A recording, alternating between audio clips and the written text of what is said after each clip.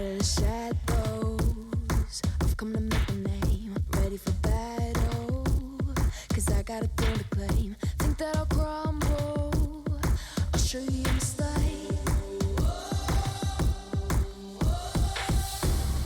Where you see me coming, better run for cover, cause I'm not slowing down, I'm never going under.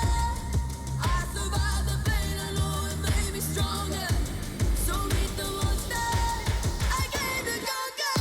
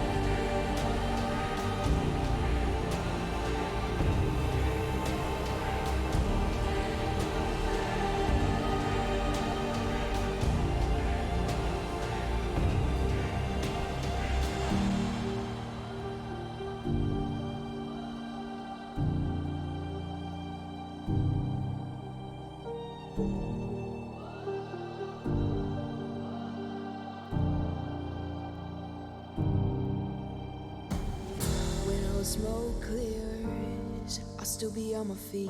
Forget all of my fears, cause I know my destiny. I feel a champion waking inside of me. It's set in motion, the legend's spoken. This is my moment. Can't break my focus, know where I'm going. This is my moment.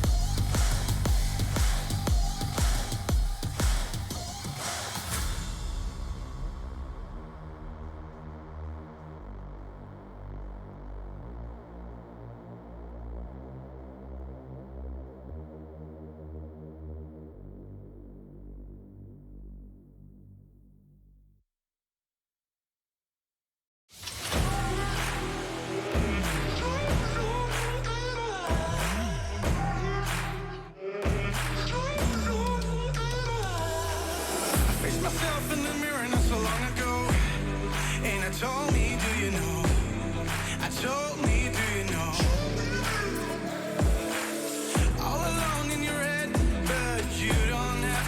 pretend that you will make a change, 'cause you don't wanna change.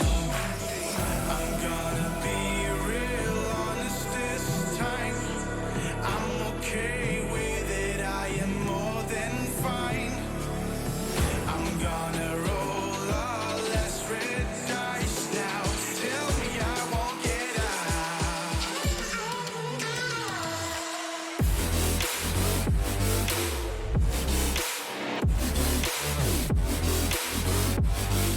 Tell me I won't get out.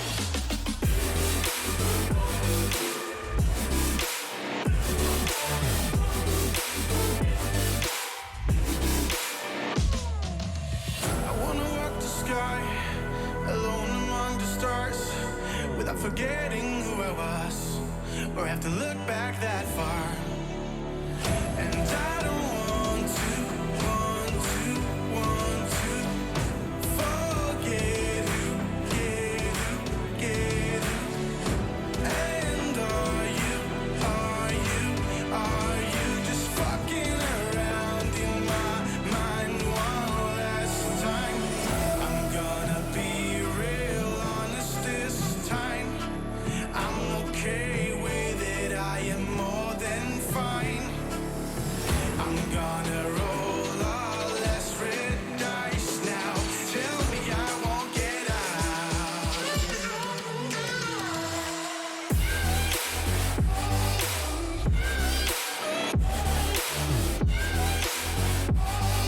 Tell me I won't get out.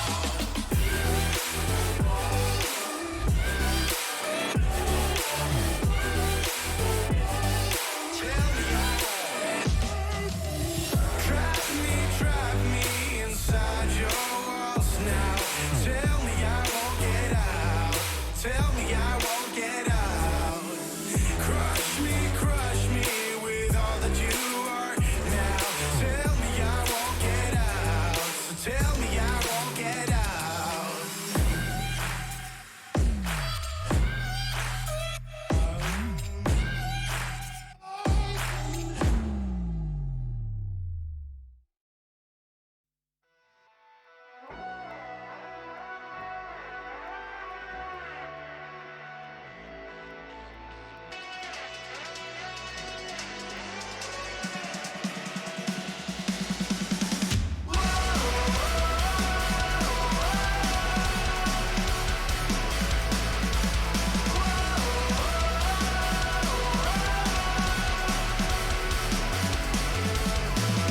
Sometimes I like the way you try, even though you know you will fail. Sometimes I give you hope before I take it all away from you. Just know I'll never let you win. I feel you caving in. Just know I'll never let you win. I feel you caving in.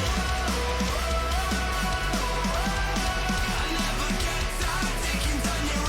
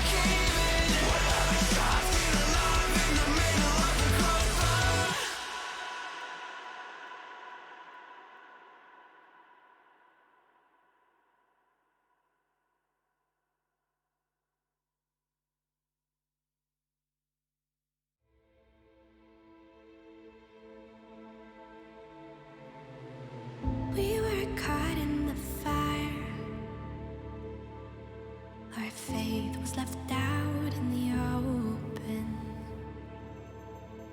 Saw the fear in your eyes as we move through the dust. Nights turn into days, one by another.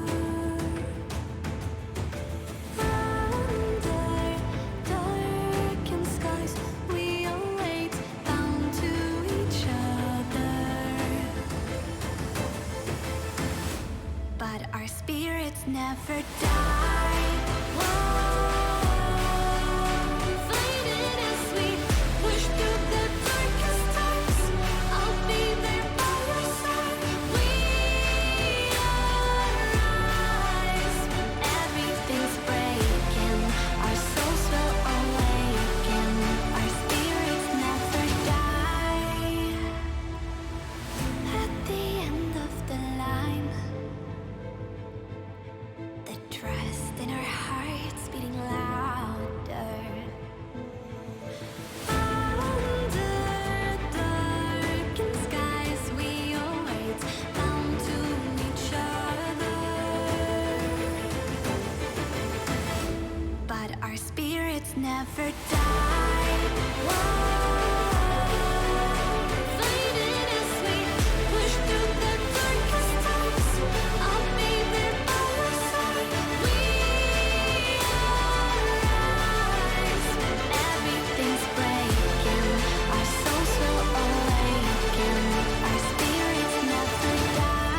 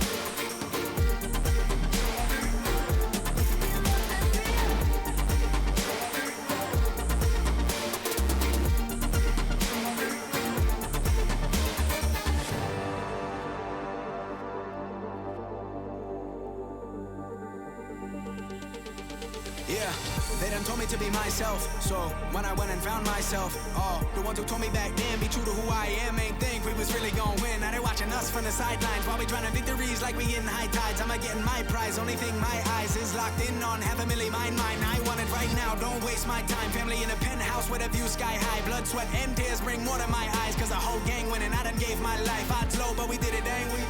And we always moving, never on the same thing. Now our lives are highlight reel. We like the thrill, this life's ideal, the hype is real. We know it, it's just the way we live. We own it, cause that we love the thrill. We know it, it's just the way we live. We're grown up kids.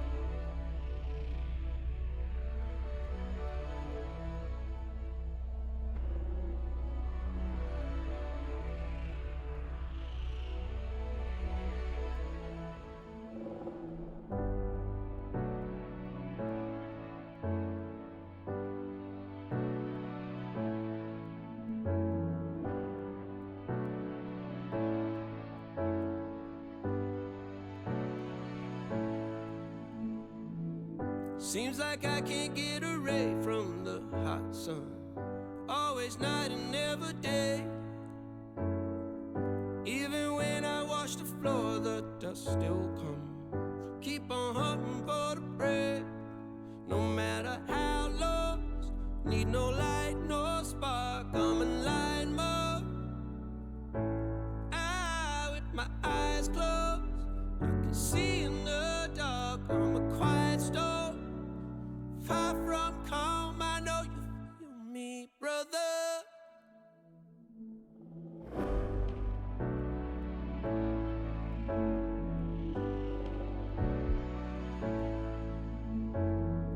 Seems like I can't get away from the hot sun. Always night, it's never day. Even when I watch the floor, the dust will come. Keep on hunting for the prey. No matter how lost, need no light, no spark. I'm in line mode. With my eyes closed, I can see in the dark. I'm a quiet storm, far from calm. I know you feel me, brother.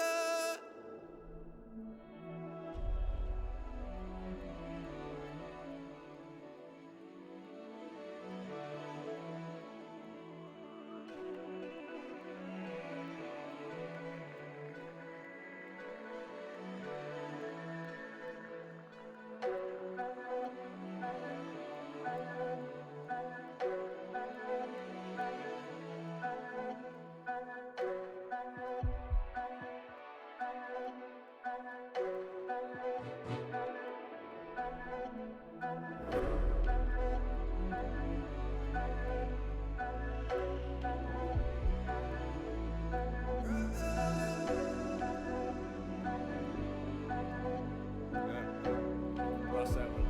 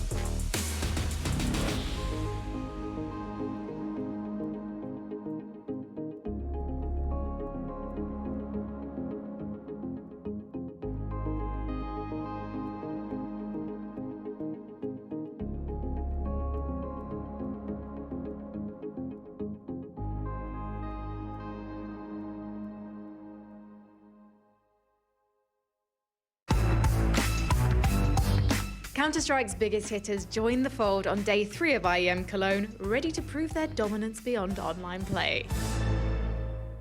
But NIP were ready to prove their recent rise is more than enough to withstand the North American giants of Team Liquid. Despite the Ninjas narrowly losing Overpass due to Grimm's early impact and Fallen's late-game AWPing, over on Dust 2, it was a different story, as gaps in the Liquid defense were easily exploited by the Swedes. This momentum was carried over to Mirage as NIP dealt a series-ending blow in just 18 rounds.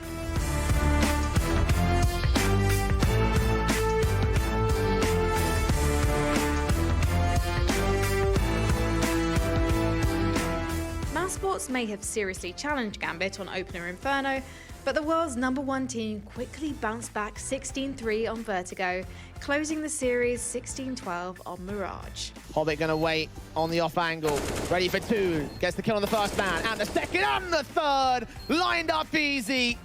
And straight from the shy, he gets an ace. What's the hold from him, and what's the recovery for Gambit?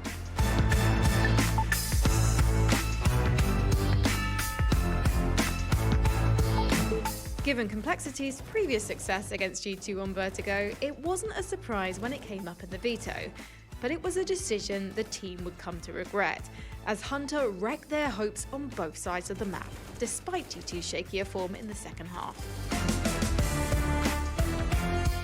On Dust 2, G2 cleaned up their act with a stunning hero AK ace from Nico hammering home the squad's victory in just 2 maps.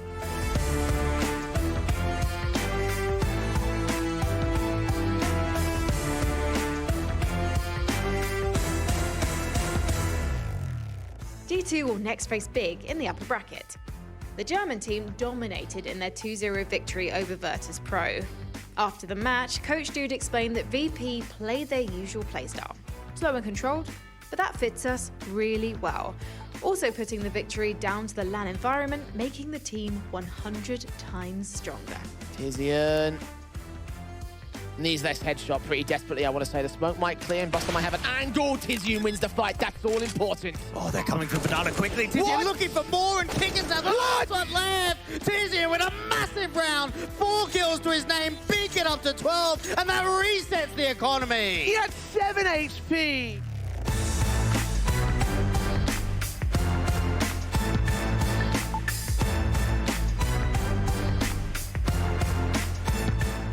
Vitality put in a lot of study time before facing notoriously unpredictable opponents Furia, and it started to pay off by the second half of their map pick Overpass, with Shock showing why he's one of the best info gatherers in the game. Heading into Nuke, many expected the Frenchman to blaze a trail through the Brazilians, but Furia literally refused to slow down, finding ways to overwhelm when Vitality least expected it.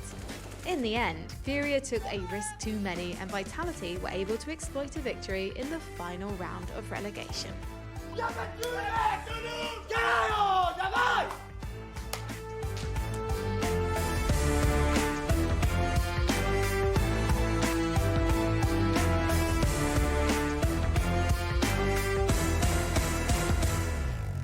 In the final series of the day, Renegades tore through Na'Vi's defense, powering their way to an Inferno win.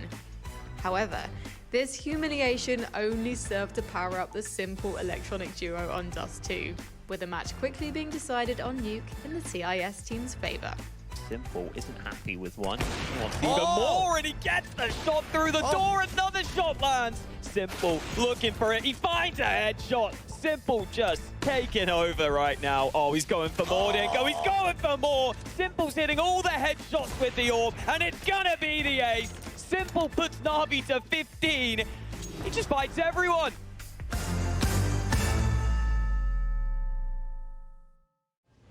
Intel Extreme Masters Cologne is brought to you by Intel, Acer Predator, 1xBet, DHL, Monster Energy, and Coinbase.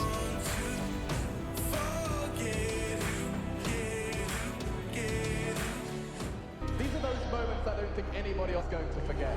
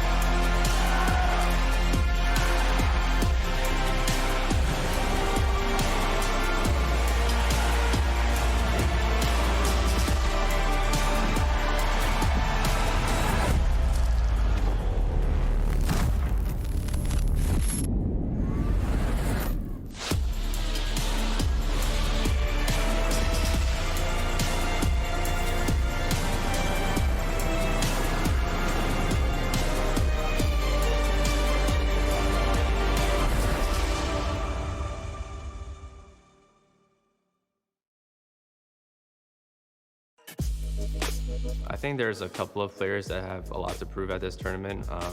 The online era is obviously a lot different than LAN.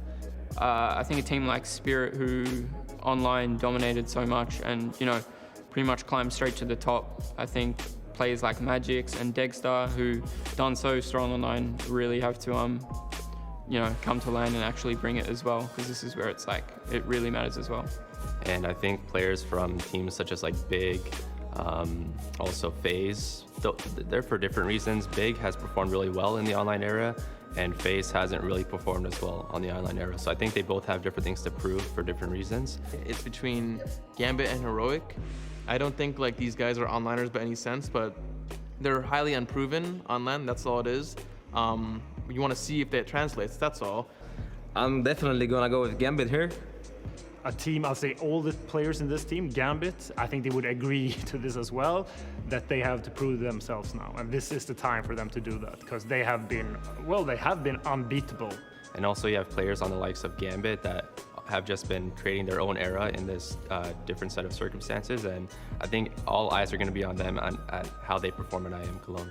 And it's going to be really interesting to see what those players can do, because they have been absolutely amazing online. And I think two other teams, I would say Heroic and also ourselves. Because we have been playing really good online recently. We reached the top 5 in the world, so we also have to prove ourselves.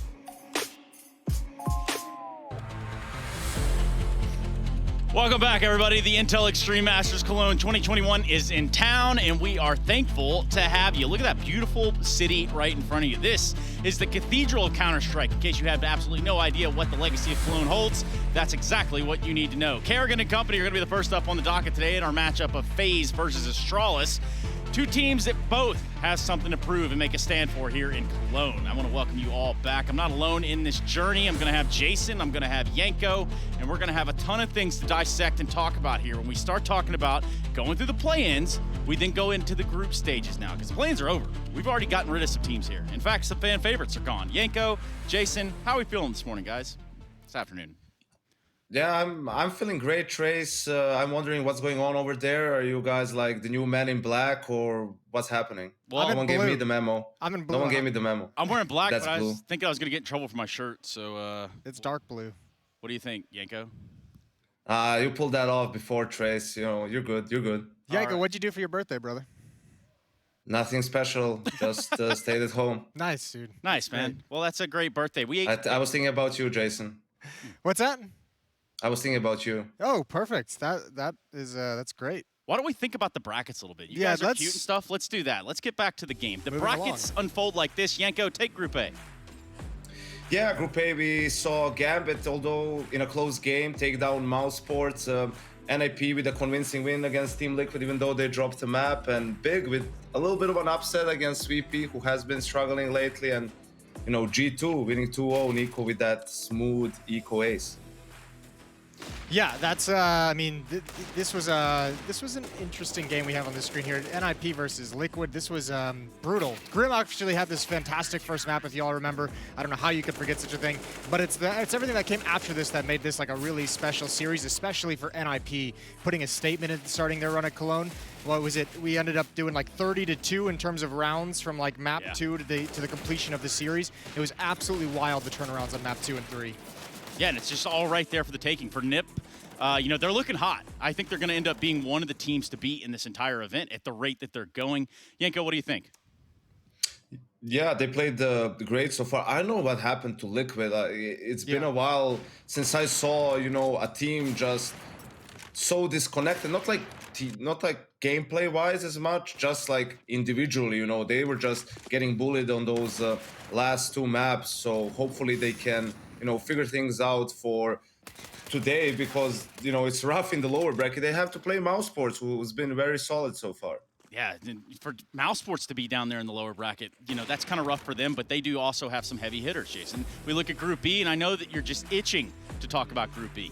Yeah, Group B is fantastic. Obviously, a little bit of a scare there with Na'Vi yesterday. Not too bad, but that first map's upset was a little bit worrying. Yep. We have the match Astralis versus FaZe Clan later on today. I think that's a really cool next matchup in the upper bracket as well. Na'Vi versus Vitality that we got from the winners yesterday. So yeah, there's some really intriguing teams here, but obviously Na'Vi is going to be the big name that we're looking to. Yeah, big name, especially when you think about, okay, they dropped the map to the Renegades. It was looking pretty weird over there. Like, that was worrying with their trend to drop a few maps and their propensity for some upsets that they've been improving on, but that was a bit frightening. Might have just been the first LAN game, obviously, getting here and arriving. They're also still playing from their individual rooms in the hotel. They're not together yet. Jason, you know what else is very frightening? What's Mako, that? Spiders? Spiders, Harry and Hugo.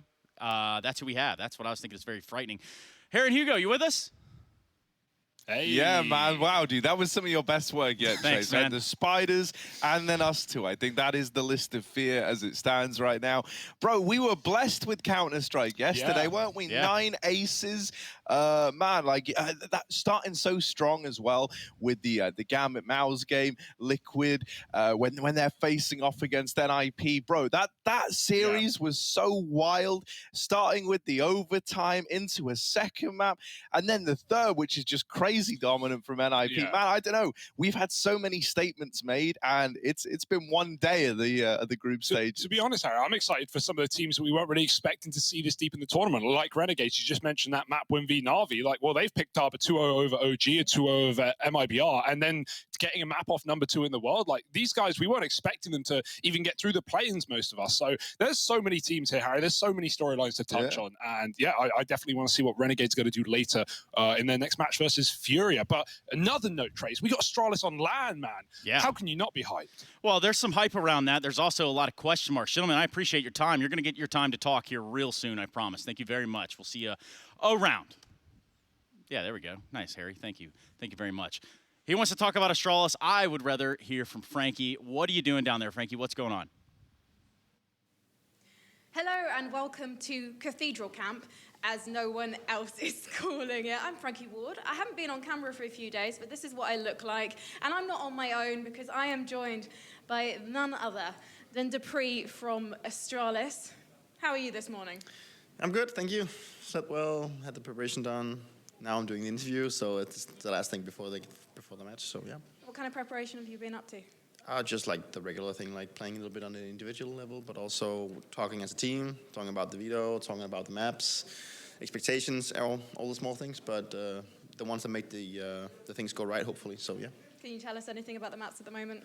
No, you'll have to get surprised for that. I mean, I knew that's what the answer was going to be. Dupree, is this an extra nerve-wracking debut on LAN for you, or at least back on LAN now that you've got the AWP in your hands?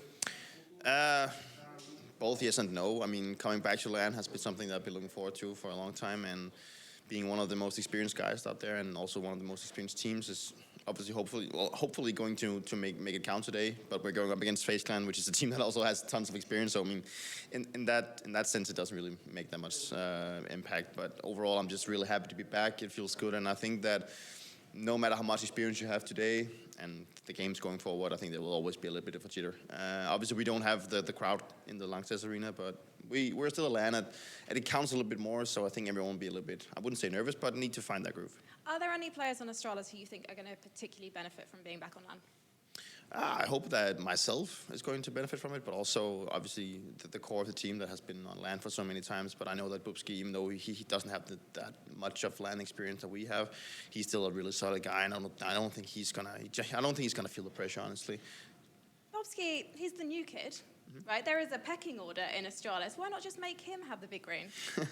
I don't know. I mean, like, there's really no order in Astralis as of right now. Like, we're just the team, even though that he's a new guy and he was brought into the main core that has been playing together for so long, he's still obviously my guy of the team, so there's no ranking order or anything. We're just going to have fun. All right, well, we're going to wrap this interview up because I'm going to show you how to be the bad boy. All right, let's head back to the desk.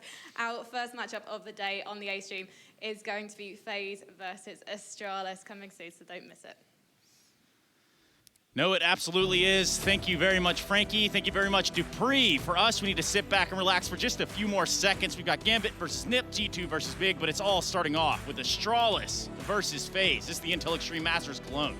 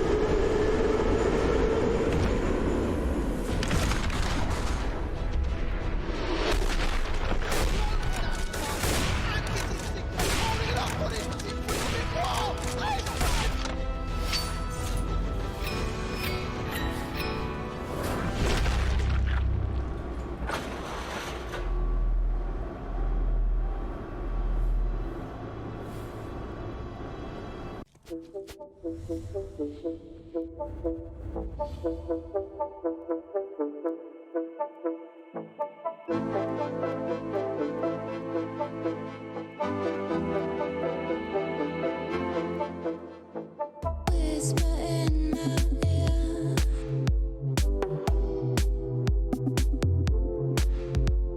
Sounds that make you see near. I am in this room.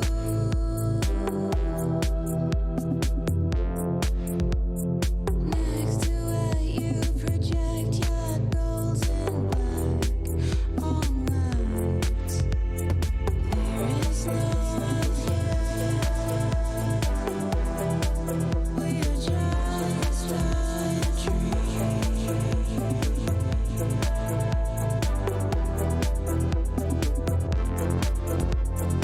Let me disappear. We are just a dream.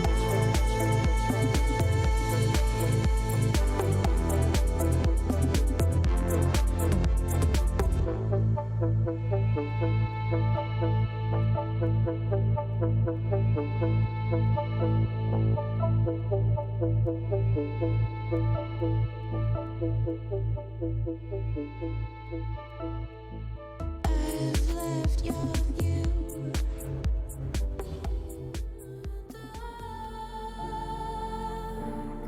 Stone cold, sinking deeper.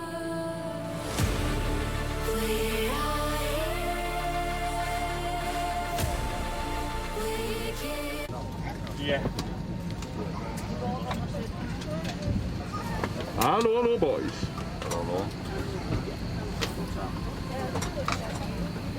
To it, and thank you for watching. Frankfurt. Sindssygt. Er du færdig? Ja. Er Frankfurt Europas største lufthavn? Ja. Nej, det er ikke. Det er første gang, du er ude at rejse med Astralisbuer. Hvordan har du det? Mega fedt. Time no see. Jeg tog lige min højre sko på min venstre, så meget har jeg sovet i bilen. Man. Det er jo sindssygt. Hvordan kan det ske? Ja, Danny. Så er vi ankommet til hotellet. Det er jo velkendte minder. Det er om 3 dage, drengene. Vi ses, Benja. Klar. Det bliver så. Ses, Danny. Vi ses. 72 timer. Isolation. Det bliver fedt. So the heroic team is getting ready to take off.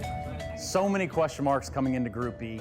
Is Navi going to pick up where they left off the last time we had land? Everybody's going to go in feeling the pressure. Off the back of the flash, can peek in and take out OZ. Oh, and a second as well. Sonic added to the list. It's a naughty list.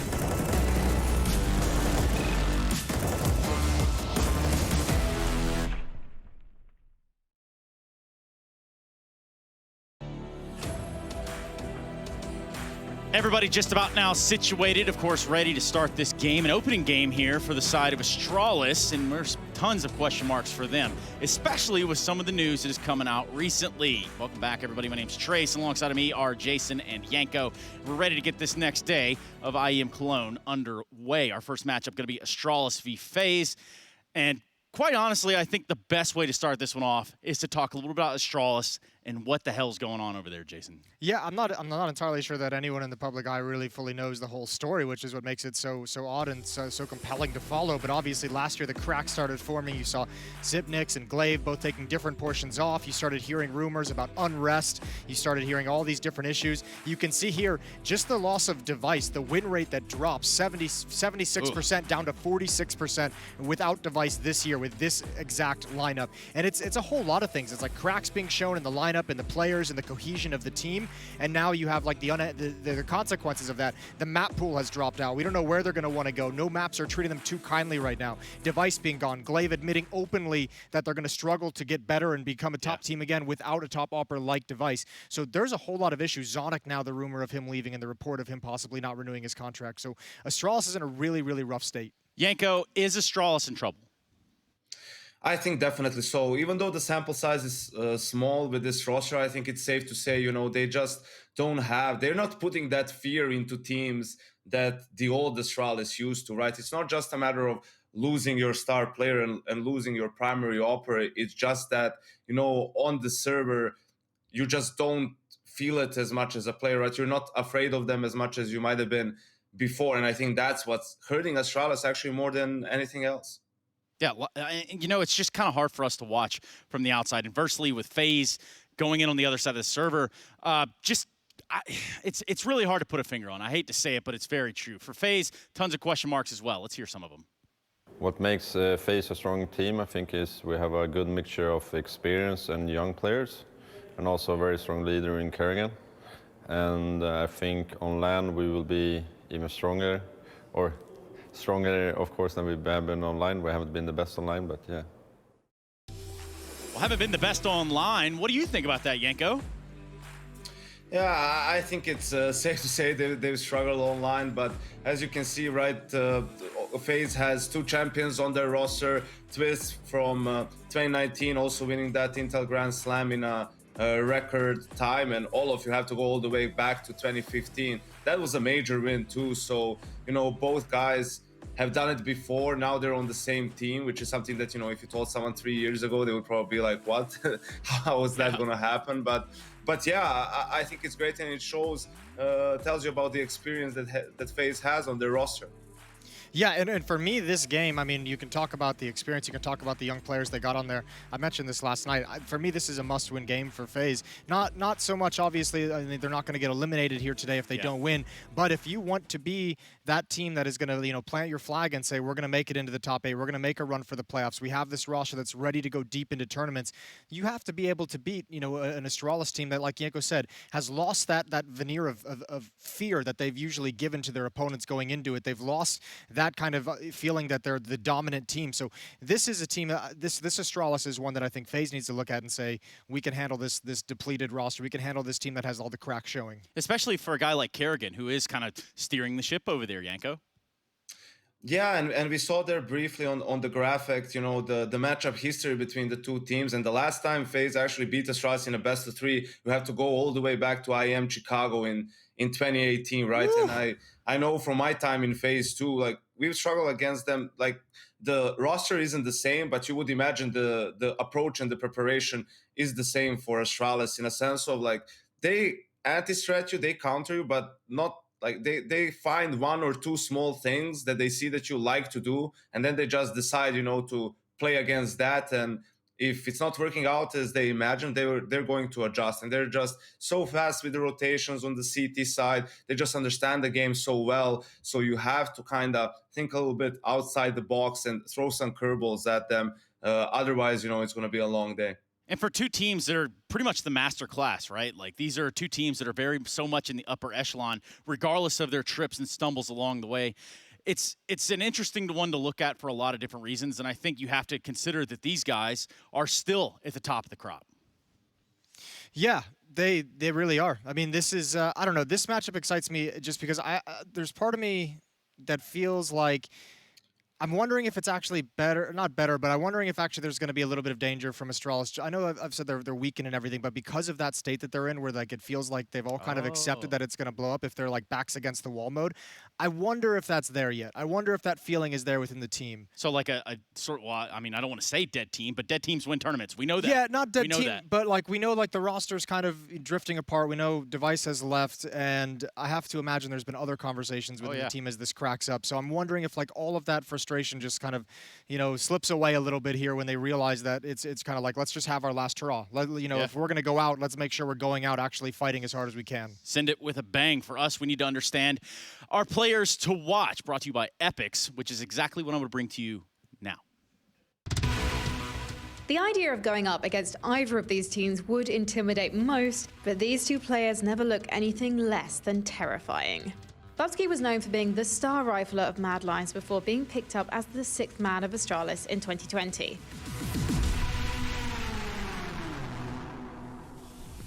Despite his appearances being few and far between towards the end of the year, Astralis now rely on his signature aggression to give them an edge. especially now Dupree has swapped pressing W for the AWP. Here it comes, and it's a massacre. Twist's signature precision was on full display during the play-in stage earlier this week, providing FaZe with the ammo they needed to sail smoothly into the groups after just 3 maps. The player has come a long way since his days of coming second to the Danes, and now he knows he has the skills to go toe-to-toe with them and come out on top. Both of these players long to be given space to show off their skills late last year. So let's see who makes the most of the opportunity to step it up for their team. That's right. All eyes on our Epix players to watch, and obviously they've been picked out for a certain reason. Bubsky v Twist. Why, Jason? Well, I mean, Twist obviously coming into FaZe, you mentioned it a couple times, like the entire point of this transfer was to give Twist a few more responsibilities in terms of being a star player, and they've expressed in some interviews that they're very confident in his ability to kind of take up that mantle. Bubsky as well, really talented. He's kind of thought of as, you know, the next star of the Danish scene, coming over from Mad Lions, has spent a lot of time on the bench just watching. That's been an interesting conversation as it's gone on over the years, and he's just a player that we're always going to have our eye on as well to see if that skill is ever going to manifest itself within this lineup, within this like well-greased unit that Astralis has always been. So, Yanko, what would a player like Bubsky, when he walks into this tournament, how important is it for him to show up here?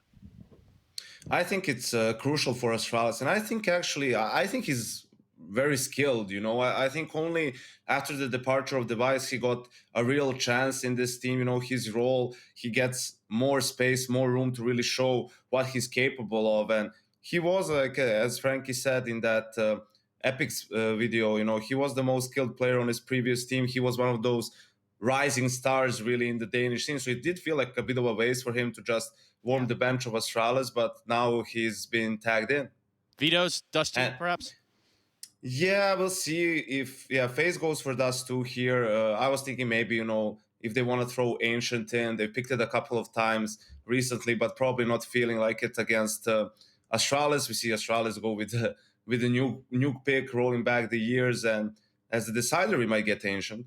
I almost feel I was looking at the maps before this. I like that. I hope we go all 3. I really do too. But I mean, Astralis with nuke, it's like their only map with a winning percentage in the last 3 months for them right now. The next closest is Vertigo at 50%. But for a team that seemed dominant on 6 maps so recently, the map pool has really fallen out from beneath Astralis. So I think they're kind of forced into that nuke pick. And Jason, if you put all your eggs in one basket, is it the FaZe basket or Astralis? I gotta go with FaZe. I have to have faith that this is gonna be something they can overcome, at least on Dust 2 here.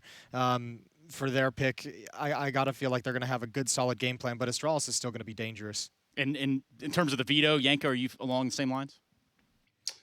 Yeah, I don't think the veto matters as much. We don't know a lot about Astralis either, so I think it's just down to FaZe getting some momentum in the play-in, them getting some confidence, right? A couple of good wins, clean wins, and I think with that confidence, they're going to play much better here in the main event, the group stages. Absolutely. It's exciting times, and gentlemen, I do appreciate your time here on the desk. It's just about time for us to get started, and I want to welcome you all one more time. This is the Intel Extreme Masters Cologne 2021 opening game for both these teams, and both Astralis and FaZe are ready to kick it off on Dust 2. Nuke will be after, and if we need it, we're going to get that Ancient map, and boy, I would love to see that. Astralis versus FaZe Clan, brought to you by Harry and Hugo.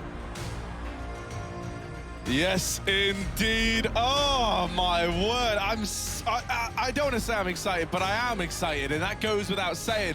I can't wait to see these two squads facing off, man, especially because of the kind of history between these teams, right? It's a very, very different world we're in now in 2021. Coming into this, I think some people might be looking at FaZe as the favorites. Hey, you never know, right? As said on the desk by Yanko, been almost 3 years since we've seen FaZe be able to beat any Astralis formation in a BO3. So now would be the day back on LAN. But is that where Astralis come back heavy? We'll have to find out. You know, something to be said about FaZe being warmed into this one. They've played a couple of LAN maps already. Astralis haven't had the satisfaction. So here they go. Up into the A site, crossing, dropping, doing everything they must. Glave's going to have to back off. Dinked early. Bubsky providing some cover, but FaZe getting closer, and Rain grabs another headshot. FaZe now with a bomb plant, but they can't put it down for long. That leaves Catwalk and safe, so FaZe got to double back here as Astralis tried to retake.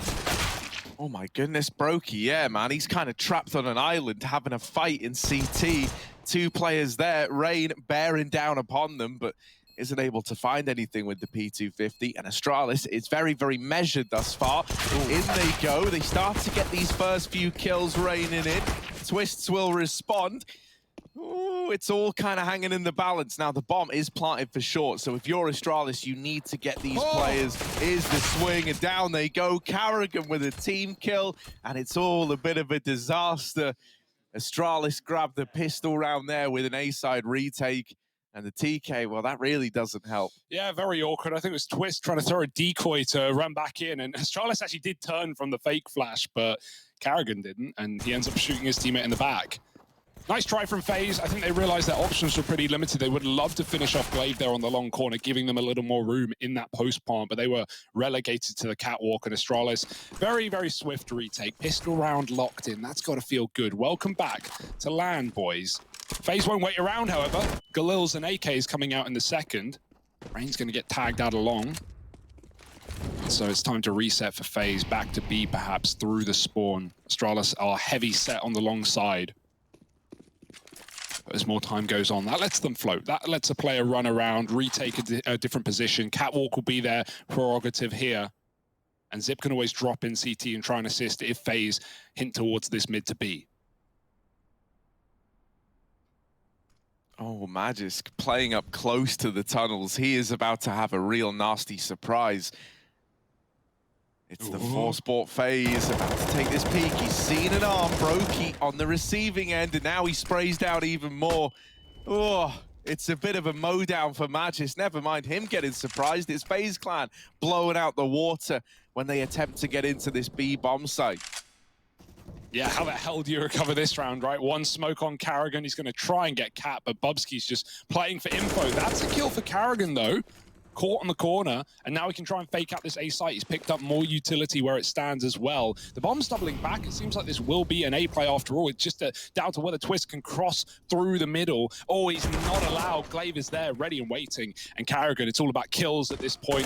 Dropping into spawn, 1v4, and Magisk is there to find a 4-piece. 2 rounds to Astralis, starting strong. Yeah, they get out of it with both the AKs as well. You'll take that upgrade. Zonix trying to keep the boys nice and pumped up. Astralis 2-0, and FaZe having to take an eco here. Man, it's very, very cool that we have this matchup because, you know, like you think back to like 2017, 2018 kind of time period.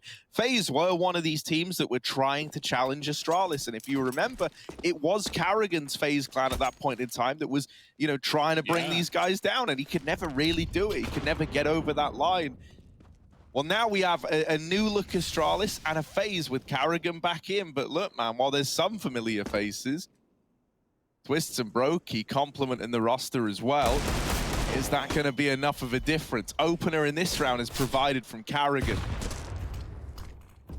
Yeah, that backpack of Dupree really giving him away there. You hate to see it. Glaive going to try and grab the gun, perhaps. Creeping under the smoke to do so. FaZe will not be able to punish him. As said, it's really only Deagles in this round, so you're hoping for heroics. Grouped up on long. No utility to get them out here, though. Luckily enough, Zip is tucked. He won't have the info till it's already too late. But, oh, he goes for the peek, and it's going to be a trade from Rain. Another Deag coming out from Carrigan, and now FaZe are making this one interesting. Yeah, this was meant to be easy for Astralis. This is meant to be a free round, but it's left hanging in the balance. There's no smokes for the cross. You've had to throw the bomb over, but Rain's got one hell of a throwing arm. There's the trade out of him on the Deag. Bomb plant found. It's all on Magisk. Up close, he's dealt with Carrigan. Still 2 more to find. Magisk trying to make a hero play here. And just Rain left to beat, but he's armed with the Deagle. Rain is often the pistol man. He gets a lot of damage off, but not the killing blow. Magisk wins it out in the 1v3, and Astralis owe him everything for this 3-0 scoreline. My goodness, that's one hell of a round to win, right? Astralis back on land, and they got me feeling some sort of way, Harry. Woo! They only have been pistols, but just the numbers alone, very impressive stuff for Magisk.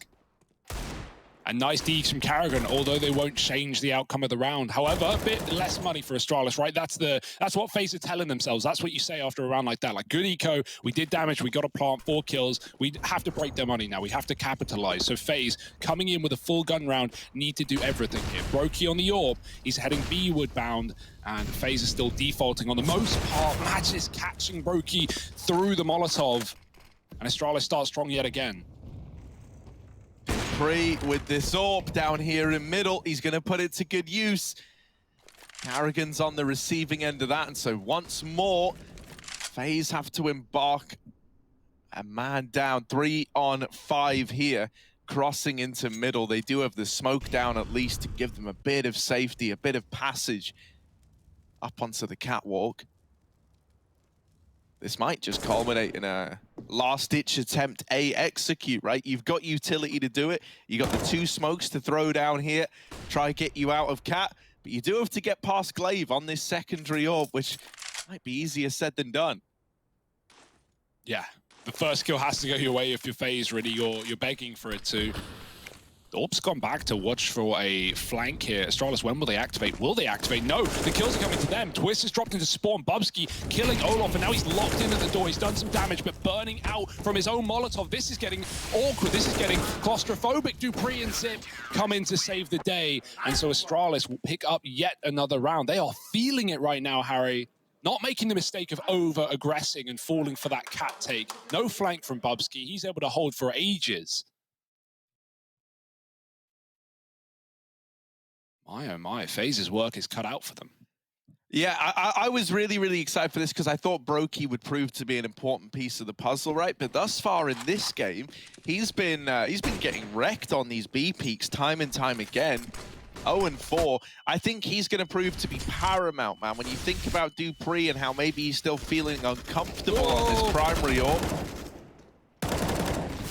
Out towards long for FaZe, but once more, it's not to the best of results. You've lost Carrigan to open the round.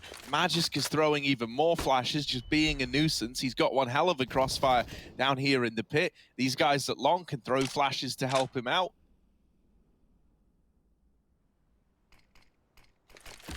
Oh, they actually don't have any utility left on the long side. I thought they would, but they've expended it all, holding on to this in the opening of the round. There's Magisk with another. And he's just making long his playground, man. Not letting them in, not letting them out. The bomb's dropped in the open, and this is looking like another dominant round for Astralis. Danes are back in town. I like the boost, but Zip's going to deny it. Rain will get away with a trade. 1-on-4, and it's not happening today. Astralis, clean as can be. 5-0, 4 alive. They're keeping players in these rounds as well. They're building bank account. That's not good for FaZe. It's going to be hard to chip away at this CT money once it starts to get out of control. And we're even starting to see double orbs here for Astralis. Man, they lost Device. They're still double orbing. These guys just don't care. It's kind of mental as well, because we were really impressed with FaZe in the play-ins, right? They looked really, really solid. So coming into this, you know, you were probably feeling quite confident if you're a FaZe fan. Probably feeling quite good about the boys' chance of taking down a kind of wounded Astralis squad, right? But this is one hell of a start out of the Danes.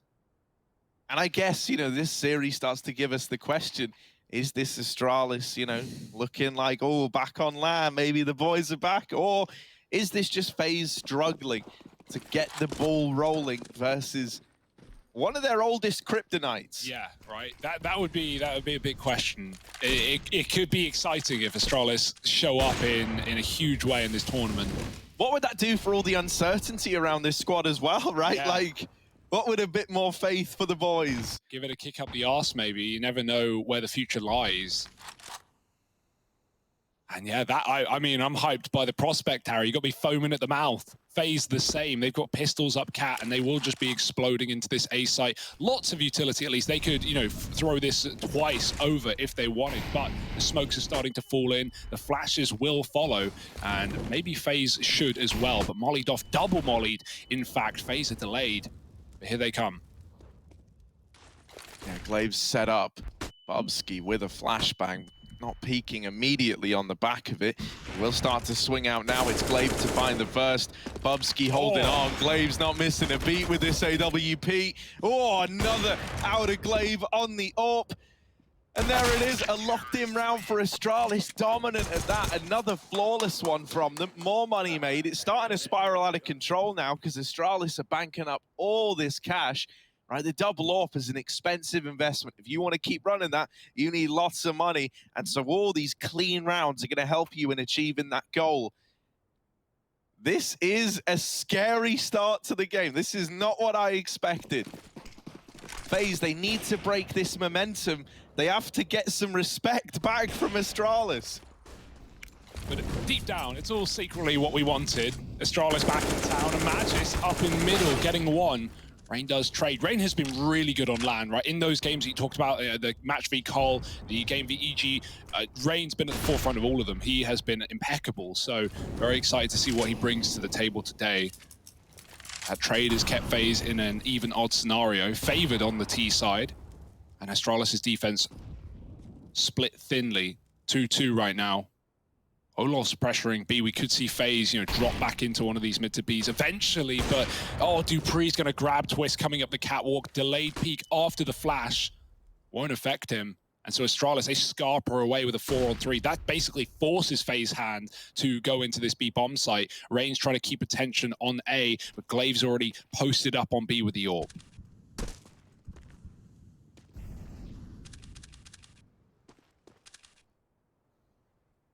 Oh, he has gone back to help out middle, and so this could give you a little window of opportunity. Glaive's now back in, he's seen the barrel. The timing couldn't be worse. Bobsky here to hold the line as well and help out. This B bomb site is closed to FaZe Clan. Rain, the only guy left, and he's dealt with down here in middle. Astralis 7-0. It's a team ace to get them there, and the money once more is gone for FaZe Clan.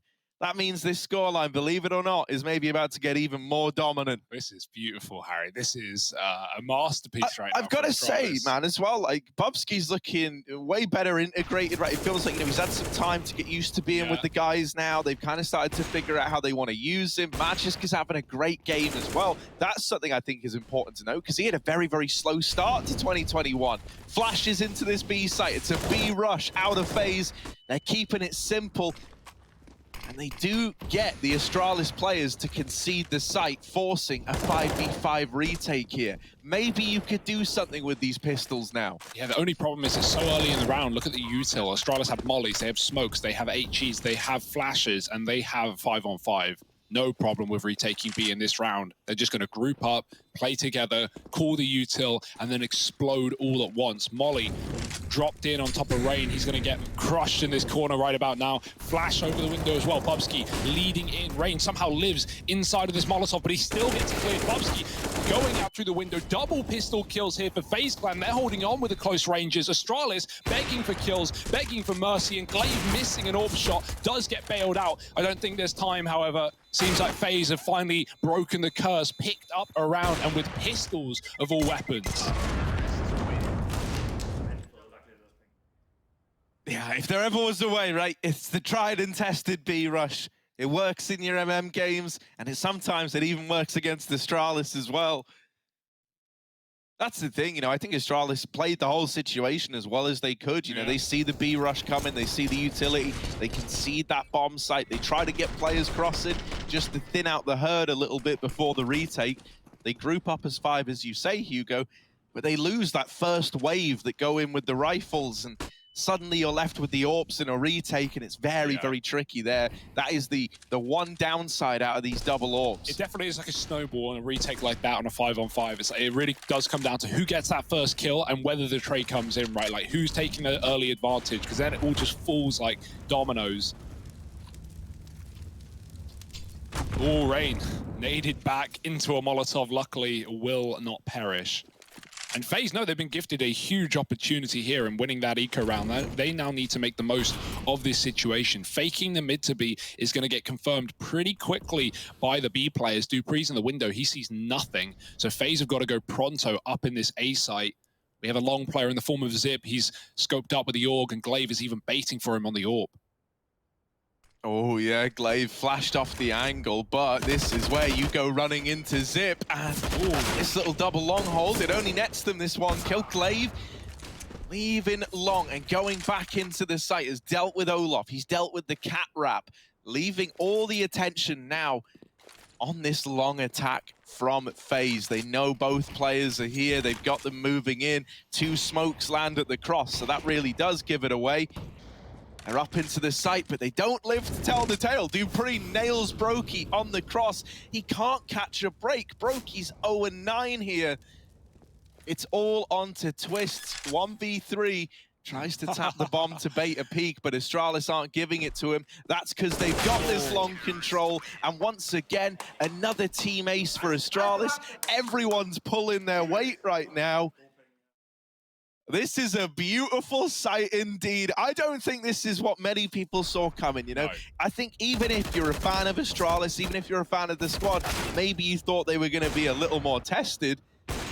8-1 is ludicrously dominant. Yeah, early on map pick as well. Yeah, right. And I was going to say early on, it might have been Magis like really popping off to get them there.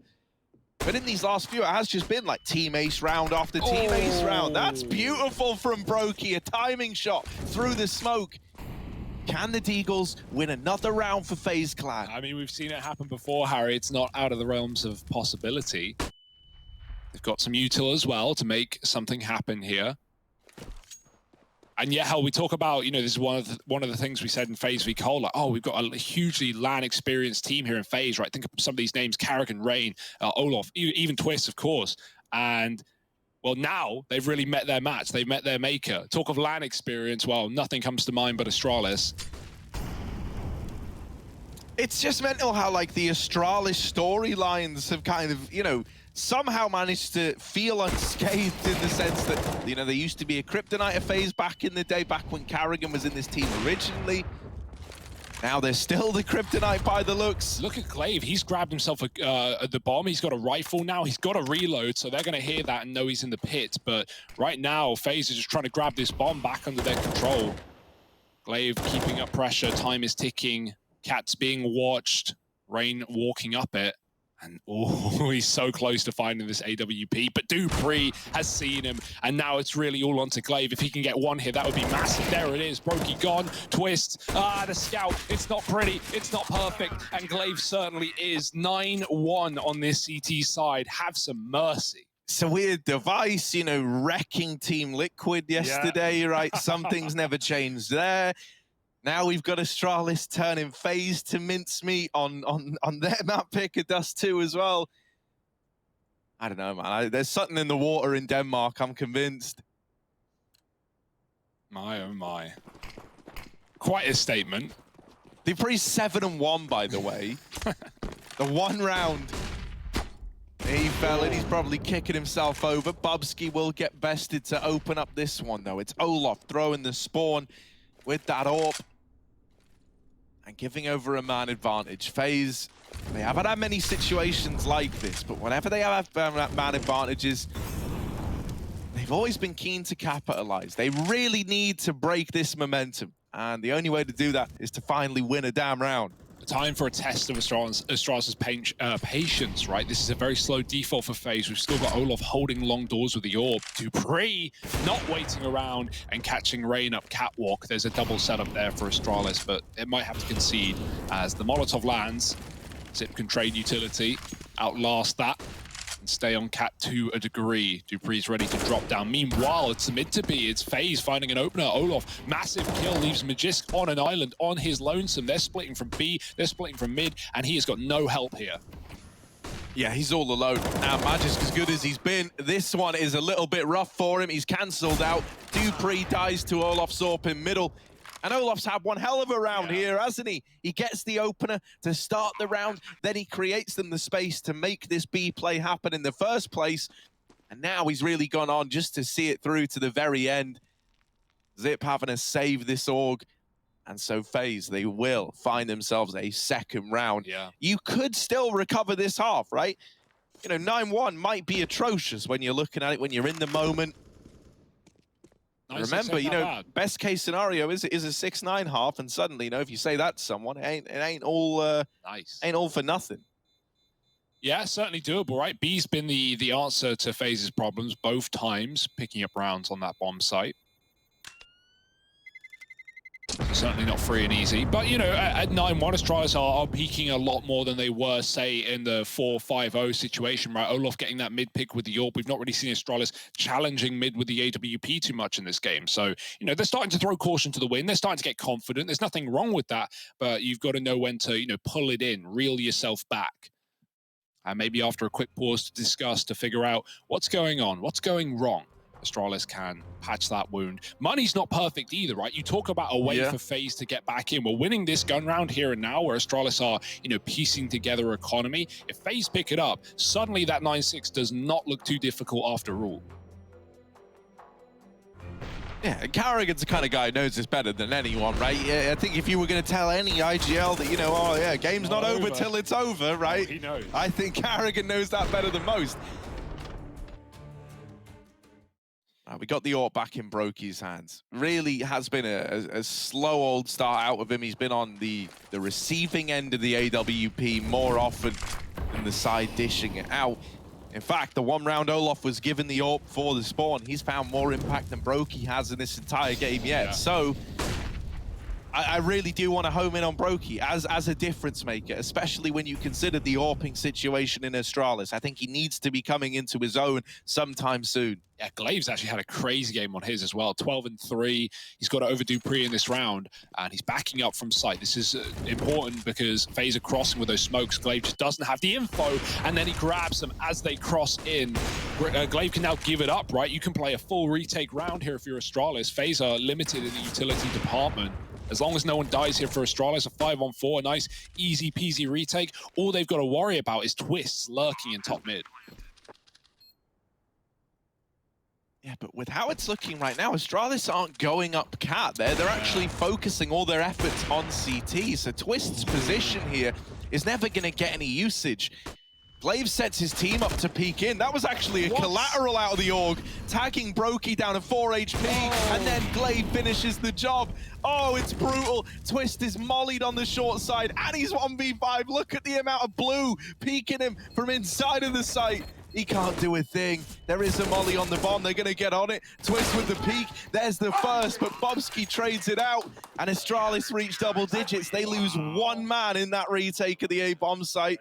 Oh, Astralis feel prepared, man. They feel ready for that one. Twist lurking top mid. That's not a surprise. You see that from time to time here on FaZe's T side. So, yeah, it's the Flamey-esque play. You're just trying to cut off the catwalk rotator. And all it really does in that round is leave FaZe, you know, lacking manpower on the bomb site. That double dink from the orb as well, ridiculous. This is what I mean. He went back for it. He went, I hit another. Okay. That's a start for Brokey, though. We needed Finally, bro, like, yeah, you don't get me wrong. You know, it has been a bit of a rough start. He's had some shots where maybe, you know, you look at it and you go, yeah, you should have been getting that, Brokey. But also, I think a lot of these deaths have been so unlucky, man. He must be having a game where it just feels like you can't do anything right. Yeah. You know, that round, he gets digged through his teammate. He's not even trying to fight CT. This is what I mean, though, when I say, like, okay, it's kind of, you know, the cat's out the bag now. 10-2, you're feeling it. Like, Dupree's rushing mid out of spawn. He's trying to get into lower, I presume, and, you know, he gets punished. Maybe a misread of the economy. Don't think they have the AWP, but even so, nothing wrong with it. But there's something Astralis need to keep in check. The aggro from Bubski. Oh, it's punished by Carrigan. With the missed shot off of Glaive's AWP, Bubski tried to help out. Now it's really coming down to one man. Glaive's going to get smoked off, so Zip in B has to do it all. Glaive going through, no fear, hero AWP, and Zip has also grabbed a kill at B. They've got him boxed in. They can leave if they want, and why give him any chance? Why give him any possibility to win this round?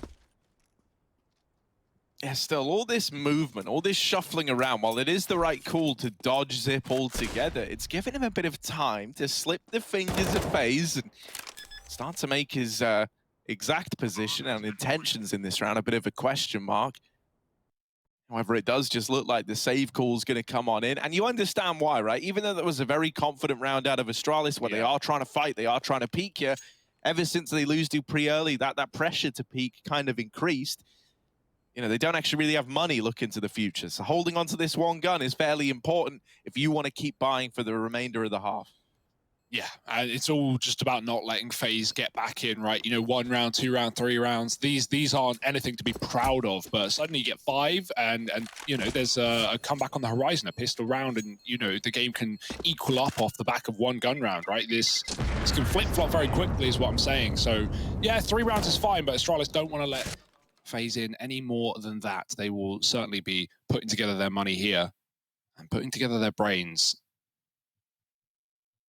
Yeah, FaZe have really only gotten away with rounds when that first kill has come their way, be it, you know, Olof picking long and taking an untraded 5-on-4, or the double or yeah, the full 5-man B rush with the entry. You know, things like that have worked wonders for FaZe. So will Astralis give them any opportunity here? It's heavy out long, 4 players in position, and Glaive solo warping B. Yeah, Glaive is like super confident with this. For him to have made this call, like, boys, like, you just worry about A, you just worry about long. I've got the B bomb site. Kind of speaks volumes for where his mind's at. Now, is this 4-man stack towards A the right call to have made? Because with how FaZe are teed up right now, this is feeling like a mid to B is about to be dealt the way of Astralis. So Glaive, you know, you told your team that they could put some faith in you. You let them stack 4 over towards A. You've got to show us why. He's in with the first. They know about the AWP here now, but they are working their way up mid. Glaive's got to hit every single timing here. They can be in the doors, they can be in the window, they can be in the tunnels, and so Olof is going to get the better of him. Just too many positions to worry about for Glaive. Not enough control for Astralis with these mid smokes down. And this might be a save from the Danes. You hate to make that call, right? But you're doing everything you can to not give FaZe 5.5, and this is the way in for that. You wouldn't have a buy in the follow-up, so keeping 4 guns is good. 4 buy next round, and then you're trying 11 for the half. Nice try from Glaive, as you said, but really not much he could do there. It was just down to whether he read Olof going through the tunnel smoke first before the door player came. So those minute timings that make all the difference in a round like that. FaZe finding 4, though, warming into this map and matchup. Definitely can't count them out of a recovery, but what we're getting from Astralis right now is ludicrous. Looking really good. Glaive and Magisk being the big hitters right now on the CT side.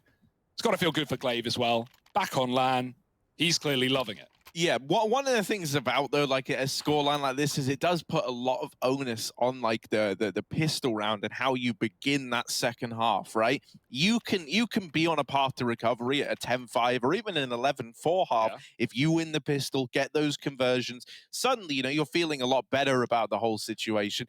The flip side is very true, though, as well. It's like if Astralis win a pistol, it doesn't really matter in a sense that you've started to stumble back to your feet at the end of the half here. It can still start to feel very far gone very, very quickly. I mean, it was Astralis' Sonic who said 11-4 is the most dangerous scoreline in CSGO, right? You get overconfident, you lose pistol, it's fine, we've got such a lead. Next thing you know, they're clawing back. They are, you know, breaking the doors down.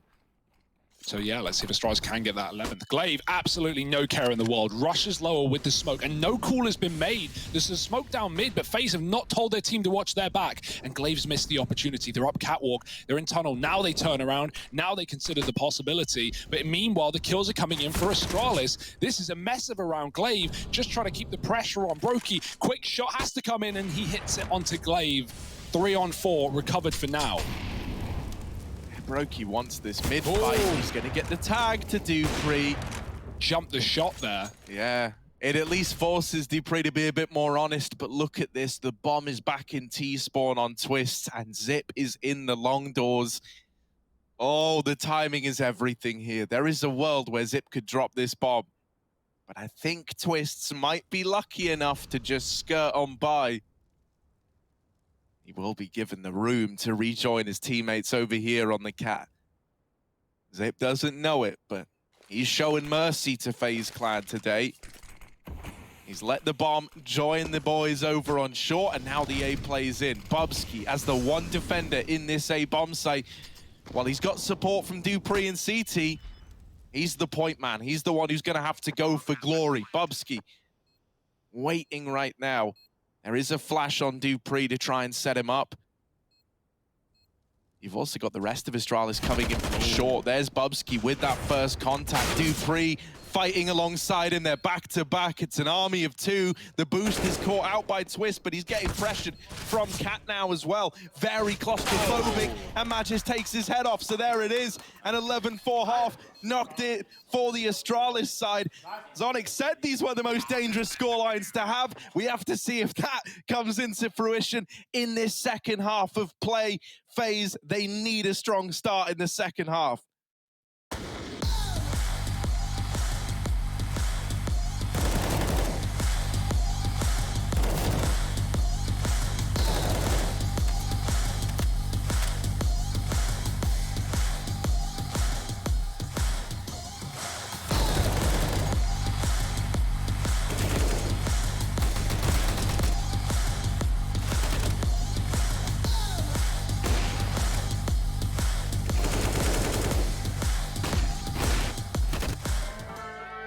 Some characteristics that will make a good LAN player are composure, experience.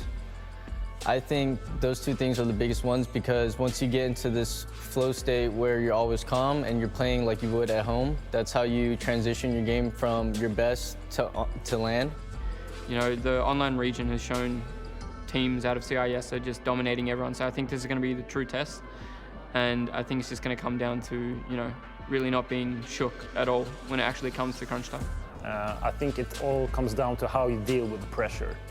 Because it doesn't matter, people have this idea that you don't feel the pressure when you're prime Astralis, but I think it's actually not that way. I think if something, they had all the pressure on them, right? And it's how you deal with that pressure. So I think you just need to feel comfortable playing online and also have a little bit of the balls to also play what you want to do. I grew up playing local LANs like all my CS career, and I've been to a few international tournaments that I feel comfortable enough to play how I usually play at home. I think a good LAN player is a player who steps up in the most clutch moments, and I think it's also a player who doesn't let the outside distractions get to him. I think it's easy for you to focus on the cameras, on the crowd, on the players walking back and forth. Like there's so much going on that like you can easily even be mid-round and look up and like, oh, like that's like a big camera on me, you know. So I think over time, as you become more of a veteran player and you ignore those things and just focus on your game and you play it like it's any other day, basically, like you were at home.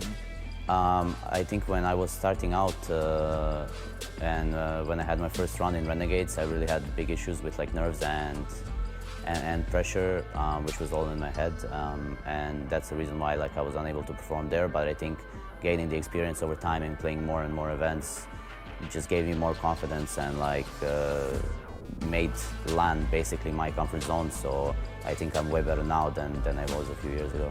So I think right now it would just be like, if people shit talk, just ignore that, I guess. That'd be the biggest thing to say. For me, I think playing on LAN, it's a different type of vibe, it's a different type of environment. For me, it's the motivation that really kicks in and the passion. So I love playing on LAN.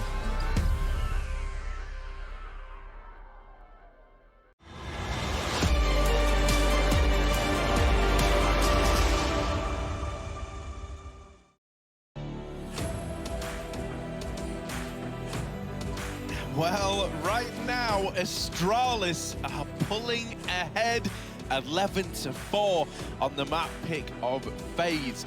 FaZe Clan, man, it took them a while to really find anything. It was a force by B rush that got them their first round to break the streak that Astralis were on. And it's only left them with 4 at the end of that first half. So we've put a lot of onus on this pistol round to begin the second half of play. Yeah, do or die. And now you're at the beck and call of Astralis' calls, right? Glaive is going to be masterminding some pistol round here. And so FaZe, it's just down to them on how they react. Olof faking out that he could be pushing up lower. Dropping a smoke in middle. That's going to scare Astralis. It's going to draw time out of the round for them to focus and clear this position. They've got a cat smoke as well coming up, but no one taking it. So everyone's faking things today. But who will fall first? Who will fall for it? Zip waiting outside along, 2 back in middle, bomb, B-wood bound. So who knows where this round's ending up? Oh, flash out into middle. But Olaf, he's seen the flash. He knows that they're taking this control. They've got themselves capped. This bomb is still on Glaive's back over towards T-spawn, and he's moving away from B. Originally, he was holding the tunnels for any kind of push. Well, now he's rejoined the rest of the team over here in mid, so maybe we get a little, you know, either mid to B or cap play. It's looking like the former. 3 down into those lower tunnels. And Glaive here late. Maybe the A fake into a B play with Glaive going up cat, right? He's got the utility to drop it on short. He can give you that avenue out. That is just this mid to B. There's the CT smoke down. Twists. Here's your chance, bud. There's a lot of them back in the tunnels, but he's tapping them out. They can't hit the head, so Glaive's going to have to be the one to do it, and he can't. Wiped out from window. And there's Twist to lock it in. FaZe Clan, they needed this pistol. This was a must-win pistol, and they managed to get it over the line. Yeah, it was a bit of a mess for Astralis. They're really hoping for some kills in that round, right? Look at how Glaive is just pivoting back. He's checking up cat. He's holding for the long push. He's checking for, you know, B upper control. He's looking everywhere, but FaZe just won't give up kills. I love that they just anchor back in the bomb sites. Twists as well. Pistol King, we know, but he plays that little headshot angle, crouched down, so your model's head is kind of obscured by the box. Very hard to hit on a pistol round, where you're not gonna, you know, have the patience to go for body shots and just slowly tag down your opponents. Astralis now on a force with no bomb plant, and so looking for some deagles of their own. FaZe almost won the second round doing this, if you remember. I think it was Magisk who found that big clutch when FaZe found double deagle openers. So let's see how this goes. Bubsky pressuring B. He's alone though. Rest of Astralis up mid in catwalk. And FaZe again, much as to the pistol round, they don't give anything away. They don't let these deagles find picks. They beg for Astralis to commit.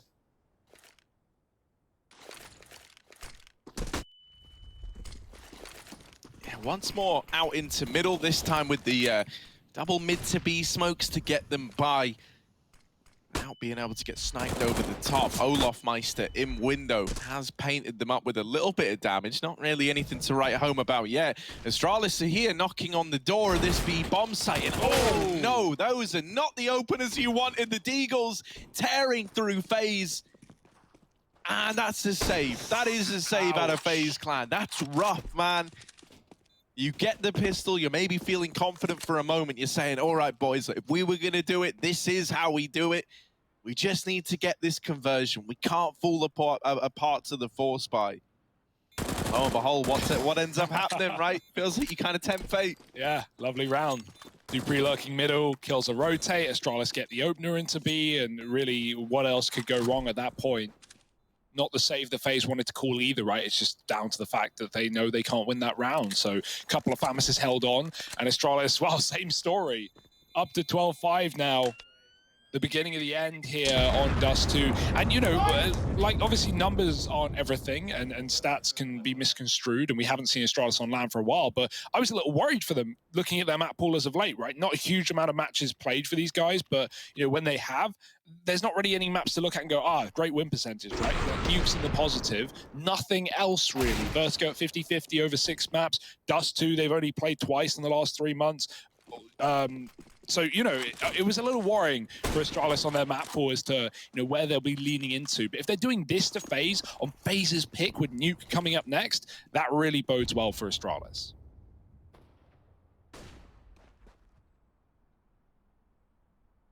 Twister's donning this scout again. Now, I've seen it let him down before, so I'm hoping he can give us a bit of a showing from the back of the site here. Twists is like Mr. Headshot. He's gonna, ooh, no, we're good. All under control. It's all fine. It's all fine. No one saw that. Everything's fine. Twist is still waiting. Twist is still waiting patiently. There it is. Here comes the peak. There's one. Now he knows that there's a lot of bodies coming his way. The molly forces him back. But Astralis actually leave the tunnels. They decide against it, back into middle now. Carrigan is here from the long doors, flanked around. This is one of the risks with leaving B when you don't have map control elsewhere, right? You're going back into the Wild West as far as you're concerned, but they're braving it right now. Carrigan is still providing some levity from this flank. He's still keeping Astralis modest. And as he gets close on Cat, finally bested by Zip in the head-to-head. Numbers now tip back in favor of Astralis in spite of Carrigan's best efforts. Carrigan really might have got that third kill as well, but he got hit by one of the smokes coming up catwalk, and that blocked him, that stopped him in his tracks. You know how annoying that can be when the grenade direct hits you. You just can't move. You're frozen in time, stuck in the mud. And Zip's able to convert the kill. That was the kill to get FaZe back into the round, right? They had a kit, they have rifles. That was everything for FaZe. But Astralis, they may leave B, but they get into A pretty cleanly. And that's 13-5 right now. Just guns to be saved here for FaZe. It will be allowed, but not much else. My, oh my. Yeah, I'm still like convinced that someone who needs to have a recovery either to save this map or to save the series is going to be Brokey, right? If Glaive's coming out and saying it's going to take us some time to rebuild and get back to the top without a top AWPer and admitting publicly how hard and how big of a challenge he thinks that's going to be, you were hoping that would give Brokey a big degree of freedom, and honestly, he's been bested by both Glaive and Dupree in the AWPing regard. And hey, now it's Glaive again, primary AWPing on the T side over Dupree's MP9, right? Like, it's kind of crazy, it's kind of wild, but I'm not against it with what we've seen so far. Nice trade from Glaive after Rain finds an opening kill. Dupree is going to be given up top middle. Oh, but FaZe aren't conceding. Twist finding Dupree climbing up the catwalk. And Glaive even hits the cross shot. There's just something about it, like Danish IGLs and AWPing, they just seem to go hand in hand. Regardless, you know, like this was your chance to reach 14 with very little standing in your way. And this hasn't really begun how you were hoping if you're Astralis. Glaive might have got this tag, but you don't actually know about that yet. You don't know you've softened up this B-bomb site and that Brokey only has a USP. So where are Astralis looking to take this one? Uh-oh. Right into the Lion's Den, perhaps, right into this stack. Glaive faking out some long control. Don't worry then, mate. If you're going into the Lion's Den, you've got the maddest lion of them all in Bobski, right? That's so true. If there was anyone for the job, could be this guy. Spearheading the charge with Zip here to back him up. Oh, close to Eagle spamming. Olof can't hit anything, though. It's up to Twist, who does kill the Lurk. However, double entry here for Astralis. Bobski confirms a third. It's going to be Carrigan now. Nothing to lose, everything to gain. He's going to go right through, isn't he? Oh, my goodness. Carrigan running the smoke and catching no one as Bobski covers from the car. It looked like that first kill was dead on. Zip looking at window, but great cover from Bobski. Zip and him find 2 apiece, and Astralis find 14.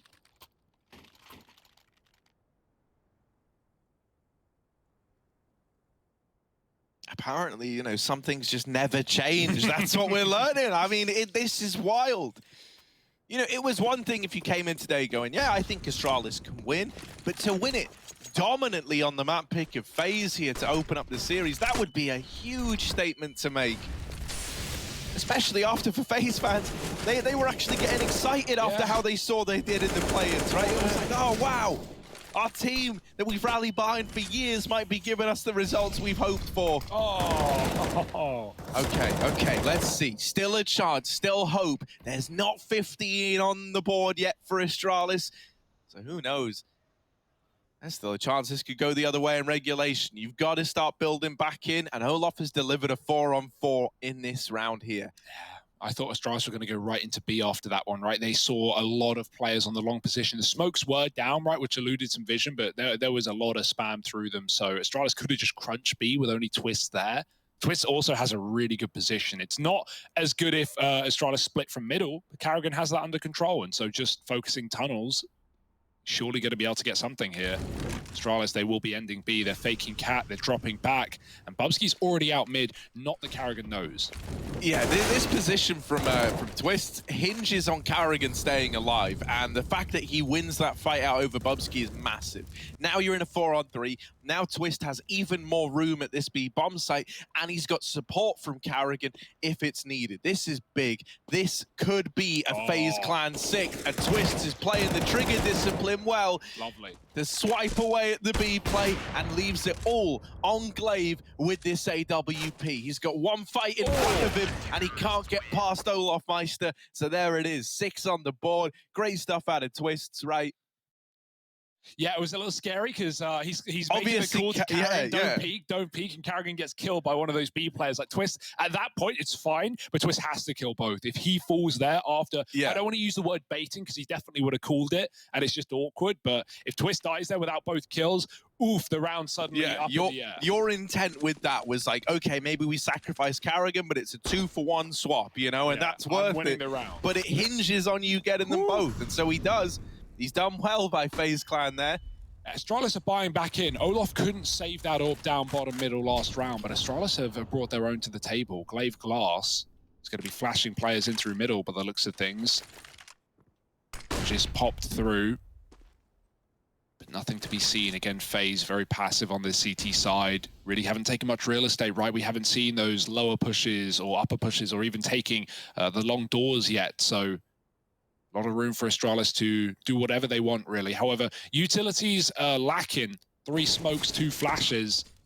Rain can stall the A play with a Molotov as well, but he's waiting until the commitment comes in. That's the thing with Astralis. You know you're going to see utility in rounds with guns, right? You know you're going to see an execute, so Rain doesn't need to rush with that molly. We're going to get a little bit of warning. Flash goes over. There's the Molotov from Rain, and that's all Astralis were hoping to accomplish. Force out utility with a bait peek. Magisk, it didn't even go that wide. He was hoping for util to come in, and so it has. Brokey with the only molly left up, and it could be well timed. Oh, here we go. Yeah. No, good timing on the molly pull. That's going to slow them down and make them respect this catwalk area a little bit more. They hear players rotating in. They know what's up. So FaZe pulling everyone round into this A-bomb site. Astralis, you are quite up against it now. No. There's some kills. Oh, my word. Glaive trying to make it happen. Olaf with responses aplenty. Oh, digged out by dupreeh, but there's just not enough time left to win the round. Karrigan secures this one just by backing off and hiding at long. Still, that gets really close, considering, right, the amount of FaZe players in A. They had everyone over at this site. They get the first 2 kills going in their favor, so they're like 5v3 temporarily. Combine that with the fact that dupreeh wasn't even actually on catwalk. Instead, he's coming in late on this mid-lurk. They're in a 5v2 up towards A. And that's where you get Glaive and Bubsky pop off for a moment to make you feel like Astralis could have recovered that situation. It's a great call from Karrigan. And the 2 mollies coming in on catwalk gives so much time for FaZe to just walk all those rotates, as you say, right? That certainly helps. Even though Brokey's the one opening up FaZe, they know they can't lose that round with everyone in the bomb site. Astralis did not have the weaponry nor utility to do much there, and it's not going to change for the better. Deagle's out again. They force just to get their money on the same page, right? You know, dupreeh saved Deagle armor with $400, so at this point, you just want to get everyone back on the same page. You've got more than enough room to close this map.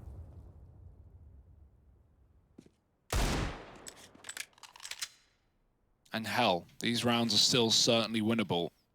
I could never count Astralis out from that fact. They have, at this time, 4 smokes to, you know, run this execute on A, so again, just hoping to bait out utility B. You'll notice there's really none left for FaZe. That was an expensive round. They've used a bunch already, so Astralis are just going.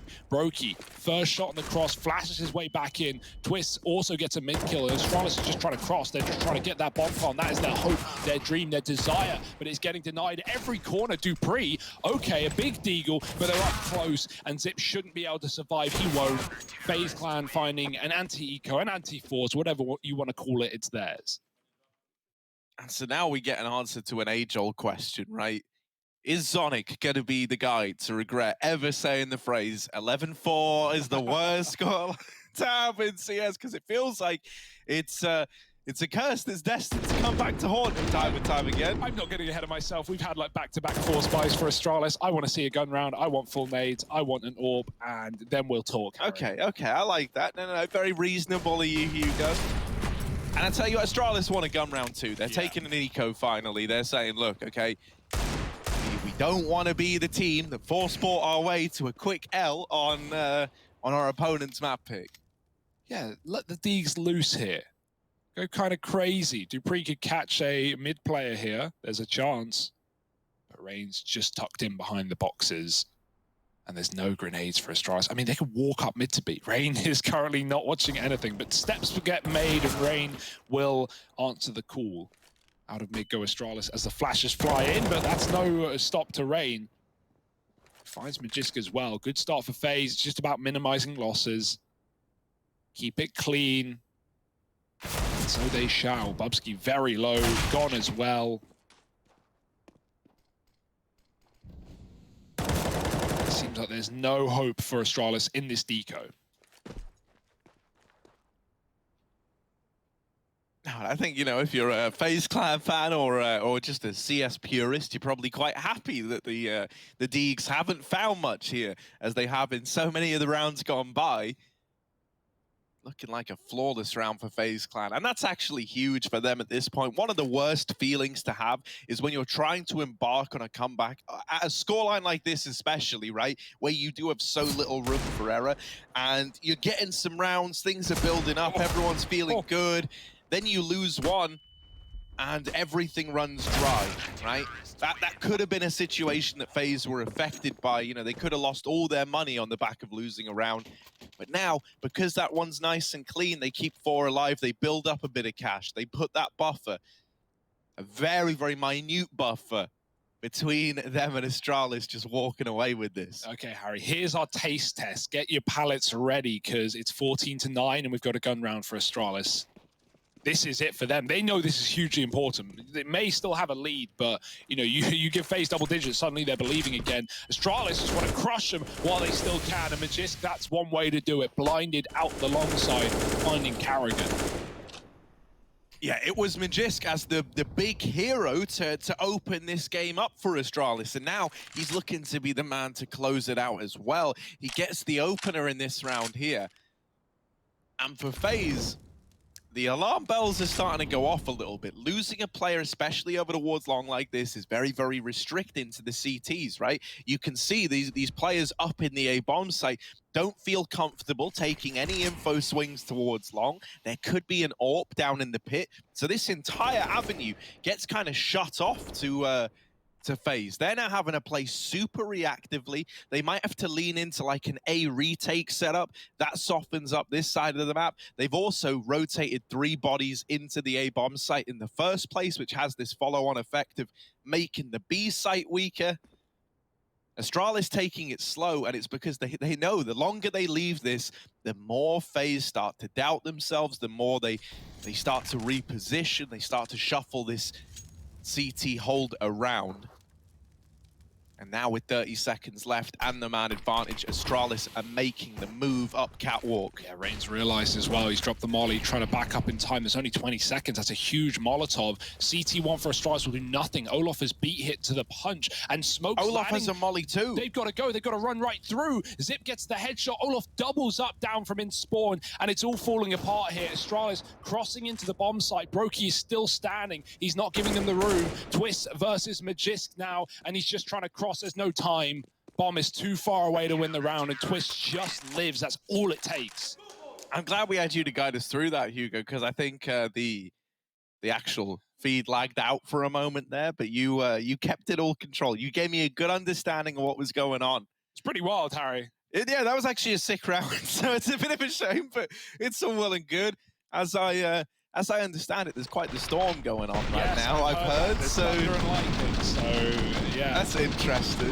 Getting loud here, and it's not just the players. FaZe, they can get loud. They've got a reason to believe suddenly. You can see, you know, smiles on the faces now coming through, and Astralis know this one is not done. They don't want to get ahead of themselves. 14-10. No longer a one-sided game.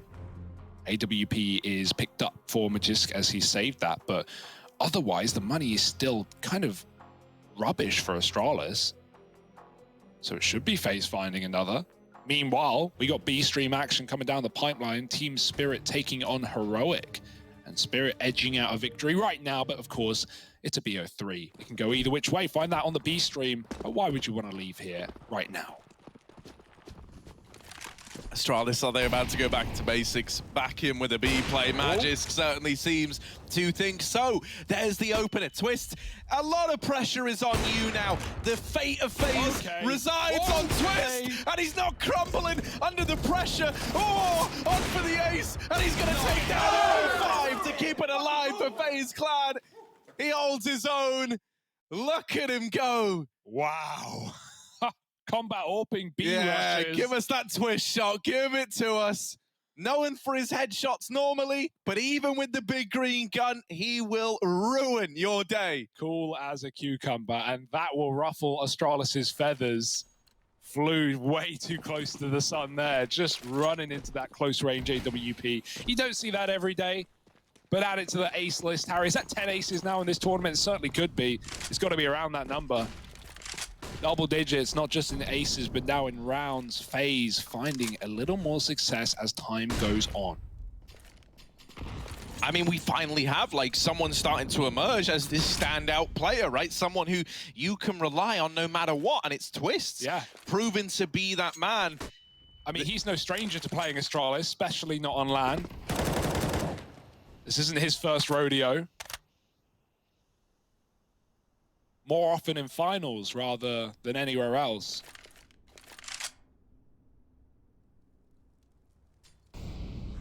And Astralis, somewhat the final boss of CS to many.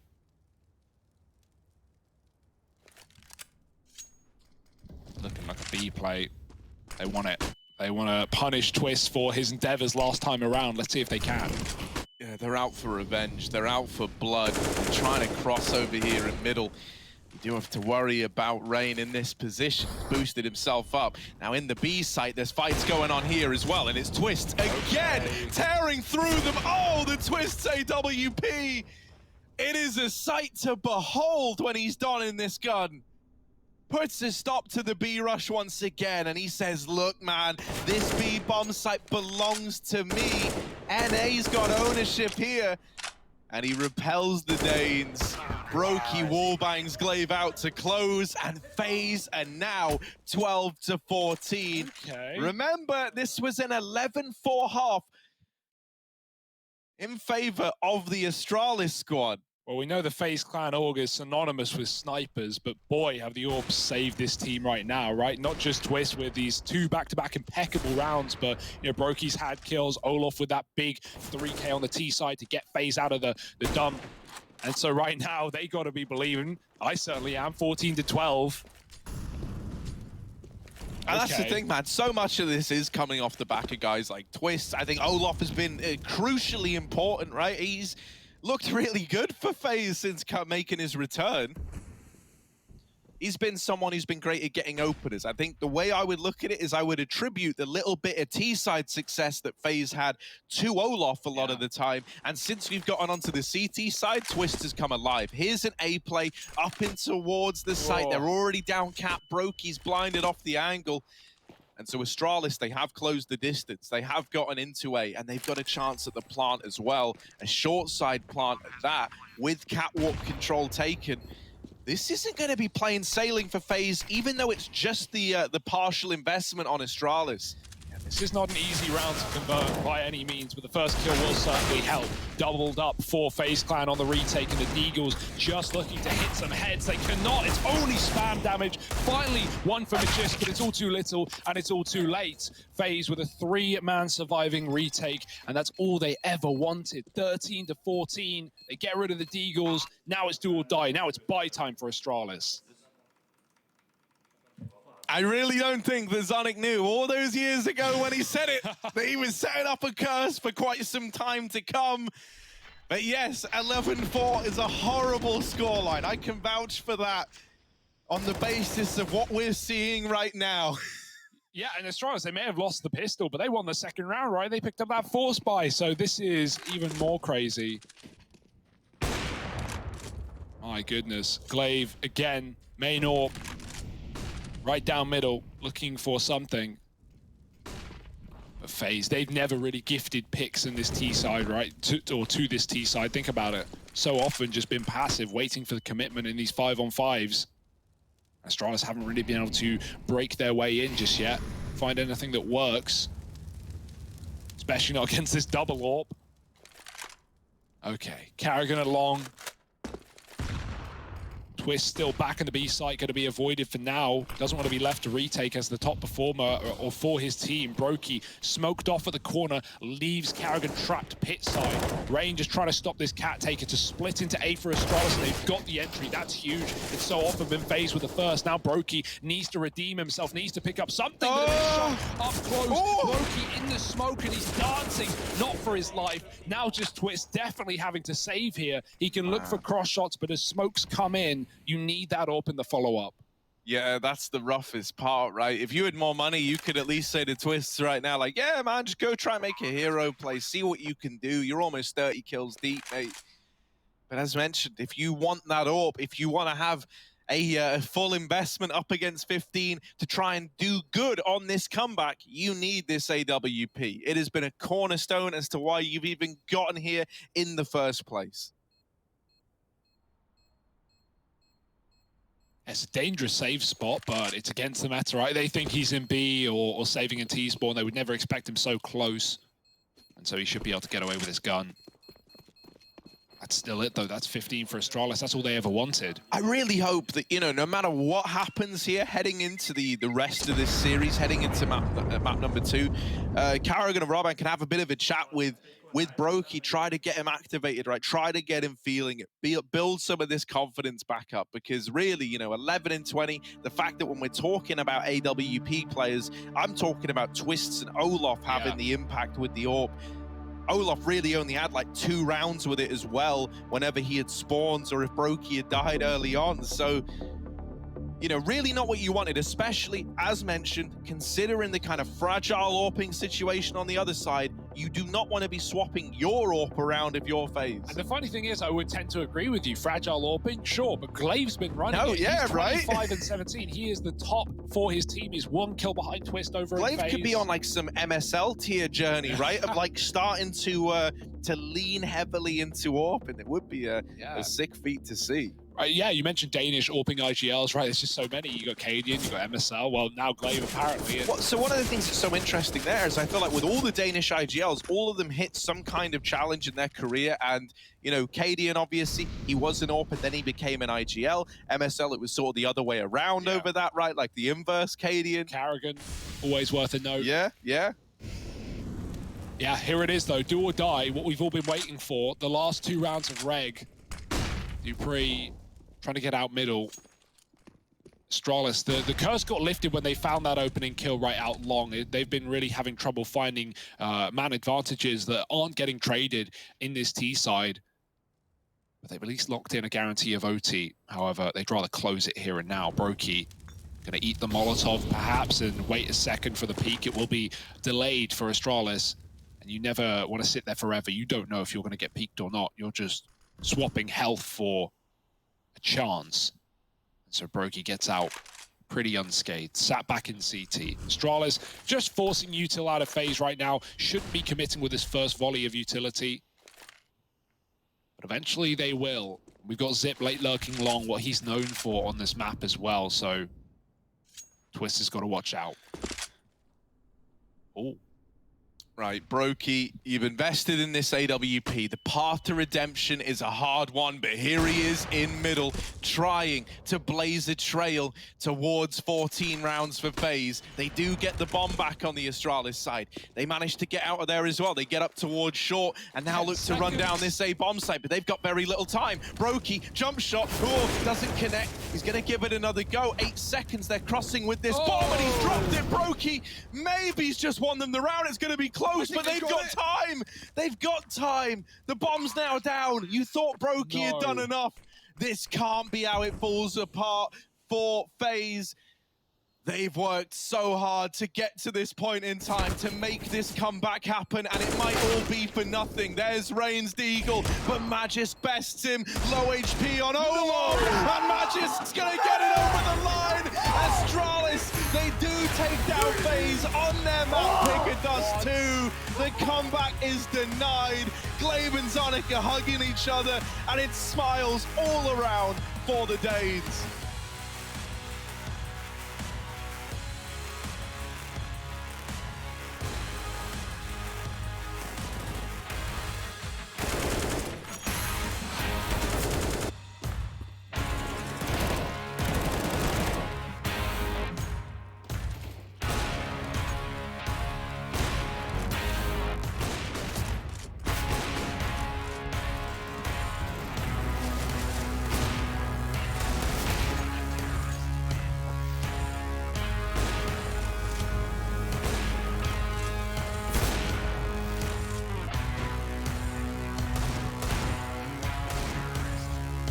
LAN events remove all doubt, and doubt is something that has been rife in the online era. If we can move past that, if we can get back to the purest form of competition, that's what this is all about. That's where the emotion is at its highest, the pressure is at its highest, and the players perform those moments that we don't forget. It's, I think, healing for what has happened to the game and some of these controversies over the last year and a bit. To get back onto LAN is the first steps in getting back on the path of greatness, which is what this game has been offering up for the better part of 20 years now. So that's why I say everything, because it takes us out of the dark place we're in, and it takes us back to the spotlight where we do our best work.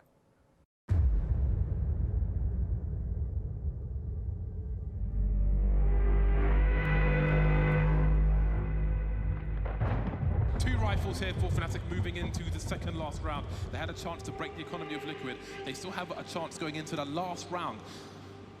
But this one's not going to be easy. And surely we're going to see a fast play from Fnatic.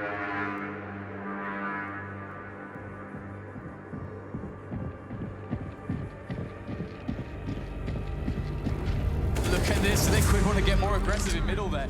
Not giving anyone the space to breathe, but the spray now comes into play. It will be the Flames to finish off Olofmeister, but he's done. Crims and Dennis still stand, and they cannot be counted out at the moment as they are holding on to some pretty dangerous weaponry. They don't have utility to aid them in their eventual push, but what they do have going for them right now is time. They're very spread out at the moment, and Fnatic should be able to get engagements. What is that? Long-range shot connected by Crims. JW is history, and maybe there's a chance now for Fnatic in this round. Two players now for Fnatic, just holding up again. They're waiting for the peaks. Who is going to be the recipient? It is going to be Hiko. That's a big frag. Simple is creeping. They see him with the AWP now, and a desperate play into B comes in. You see a double smokes in the same place there. Simple just jumping casually into the site. He's going to fall down and get a ridiculous frag. What is this frag from Simple? Are you serious? What is that? You can't do that, Simple. That's not allowed. This is not FPL. This is a major. He didn't even. He had one button on his mouse pad. He had one button. There was no zoom.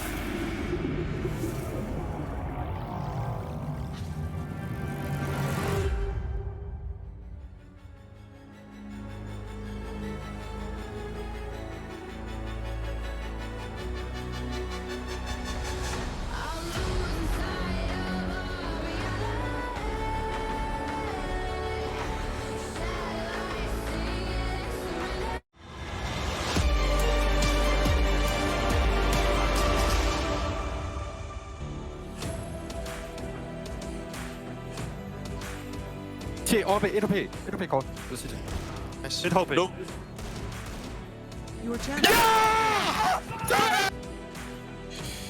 Wow. In a matchup that really didn't look like it had a whole lot of punch, really bit back. Welcome back, everybody. This is the Intel Extreme Masters Cologne 21. We are on LAN and we are live and direct. We are in Katowice, and that's completely fine. It's actually raining outside, and it's going to hailing apparently on FaZe's parade. Yeah, this is that's a good win for Astralis. A surprising win in my mind, and I mean, I don't know why I'm surprised, but Astralis didn't look like they were having any complications with all the situation going on outside of the game itself. Once they got into that server, they looked calm and collected together. I'm glad FaZe at least made it competitive because it actually looked like that was going to be a blowout for a moment there. Yeah, it did. I mean, we're looking at 4 rounds on the side of FaZe in the first half. You're thinking, okay, well, this is LAN. I guess this is what happens, Yanko, but that's not what happened at all.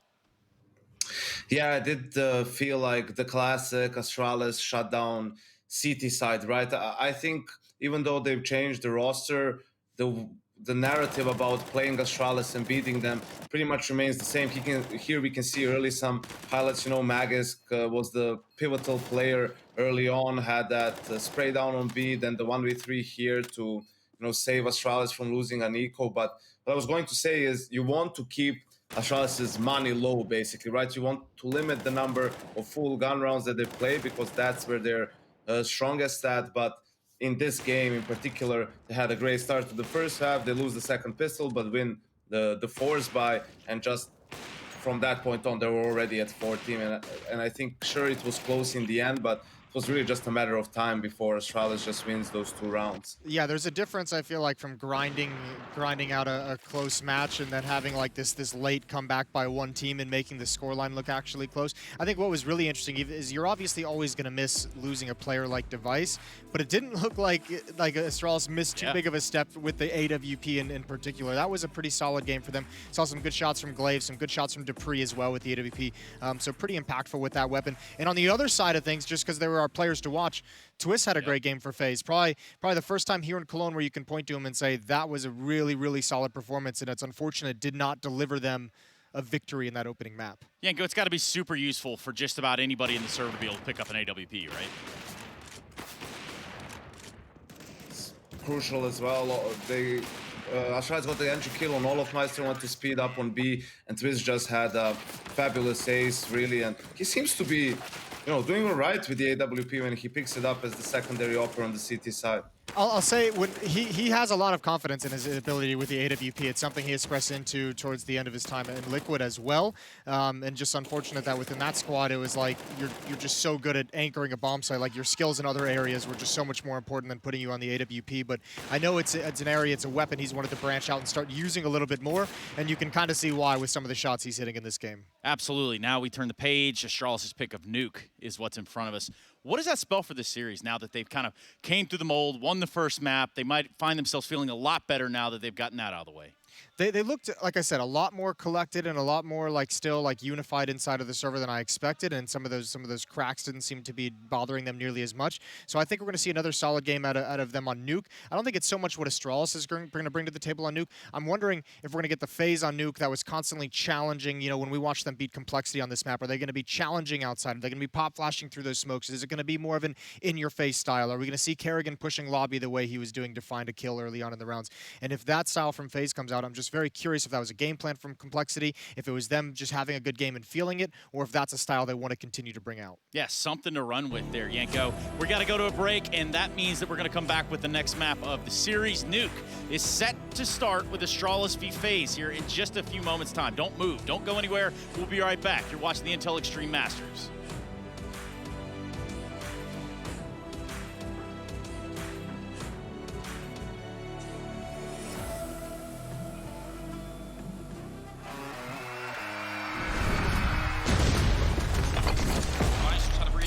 He's going to get that shot, and it has to feel a little bit going out middle of the air. Oh, you've got a big 3 takes every single one from nothing to the AWPs. I can't believe he's just done that. Epics.gg official CSGO trading card. Collect your Epics on shop.eslgaming.com.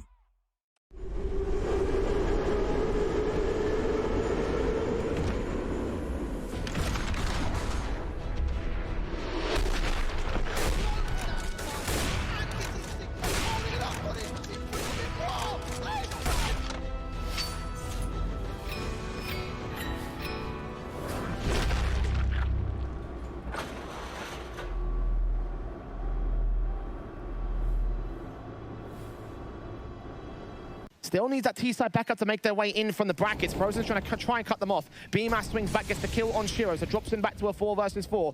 Are committed to this. Axel ready for a swing back. Hobbit gets his kill. Axel dealt with 3 versus 3, and now the A site is kind of theirs, but Beamas is still looking to scream. Get 3 kills in this one. Bomb trying to get towards the site. M4 sees them on the cross, can capture off information on Inter. I don't know if they saw him or the same. Nafani goes falling next as Beamas gets his quadra. It's all Inters now. Galil in hand, weakened weapon, but still isolating these picks, but not making it work. Beamas gets the ace, burns to Inter's Molotov as well. And Rops, in particular, his first entry splashed out. Nafani caught, Rops lines up 2, bombs dropped. That's round. Axel and Shiro just hoping for an absolute miracle, but really, you're right about it. This is round. Axel's trying to make a little bit of a play out for the apartments itself. Robs is just going to be able to isolate a couple of picks, make it another ace. What is going on with these aces? Oh, Hobbit's caught an angle, gets the quarter drop, back to even to be going. Nafani trying to back by Frozen, though, who transfers his spray to Shiro. Smoke down, side alley, burst through. Hobbit going to wait on the off angle. Ready for 2. Gets the kill on the first man. And the second and the third. Lined up easy. And straight from the shy, he gets an ace. What's the hold from him? And what's the recovery for Gambit? And the Galil gets another kill. It's all left to Axel.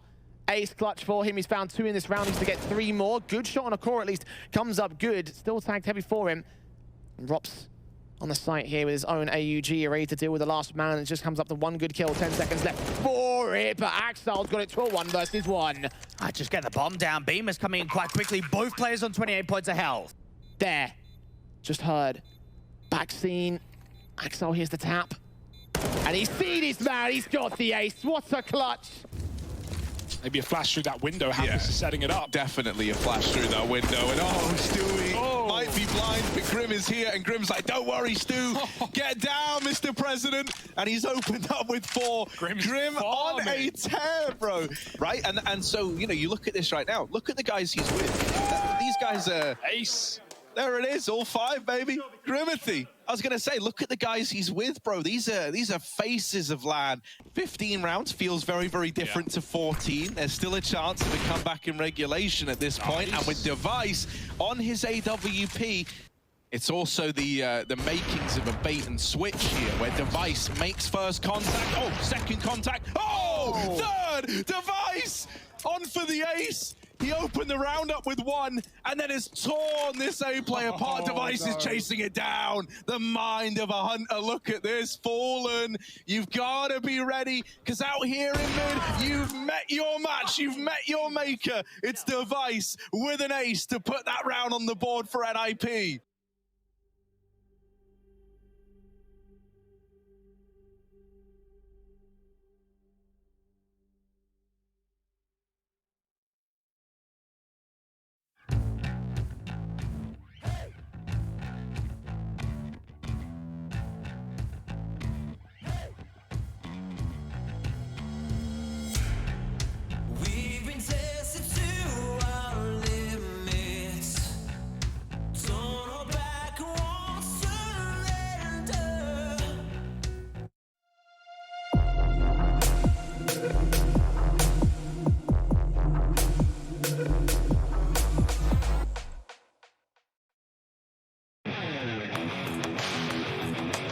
After the benching of Coldzera in early June, who were FaZe going to call? Quite clearly, Olaf Meister. Like the rest of his team, Olaf didn't have the edge to get his team over the line in close matchups against Na'Vi and G2, with a not unrespectable 1.0 average rating across 6 maps, but not exactly winning form. Since then, he's had charity event Gamers Without Borders with the team to get reacquainted with Karrigan as an in-game leader. Bear in mind, Olaf's last match with FaZe before taking time out in February came immediately before Karrigan's return. Olaf's last LAN, IEM Katowice 2020, didn't see a vintage performance from the veteran. In fact, after being denied a spot in the Spodek by eventual champions Na'Vi, Olaf's performances were nothing short of unremarkable. And yet, this is the event all teams have looked towards since the start of the year. Nerves will be natural to many, but not for Olaf Meister. As Karrigan has noted in a press conference earlier this week, the Swede is hungry for a comeback. And his unique game sense, experience and level head will provide essential grounding for the squad as they attempt to prove that this version of FaZe is in it for the long haul.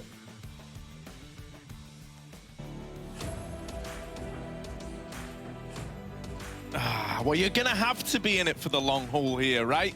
You're going to have to be in it for the long haul, Olaf. And the rest of FaZe as well. That first map, very, very drawn out. And so now we get ready to head to Nuke, the map pick of Astralis. We saw them just edge out Dust 2 thanks to Magisk, right? It was all left hanging in the balance with a 1v2 needed to get it over the line.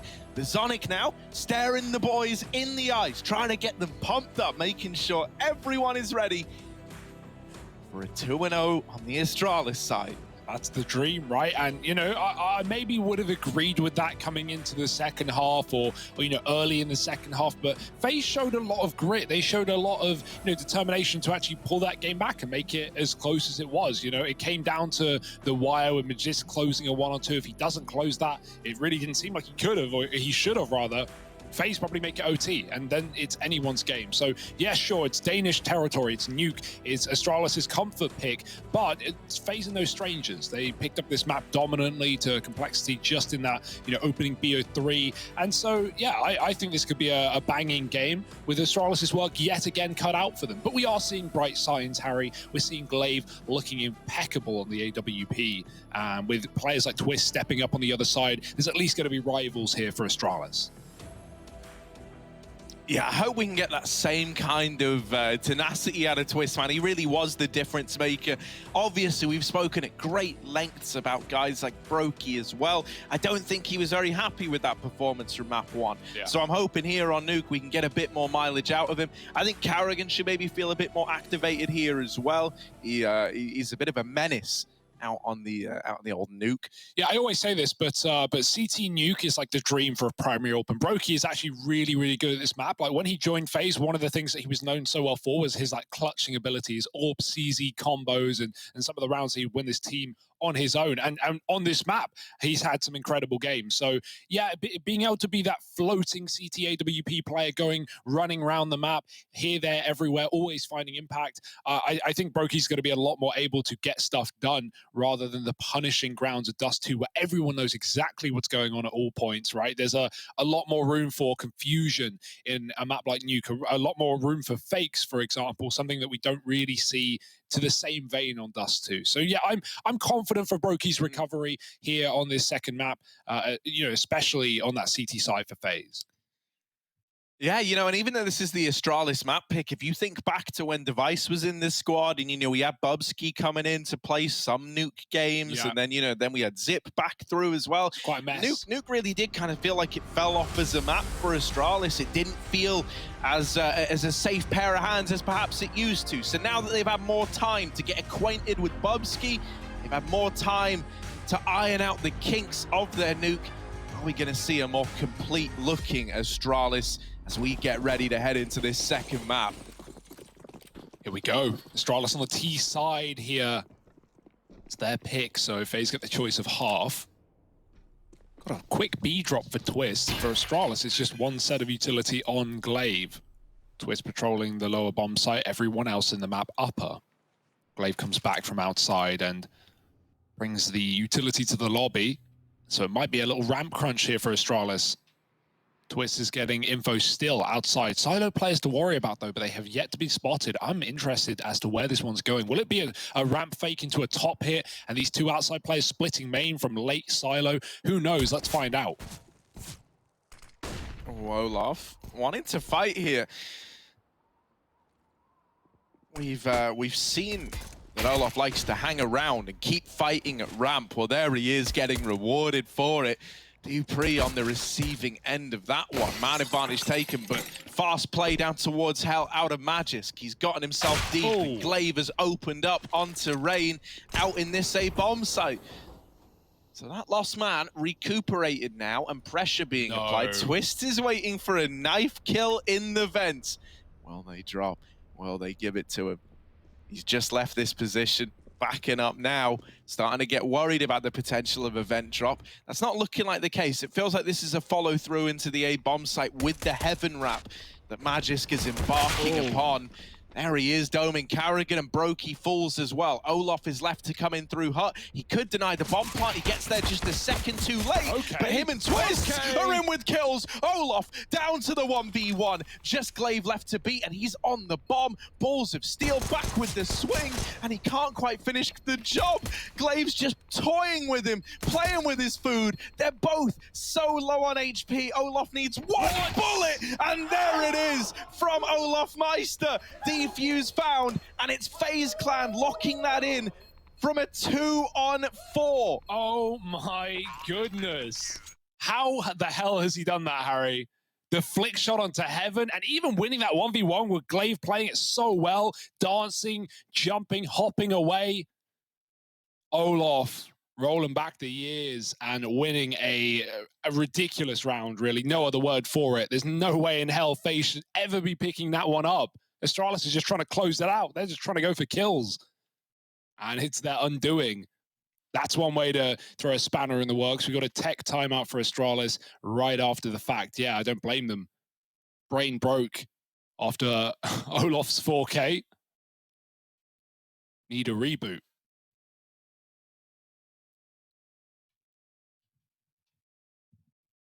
I got to say, you know, I didn't think that that's how the pistol would go, because I was ready to compliment the pistol for Astralis. I actually really love the idea. It was such we see rounds like that when you like run ramp with the bomb and then you just double back immediately and go back to A because the Heaven players dropped hell because you saw the bomb ramp, etc. And you know, CTs get baited into a ramp stack. Astralis do that, but they throw an extra spin on it. They show the bomb ramp. One of them does commit and die. They go back to lobby, but that's when the silo drop comes in. And it's not even just a main split. It's Magisk wrapping all the way around Heaven and taking so much real estate. Astralis maybe go quiet in the mid round, but that's only to make FaZe doubt Magisk is wrapping Heaven. He would have already done it by now if he wanted to. And then suddenly out of nowhere, everyone appears for Astralis. So yeah, it started great, didn't it?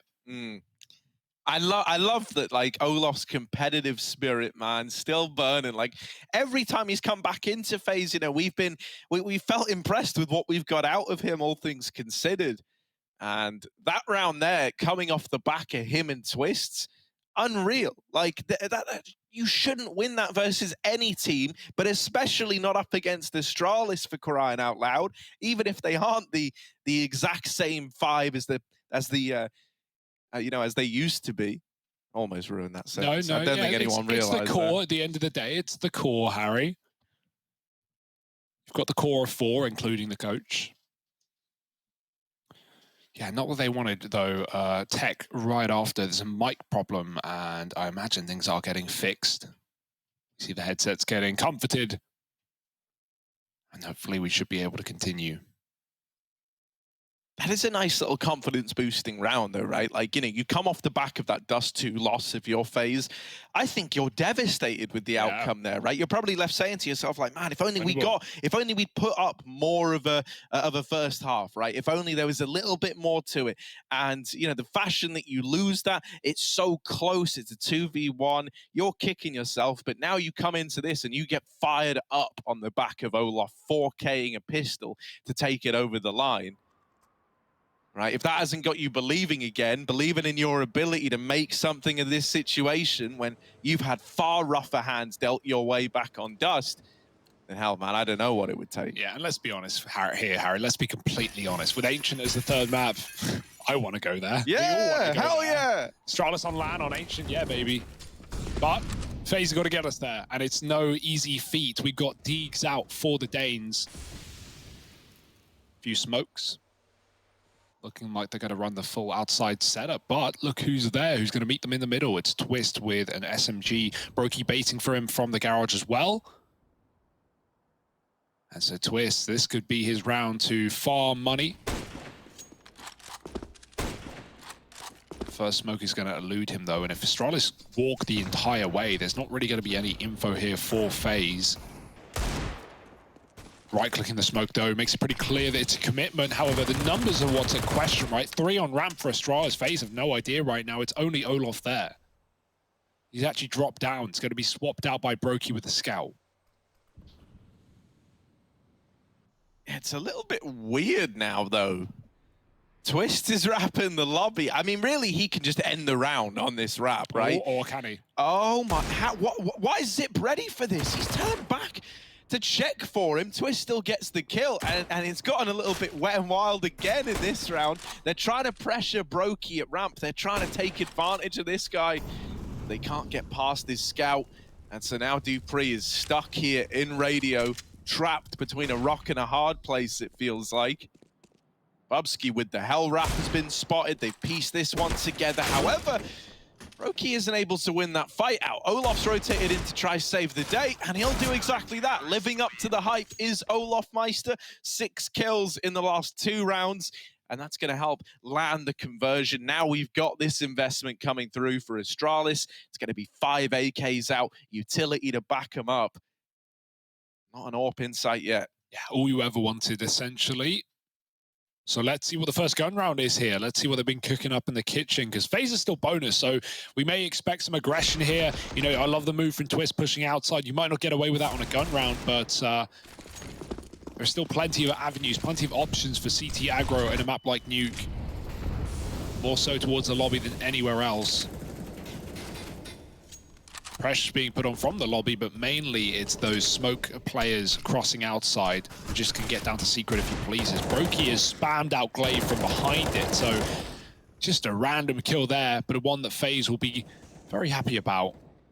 Astralis get 1 man down on B, but this wasn't the plan, right? They had 2 guys trying to cross with this bomb. Magisk is now alone after Glaive gets picked through smoke. So yeah, if Magisk dies at any point in the round is over, really. Or at least it should be. So it's very important that he toes the line between, you know, coming in at the right time, but not dying without a trade available. And luckily enough, Twist is very passive in B, so Magisk is being given room to take. But where the hell do the rest of Astralis end up? Uh-oh. Magisk, will you check? Oh, no. Oh, no. The answer's pretty immediate. Twists gets the better of him again. And so now it becomes a last-ditch attempt to try and save some face by getting into the A side of the map. You can't get past Rain, not right away. And with this Deagle in hand, Rain's pistols are pretty deadly. It's only damage to Zip. 2-on-3. Grinds to a bit of an awkward halt. What with that bomb cut loose? To save. And yeah, they've just got to bow out of it. So that's a little rough, man. You lose the bomb in that fashion, it becomes a very, very rough round to try and recover. Even though they get some kills up towards A, don't matter, man, when the bomb is firmly under phase control down lower. There's already, you know, a big piece of info that Astralis can gain, though, off of this loss is that Twist is just dropping B out of spawn in so many of these rounds. He did it in the pistol, remember, to peek secret. He got spotted from Silo, and so they saw him there. And just in that round as well, right? Magisk finding out the hard way that Twist is tucked down in B. You usually expect those CTs, if they're patrolling B, to play for info, right? To be jumping on the stairs, cycling smokes, you're trying to get the info. How many players down lower? It's because Twist is so passive. Astralis are thinking, well, we're being given all this room, let's take it. So an annoying round to lose, but really coming down to Brokey's smoke shot and the bomb getting dropped thereafter. Astralis now have to make magic happen with a force buy. I like it, though. It feels like we're getting a fired-up FaZe clan, man. It really does. And I think that this is only happening because Dust ended up being so close in the very end, right? You can try flipping the script and say, oh, surely they're feeling rough that one slipped away from them on their map pick. Alternatively, you know, they could have just got banged out 16-4. It looked like that maybe it was going to happen at one point in time. And they've been reminded that Astralis isn't the Astralis of old. There are still some holes to be exploited. This is a bit more of a fragile team than it used to be.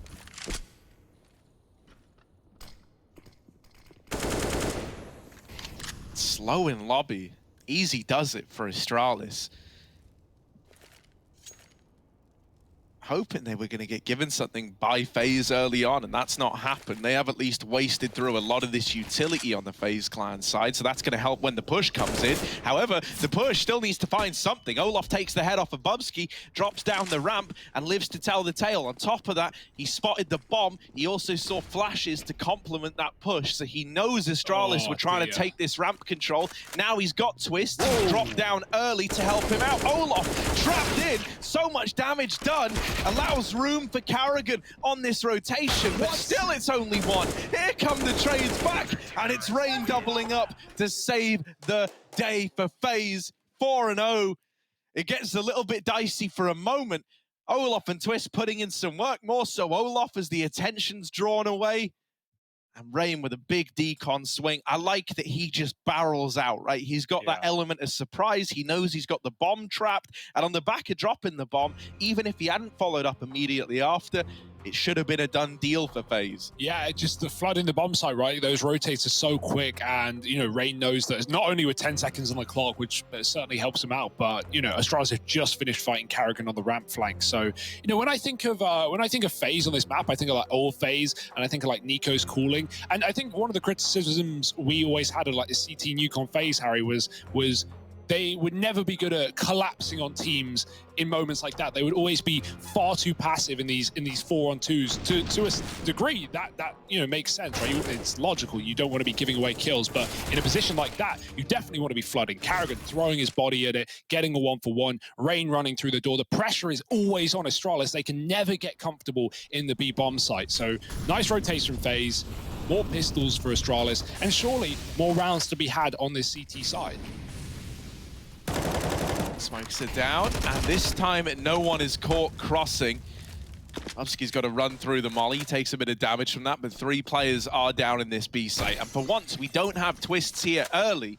He's not dropped B from the get-go, so Olaf is solely responsible for this B bomb site. He's going to call across to the rest of the team. Yeah, they're down here. They're running amok in B. Still fighting outside. Karrigan and Rain win those fights, and so we're down to this 3 remaining on the B bomb site. Oh, down to 2. Things go from bad to worse for Astralis in this one here. Double Tech-9 hold from Glaive and Magisk. They've got this crossfire. That's about it. Flash to set up the peak. Glaive's going to get the kill, swinging the door. Now it's just him in the clutch. And they literally and metaphorically shut the door on him. Clean as can be for FaZe, right? 1 death, no problem at all. Rain is having a great game right now. And so who knows where this is going to go for FaZe. 5-0 up. Luckily, only an eco for Astralis. It did come very close, right? That bomb almost going off, but FaZe are there in time to cut the wires. Yeah, plus they did have kit on Brokey, you know, like Olaf is the guy, not Olaf, Rain is the dude who sticks it, doesn't have a kit, but he wanted that MVP, man. Glaive could have bought the AWP. He had more than enough money for AWP before nades, but he's still gone with the AK. So, you know, we're still trying to figure that one out, work out where the AWP's going to be going, how often, and you know, is it map dependent, right? Was that more of a Dust 2 thing for Glaive? Are we going to see Dupree on Nuke here? But no T-side AWP just yet for Astralis. They're still running a lot of executes. We've had outside smokes almost every round so far. Brokey, he doesn't care anymore. He's up in the door, he's up in your face. And Dupree's got to hold on to the lobby alone. Not going to happen today. 5-on-4, it's a beautiful start. Brokey's already dropped lower as well, down the vent. And so he's going to be joined by Olaf from ramp 2. FaZe, 5-on-4 and a double lower setup. Doesn't get much better than this. Yeah, Brokey's his first point of contact. Even getting one and then just dropping off with the AWP here is huge. He's going to get the information at a bare minimum. Brokey sees Molotovs raining over. He knows he's getting faced, but they do cross by. They manage to get past this AWP and now find themselves in control room and the vents holding off these rotations. Astralis, even though they've got all this control, they've gotten past the AWP, they don't have a path into the site just yet. They're having to take a bit of time clearing out Olaf. Brokey with a response. This AWP starting to come alive now and set up FaZe in a 4-on-3. Look at this mini-map as well. Still towards outside is Zip. He's trying to play in late to the round. Carrigan is fighting his teammates down on the B site, but here comes Zip on that lurk. Deals with the AWP. For Rain and Twist, the odds now stacked against them, and Bobski removes another from the ranks of FaZe Clan. That's more like it out of Astralis. The late lurk from Zip, coupled with Magisk finding success, works wonders. Yeah, great utility as well, right? Like FaZe, they may have those double lower rotates, but they actually had no one in the bomb site. You'd love someone to get on the rafters and play that Xantara's position, able to anchor, able to get a multi-kill. But FaZe were completely cut out, right? Brokey was stuck in decon. Olaf was mollied and smoked off at the ramp. Brokey's still able to put up a lot of impact with that AWP, but it still falls on dead ears with Astralis holding the post plant. Nice round on the board now. And they're going to head outside for a change. Not really much of a change. This time it is heavy, though. It's often been one or two players trying to commit. This time, the majority of Astralis crossing below B. Twists again here, and he's not made it a secret either. He's throwing his smoke. So Astralis know that secret is being controlled by FaZe. And it's always awkward when you get this big smoke in the choke there. You never know whether to double back and try and set up on an A split or commit into the unknown below. They're taking their sweet time. This is for all the money, and Astralis know that better than anyone. Winning this round would completely quench FaZe of any cash.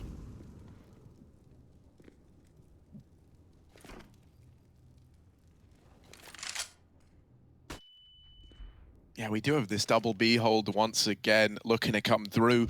This time, it's not just Twists dropping down. He's also got Brokey on that AWP to give him a helping hand. And you've got Olaf holding onto ramp, who can also come down for a rotation. So a lot more attention towards this B site out of FaZe in this round. Is that the right call? It feels like it. Missed shot for Brokey, but it doesn't matter.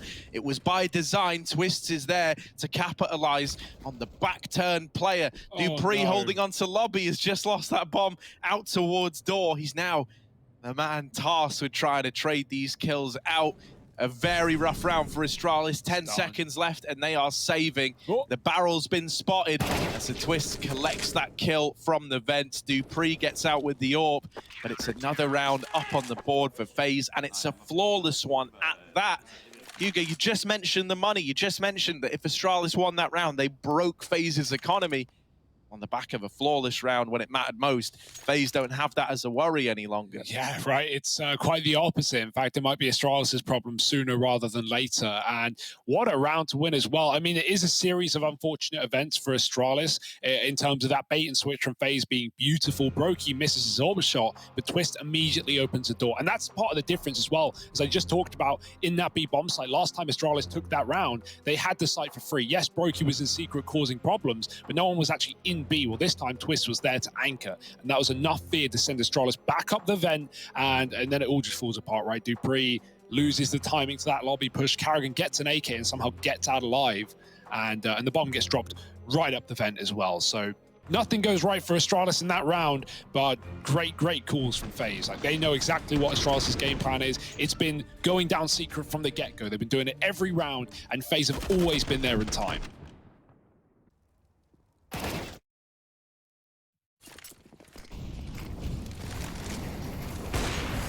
Brokey taking a peek through the door, waiting in back lobby is Zip, and he's not going to reface that, while the rest of his team, they're crossing with the outside smokes again. This is really all we've got out of Astralis. Throw the outside smokes, cross behind them, and try to make something happen in the B bomb site. Now, you know, I'm not one to question the might of a guy like Glaive. I'd love to see a little extra, something else, right? Because it's become a little easy for FaZe to figure out, and so we are seeing a change now. They throw the outside smokes, they barrel down B, and they come back up secret to try to retake outside control. You need to get past Twists. Doesn't want to concede this territory, doesn't want to give it up for free. He is free dominating them right now, and there it is. The kills come through Twist holds on to outside, and the rest of the gang swoop on in. It must feel kind of wild for Astralis, because in that round, they try to throw a fake in. They try to give the illusion, yeah, we're going B again. This is all we've got. This is all we've been able to piece together. They come back up out, and yet still they find themselves running into 3 FaZe players. Yeah, absolutely trapped. And Twist is having a great day. You can see it in his aim. He's just tapping. He's just going for these burst shots. He's done a lot of damage in this round as well. And now Astralis back for sure. 7-1, fast outside in this one. The gap in the smoke caused by Molotovs. Twist going to drop another. Astralis still able to patch the gap and cross towards B. But Twist is outside this time. Who's filling that void? Today it's going to be Olof. Coming down on the ramp side, anchoring in dark. Astralis, this is the most room they've gotten in B for free, right? They've taken some damage to Magisk, but in terms of coming all the way up to control window and not even meeting a player yet, that might be temptation in and of itself to commit. Yeah, but Brokey's already rotated into the ramp room, so he's going to be able to help out Olof with this B site hold. And with doors getting swung open, glass getting broken, they're aware of the body count in B. Nice shot from Brokey. Olof drops the bomb and follows up with a second. Bubsky and Magisk are reduced to rubble down on the B bomb site. And with the bomb cut loose, Astralis, their round got even harder. A 2-on-5 is bad enough. The fact that FaZe are eyeing up this bomb, locking it down on B, makes it really an impossible round. Yeah, this is a masterclass from FaZe right now, and they have just completely uprooted whatever Astralis brought into today, whatever game plan they had in the office. Well, it's been ruined. 20 seconds. Zip just looking for kills here. There might be guns to retrieve, but he's now all that stands. All eyes of FaZe on him. They're boxing him in right now. Look, nowhere to go and nowhere to hide. It's FaZe 8-1 up right now. Brokey's getting loud. You love to see it, love to hear it. And this is a very different FaZe to the first half team that we saw on Dust 2. Yeah, this is the FaZe we wanted to see, man. Like, this is exactly what we wanted.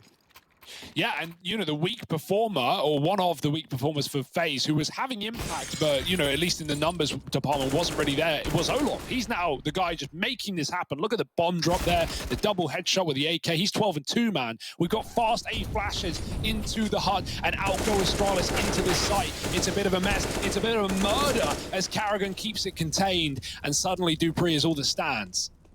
Yeah, the Deagle can't find a thing. Twist makes quick work of it. A great hold out of Karrigan and co, right? Lines up the hut rush. It always feels rough getting out through that little hut door, man. It's so claustrophobic in there. And for a guy like Karrigan, he just mows you all down, churns them up on the A play. 3 in the round. Ooh. And 9 on the board. And you're at the point now on Seaside Nuke where you're wondering, what the hell do we do?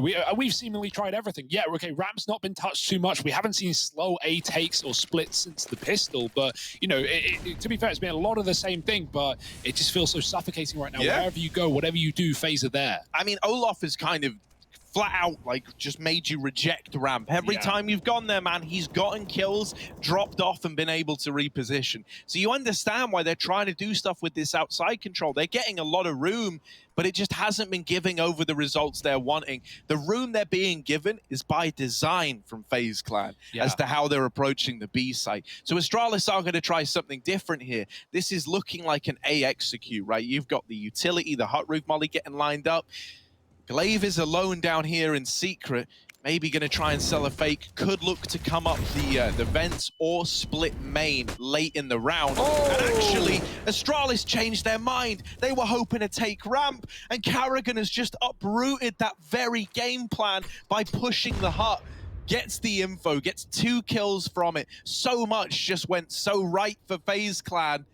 And Astralis' round once again has been uprooted. Yeah, it's so sad that Molotovs Astralis throw force Karrigan and Rain towards the hut. It forces them into the fight, which is ultimately what Astralis are not wanting there. Olof down on B does die. That's a change. That's finally Astralis getting that kill, and maybe they can do something after all. There's fast flanks, there's quick rotates, and the AWP's still up on ramp. Karrigan looking for more than 2 in this round. Glaive stuck down behind Dark. 2 in decon for Astralis, yet to be cleared. They can take some space, try and flank Rain here, but he's gone back and he's got another kill. All onto Dupree and Glaive here in a 2-on-3, and the bomb is ticking fast. Yeah, you got the info. You know where Dupree is. That's huge. Glaive, middle of the site. And oh, he's just pivoting between targets. Dupree swings out to help him. And it takes these two guys left alive to put that second round on the board for the Danes. I don't know how Glaive just got away with that, man. It felt like he was dead. He got double peeked from the doors and control room, but that control room player was locked in a fight with his teammate in Dupree. So a great example of just, you know, players pulling attention away from the point man at the right moment. It gives Glaive a lot more room in that situation there. Yeah, finally breaking the streak, breaking the curse. Better late than never, but the curse has been far from lifted. Broky's already back in secret, and Astralis, could they end up walking into him yet again? Looks like it. Oh, the jiggle. Brokey, oh, he hits the collat. Magisk tagged down to 10, and the molly goes past Brokey. He's still got room to stand. He's going to jump up on the rail there, but Magisk is still fighting so low. Brokey, I don't know if he even knows he hit the collat there. Now Astralis just crunching ramp. It's Olaf. You talked about him. You said he's been big here, but he's missed a couple of shots. Got to drop back. Still keeping the advantage in the favor of FaZe with him not dying in that position. He says you can have ramp, but you're not getting back into lobby. However, Karrigan does fall on that flank, and now options open for Astralis. Yeah, you see Karrigan doing that. You know that's an A-side kill. Magisk as well has just annihilated Brokey on that swing. So now this A-bomb site is looking tempting. If you need to look at anyone here, ooh, we should be focusing on a guy like Rain who's got to hold back this onslaught of Danes. The first, not the second. A lot of damage, but that's about it. Zips dropped the vents. They saw the bomb going down, but Bobski gets away with the A kill. This is madness. Olaf left in the 1v1, and it's versus a low HP Zip. Now, normally, right, you'd be looking at Zip here, you'd be saying a 1v1. This is his bread and butter. This is what we expect out of this guy. Can he find the clutch to put a third on the board for Astralis? Olaf running straight for the bomb, just hops on it, gives it a tap, baits the peak, so much damage done. One shot's all that's needed, and Olaf's gonna land it, defuses in, and there's no time, he doesn't have a kit. Astralis get the third, Zip wins the 1v1, and we get the clutches out of him that we need to find another round for the Astralis squad. Oh, that hurts. He had 3 grand and no kit. Those are the worst rounds to lose, where you do everything right, but you're by. Damn. 15-3 on Olaf, not enough to win the round. Very nice attempt, but Astralis, I mean, that comes down to Bobski, really, killing those rotates. How the hell does he jump Tetris and still get that shot off? Still managed to take down the vent drop. What a ridiculous round. But in the same way that we talked about FaZe's comeback after them barely finding 4 at the half, it's as attainable for Astralis, and there's still more options to get more rounds. 9-6 is not out of the realm of possibility. Yeah, I mean, once again, right, you're 1 round win away from breaking FaZe's money, and that could launch you on a path to recovering this T side after all. Glaive's just spotted Karrigan over here in main. These smokes are a mess, and yet still Glaive has managed to cross with them. Yeah, Karrigan had no idea, and I can't say I blame him. As mentioned, there was a huge gap in the smoke. It got mollied, and so someone must have been watching that. Karrigan, I think, just missed the timing, allowing Glaive to slip the net. And so they never knew about him in secret. Now the pressure's on once again for FaZe. Brokey's going to try and answer the call, but it's only the first kill found. Rain up on the rafters, good for one of his own. Twist comes in, but is traded as well. It's back and forth, left to Olaf Meister. Another clutch needed. Oh, Olaf, you see the bomb? It's to your right, bud. Up close, he's getting fought, not reacting yet. And this is given a bit of time for Astralis to get set up. Tucked in at the back of the site is Magisk on this swing. Crossing out left, Olaf's got no idea. And so Astralis take a 4th round on the back of the A play, now breaking the money of FaZe Clan. And so they can recover this half yet. Ah, that's awkward for Olof as well. Either like someone makes a call or he thought there was a player backside because of the bomb plant noise. Who knows? But he seemed so convinced in that call. And that's really what undoes the round for him. He backs out, Magisk is able to move, and Astralis are building some more. Okay, this is no longer a one-sided map. This is no longer FaZe in control. That 9-6 half that we were hinting towards, it could be attainable. We've only got pistols here in the follow-up for FaZe.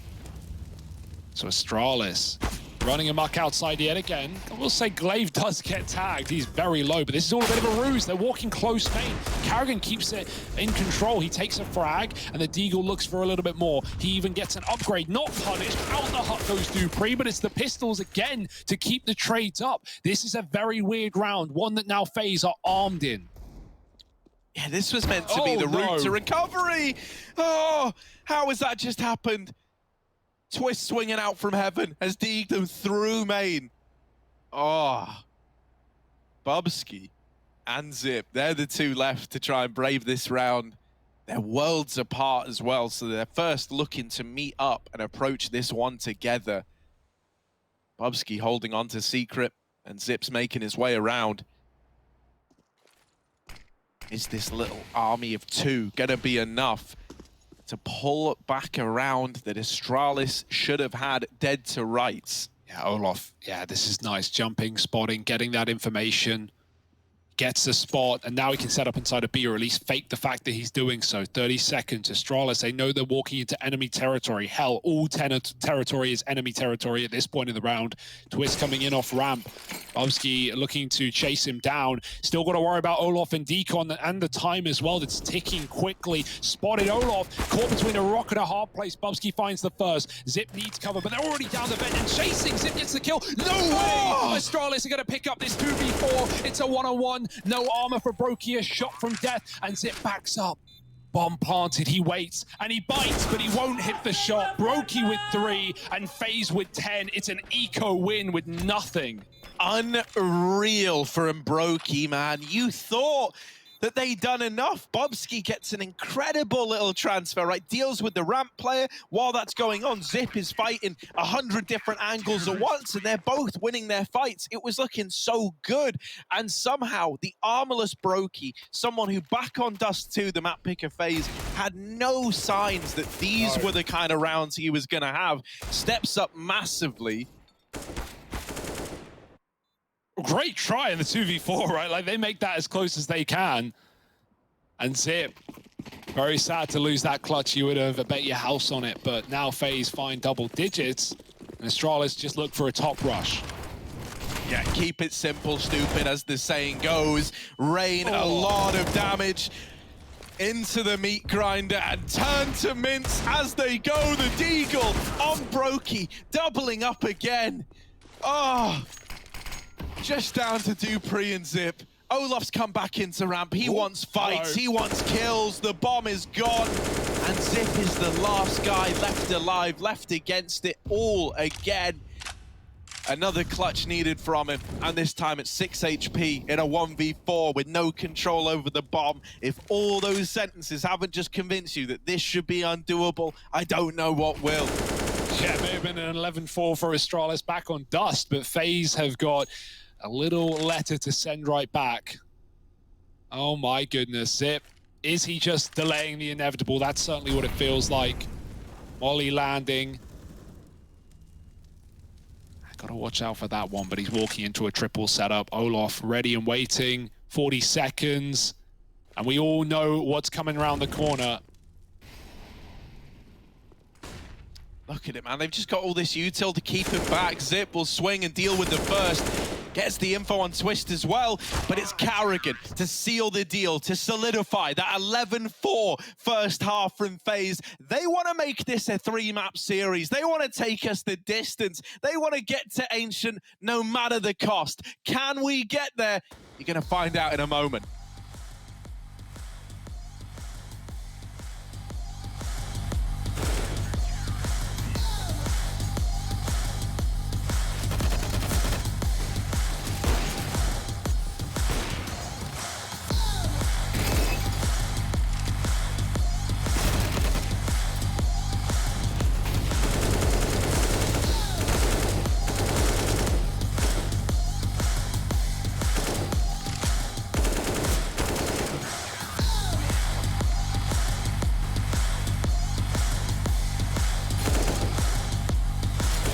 all, our goal is to qualify for the main tournament, of course. And after that, it's to qualify for playoffs and then see how long you can go, right? I think it's gonna be like a goal after a goal right now. We've been struggling a little bit online, but I think the games have been super close. And just a few mistakes here and there, and then we'll go on a different way.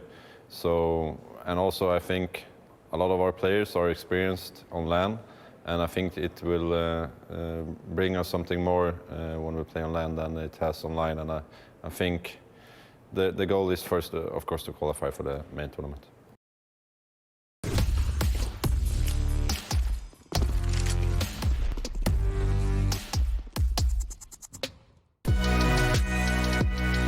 Hey Future Pros! Nuke is one of my favorite maps. So today I'll show you a powerful fast A-flash Glaive often throws for Astralis. This flash works wonders for a hut rush. Communicate to your team you have a god flash and politely ask them to rush hut. First things first, break out the window on this skylight. To throw this flash, climb the ladder.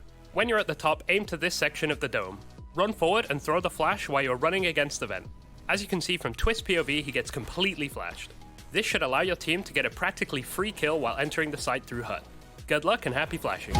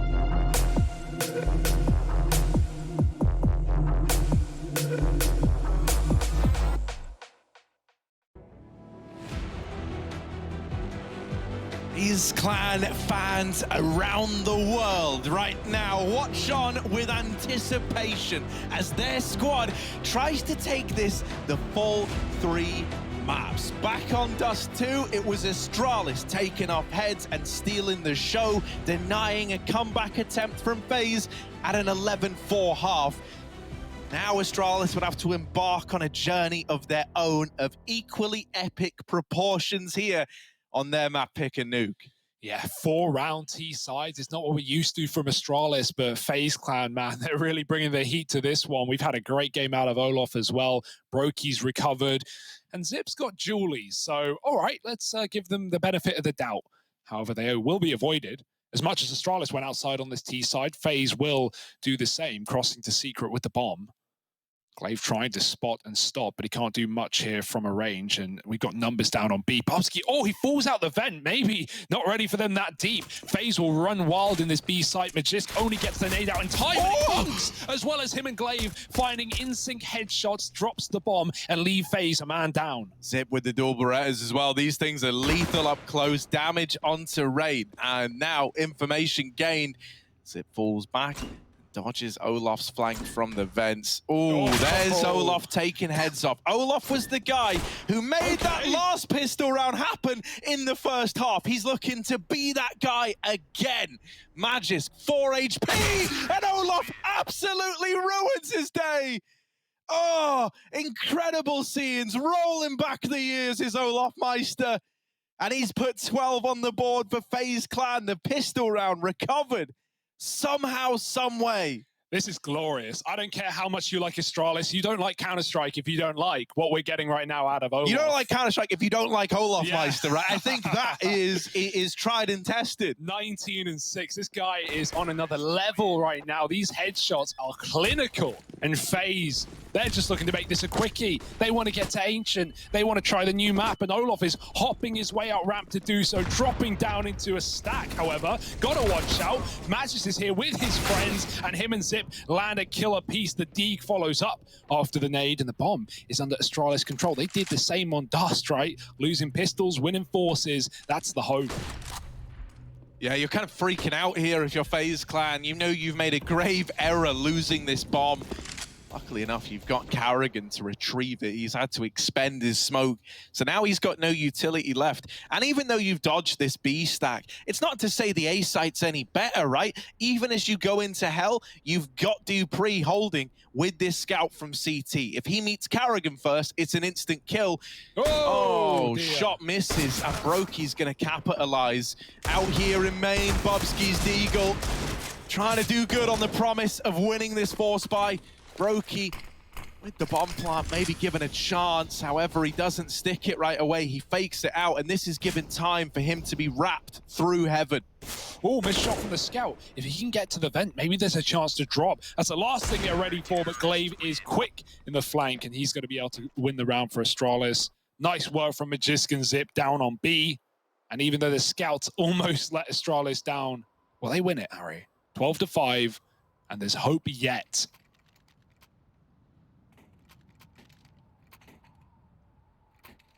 And that was in both the pistol and the force buy. We had like in tandem pistol kills with utility to suddenly, like, the way that FaZe experienced both of these rounds so far was 5v5, 5v5, 2v5. Yeah. Like, that was it. Like, that is essentially the outcome of it. Everything is just so quick that it felt like FaZe didn't even have time to realize that round was getting out of hand. It just already was out of hand. Yeah, and then Astralis are doing the most painful thing, which is in the 2v4, they're not giving you anything. They're making you, you know, pick a bomb site and actually try and get through one of these crossfires. So in that 2-on-4, yes, Dupree misses his scout shot, but he gets the info at least, and Astralis have everyone ready on A to win the round. Here we go, though. Deegs and Twists with an AK.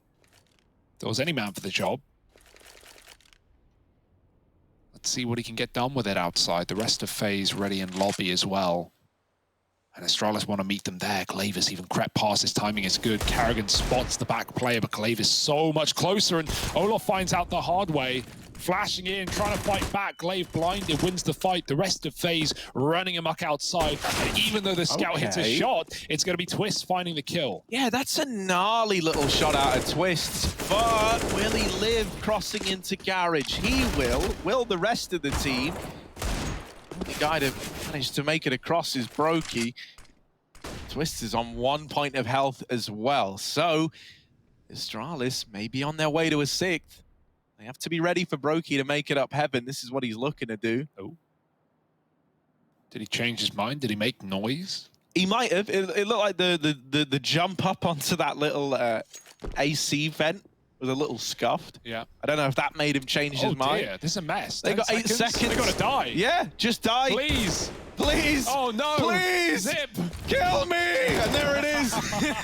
Bumsky will provide mercy. He could have waited the 1 second to ruin the money. Because I was wondering that in the first half, we saw a round where Twist was in the vent next to Glaive, and like there were 4 seconds left, and Glaive wasn't looking, and Twist just took the kill. And I get wanting to just take the kill while you got it, but I always wonder, what if you wait a few seconds? What if you risk it? If he turns, you can still fire. So a team like Big, you know, God B's Big, when Smooth was in the team, we're talking Colognes ago. Yeah, man, you're going back a while there. Yeah, they were, because it's the only team that I've ever seen do it so many times. They would always be calming that, and like if there's 10 seconds left, they'd be hiding, they'd be knife out, running away, and that's killing just off the classic time. God B for you, though. That's the kind of guy he is. He wants to use everything he can to ruin you.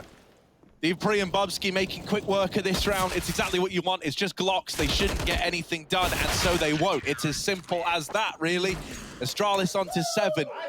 And so now we've got the investment from FaZe. If they want to keep feeling good, you would love to come into this rifle round, hit the ground running again in the second half, and start to pick up the momentum. Because Astralis, they are building back into this game with each round that goes by. Yeah, you're not up against a team that's going to be giving up at an 11-4 scoreline, that's for sure. And, you know, considering FaZe almost pulled the same comeback on Dust 2, that just shows how attainable it is. Round by round, though, that's all you can really take it. Heavy outside for Astralis, 3 players trying to fight. Fast rush for FaZe could have won the round, but they're not to know. The nades on Silo and then FaZe go up late. They know that there's very little utility left for that position. Got the smokes again for FaZe. Wide smokes. dupreeh cut off in the garage with nothing. But we often see CTs get flashed through. Don't need to when you've got Glaive spamming the smoke for a double kill. Now dupreeh just sneaks in, slinks behind enemy lines, but he can't find the kill. Twist somehow responding in a huge way. Double kill himself off the AK has let this round fall into question marks. 3-on-3, FaZe could regroup anywhere.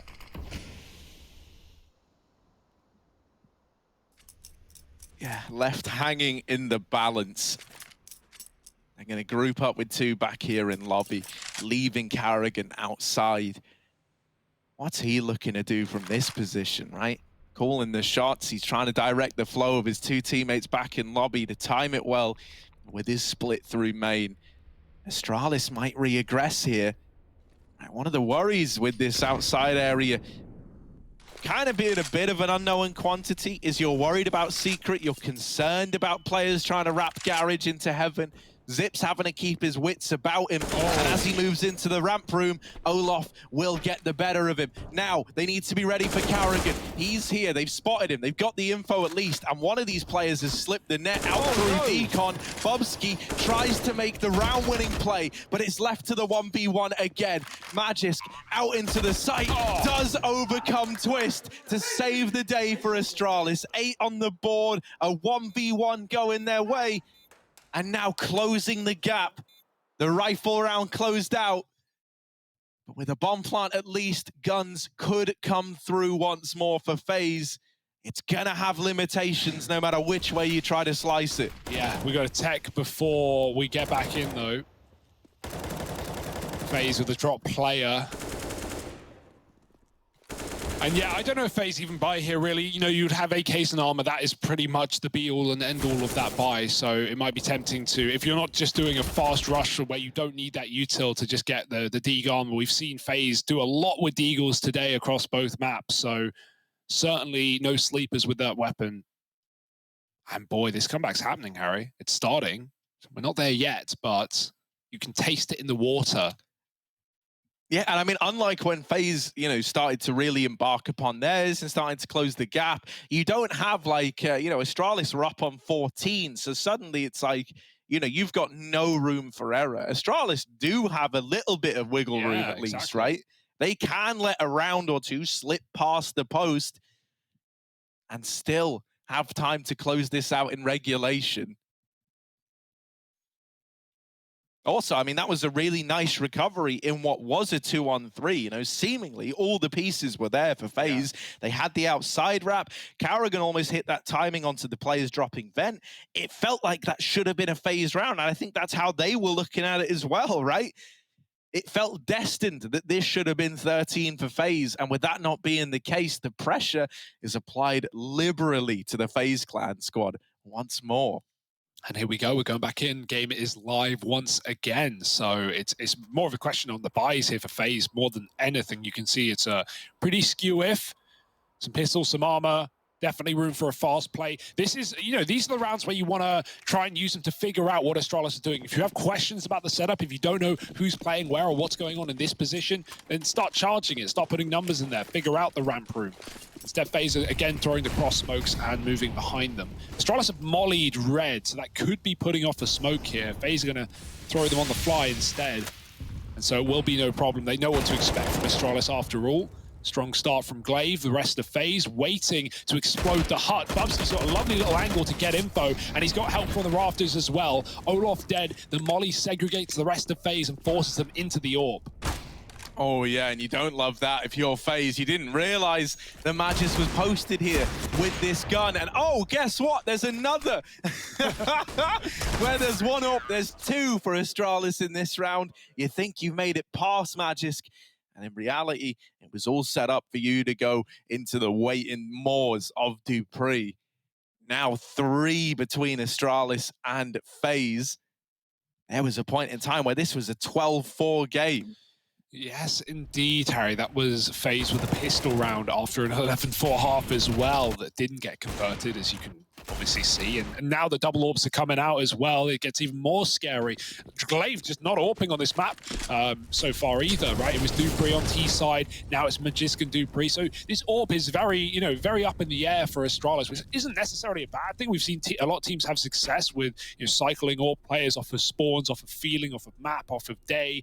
And so there's nothing wrong with that, but obviously it's very hard to fill the shoes that Device left. Yeah. And I think that's the thing Astralis realize more than anything. It's like, we're never going to make it up in the same way. We've just got to use it, to our advantage when we can. If this Magisk secondary AWP, though, is looking to become like more of a reoccurring feature, Magisk could actually become like the most complete player in Astralis, right? He can lead, he can rifle, and if he's going to start to become a threat with this gun as well, then maybe Magisk could be onto something banging. There's the opener. And now FaZe is back to the drawing board again. They're left trying to come up with solutions to these problems, and everywhere they look, they're just finding more problems. Death raining in, and Flanks following up. Zip in the back line, and the scope will elude him, but it's still a 4-on-2 here. We need key entries from key players, and there's only 2 up for FaZe. Rain falls, and Brokey just trying to trade, cannot. It's dupreeh with the AWP showing up big, and yeah, these 2 AWPs, Harry, in the last 2 rounds that they've been in have had huge impact. So Astralis, the fact that they pulled these 5 rounds in a row and only now are starting to show AWPs, that's scary for FaZe. They're probably still figuring out the first 5 rounds. Now you got a whole new problem to approach.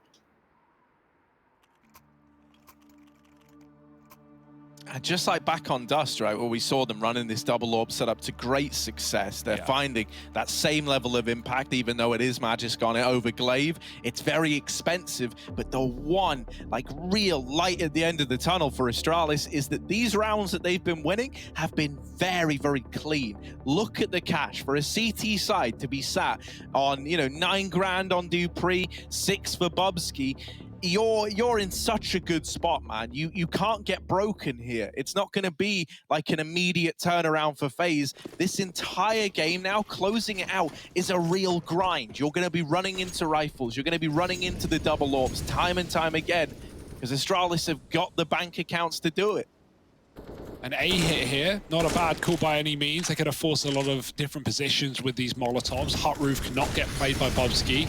Oh, there's the molly. He falls off. Bubsky with the start, and there's still a player above him to provide help. Zip does do exactly that with a double kill, and Bubsky is able to reload in time. Only Olof, and he gets cleaned up as well. Astralis having no problem on this top site. Dear, oh dear. Is there anything that's going to break this CT hold? What a streak. Look on the right side of your screen. 7 rounds in a row for Astralis. And nothing from FaZe. We've had some close rounds. We've had some clutches coming through, but by and large, it's been pretty decisive. Plus, the thing that's scary for me is the laser focus coming out of Astralis, right? We heard, like, Zonic celebrating after the round win, but everyone else is just channeled in, bro. They are focusing on what's to come. They're not going to celebrate until they've 2-0'd this game. That's how they're looking at it right now. Carrigan and Brokey opening the round up, but the responses are fast out of Astralis. They've still kept this in an all-right spot, all things considered. A 2-on-3. Could be far worse, what with some of the duels we saw taking place just there. The only thing that is a bit of a problem was this AWP getting caught outside on the aggression. Yeah, dupreeh scoped up on Red, but Rain heard it, and dupreeh never knew that Rain got out, so that just favored Rain massively. Took the kill, and now he's just keeping on the pressure, trying to find out info, right? Even spotting one player in a 3-on-2 like this is huge for FaZe, because then you can make the call, all right, max 1A or max 1B, double up, trade that frag, and then you surely win the round. FaZe are going to go out A and drop through the vent. Astralis are on ramp, however. they've really put themselves in a good position to win this one. If Glaive hears them on B, that is. Because right now he's the only one here. Spots a player at the back of the site. Glaive now looking to hunt them down. Twist is trapped. He's got nowhere to go. Glaive hitting nothing there. Look dead on. He's got support at least. The dink from Zip puts Carrigan to 5, but they need to speed it up. Twist is providing cover for the low HP in-game leader, and Zip needs a clutch for the ages. Yeah, in he comes, right? Good in clutches, but this is asking a hell of a lot. Zip, there's the first. Do not feed the beast. Oh, don't give him this round. Zipnix, a double, and just Rain left. There is still very little time for Zip. He's got to get on this bomb, and without a kit, I don't think he can even win the round, but he can get all the kills and take him to the grave with him. It's not an Astralis round. It belongs to FaZe. No time for the defuse, but still, every one of those exits locked in. Yeah. I mean, you said earlier, like, Astralis have this breathing room, right? They can afford to lose a round and still recover this game. A couple of rounds, in fact. Well, if you're ever going to lose a round, killing the entire opponent's enemy team and getting out alive with your gun is the best way to lose it, right? You can capitalize massively. You can, you know, come back right in and break FaZe again at 40 or 13-12. So, you know, it's not the worst case scenario for Astralis by any means. It's a nice try. FaZe is still going to be happy. They took a win. It's been a while. And sometimes that's all it takes. One round just to get your heads back in the game. But is that really going to be so simple?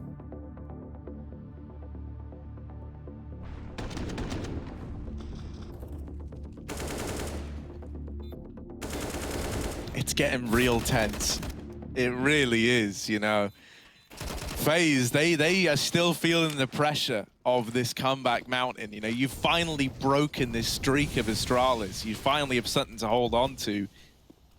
But Astralis, they've planned for the future, right? As mentioned, by removing everyone, you can break the money. Twists, okay, getting aggro outside, traded off to 1. It's another 4-on-4. It's another even odds bout with FaZe accelerating the pace into B. Zip is already here. He was able to uproot this B bomb site in that last post plant. Well, this time the bomb isn't even down yet. He's here fighting before it's made the cross happen. First kill in for Zip. They've got him trapped. They've got him stuck. And yet still, he's good for another. Zipnix has done everything and more that you could have asked him to do.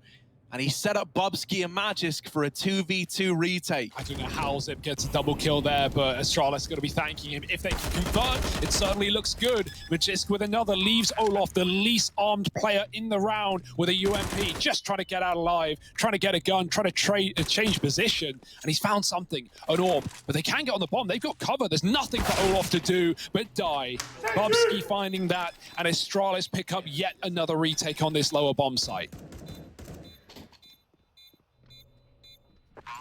Even delaying the defuse, they can go grab guns in this time. Bubsky gets that orb out of ramp, so that's the big green put back in the hands of Dupree for free. And we're right back where we just talked about coming into this round, right? FaZe may have picked up 1, but with no one surviving, look at their economy, right? You'll see it after these replays. It is in the dumpster. They've got a half buy. And so 13-13 does feel somewhat inevitable. That being said, Olaf's got a hero AK, and we've seen him do some insane things already. Rain's right out the door. They're running A. Yeah, it's just a simple, fast A play, and Rain's the Eagle doing what it does best, getting away with absolute murder. Gives a bit more room to Olaf with this hero AK. Trying to put it to good use. He tags up Glaive over in main. Astralis, this was meant to be your round. You were hoping it was going to be nice and easy. Oh my goodness. Now it's anything but. Brokey late lurking outside. If he catches this orb, that would be huge, but Dupree's managed to get away. Regardless, it's a save out of Astralis. They're not even giving this round a go. They concede it to FaZe Clan. They let them get on to 14. A fast A play and the double entry from Rain is absolutely massive. Yeah, that caught Astralis off guard for sure, right? They did still have 3 players on A. They had the numbers, but great dig work, and everyone was fully blind. So whoever's throwing flashes there, pat on the back. Raise the paycheck, because no one could see a thing. So here we go, 14-12. FaZe, if they find it now, it still counts, right? It's been quite the comeback. This is actually the exact position Astralis were in, right? Back on Dust 2, they let the comeback get very, very close, and then they finished the job. Are FaZe going to be able to do exactly the same to bring us to Ancient to finish off this BO3? Or is it going to be a simple story of an Astralis recovery? All too familiar. Got, again, lots of pressure on A. Just keeping Astralis conditioned, keeping them dry of utility for what would be maybe a late retake. We have got those smokes outside. FaZe looking like they want to cross towards B with some players. Even if you only fake it out now, you've been doing a lot of lower takes, so Twist could solo lurk this and you could go back to these slow and scared lobby pushes. Twist is keeping up that noise outside, but you'll notice FaZe again look like they want upper. Yeah, being real for Astralis, you know, we said how they had all this room, they had a bit of a buffer at least. Now you have to win this round. If you want this comeback to keep coming in, this round right here is a necessity on the streak to do it. If you lose this while Dupree's got cash, everyone else is broke. And so this could be the round that decides it all. Yeah, Twist's coming in on a main wrap. He's going to be lurking this A site. Timing is everything with a play like this, especially with an AWP trying to keep an eye on outside. It's reaggress. Magisk has been picked up close to the door. FaZe are going to hit the hammer now. They're going to go in hard. The bomb's been dropped, though, and Bubsky from above denies the hut push. He's got another, and everyone's dead. Blink and you miss it. Glaive and Bubsky piece together a round between the two of them. And if you're FaZe, heartbreaking there. You get the opener, you're 5-on-4, you try to explode into A to capitalize on that forward momentum. And you do have a lot of forward momentum, maybe even too much. It's a bit of a car crash of a round there for FaZe. Astralis posted to deal with it. They needed that for this comeback to not be in vain. Now this game is very much still up in the air. It's anyone's to take. FaZe Clan are coming back in with a full investment here. They are putting everything they've got into round 28. This is so scary, man. FaZe, they've had a lot of opportunities here, a lot of close rounds, a lot of buys as well, but none of them have netted exactly what FaZe need, which is at least that pressure off with a 15th round, right? That guarantee of overtime at a worst case scenario. It's good for the nerves. But FaZe aren't there yet, and Astralis don't want to make it so easy. Saving their own money, saving their streak. And Glaive crossing outside. No one's here in time. I don't know if that solo player would have got the spot. Rain's looking, but it seemed like he was a second too late. Glaive ready with a one-way smoke as well. He might even climb on top of the railing to fight outside or fight towards Secret. That Molly, however, decides for him. Oh, Glaive, the Firewalker. They have no idea, no reason to throw the smoke now. They are not going to consider this position. Glaive has mastered the elements. Started with fire, now he needs earth and wind. He's got to move mountains outside if they want to win this one. Dupree and Magisk in with a killer piece. Glaive still peeking over this one-way, being a nuisance. Rain has crept up close outside, right under the nose of Dupree. They've got no idea that Rain is in this position. While he's doing this, what are the rest of FaZe doing? They're waiting back in lobby, seeing if Rain can get away with anything on this aggro push. They know that Astralis have no idea of this position. And so there is one free kill at least. He tries to play trigger discipline. When Dupree starts moving, Rain panics and takes the kill while he's got it. Now the A play looking to come in. Bubsky drops the bomb with that kill. Holding on to heaven is Magisk, and it's all left onto Brokey. While he's landed a nice opener, there's so many players in this A-bomb site, and time is running out for Brokey. Fast flick and dead to zip. It's 14 for Astralis, a tie game, and one hell of a comeback that, unlike FaZe, now has a chance to reach completion from Astralis. I mean, more than a chance, Harry. They're favored at this point of the game. There's no question about it. The momentum, the rounds, the recovery, and the money, everything points in favor of the Danes. Bubsky's got to have a huge amount of credit. His anchoring on this top side has been amazing. He has dropped the bomb out hut so many times. Him and Glaive just locking down A round after round. And he does it again at the most crucial point so far. Here it goes. FaZe, they're playing for OT now. It's not where they want it to be. But unfortunately, they don't get a say in the matter. Twist down the vent. The rest of FaZe running wild on ramp with the pistols. We got Bubsky helping out on rotation, and he's going to start to pick up the pieces. More kills found. Twist in B has got to make noise to get anything done in this position. So he does, but Zip is ready to react, and it's all falling apart at the seams here for FaZe Clan. 1 kill, and that's all they've got. Yeah, Olaf, I mean, he's got the read that there could be a player in this smoke, but May, what do you even do here? He has given us some incredible rounds, but you're asking for a 1v4 up against an on-fire Astralis. Okay. He has nailed Dupree, maybe. All right, Olaf, you're getting us interested. Making us believe, but it's on that swing into Glaive that his fate is locked in, as is the fate of Astralis. They're now the ones moving on to map point in regulation from a 12-4 start to this first half. Now up 15-14.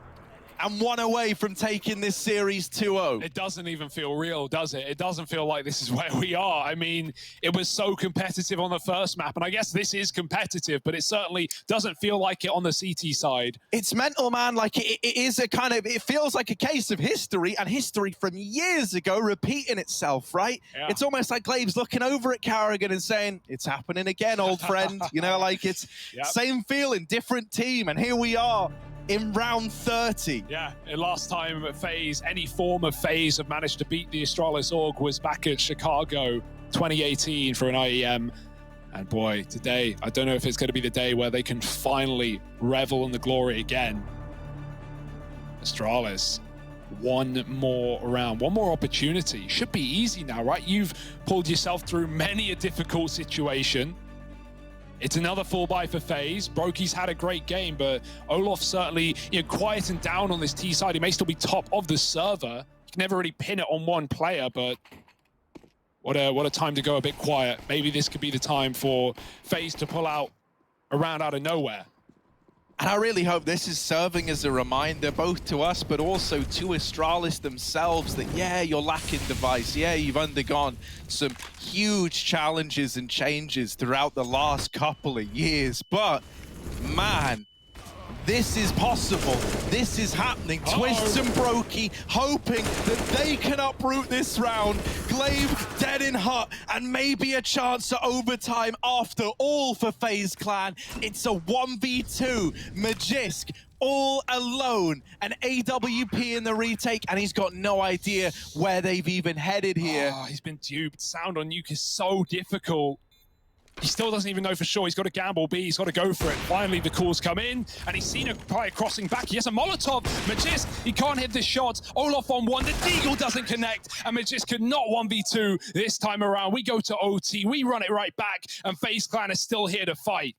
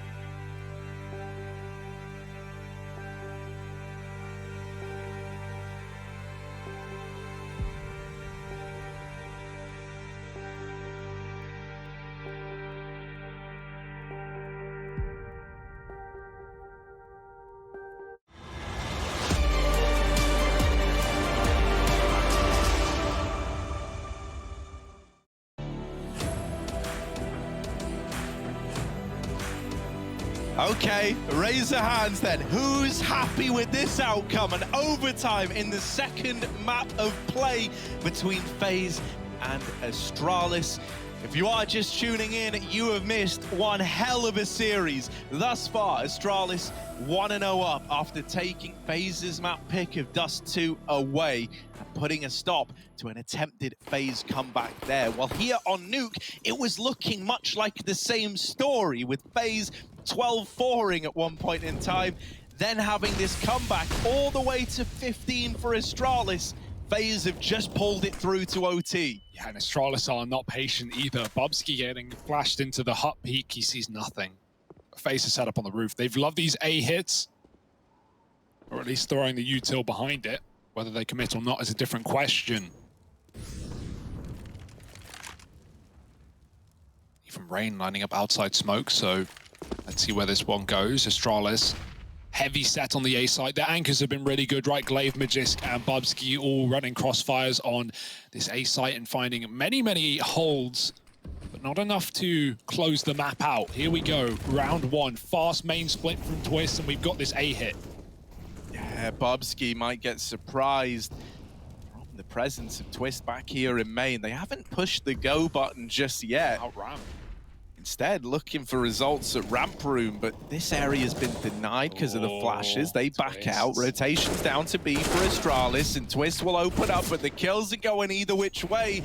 They're just trying to hold on to the A bomb site, but it's only good for the first. Dupree's out through heaven, now fighting for his life. The Deagle denied by Brokey, and it's FaZe Clan taking the first when we hit overtime. Yeah.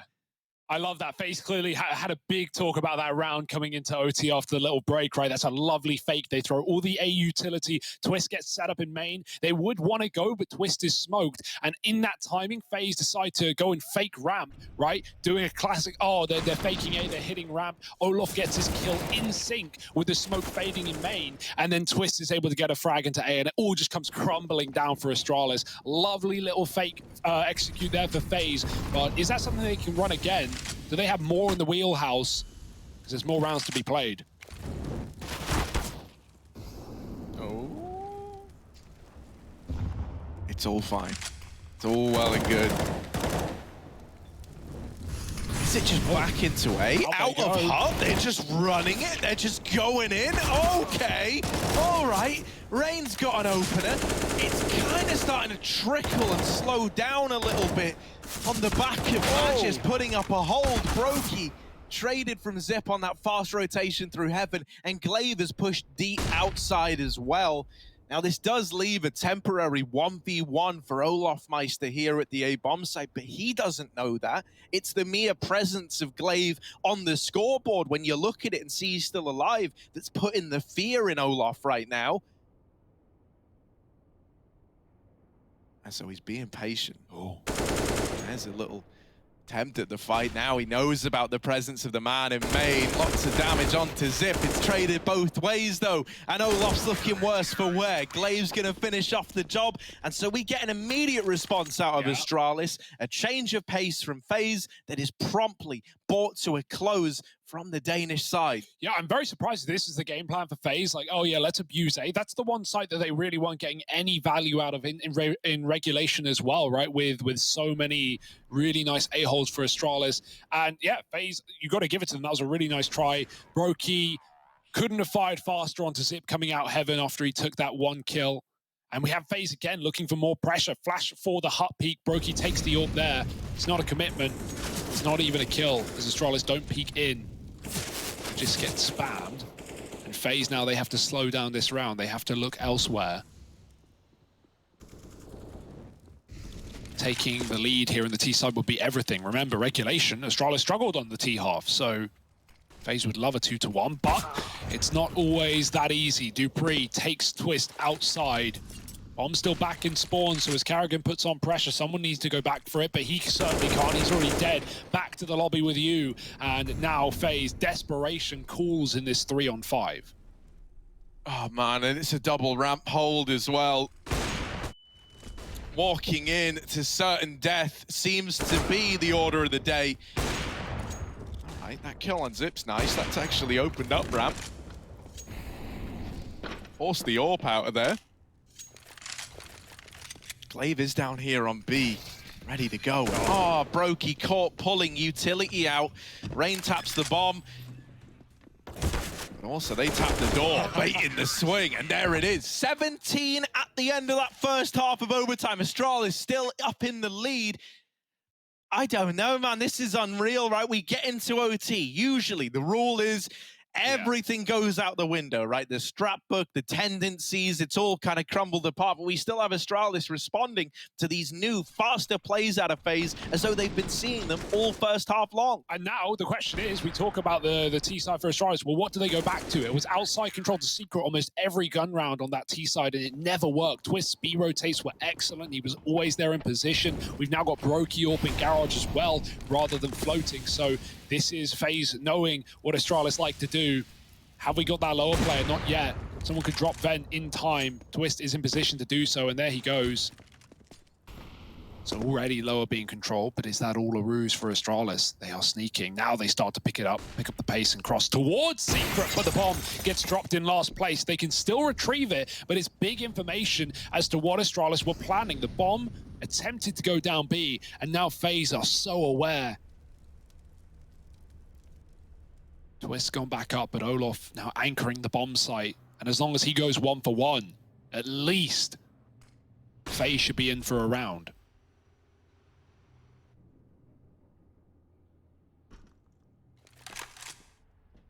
Oh, Olaf trying to get up onto Xantares here, playing the rafters. Loki could get caught from Decon. He has to be careful with his timings. Trapped on mini ramp. Oh, that's the bomb. That's a big bit of info for FaZe to have nabbed. They're very content with this. And they've seen these B plays out of Astralis throughout the entire Astralis T side, right? They know what they're getting here. The bomb's been retrieved. A little cheeky grab from Glaive, and now fast up the vent maybe into an A play. It's gonna be a little bit dicey at best because Rain's still in the site. There's still a player back in main able to help him as well, but he's smoked off. Rain's alone. Carrigan doing some damage, and Dupree left as the last man. There's no time for him. It will just be this save out of Dupree. So FaZe, they weather the storm. They tie us up again, winning the first CT round when we hit OT. Ouch, you don't want to be saving in 16k OT as well, right? There's almost no reason to do so. So obviously in that position, unwinnable round with a time left. Dupree knows it better than anyone. And yeah, you know, while you have FaZe going for A hits that didn't work in regulation, they suddenly work in OT. Well, for Astralis, it's not quite as pretty. The B play again denied. Nice stuff from Brokey as well with the AWP. 2 kills with it. And here we go. We're all leveled up again. 17-all. Astralis calling a tactical timeout. It's their last one getting used right now. Zip is very vocal. Whatever the plan is, it needs to come together quickly. And really, it can't be these outside to secret plays, right? That's the one thing FaZe have been completely on top of all game. I'm so happy we're back on LAN. I've missed this exact shot of it being a little pause for Astralis and Glaive looking down the line with that look of determination and grit in his eyes as he gives a rousing speech to the team, trying to figure out how to approach the second to last round in this first overtime. Yeah, this game could go on forever, and I wouldn't be complaining. But fast outside for Astralis, it's really going to be the game plan once again. Smoke with a big gap, they've got to right-click it. Brokey this time, still looking for cross shots, but you'd hope Astralis, if they are going to cross, they do it before the smokes fade. I like this, though. Behind main they go. It's a bit of a ruse. FaZe think there are numbers heading secret.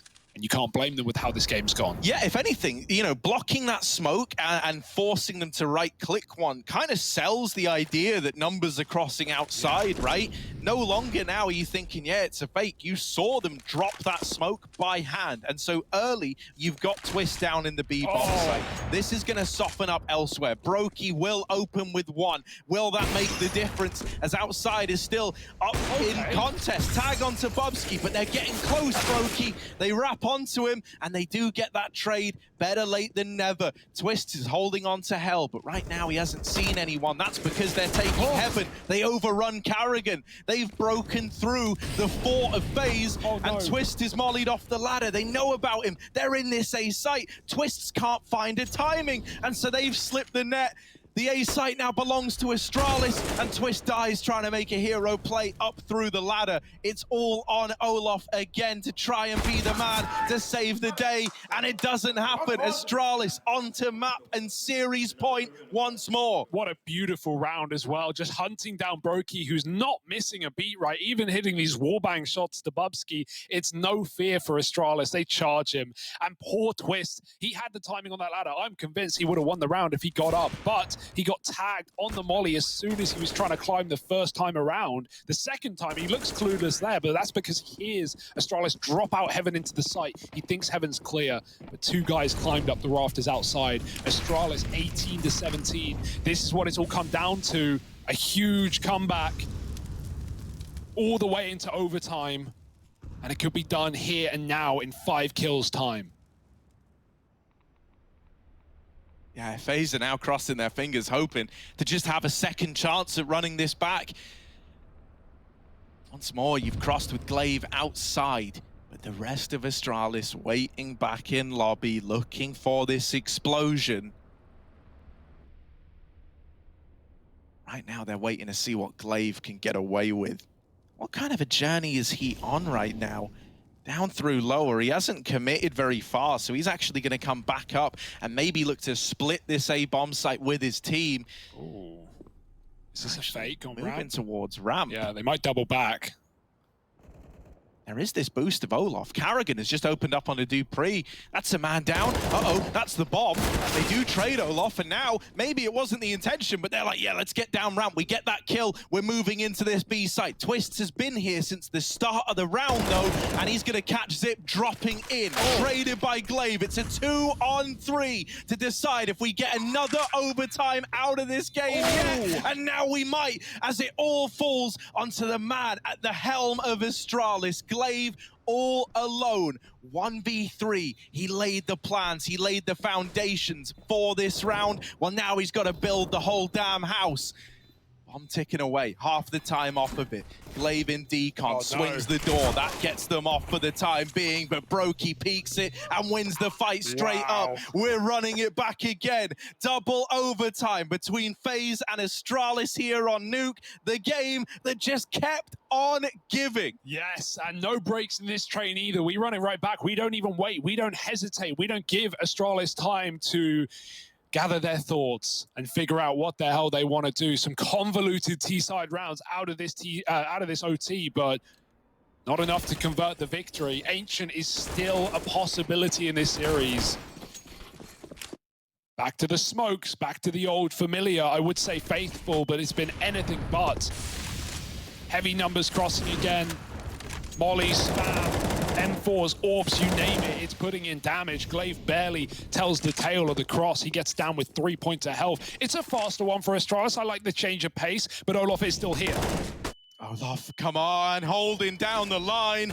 Really good for that first kill. Magisk is the guy creating space, and Zip hits this timing at ramp, but it's got to be one hell of a bit of ground gain for Zip here. He's going to have to do something despicable because the bomb's been cut loose. Him and Dupree are here together. This is not what you wanted.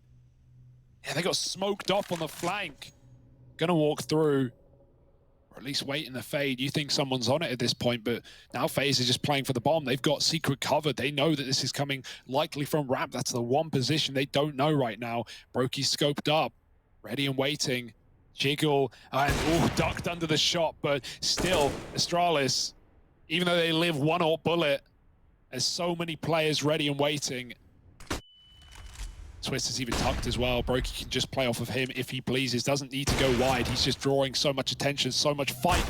And then Twist swings out with a kill. All onto Dupree. 1-on-4. And they're even behind him. There's no getting out alive. Yeah, he tries to hunt down the kill on Rain, but can't find it. And so FaZe once more grabbing that first in overtime when we hit it, right? Up to 19-18. Cost 22, magic number you're hoping for now. Yeah, and I definitely get worried for these T-sides for Astralis because they have just been a bit scary in some of these rounds, right? Not the typical death machine that we know. They've had some great calls, but they've also had some rounds that have just been denied within seconds. And they still look to keep up the pace. Oh my goodness, yeah, they really do. It's another fast round. Look at this. They're already in A. Carrigan, he's blinded. Glaive and Bobski, couple of kills either which way. Dupree does trade Rain out, and so it's another one of these explosive back and forth rounds where we end up in a 2-on-2 with so much time left. 1 minute and 20 seconds or thereabouts. Plenty of time to make your mind up. You are not in a rush here if you're Astralis. They're still pressuring A. They force Brokey down, and now they've got him trapped in Hut. They're spamming him. He's getting lower and lower with each second that passes, and yet still is aggressive. Oh! Brokey with one hell of a shot.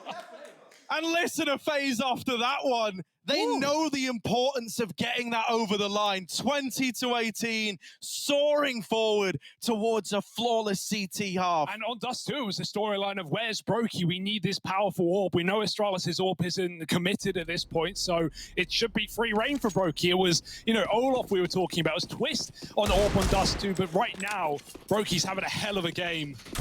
Sexy flicks, and maybe a flawless CT side for FaZe. They're looking for it. Oh, maybe don't want to get ahead of myself. Rain pushed out of his main position. That gives a lot of room for Astralis outside. And look at what they're taking. Magiska just walked in. Twist got the info, but he can't get the kill. He's got to con that over. Carrigan does get the spray off. And Astralis wanted to hit A on the back of it. Instead, they're just getting denied at every avenue, every turning. And now it's a 3-on-5, falling apart once again. No kills in this round, and none to be found for Twist. It's done. 21-18. Flawless CT side. That's more like it from FaZe.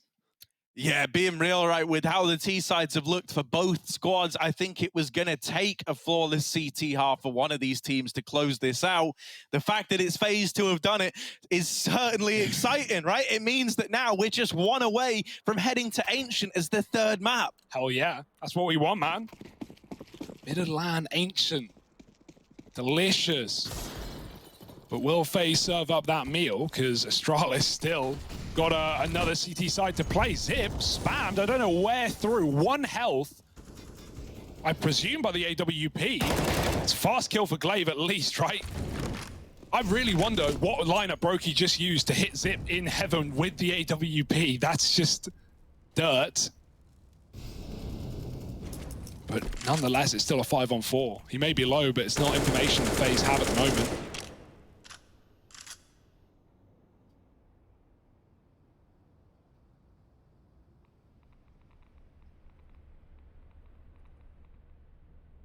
And it all goes quiet.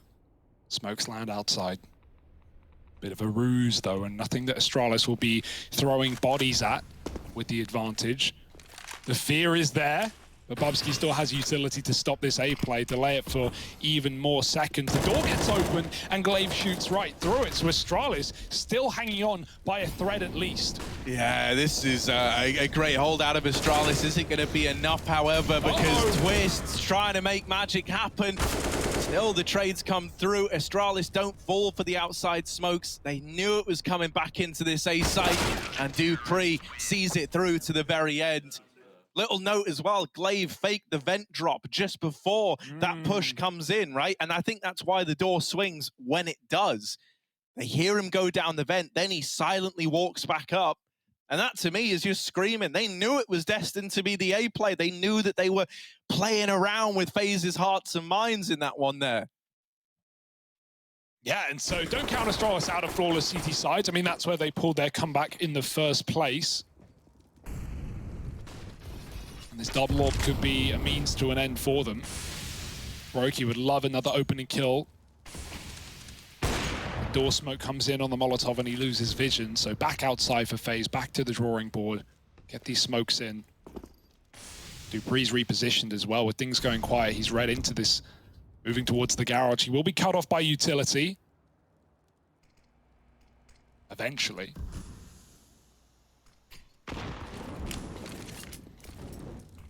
Here they start to land. Molly even on the smoke. Has Glaive caused a problem there, or is it all under control for FaZe? It seems like they have just enough to cross with no gap. So Glaive, he's looking for legs, he's looking for feet, but don't know if he's going to be able to find any guaranteed kills here. Oh, there's something, some damage to Brokey, but the majority of FaZe, 4 of which charge loud and proud down towards lower. There are these rotations here nice and early. Glaive and Zip teaming up. Little tag team effort. Oh, the power of 2. Here it is, lighting up this lower push.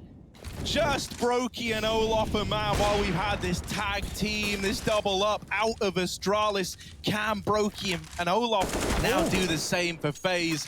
They do catch a couple of kills apiece, and that has opened up a path into the A bomb site. Olaf has just created a whole opportunity for FaZe here. Yeah, they're flanking Vent as well, so this can be covered really easily by FaZe. Olaf's trying to be tasked with that. Brokey got the bomb plant. We've got flanks from every position. Olaf's read it.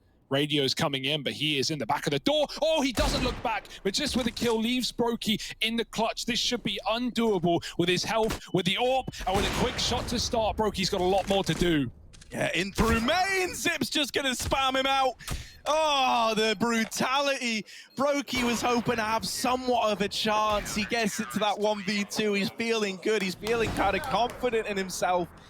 But the read is in for Zip, never even sees him, never even gives him a chance to fight there. Do we really have a triple OT, Harry? Do we really have that?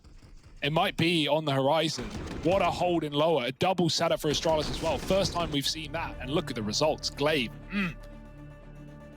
3 kills down there. And FaZe, with their last time out as well, we lost Astralis's quite a few rounds ago.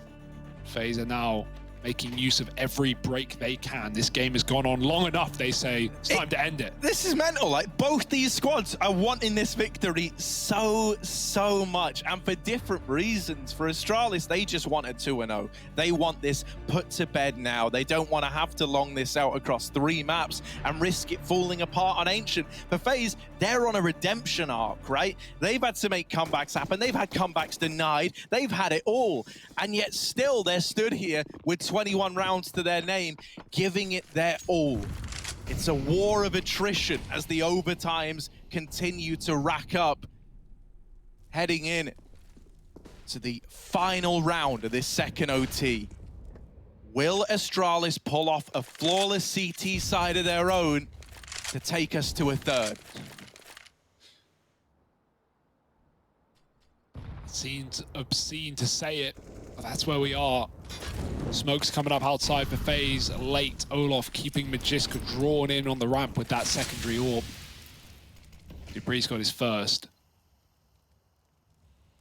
But he's not getting any info out here at the moment. No info outside. It's just Glaive watching that cross from Garage. So as far as they're concerned, Secret Walk can come in. And it's nice that it's a walk as well. Glaive would love footsteps here to come over to his team, to give numbers, to give more of an idea. Because the call right now is they can be B, but you don't know how many.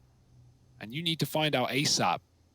So there is a rotate drawn down in the form of Dupree with the AWP. But FaZe, silent as ever. How deadly.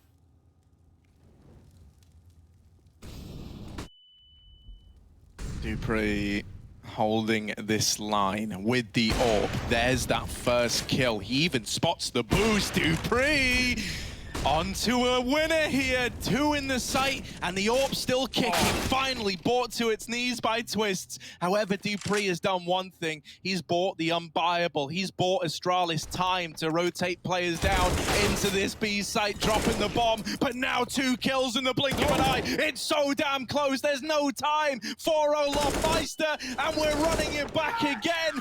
Into a third overtime we go. Not a clear winner in sight. Oh my word! We're taking a quick break and then we're back. Not. Oh wait, we're not. Right We're back, just Harry. going straight back in. It's The break's cancelled. Let's Land go. is back. There's no breaks. There's no waits on this train. Oh, We thank just goodness. run it right back. I don't want to ruin this momentum, man. No. This is unreal. And neither do Astralis. Flawless CT. Now they pick it back up on the same half. Isn't that nice? Just keep on keeping on, guys. You just found 3 in a row. How about 6? This is mental. As if you could have asked for more out of such a storied, historic matchup. Oh, he's stuck behind He's the stuck. vent. Olaf, I know you've been out of the game for a moment now, but come on. Is he okay? He's stuck. He hasn't realized yet. He's trying to get down. He's in the corner. Finally makes the vent drop happen. Okay. Phew. Okay, Olaf, you managed to do it. You managed to do it. Now they know he's down in these vents. He dropped loud, so that info is there for Astralis at least. Yeah, just having this control is huge, right? Because it means that Astralis, two things. One, they can't rotate down vent, but, you know, they have to go ramp if they want to play B, and at that point, they can't really go into secret. It just means that FaZe have secret under full control, and that's why they're throwing these fake smokes to scare Astralis about numbers on lower. It's not going to force any panic rotates. Zip doesn't even go B. He stays back at the ramp side. They say if you want lower, you can have it. And this is such a great call for Astralis because FaZe don't want lower. Not yet, at least. If they do, it will be through ramp. Timing for Carrigan, getting caught by Magiska's push, and now he owns the lobby. FaZe are just going to commit. They're just going to go forward into the orb. Dupree dropping away, and Brokey trying to hunt down. He can't do a thing. Zip is here with cover, and kill after kill comes up in favor of Astralis. Just Twist left up on damage control, damage duty, and 1 kill, but no time to win this round. Yeah, he's managed to slip past the CT vent player. However, okay, still moving, still going in, and it's some nice shots from Twist. However, they're all in vain. They're nothing more than padding those stats out. Astralis still get the round to open up this third OT. Once more, as we've seen throughout all the overtime so far, it's the CT sides that are looking where these squads are trying to do the bulk of their work. Yeah, to say that Glaive is still the top fragger in the server is unbelievable as well. Like, he is keeping it up on an individual level, right? What a performance from him. And it might be worth its weight in gold if Astralis can, again, keep up a clean CT streak here. Carrigan, though, fast-paced. Does Glaive hear it? Are the comms flooded? Or does he know? He's been dropped on. Glaive does kill an outside player, but I don't know if this has been called. Carrigan has so much room to do whatever the hell he wants. This is massive, man. At ramp, your Zip's just dead in the back of the head. No idea. Ooh. He's got no clue. Carrigan's trying to play some form of trigger discipline here, but nothing else presents itself. Zip's blindsided. Now ramp room belongs to FaZe. They move in. This room that Carrigan has been able to create for the rest of his team, is that a defining part of the chapter that is this third overtime? Oh, Bubsy's behind the door, they have no idea. He swings it back open, he's playing with them, and he takes Carrigan out as well. The bomb plant cancelled to allow Brokey to fight back, but he's removed right after leaving Olaf. Blink and you miss it. This B play is falling apart, but Olaf did grab the bomb. Maybe a chance if he killed Magisk, but not today. Needed that one to go back up the ladder. And not going to happen. 23, 21, no pauses left for anybody. And Astralis, again, looking for the 6-0 here on this CT side, if you count last OT. The scariest part for FaZe, though, is like the difference it makes when it was them having just had the flawless CT half moving into a T side. Well, now it's going to happen the other way around. If you don't manage a T side round here, you need to offer up another flawless CT half to pull it back to a 4th OT. So this is just a battle of the CT sides. Bubsky doesn't care, does he? He is throwing caution to the wind. Audacious hot push.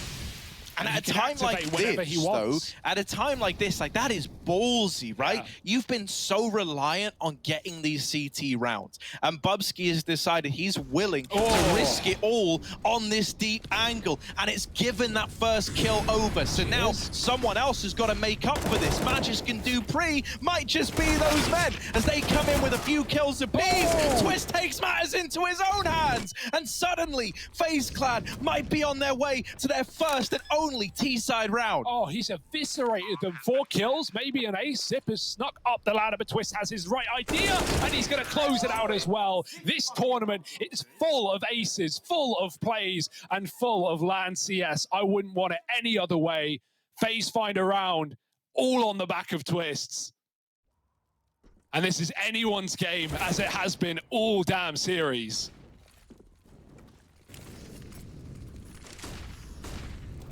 both teams are just pushing each other to the very limits of what they're capable of. We are getting an incredible showing out of both FaZe and Astralis. They're so evenly matched that it just feels like no one can take this. No one can get it over the line. What will be that X factor? Is the one T-side round gonna be the difference maker? Is that one round out of Twists the thing that decides the outcome of this map?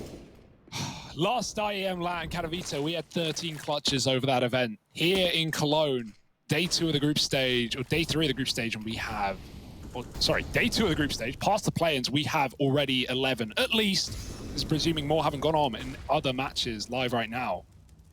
So what a score getting set here. Everyone's hungry to be back. Twists. Oh dear. He's got the spot for it. They're walking through Garage right now. Often to see players run boost over this gap to try and dodge an AWP, but do Astralis want to make noise? Back on the T side, that's had so many problems for them. They're creeping up, they're crawling towards Twist, and they might be favored unless the barrel in the shadow gives it away. They turn, and Twist's only going to get one. That might be enough, though. Magis on the Hell Wrap, putting on pressure, climbing up, but it is all a bit of a ruse. They're dropping B with the bomb. Yeah, just the presence of a Heaven Wrap really makes these players in A have to commit, have to just batten down the hatches and maybe even look to take some kind of lobby or hot control. You are pressuring these A players out of the site and in towards lobby, driving them further and further away from these B rotations. While this is going on, Astralis are trying to work their way into the B site, and they get both kills at ramp and at vent. B is now open, and as mentioned, these two players that got forced into the lobby are so far away that they can't do a thing. Carrigan is left in this clutch, and it should be impossible. Indeed it is. Astralis up onto 24. And now FaZe need to take the next 2 in a row if they want to get us to yet another OT. If I'm the double AWP duo of Brokey and Olof, I'm pissed after that round. At the 10-second on the clock mark, Zip lurks out Rap. I mean, he doesn't even lurk out Rap. Olof comes to him. Olof pushes lobby, setting himself up for his potential rotate to be through vent, perhaps. And Zip is here. Look at the clock. 12 seconds, man, when he gets that kill. I mean, how do you read that one? Why is he there? The sentence has left many a mouth, and 24-22, Astralis just need this one. Yeah, getting these T-side rounds. As mentioned, it's been a reoccurring problem in OT for both squads, and now, with both of them finding a round, it's put us in a very interesting position. FaZe, we need to return to these big CT halves. We need to go back to what we've seen throughout this map from FaZe. Astralis is so measured in how they're approaching it. They know that once more, all the pressure is on FaZe Clan. The entire fate, not just of this map, but of the series, is working against FaZe. Yeah, Twist's in the killer position for this round, right? If they're trying to main wrap, he is going to be able to slice and dice, but smokes start to land and his view lines get removed. They can walk in through that smoke into main. That seems to be the plan here for dupreeh. The rest of Astralis grouped up in lobby. 40 seconds. CT's no idea. And dupreeh destroys Raid, who wasn't considering it. Carrigan now anchoring, has to do a lot of work on his own. No help, and he can't hit the first shot. It's all falling apart. This could be it. 3 on 4. Numbers favoring Astralis, and oh, it gets even worse. Twists and Olof, they've got to do the impossible. They've got to break this round apart. Olof, with 1 kill, spots another player in the site, but Zip's not going down without a fight. Olof can't find a thing. Finally has bought Zip out. Still dupreeh and Glaze, and dupreeh's going to seal the deal. Astralis, they long it out. A war of attrition for the Danes. And they get it over the line, 2-0 over FaZe Clan to open up IEM Cologne.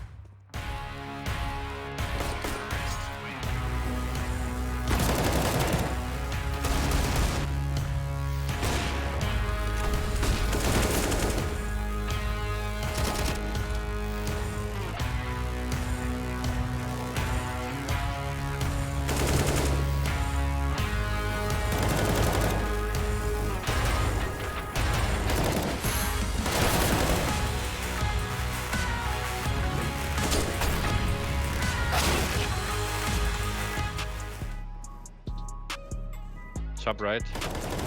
Served. No, no. Behind the ramp. And he's close to me. One top right, probably. In the Yeah, middle. top right. 30 HP on Magix. No, we that go was so together, close. we stay together. That was a close for a double, man. Fight together, we win together. Ah. No, Sip. Close. You are just camping. What to? Go, Only have stop. 2 bullets, and one is for noob.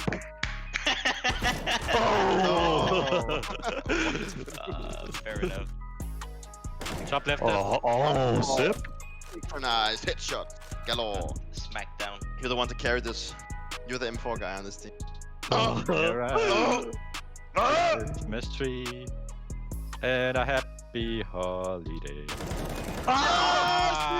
Oh my god. That's bad. No. I just, you are crazy good. Stop looking at you! Mr. Mute. Top right and mid right. Let's go.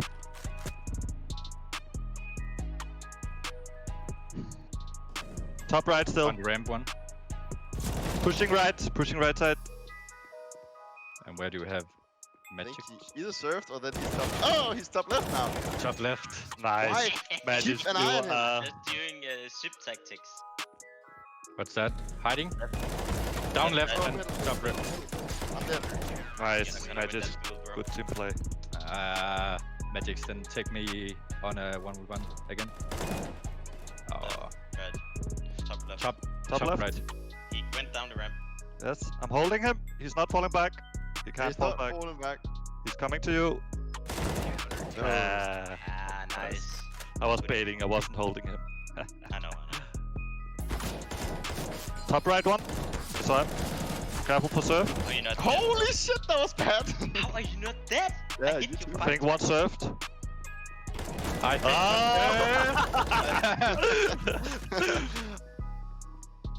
Pushing left. Dead.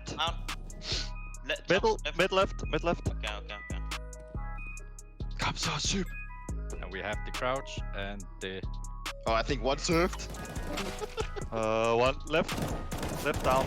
No. Magic, you are the best right now, I must say. Thank you. I like when you talk dirty to me. Top left, he's hit for 21. I repeat, Is 21. he gonna serve? Is the question. Oh, he was. Oh, What? Just How did you 0-0. not win that one? So easy. Sip.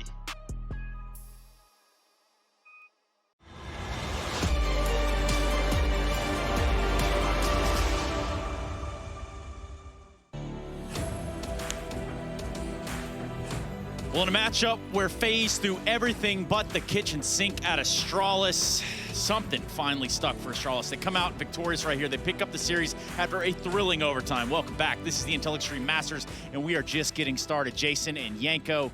Boy, there's a little bit to discuss here. Where do you want to start, Yanko?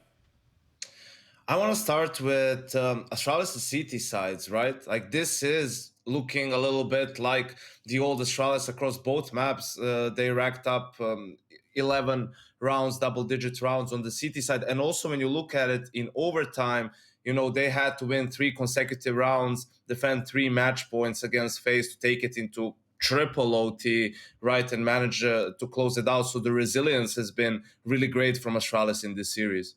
Yeah, this is a really strong win in my mind for Astralis to be able to show that they're going to come to this level. Because on Dust 2, remember, they had that big lead. There was a little bit of a comeback from FaZe, and they outlasted it, and they held on. Here, they had to come back from behind on Nuke. It was FaZe who got off to a good lead, so they're showing now that they can come back in matches and stay together and stay as a unit throughout 3 overtimes and still win the match. So for me, this is a match that shows me that Astralis isn't nearly as kind of far faded as I thought. Yeah, and with that being said, you look at the FaZe side of things and you think, okay, yeah, they were doing some things right, Yanko. There were some times where Rain had some big impact there. Olaf coming alive on Nuke definitely helped the war effort.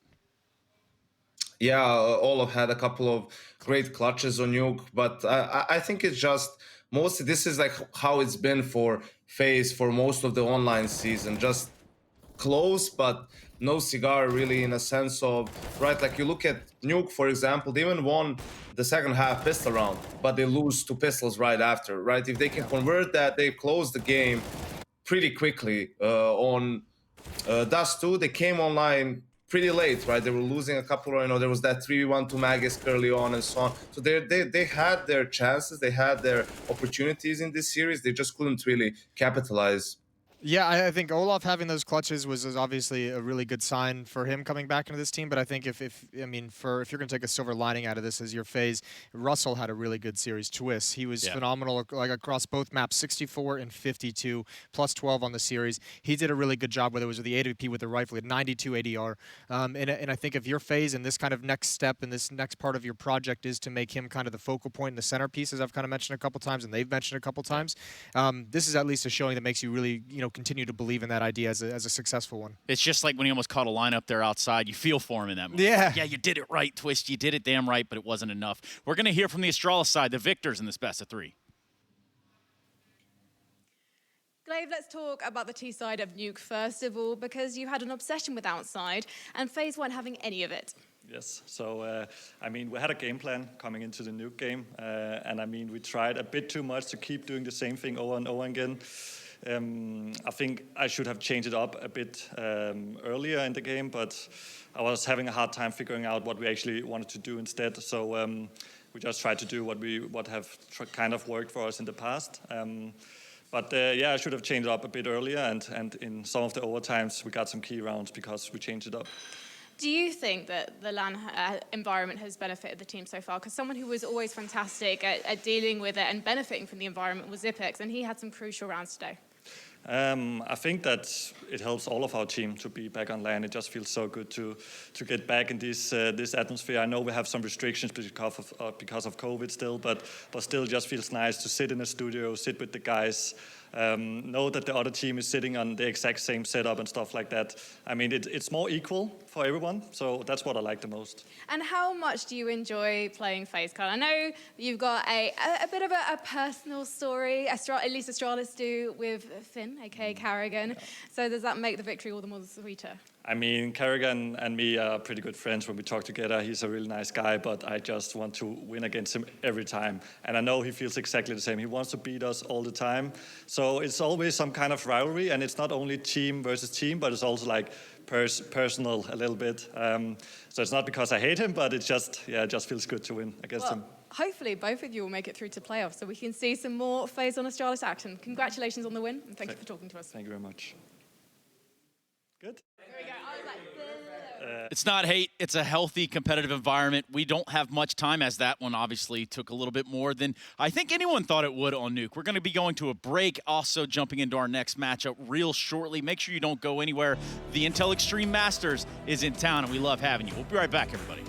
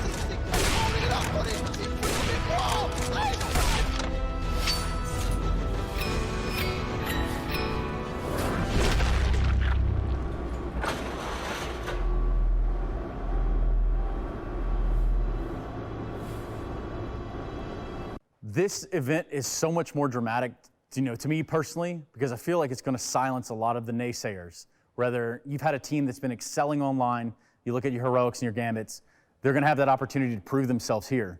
Whereas some of the old guard that was just dominating on LAN before are going to have to show that they can keep pace and rhythm. That alone, to me, is enough reason for you to tune in and watch. I don't think age is the key determining factor in your ability to perform in Counter-Strike. I think it's passion, and I think it correlates often with age. As you get older, your priorities change. And I think this whole generation, this new generation of talent, are as obsessed with the game as the names before them. Olaf Meister, when he was the best team in Counter-Strike as it began, was obsessed with Counter-Strike. And of course, he's motivated by the fact that he can beat everyone all the time. He understands the game better. But so do these kids. Like, Rops is crosshair placement, angle management. It looks like we couldn't even imagine someone playing like that when Olaf Meister was the best player in the world. Now that's a standard player, and if you can't keep up with what he's doing, you're just not going to succeed. And the fact that it's still happening, like, look at the way Heroic, cool. Like, the way that they do their mid-rounding, it's super fruity. No one's done anything like that. The way the Russians, like Virtus Pro, they will just sit in a default for 60 seconds. It's the most boring brand of Counter-Strike, but it's their brand of Counter-Strike that previously people haven't done, never mind succeeded with. So just seeing that all mesh together, seeing the new names trying to prove their worth and show their work, you know, all their hard work and their innovation within a game that's 20 years old versus those that have already been there, done that, and have experience on their side. Just seeing those clash is hype as fuck.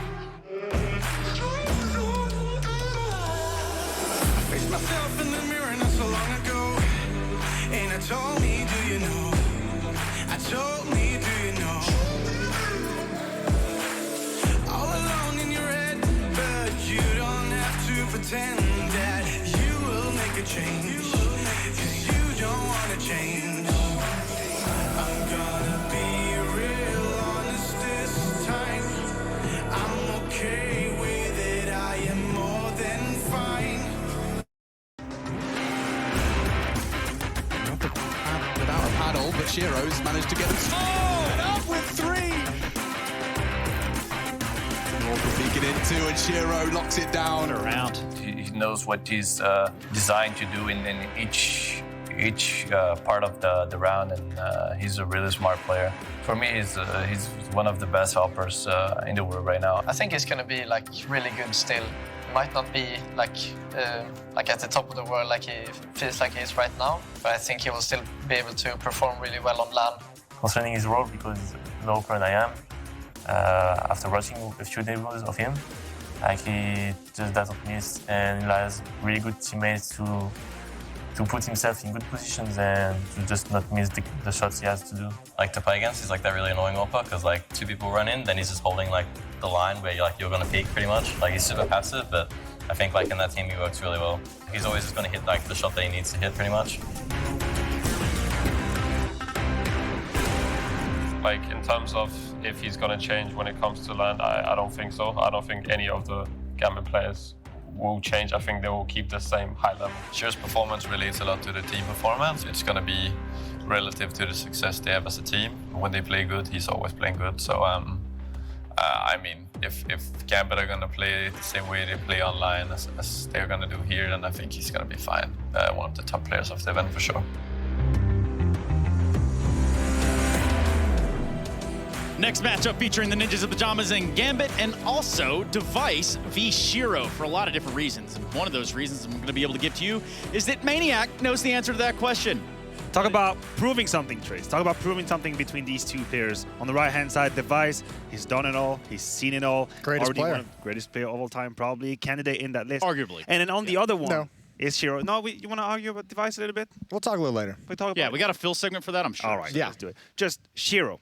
Talk about the players that come in here, have something to prove. At the very top of that list is Shiro. He completely exploded in 2021 in like how massively he took over Counter-Strike, and everyone right now is waiting for Shiro to either fail or confirm that he belongs in that list of the very best players.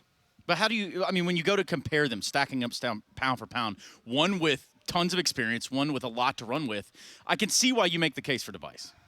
Yeah, I mean, the Device is just unbelievable. I think he's been one of the most critical pieces to that entire Astralis team, even getting to their dominant era, and also, I mean, winning all those majors as well. For me, it's really hard to compare to Device, especially in today's age. I feel like he's a relatively unique opera, and I mentioned this when he's in Astralis as well. Just very fundamentally solid. He doesn't go for flashy plays. He does kind of go for like the really safe conservative angles, and he goes for really safe conservative decisions in terms of saving.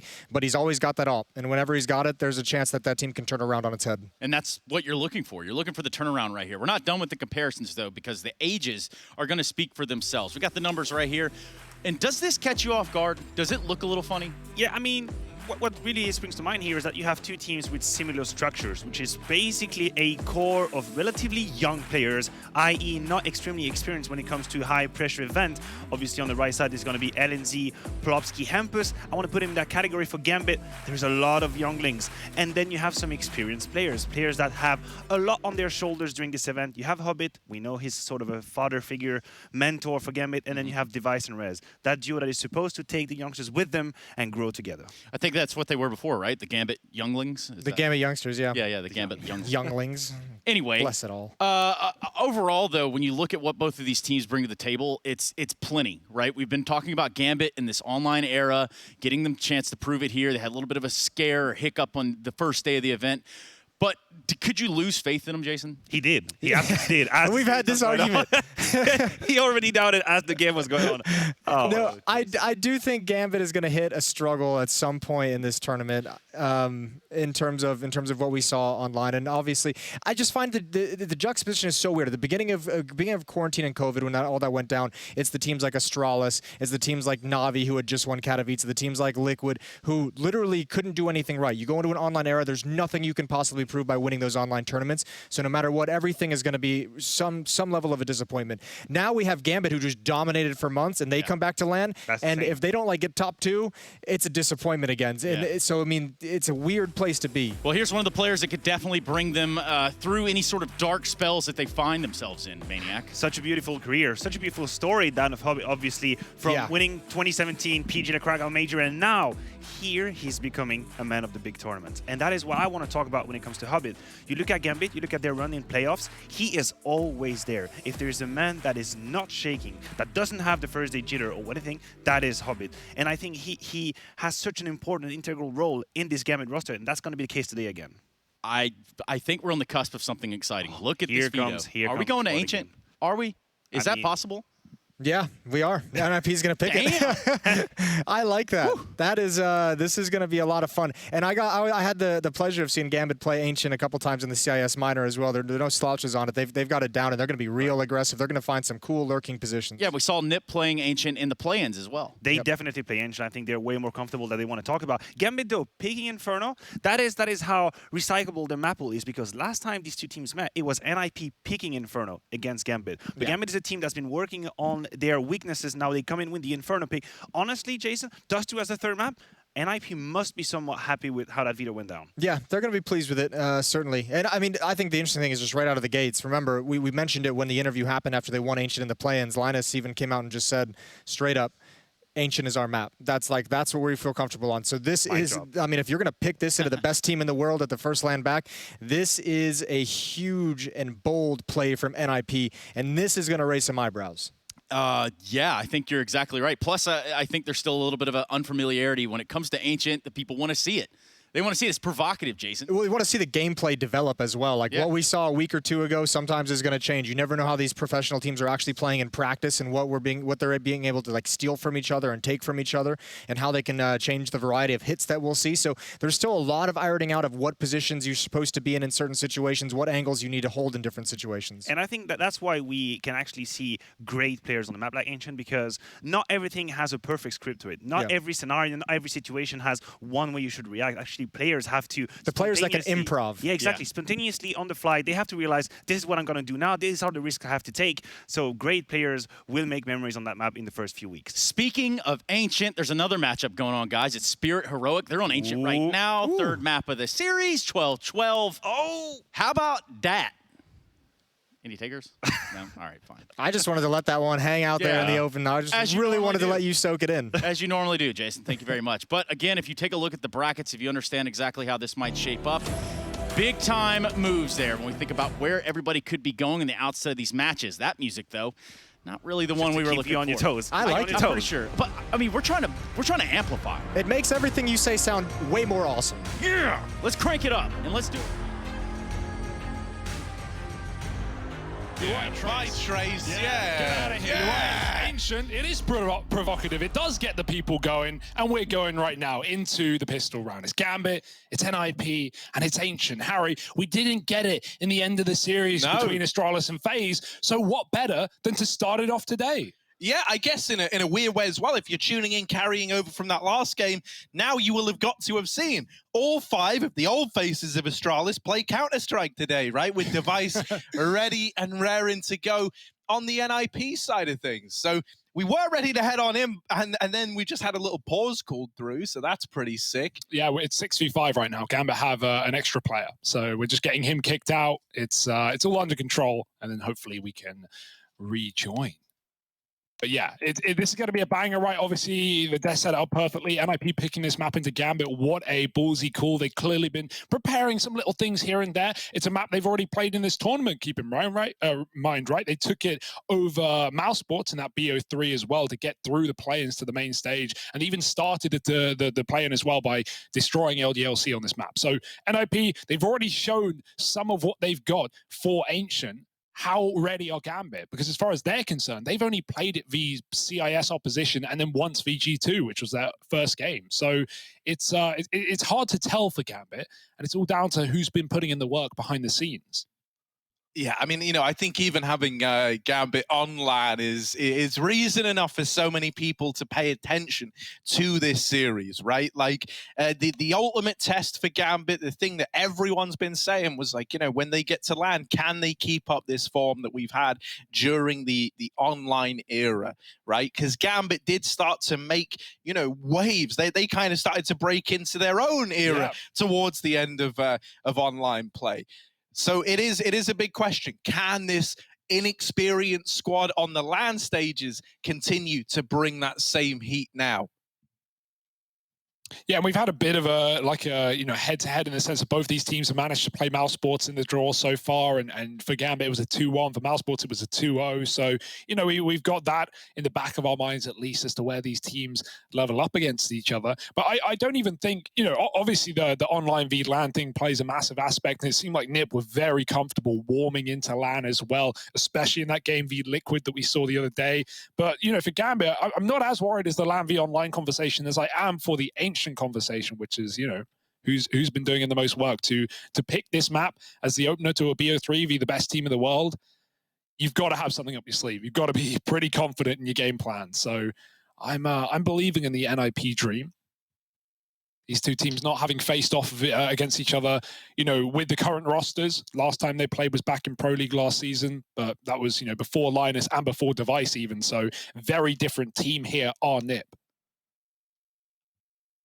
Yeah, Linus is a good person to home in on. I think I've been really impressed since this guy joined. Right, he's looked really, really solid. It feels like he's always holding his own. Even since we've gotten to LAN, we've still been getting good performances out of him. One of the things that really sets him apart is like for such a young player on a team with legends of the game, he still has like such sound decision making in seemingly every situation. I haven't really seen much of Linus getting flustered or getting caught out or feeling like he's maybe operating on like a different wavelength to everyone else. He slots in really nicely, which for such a young, inexperienced player, okay, he's very malleable, I guess, if that's the case. But he's adapted to this whole setup really nicely. Yeah, he seemed very confident in interviews, saying how he wants to, do good with this opportunity, right? And I'm sure he will. Now, I'll just draw your attention to Nafany, because he's been dropped a deagle by Hobbit in a pistol round on the CT side. Okay, I don't know, but let's see how it goes. We've got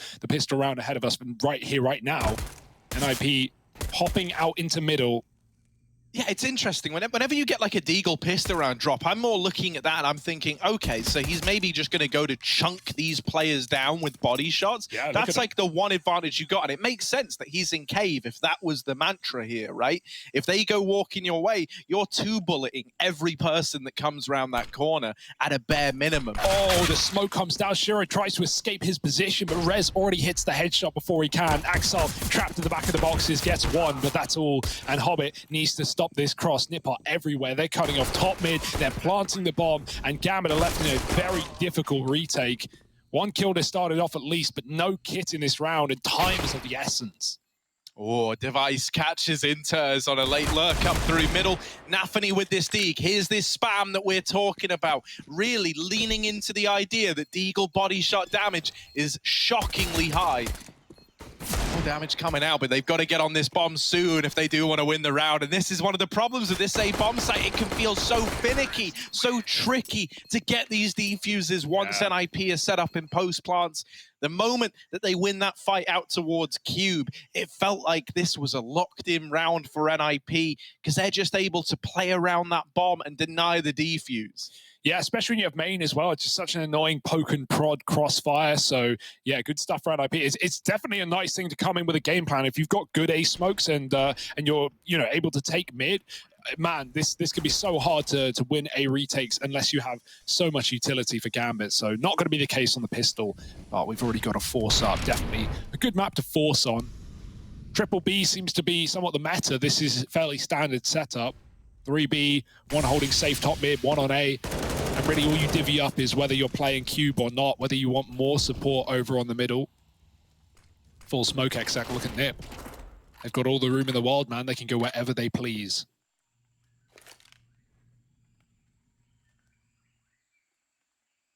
Walking this mid smoke is like the biggest coin toss ever, right? You got to check one side. In doing so, you're open to the other. So for Hampus, he's got to pick right. He's got to win the lottery, essentially. Shiro waiting, and yeah, Hampus checked the left-hand side. Shiro picks that one up. Axel up here on the boost is good for one over at A, and already the rotations have been called for from Gambit. They've got all four players here ready to erect the defense. Damage done, but not the killing blow. So Linus is able to get that bomb planted, and now Nip is set up in a 3-on-4. Yeah, it's all down to the Q players not overface here. Popsky's providing cover. Rez just wants to live for the round, and there's no kit, so Gambit are running in, and they're getting evaporated one by one. Just Shiro, and the crossfire is there. Linus hits a Deagle, and it's all said and done for NIP. Yeah, already loving this A site on Nip, avoiding the triple B stacks. Nice try on the force for Gambit. They were favored at one point, but as soon as that plant comes in, you know you're in a world of hurt.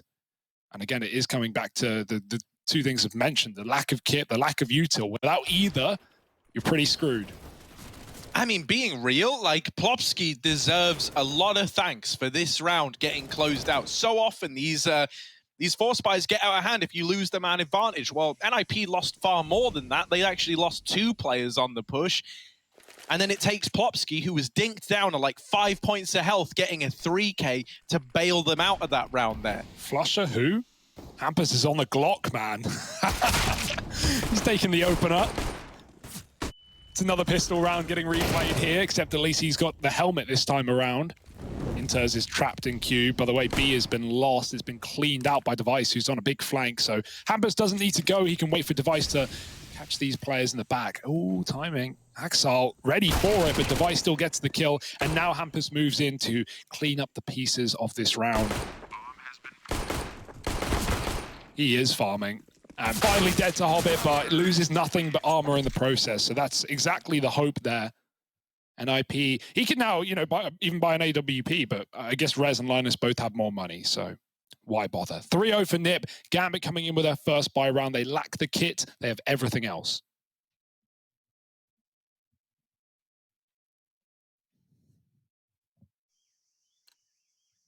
Yeah, I'm excited about having this AWP in Shiro's hands. We don't have Device donning his yet, as it is just the bonus round attempt here for NIP. A fast B play, perhaps. Maybe looking to have Linus denying some mid-rotations.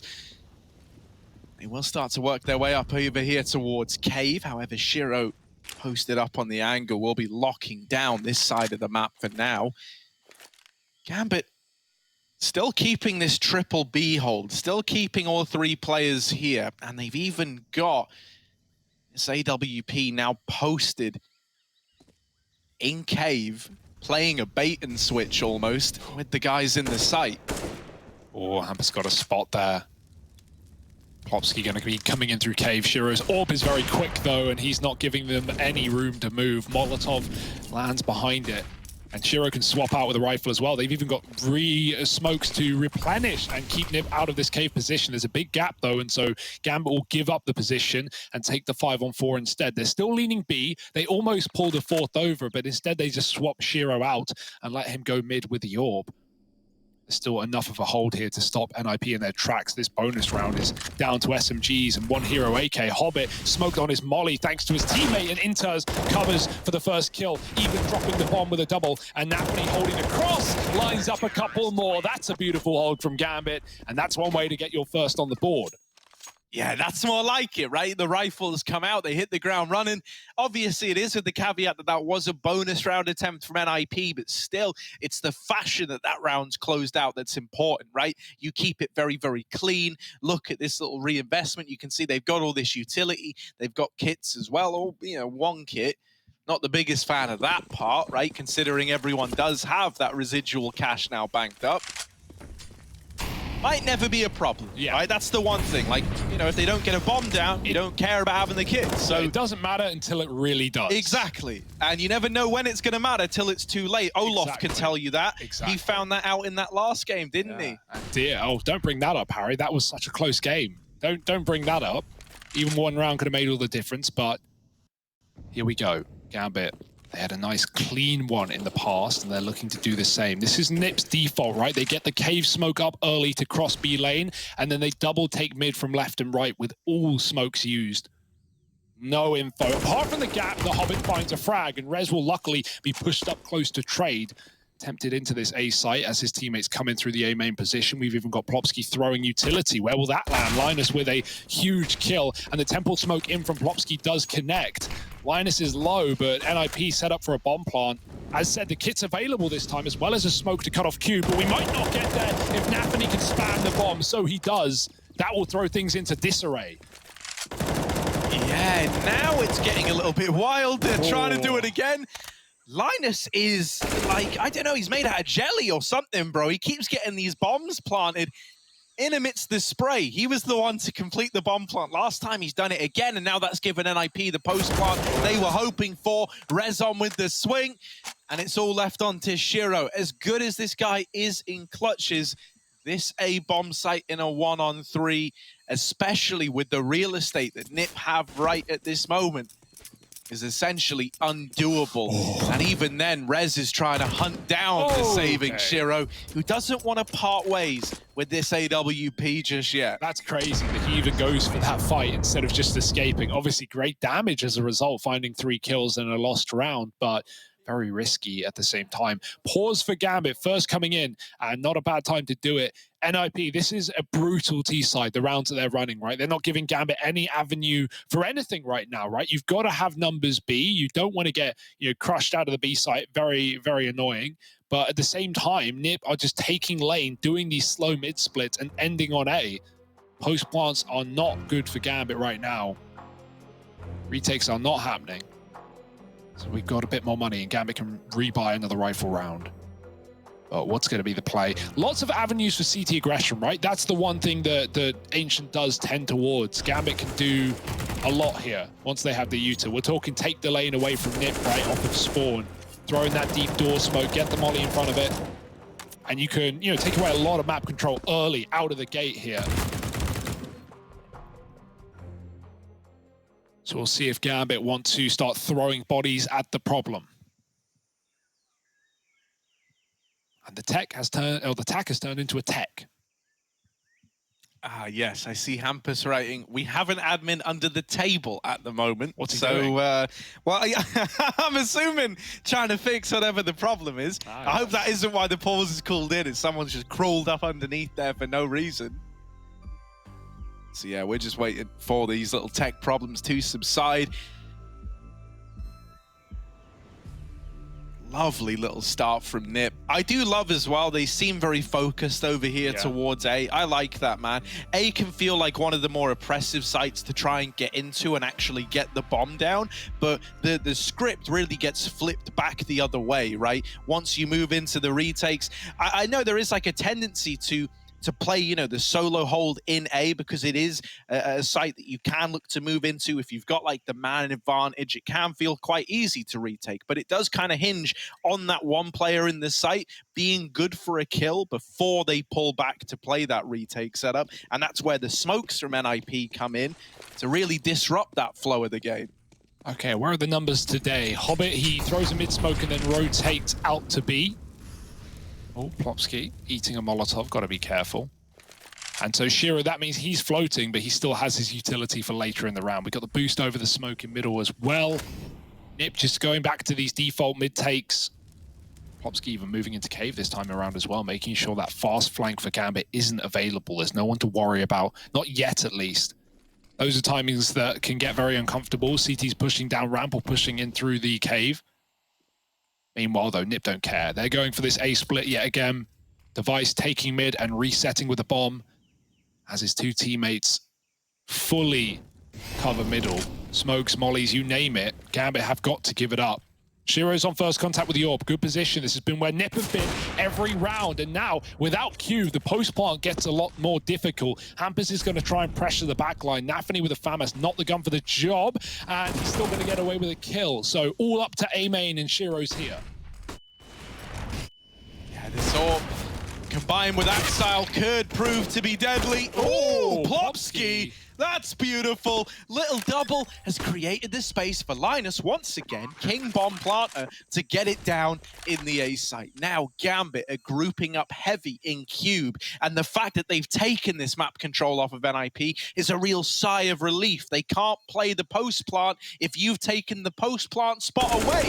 So here's Linus with the first. They know about him now, and knowing's only half the battle. The other half of the battle is the battle, and they lose it. Shiro's left to save, and NIP from a 2-on-4, they managed to find a fifth round. Honestly, you can tell from every one of these rounds how much work Nip have been putting into Ancient. That post plant was so nice, right? You think Linus is in a very dangerous position, but Plopsky is on this little upper angle covering his back, right? He has a headshot angle to the CT walk. Temple is the only fear there of that round. But otherwise, NIP were fully in control the entire time. A 2-on-3 in the post plant converted. I would have loved to see Shiro stay in Cube after this kill, because that would have made all the difference, right? Even though it's map control that Gambit did eventually get back, he could have stopped the plant in the first place from that spot.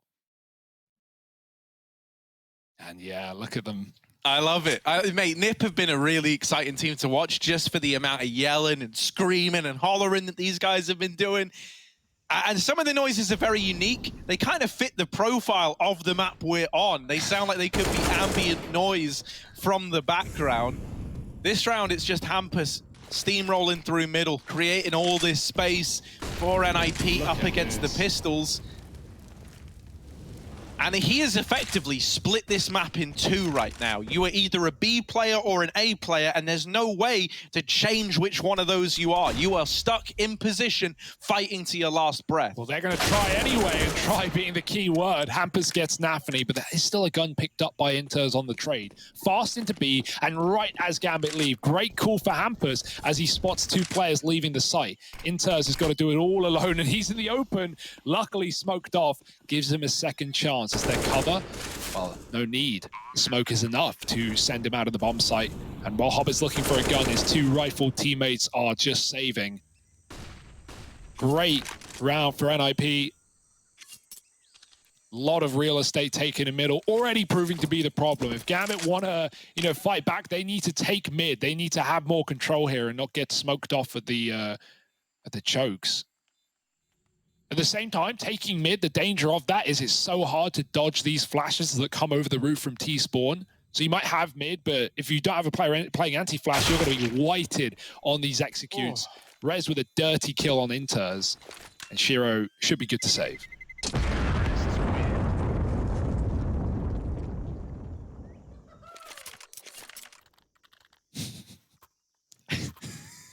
I just love it. Every round that goes by, man. You'll hear it every single time. Yahoo! They're the little noises that they're making. Waluigi. And it's just beautiful. It is just beautiful. Everyone's like riding off the energy of one another. The mood within NiP has looked and sounded really good, right? They're always smiling. You can see them like bigging each other up and hyping each other up. And then if ever you do encounter problems, well, that's where you take the time out. That's where Threat comes in. And he's the kind of guy who's good at making everyone, you know, turn around, look at each other, really make sure that you're understanding the importance of the round coming up. Thus far, they haven't been tested. They haven't really needed Threat at all. Instead, it's Gambit taking all the timeouts right now. Oh, is this not enough Ancient for you? Well, there's more on the B stream into overtime between Heroic and Team Spirit. That's pretty cool. But yeah, lots of green on the screen. And we're back into the action. 6-1 for NiP. Gambit, they took another tactical timeout. Let's see what their solution is. You got that cave smoke thrown in. That's going to give you this early B lane control. There is the pocket molly dropped in as well. So that's kind of slowed down your ability to get set up on lane. And it's given Hobbit time to creep up the ledge while Nafany is pressuring ramp. I love this as a solution to the lane control. That smoke is pesky, it's irritating, but you know what it means when you see it. And so the reaction is immediate out of Gambit to flip this situation into a 5-on-2. Yeah, lovely little take there. Hobbit climbing up from middle as well. That was the last thing they were expecting. Should be a fairly clean round here. Shiro can make it so. Nafany has had enough, and he's pushed up to find Hampus, leaving just Linus. He may be the bomb plant king, but there's no bomb on his back here. Or this round would be interesting. Kills to be found, perhaps, but he's likely going to be running here, and Axel is tucked in spawn, playing a little gross corner. Corner that I don't know if will be cleared by Linus. That's if he's even going further than this in the first place. So finally, a solution for Gambit, right? The lane control taken back. It wasn't just out of spawn. They got the smoke in the door. They waited for Hobbit to come in from behind, and then they both crunch at the same time. More of that from Gambit. Yeah, that's just such a nice idea, right? Like, as mentioned, when you see that cave smoke going over, you know that the goal is to try and take lane, try and get some control outside of B early. And so Gambit responded by smoking off deep mid. Hobbit was immediate in pushing up through the ledge, as you say. And then he waits on that timing for the crunch down at ramp from Nafany. And you know, I think waiting for the ramp crunch is key. You know, you can sneak down that wall, and if no one's peeking wide, then they won't actually know about it. And a lot of the times, you know, it is quite risky to take that wide peek that would give you the info that someone was pushing. You know, AWPs can be holding from backside over towards quad. You could just get knocked out, you know, in an attempt going for an info play. So you're kind of conceding that little bit of ramp, just hoping you don't get pushed. And they weren't aware how prepared Gambit were for exactly that strat. Once again, all these Molotovs, look at this, right? You're cancelling out Pocket, you're denying the cross up to lane and cave, and it's keeping you trapped over at the double doors. So no matter, you know, NiP throwing this utility in to stop a cave peek, to try and deny this this ramp aggro, they're still getting trapped out towards the double doors anyway by the util. I mean, Gambit are welcoming NiP to cave this round. Shiro is playing a crazy spot with the AWP. One shot and then his teammate can help out, but, well, before that molly came in, Shiro hits his shot, smoke on the Molotov. Now they know Inter sits in the corner, and it can get free fire by Plopsky, which is exactly what he does. Nice entries from Plopsky, and the cave play denied for Gambit. They're just going to regroup. NiP having to walk in the spawn, worth noting, right? That's to avoid that water noise that is still bugging. Please fix. And so Device doesn't want to have that noise be heard from across the map. You know, we've had some cool times where like people have tried to use the water to fake the sound for rotations, but I hate that that's even part of it to begin with, right? You're trying to make the best out of a bad situation there. But it's fine. Like, the timing's good. Nip have a 4-on-3 Gambit. It's a gamble no matter where they go. And so we got this util getting lined up. They're going to be the smoke in Temple to try and cut out this site player. Hobbit instead is on the big box over at default. Caught at the sidelines is Axile and Hobbit. The timing on that swing couldn't have got worse. A millisecond later and he would have dodged that flash entirely, but instead, full blind. Plopsky's going to finish the job. Nafany knocked out of the round. The AWP save denied, and NIP up onto 7. There is still cash available to Gambit. They're able to come through with another big purchase, right? I'm talking AWP on Shiro, kits in play, full utility. So you've still got a chance here to put a stop to this momentum if you're Gambit. However, a loss in this next round, suddenly NIP are running away with this T side. Yeah, it feels like that's already begun, but yeah, it's going to get a whole lot worse before it gets better. Shiro, what is this play? He's making moves. We're already back in. Opening kill coming for Hampus up B, and it looks like NIP just want to commit. They just want to go full throttle into this bomb site. Double entry from Hampus gives Nip B. And Gambit, I mean, this is a round you want to save in any other map. Is it going to be any different here? Hobbit's pretty committed in the smoke, and so out he goes, getting that trade at least, but onto 10 health, he might just hop away and give the round to NIP. It's a sad call for Gambit, but keeping 3 alive enables a buy, but it does. 3 alive. Exactly, right? And this is the problem. When the success is that immediate, when Hampus opens up into B and takes the site that quickly, it means there's still players from this default elsewhere on the map waiting to try and cut down these saving players. Now, Linus has actually gotten very unfortunate with a lot of these timings so far. He's missed them again as these players cross into main. But if you were looking for upsides, you've cleared CT, you've cleared Cube, you've cleared T-Spawn. You know they're in a main right now.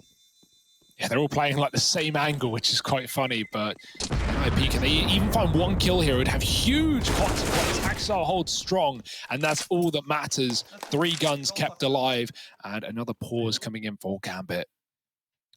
So here we go. NIP building. Yeah, that round is huge, but it's not gonna, you know, break Gambit yet with 3 surviving. So they're not out of the woods yet, are Nip. But man, this is going to be a mainstay of their map pool. That's to say for sure. Yeah, the thing that's nuts as well is just like everyone is having these moments and looking so confident. Like, I think Plopsky has been a real backbone of this T side so far, right? So often when it's come down to the post plants, he's been the guy delivering big numbers. But then you look towards that round there, Hampus is the one to sprint up ramp, get the openers, create the space at B. We've had rounds out of Linus as well, who's currently 7-1. You know, he's borderline immortal as far as Gambit are concerned. And when you're in the server with Shiro and you have less deaths than him, that is something worth celebrating in and of itself. Oh, Hampus is right up back B again with a vengeance. This time 3 players here, all in the site. So it shouldn't be as easy as last time around, although Hobbit has nades out. Ugh, few caught by Nafany in the corner.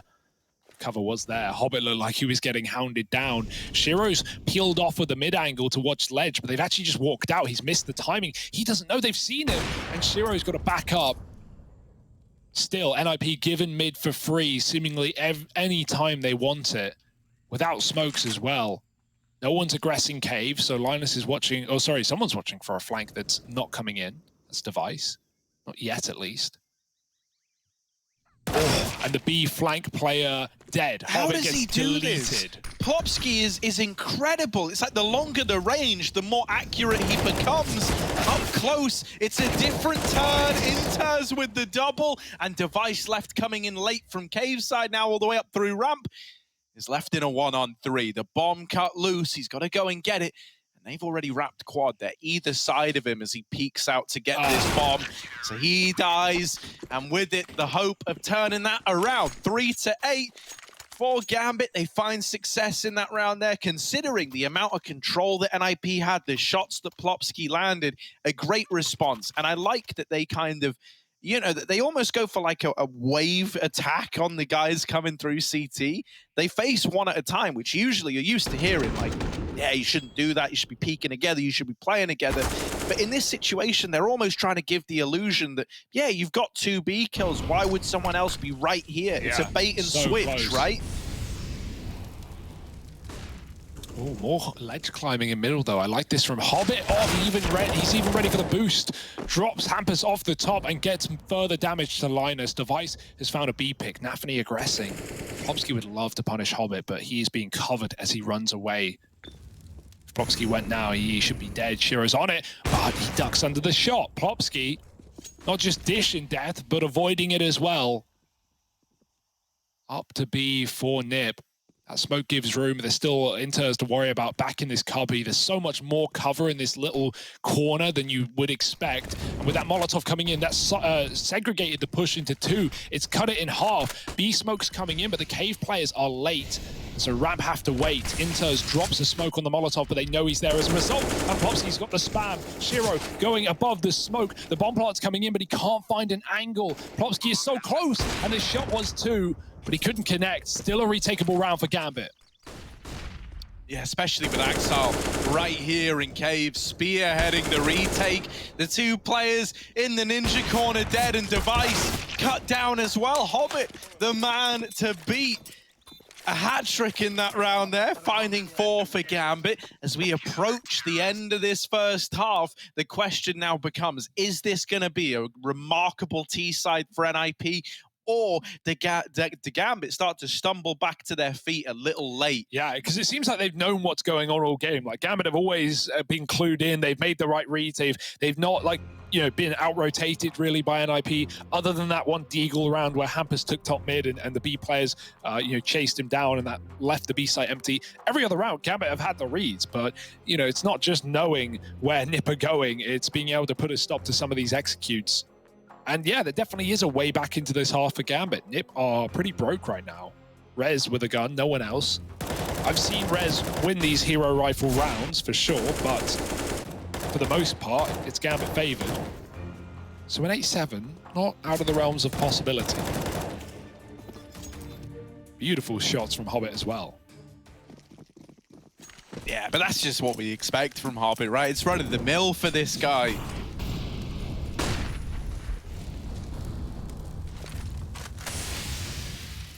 Hobbit has been very, very key as well up here in middle. You know, even though Gambit have only got 4 to their name right now, a lot of it has come down to what this little guy's been able to get away with on the back of his mid control and playing over towards ledge. Well, in this round, mid gets bypassed entirely. Rez has opened up onto A. Now we've got NIP starting to spill in. With no smokes, no utility. This is only a partial investment, remember, right? With no util to block off any of these angles, you might feel hard-pressed to get the bomb down. There's also a big lurk. Hobbit playing the trigger discipline, collects his 3 kills, and is on to 3 once more in this round now. Yeah, punching the ticket. Now it's Device. Going to get cleared by one of these orbs, and Nafany makes it so. Rez, no cover, nowhere to go, and Nafany's on for the round. It's Inters to steal the final kill, but it's still going to be Gambit picking it up clean as heck. Hobbit, I love that flank as well. He gets 2 kills off of it. He holds the shot for so long, and then he immediately disengages. So many players would have just, you know, run on in. I've got 2 kills, let's get a 3rd. No, he doesn't give them any chance back, and he backs out. He lets his team slowly retake from CT, and in the back of Nip's mind, they know there's a flanker on them at the same time. So, yeah, really nice play from Hobbit, and lovely little retake. Look at this heroic team spirit game. Whoa, it's done now. It's done now with a bad luck charm. We just tuned in. Had a little look at that. And it's all done. Well, all the Ancient fans will be flooding over to the mainstream now, Harry, because we've got many more rounds to be played. Yeah, I mean, they already had a double fill of Ancient because of how long that game was. Right now, they're on to their 3rd course of it, their 3rd helping. A real genius goes back for seconds twice. Right? Here we go, taking control of Cave. Once more, heavy B lean for Gambit. Also, important to note here, main control's been taken. Axile pushed all the way up over towards A. This is a lot of information to have. Also, if he tries to be proactive with it, he could even try hit a timing to come in on a wrap to help out at this B bomb site. Now, he's kind of missed all those timings, so that's no longer a possibility. It is just going to be this B play. And actually, Gambit have supplemented the A bomb site. That surprises me, considering the information that Axile is getting. Yeah, Nip have just faked out one of these mid takes, though, that have been so good, and Gambit haven't re-aggroed to get that info. They don't know if Nip have 4 players in Cube right now, so they're just tucked in on the bomb site. This smoke is delaying Nip so well, and the tuck with Nafany baiting on the orb, oh, they're never going to be ready for it. They never make it there. Nafany double kill with the AWP, and now he posts up on the ramp. Only 2 B players, but it might be enough until Hampus fires off. Orb is gone. The flashes from both sides blind everyone, and there's still a player in the cave they have no idea about. Hobbit trying to deal with the aggression, cannot, but can Inters find anything from this position? Oh no. Oh, okay. Shiro dead to right, and Axile with the wrap. 1v2. They don't know about him. They don't know he's here. So he's got an element of surprise, at least, does Axile.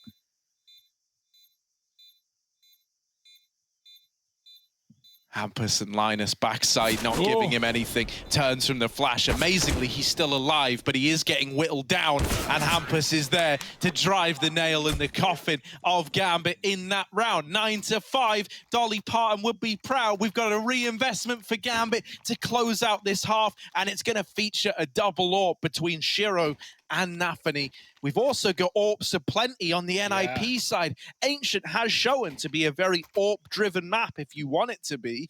Yeah. So let's see what they're able to do with the 4 AWPs that currently occupy the server. Hampus is such a beast, man. 4 kills, just clears out B. The amount of space he's been taking in some of these T-side rounds, right, from pushing through the top mid smokes to doing exactly that and just walking through the B bomb site is very impressive. Leading and reading right now. Device boosted up, gonna flash his peak. And there is an AWP there to worry about, so the flash is a necessity, although Nafany is wide on the angle. And so this is a stalemate that will render nothing happening, I presume. Don't feel like Nafany needs to go wide here. Oh, I spoke too soon. No. I mean, he knows about the boost as well as we do. The device is dropped off. God, this is terrifying. They're really tempting fate. It's like an old Wild West style duel. There's a lot of respect, you know, on the draw. That's when you take up arms. That's when you take the shot. Hello. We got a little bit of movement going on over towards quad. Hobbit taking up position there. Shiro dealing with Rez down here in middle. And now Gambit start to get a little bit hesitant. They start to think, well, if they've shown presence over towards mid, how do we know there's not more of them? Oh. Now Plopsky's making his way up through ramp, and look at this, the rest of the team trying to get him behind him, but Inters, he's the stopper. He's the guy throwing this round into disarray for NIP, and it's all left on to Hampus. While he's been a hero, he has been the guy making rounds happen. This one is too far gone. It's 9-6 at the end of the first half of play. Gambit starting to find their footing, and now looking to recover in the second half.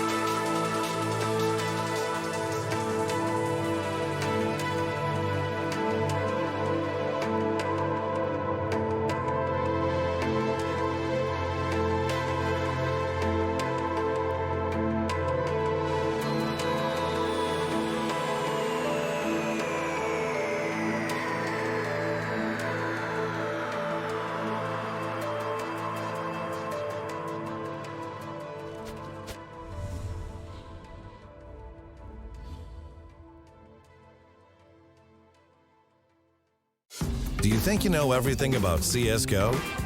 Then stay alert and look out for the DHL drop quiz on the ESL CSGO Twitch channel.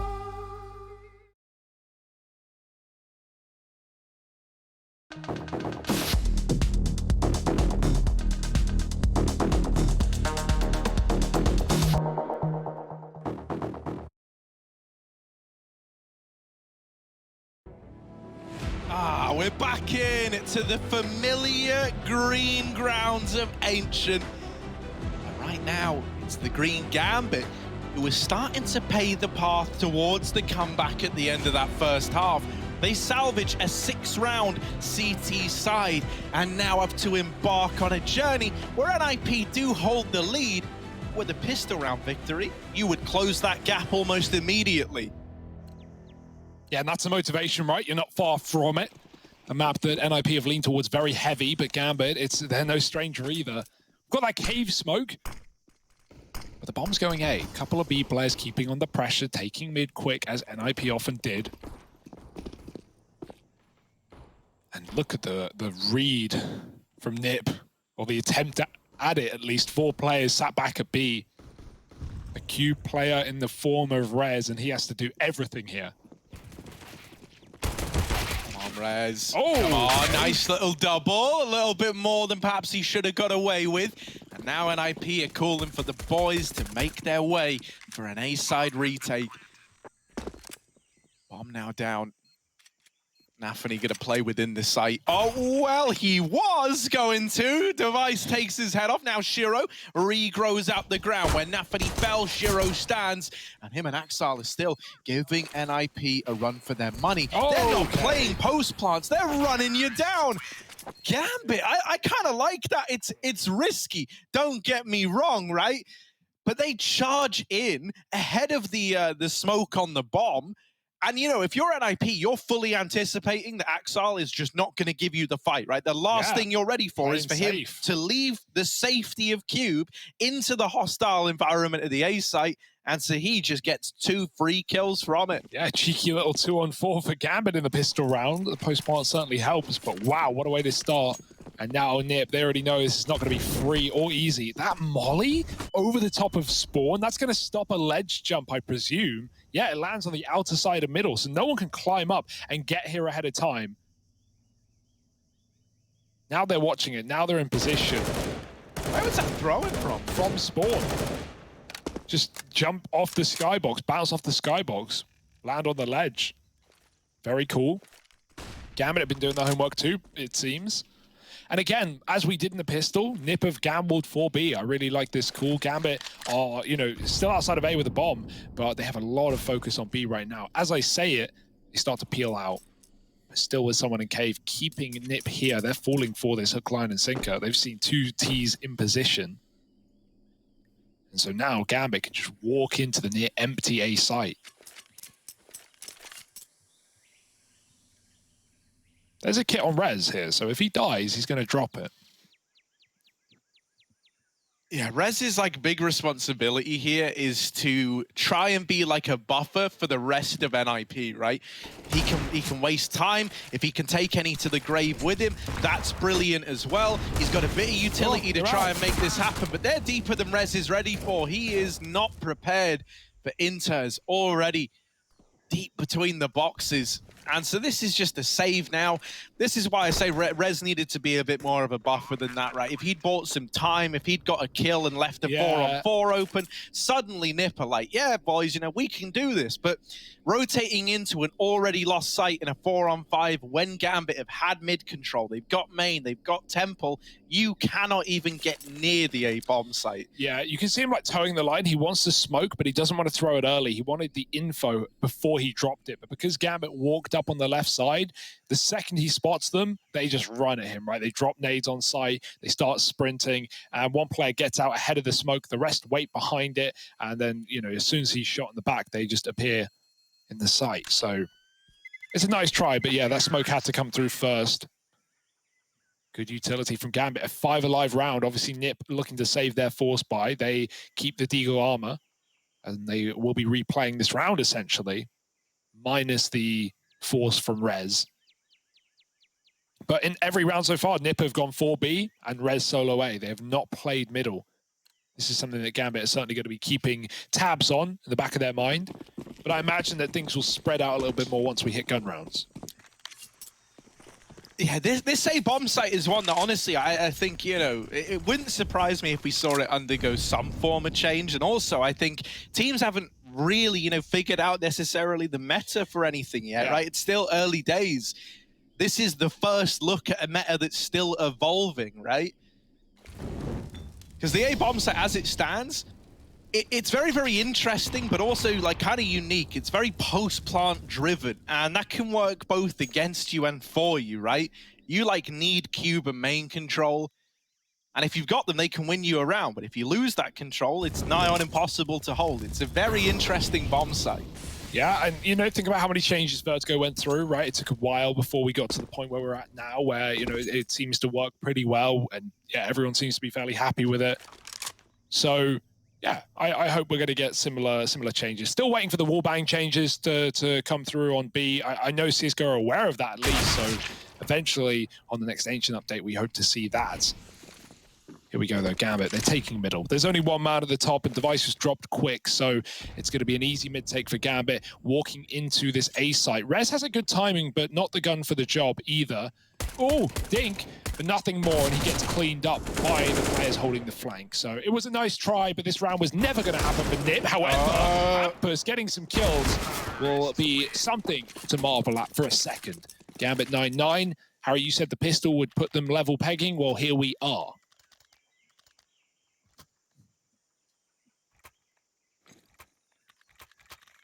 Ooh, and I'm happy about this. Device brings the AWP out immediately.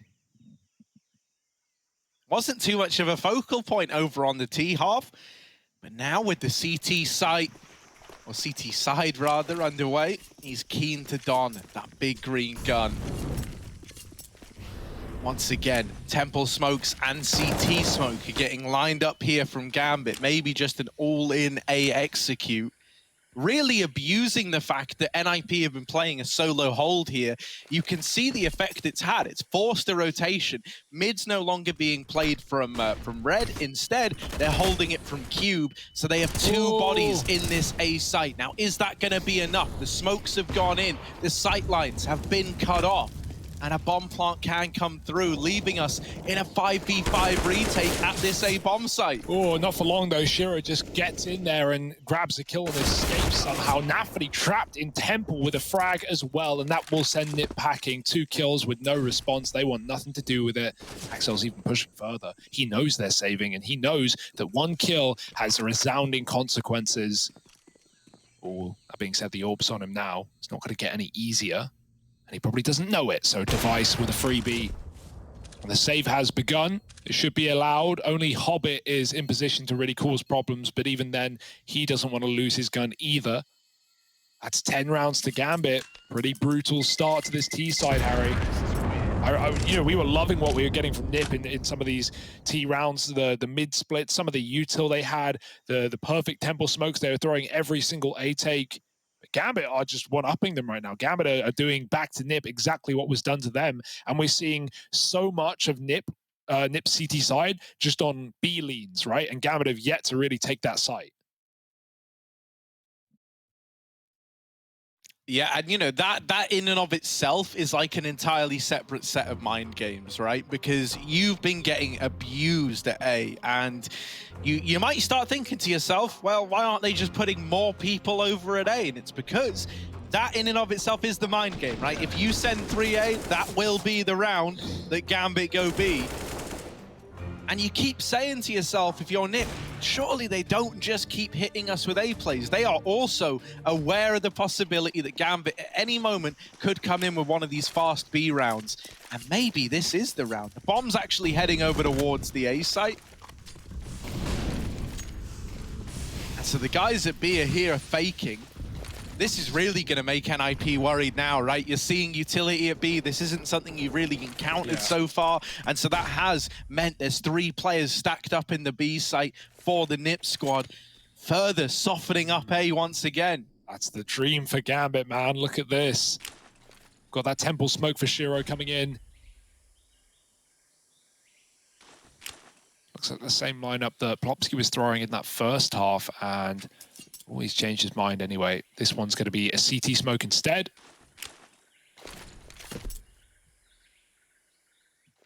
And over they rain. Okay, it's on the boxes. Rez now, he's lost his vision over the top of that headshot angle. He's stuck with a bit of cover. Hampus is providing cover on the cross. These T's just trying to take space when the smokes are causing problems. 4 players here. The mid-lurk is very late, but Hobbit does kill a player up top red. Hampus is having one hell of a round right now, and Rez and Device swoop in to pick up the pieces. Shiro suddenly all alone.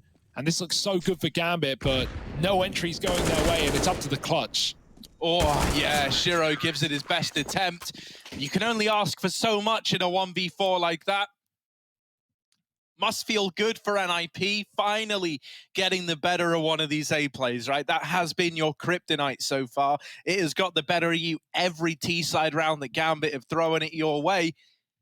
And now you're able to celebrate breaking it down, breaking it apart, and taking a victory at the A bomb site.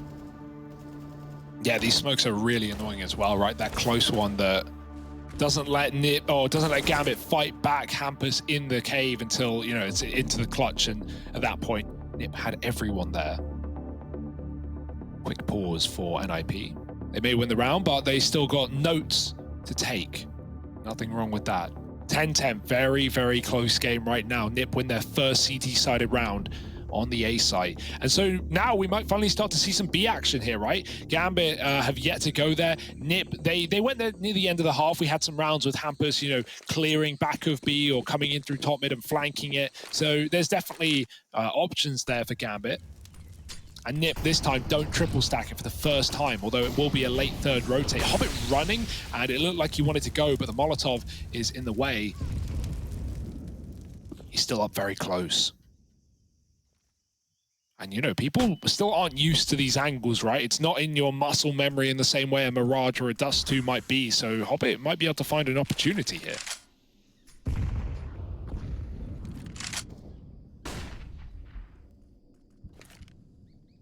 This double up bait and switch setup in Cave is nice, right? It gives you like a nice 1-2 punch on anyone that tries to break in towards this B site.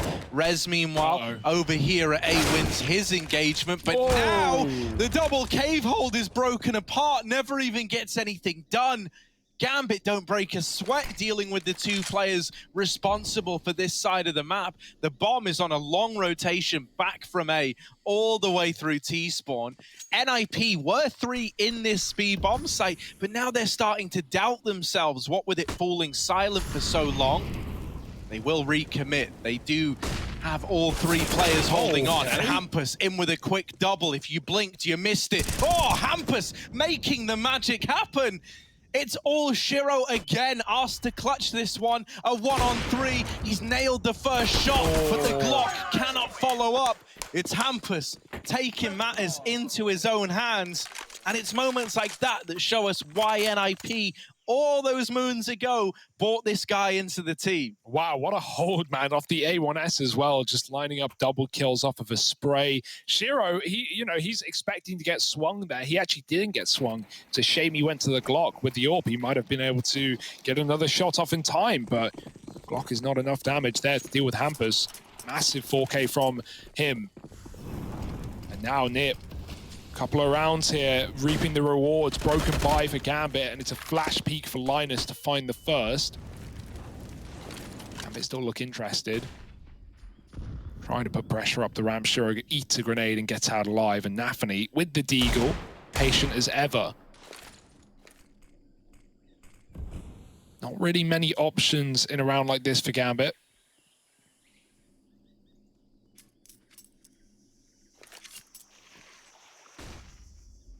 Oh, and you even hear that water as well.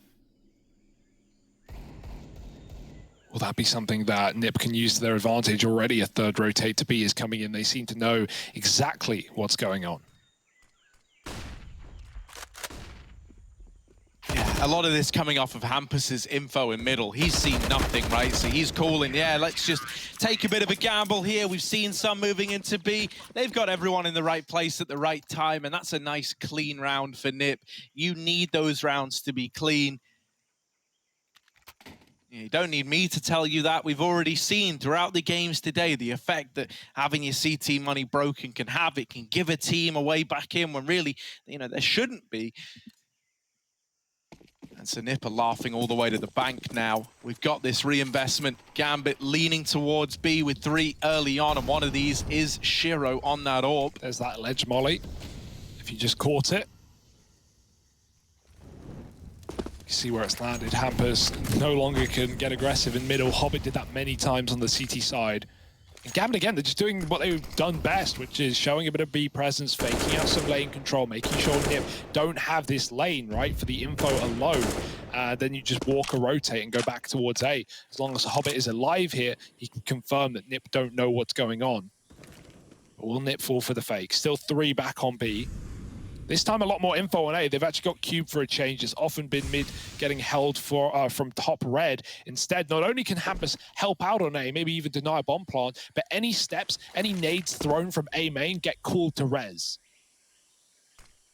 All right, Rez with this AWP, nails that first shot. Now gonna fall off with the smokes landing. It's given him a veil to fall back as well as cutting him off. Okay, Rez, that's a big old kill feed icon. It's the wallbang headshot through the smoke, and the rest of Nip now moving to pick the bones of Gambit dry. All onto Hobbit, and he can't find anything more than the first. 13 for NIP. Okay. They're starting to come into their own. They're starting to get hyped. A timeout called in for Gambit, their last one, and I think that's quite telling for who's been pushing who more on this map. Yeah, very good point, right? Nip have been very quiet in this CT side because, Gambit started off strong. They had some really nice rounds. They looked like they knew that what they were doing. They were running similar T-sides to NIP, but I guess for that reason, Nip know the solution. Great shots from Rez with the AWP. This is a spooky shot. And yeah, now Nip, with a couple of rounds in a row, are starting to feel it once again. 4 in a row, in fact, up to 13 to 10. And no money for Gambit. This should be 5 before all is said and done. And at that point, Gambit, they're fighting tooth and nail to keep this map going on.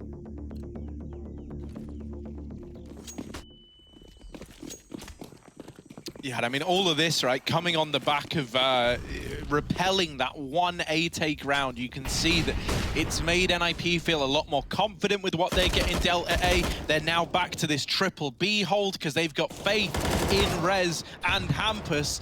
And the boys at B are holding their own diligently. The Deagle of Axile, well, it does get a double.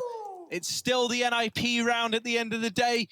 14 on the board and 1 final chance with rifles in hand for Gambit to try recover this before NIP get on to 15. Yeah, but, we have seen nice rounds from Gambit, so I'm going to give them the benefit of the doubt here to get back in. I think the orbs are proving to be a bit of a problem, however. And so it's good that Gambit have everything they need in terms of the flashbangs, right? Get them off the angles. Shiro. It's not going to go heavy into middle, meaning NIP will take a lot of room there. They even try and push up on the ramp. Boost for Hobbit. Cave control. And Gambit again, the same default they've been doing every round. Heavy outside of A, take this lane, clear out close middle. But you do have to worry about this double setup. Not easy to get through by any means, but Nafany has Molotovs, he has options.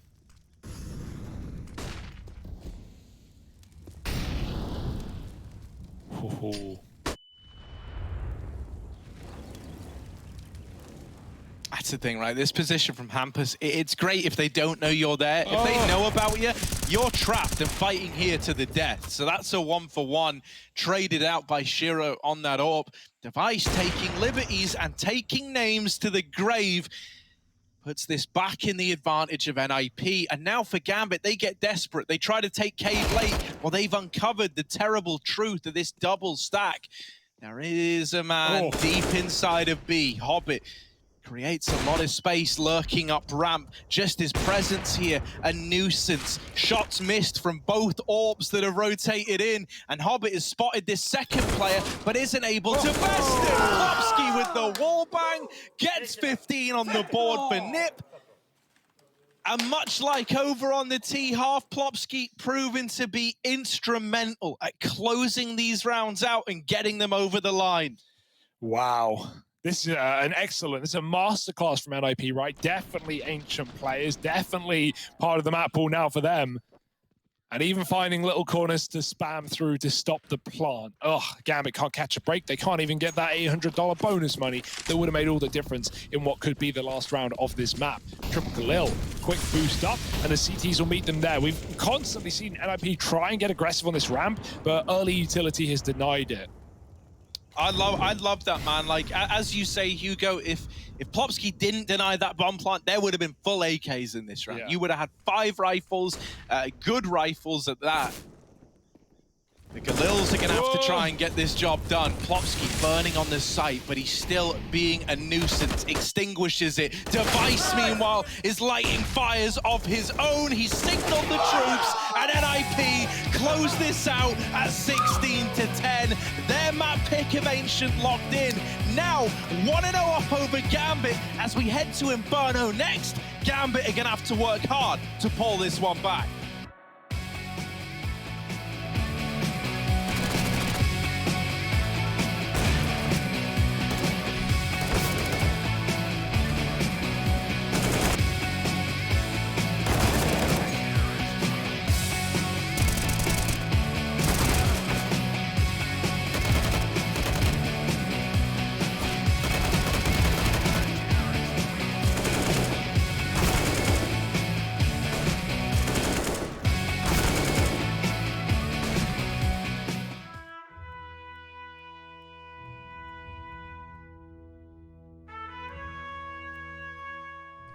Yeah, it's already dropped. Yep, I'm going. 1.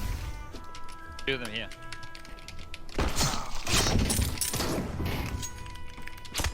I'll go plant the bomb.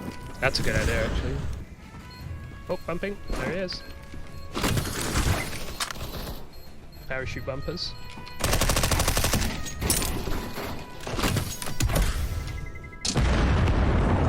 Oh, you killed one! Oh, and I surfed. What a victory. I'm getting shot next to the silo with a shield on the right side. He's in between this. Wow. How did I pull that off? Holy moly. Going.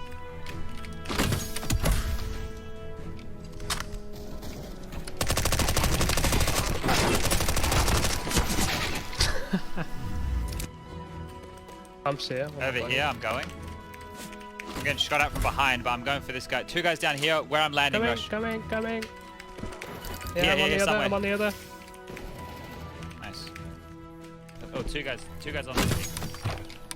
I'm going. I see him. Going for the back guy. Leaving him. Nice. Casbah through the front door.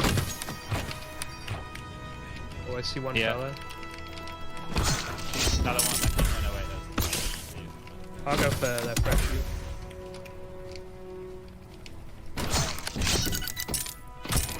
Which is kind of okay. I have to reload mid-air though, which kind of sucks. Oh, I'm dead. One more. Have medis. Nice.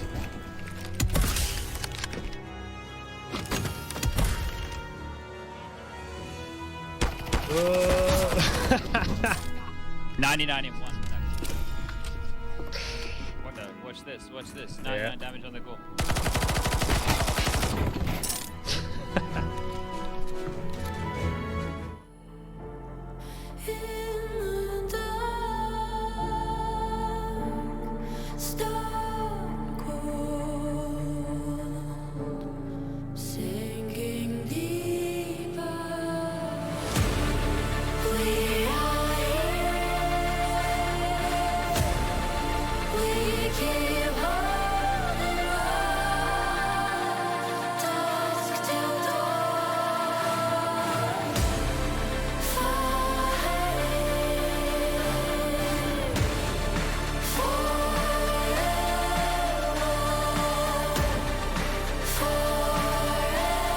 Think you know everything about CSGO? Then stay alert and look out for the DHL drop quiz on the ESL CSGO Twitch channel. Because as soon as the question is asked during the stream, the clock starts ticking. You will have 60 seconds to type your answer in the chat using this format. And keep in mind, speed is important at DHL. So the faster you answer correctly, the more points you get. Keep track of how well you are performing on the leaderboard. Will you manage to make it to the top and win one of these amazing prizes?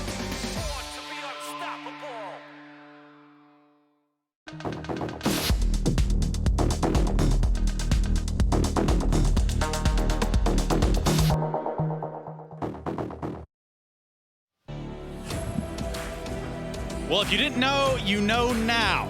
NIP know their way around Ancient, and it appears, though, they can string together enough rounds to pick up the first map of this series.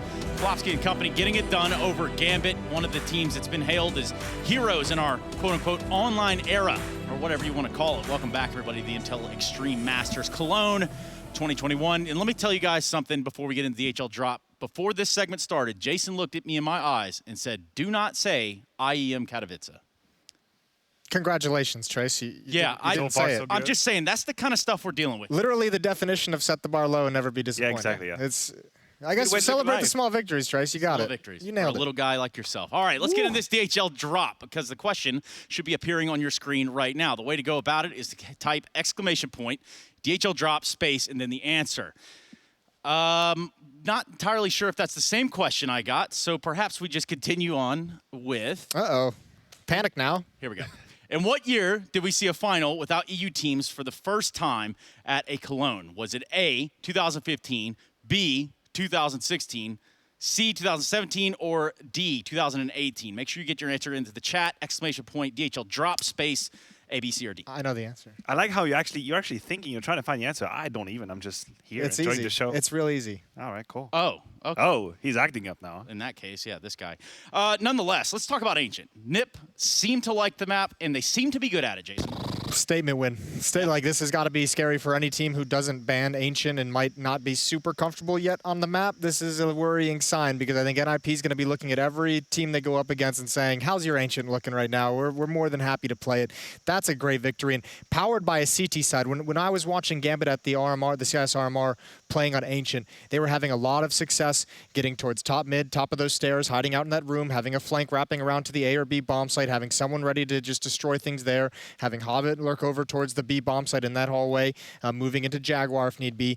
NIP put a stop to all that. Like, I mean, their hits onto the A bomb site weren't super successful. Yeah. So they did a really good job of keeping their eye on the flank and not getting punished and not allowing Gambit to create a plan B or a new avenue to get out of that danger. And that's just solid work from NIP. I mean, that T side from NIP is a victory for Hampus and Threat. These two together, for me, are the masterminds of that victory because, as Jason is alluding to, the fact that Gambit usually on their CT side will punish you. Any tactical map, any closed-off map, we can talk about the Vertigo, the Overpass, the Train back in the time, Gambit would destroy you on their defense. They couldn't figure it out here. Yeah. They couldn't figure out because the level of details that NIP were bringing was really, really good. This was such a good victory. Just a fact. Rez and Device, the two players we usually allude to as the superstar of the team, bottom of the scoreboard. Okay. Didn't even need it for NIP to win this map. Right. And I mean, if we take a look through some of the rounds, I'm pretty sure that 13's got to have our attention at some point, Maniac. Yes, but we're flipping over to Gambit this time. I just wanted to quickly touch on Hobbit. I talked about experience. We can run round number 13 because this is going to be Hobbit showcasing what I refer to as being cold-blooded. Having that experience to know when to hold the trigger. It starts with Rez, finding the sentry kill, and then here. We talked about Frank, Jason alluded to it. Yeah. This is Hobbit coming in from behind. But where a lot of people would panic and assure that first kill, you will see in a few seconds that Hobbit would actually take his time. Look, he spots the player, and this is where the nerves settle. This is where your blood gets pumping really quick in you, and then he gets a double kill just because he waited. This is a small detail, but it is so hard to ensure. And what it does as well is give time to the rest of the team to get in position for that rotate, for that backup. And he's not going for too much, right? He disappears after that double kill, and he lets his other teammates take the attention to make the next play. While all of NIP is turning to react to that threat, to that danger, and look at that choke point, his other teammates are the ones actually coming in. Yeah, that's a really, really good job from Hobbit. Of course, looking at the series overall, I mean, we're not done. We're not remotely close to done. No, because I actually don't think that was obviously not the cleanest game that Gambit's ever played. I thought on their T side too, NIP did have a good defense, but there were a few hits at that A bomb site that felt like they were just mistiming when they were peeking. Like the smokes were coming up, not yet popped, and someone just peeked a half second early, got picked off by an AWP, gave NIP a man advantage, or evened up an advantage they'd had previously. They were just a few timings on those hits that I think were a little bit sloppy and uncharacteristic of Gambit. Well, uncharacteristic would be, I guess, us going over the DHL drop question, guys. do it. Here we go. We got to get the answer in there. I did kind of lead up to this, so let's take a look at what it might be. Here is the question yet one more time. If you got your answer in, then there's a chance you got it right. I'm going to say the answer is B. It's not. Ooh. Oh, that's awkward, isn't it? I had my years. That is awkward. Yeah. I had my years wrong. You acted really smart. I knew the game. I don't know why. Oh, that's not good. Ah, that's a feel-good moment. Okay. This is why I don't say anything. I like how, you know, preemptively, no, it's not B. It's not. I was convinced it was. I don't know why I had it as 2017 in my head. Yeah, but quite the lineup there for both of these teams at that tournament. And then, of course, you think about SK Gaming. This was Fallen Fur, Cold Zera, FNX Taco. We had Nitro, Elise, Hiko, Simple, JDM on the same team. Like That's totally, a wild lineup looking back on it. Totally different time in CSGO. And it is time for us to go to a break, which is what we're going to do right here. Can Nip continue the hot streak here on Maps? We're going to find out when we return. You're watching the Intel Extreme Masters.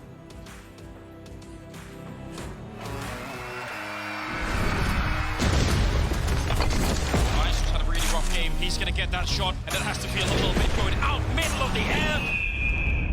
Oh, he's going to make 3 takes every single one from nothing to the AWPAs. I can't believe he's just done that. Epics.gg official CSGO trading card. Collect your Epics on shop.eslgaming.com.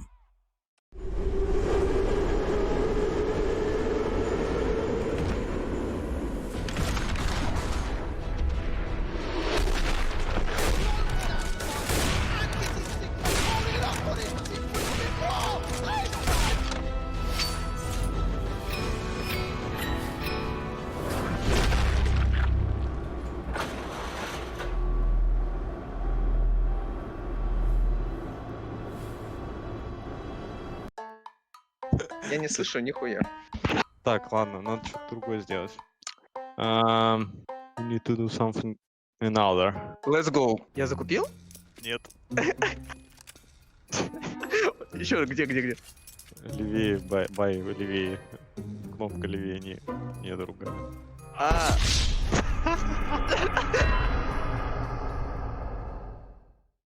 No. I hit him or not? No. Вниз мышку, еще. Он чуть выше теперь. Давай. Прямо. Вправее чуть-чуть. Вот зашел в монстр. Идешь. Монстр, фанера, столб, уперся вот в планететы. Так, я в дефолте? Да, ставишь, считай, под 9. Короче, чуть правее дефолта ставишь. Понял. Изи. Левее, чуть-чуть левее. Еще чуть-чуть левее. Ниже. Все, стоп. Стреляй. Так, ты убил его. Окей. Стой, жди еще. Еще бежит. Выше. Встань. Ой, ты бьют. Шут. Найс. Изи. Левее прицел, левее. Еще левее. Левее, ган. Правее, иди правее, еще правее, вниз, стой. Левее. Правее, нет, вообще не туда. Правее, левее, сейчас, левее. Правее. Вниз, стой. Левее. Смотри, вот сейчас еще чуть левее, вниз. Все. Вниже. Вантапами стреляй. Вверх. Стреляй. Левее чуть. Правее чуть-чуть. Левее. Убил. Там еще один. В мост убегает, он сейвит, все. Левее. Все, найс. Поворачивай влево мышку. Влево. Двое уже вышли головы. Выше. Какой выше? Так, окей, ты где? О, дигл. О, it's hard.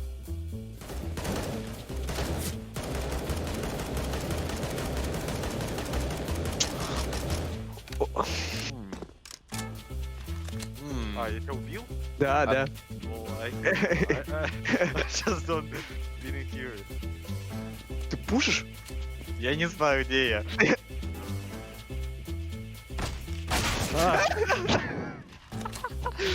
Where is you? You have some tactic. Нет. Не надо.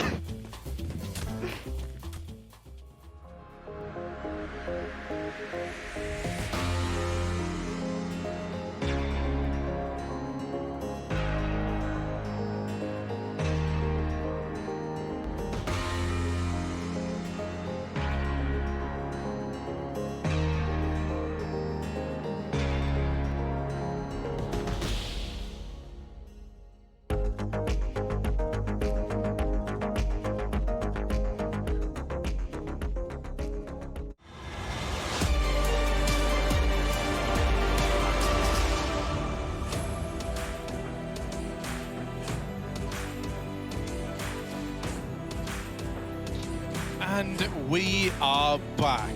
Gambit versus NIP. And right now, the Nip boys, they impressed us back on Ancient. We're getting ready to head to Gambit's map pick of Inferno. With me, I got the ever wonderful Hugo Byron. Hugo, how are you feeling? I'm pretty good. Thanks for the intro, Harry. It means a lot. Yeah, it's great to be here. I think this is going to be a banging series. I'm expecting it to go the distance. Obviously, Gambit, very capable Inferno team. You know, they had the right ideas back on Ancient. There was certainly some nice rounds in there, but NIP, a force to be reckoned with on the big green map. And now we head to a classic. So Gambit, time to wipe the dust off, pick yourself back up. Oh, and that music. Well, that music means we're ready to get into the swing of things. Gambit with a T-side start and their work cut out for them, a map behind in the series now. They're going to have to be flawless here, moving into this first half of play. T-side is nice though, right? They just get to do whatever they want to do, which is a sigh of relief as they got pushed around a little bit back in the previous. Yep, with quite a CT-sided streak to close out Ancient. Let's see if they can begin it. Triple B for an NIP. Gambit are working up Banana. They've got a bit of util, not much though. Can't fake anything out. Got to wait for the commitment. There's the smoke, or decoy rather, trying to force out util. It faked me at least, but smoke's yet to be used. And back to A go Gambit, just grouping. Shiro's late, right? We know what he's going to be doing on this T side. A lot of lurking, a lot of cutting off rotations, some annoying plays I expect. And now Rez in the pit, alongside Device, has to do it all. Yeah, this is a nice crossfire to have between these two at least. You need something out of it though, and there's Rez with the opener. Hobbit dropping in as well, trying to deal with Pit, and they will flush out Device. And advantage lies with Gambit, and they've got the bomb to play around as well. Now, Linus does still have a kit and a smoke. That could come in handy if you're able to get into the site and hop on this bomb. And with Plopsky opening it up with a little tap onto Hobbit, now you're definitely interested if you're NIP. The attention of Linus is pulled away at just the wrong time, however, and the round starts to fall apart on the back of it. Gambit come in, and they do start strong with the T-side pistol. Yeah, it really just comes down to, I think it was Axel on the back of the site who just swings, right? If he tucks and he doesn't go for that swing, NIP get a lot more room. They maybe even clear it, but right as they look away, as you said, Linus gets peaked, and then it all just starts tumbling down. Gambit on the board. Nice little B fake, showed some pressure, threw some decoys, and kept 3 there for Nip. Meaning Device and Rez couldn't trade evenly. They only got 1 kill in the A-hold. Not enough to tempt them in. Run boost is nice for Hampus. He lands in middle, but Gambit aren't fighting it. They're just going to go for a nice slow default. At these SMGs work Banana.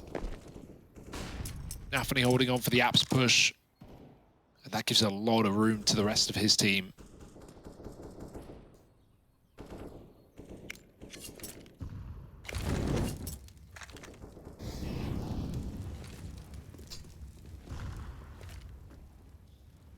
Don't be surprised to see Gambit double back here.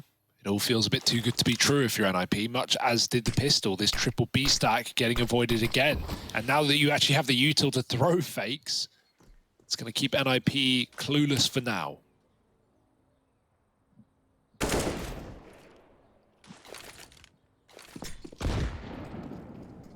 Gambit fully in charge in this round here, right? Playing with the minds of NIP.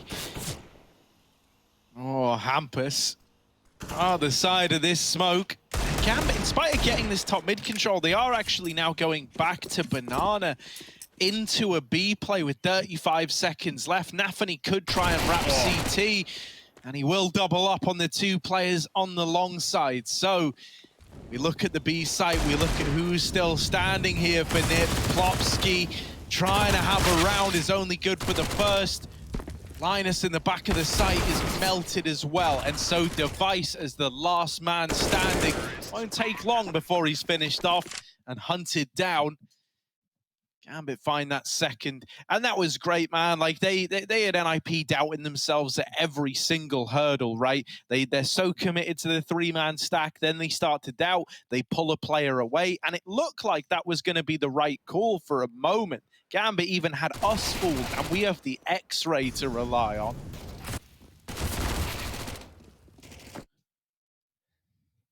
Yeah, now it's just about, you know, slipping it under the rug, moving past this anti-eco.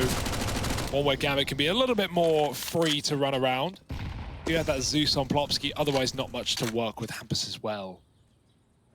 A Zeus on the boost, all right. It's a first time for everything.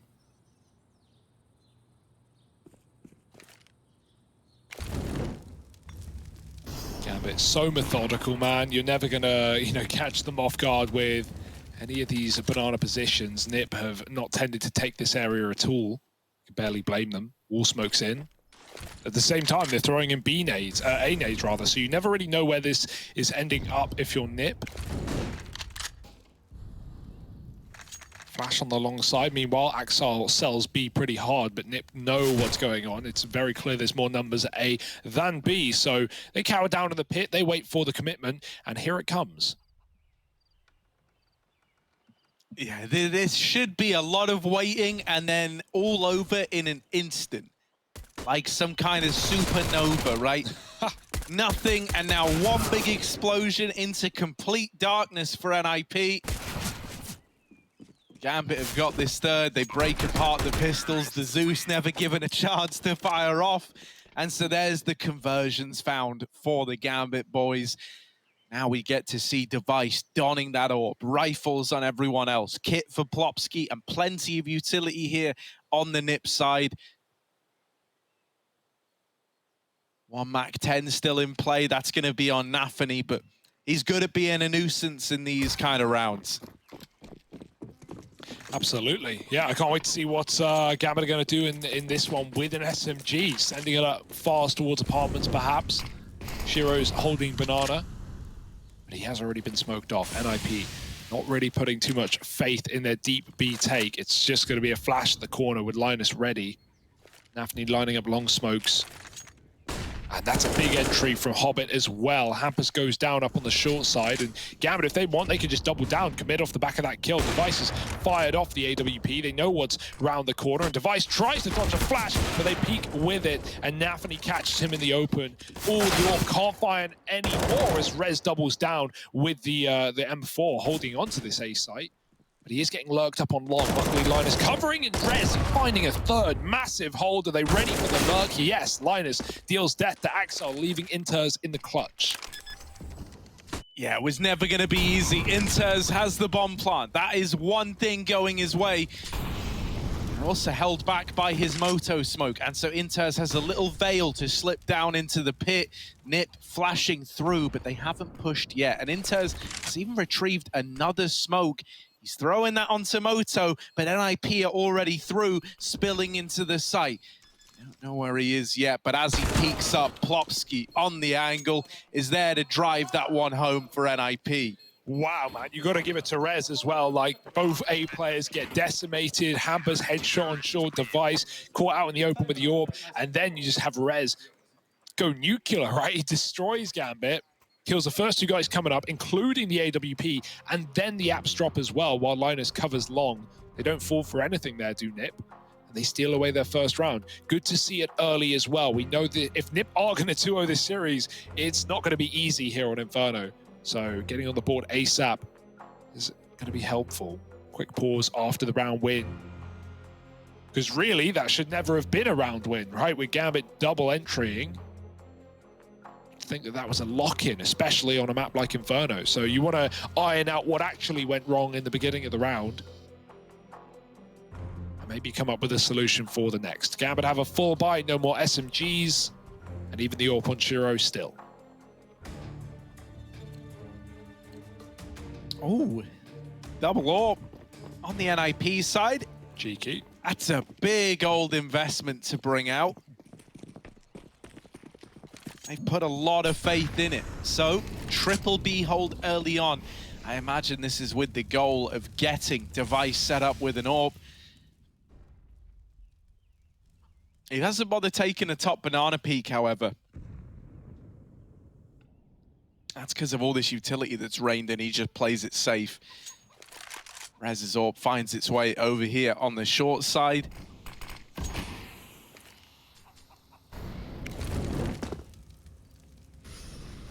Hobbit and Nafany are set up over towards top mid, right? Trying to get this bit of real estate. This is like pretty standard defaulting. You want to take top mid control away while you're working for Banana. Now you've got options open. You've also forced NIP back into the A site, so they don't have this information as to what's going on in top mid. Sets Gambit up nicely to go wherever they want, and it is looking like, from this at least, they're hoping to get into B, and that's further strengthened by the fact that Hobbit is now leaving the apartments. However, look at Rez, he's peeked into middle, and so there's a third player rotating around to B now. He gets here in time, Plopsky dies in the site, and unfortunately Linus, as this third man, wasn't able to find anything as he's smoked off. Even removed by the AWP. Damn, what a flashbang as well. Device is on a really good angle to usually get a shot. Even if the flash comes in, if you fire straight away and back up, you're usually good. But he gets completely whited, can't hit the shot, and then Gambit just pummel into the B-bomb site. Brutal execute there. And the save is attempted, but it's not going to be easy. Hobbit's already hunting. He's done a lot of damage to Rez. And you really would like to get this AWP into the next round, so don't want to lose any more bodies who already can't really buy up, but that's not going to help either. Hamper's going down, and Rez, they know he's not far off with the AWP either. Yeah, man, and like even a slight breeze is enough to deal with Rez. Ooh, Hobbit's Glock, not going to get him in time, and so the AWP's kept forward, but that really is where the list of positives for NIP begin and end. Got the sniper rifle here. That's the only thing you're bringing with you. So we're looking at Rez and we're saying, look, man, you're free to do whatever you want. Try give us a round. Or just focus on saving that AWP with you into the next. Yeah. Two ways you can try and approach it. He had a B spawn, and yeah, he's going for it. Okay, Rez, that's what we wanted. Perfect position to put the AWP in, especially surrounded by pistols. Unfortunately, they can't get that gun out of Banana. It will likely be thrown out the map by Gambit if they have a moment to do so. Device, the Deagle up and apps. Hobbit spots him, and Device can run back in time, unpunished. Still putting pressure on B. The AWP's actually left this site. And Nafany, he's about to find out the easy way, killing Plopsky and actually retreating off the back of that kill, making it 4-on-4. That being said, Rez is still up in middle with AWP, and yeah, Nafany's calling for support to come his way. He's got a kill, he doesn't see the AWP, and it's temptation enough that Rez might have left this bomb site. The question really is, does Rez read this in time? He still has full mid control, and it's very quiet, so yeah, him getting aggressive is not going to help. He'll get the info, sure, but that will likely leave him to save this AWP. Gambit already in the B site with a headshot, and that should be the round. Yeah, that's very well played out of Gambit, man. They navigate that one really nicely. You know, it's super common whenever you've got like a hero AWP saved forward like this, that he's going to be very, very mobile, right? Getting a kill and then rotating to the other side of the map. And Gambit almost, you know, they anticipate that. They anticipate that Rez has done what AWPers in this position often do. So now they're up 5-1. And while the AWP and AK is saved, it's still a scoreline growing ever more so in favor of Gambit. Yeah, it's feeling like a typical Gambit T-side of Inferno, right? Very punishing, very brutal. Nip don't have that info yet. And the second they get the info, the second you feel like, you know, if you're Nip and you spot mid, you peek down, you're like, oh, guys, I know what they're doing. They've already done it, in fact. Gambit are already in that B-bomb site. So, yeah, NIP, you know, it's Inferno CT side. It's going to come down to rifle rounds. You aren't going to be winning ecos here unless things get really out of hand and maybe you're doing mid rushes. But for the most part, you're waiting for the guns. And so now they come back out. Gambit always do a good job of hunting saves on this map. And this game has been no exception. So Device now given the AWP, saved twice to get that in his hands, but Shiro, he can see fingers of his own up top B. He almost takes a kill. There might be a reflash back in for Linus. Oh, yeah, they're retaking this, and yet still Axile is able to win it out. Hobbit, meanwhile, has also taken a player out of the apartments. These little lurk kills that Hobbit is able to get are not wasted on a squad like Gambit. Look at all the uncertainty this is throwing up for NIP. It's forced risks, it's forced gambles, and it's created holes in this CT defense. Nafany is the man exploiting that right now, wrapping through CT. He has been spotted. That is information for NIP. The A play is now coming in, and Hampus, solely responsible for A, is brought to his knees. Hobbit as well, that lurk. He just stays on the second balcony as Hampus tries to run away. He gets shot in the back. Might get one, but no more. And the same case at the bottom of middle. Plopsky gone immediately to Shiro's orb. Always where you least expect it. And Gambit, this is a beautiful T side. For a second, right, they were set up to go for that mid to B. They got Nafany and Spawn. The bombs in Banana with everyone else. Nafany's wrapping CT. He gets spotted. And I love the call there. Instead of just committing into what was, you know, CT players being aware of the wrap, they just double back into mid. Nafany 180s. He doesn't die. He keeps that A control. And, you know, Hampus eventually gets boxed in. So 6-1, nothing going wrong for Gambit right now. I don't see anything starting. We don't even have an AWP for NIP here either. That's been their one way to finding opening kills.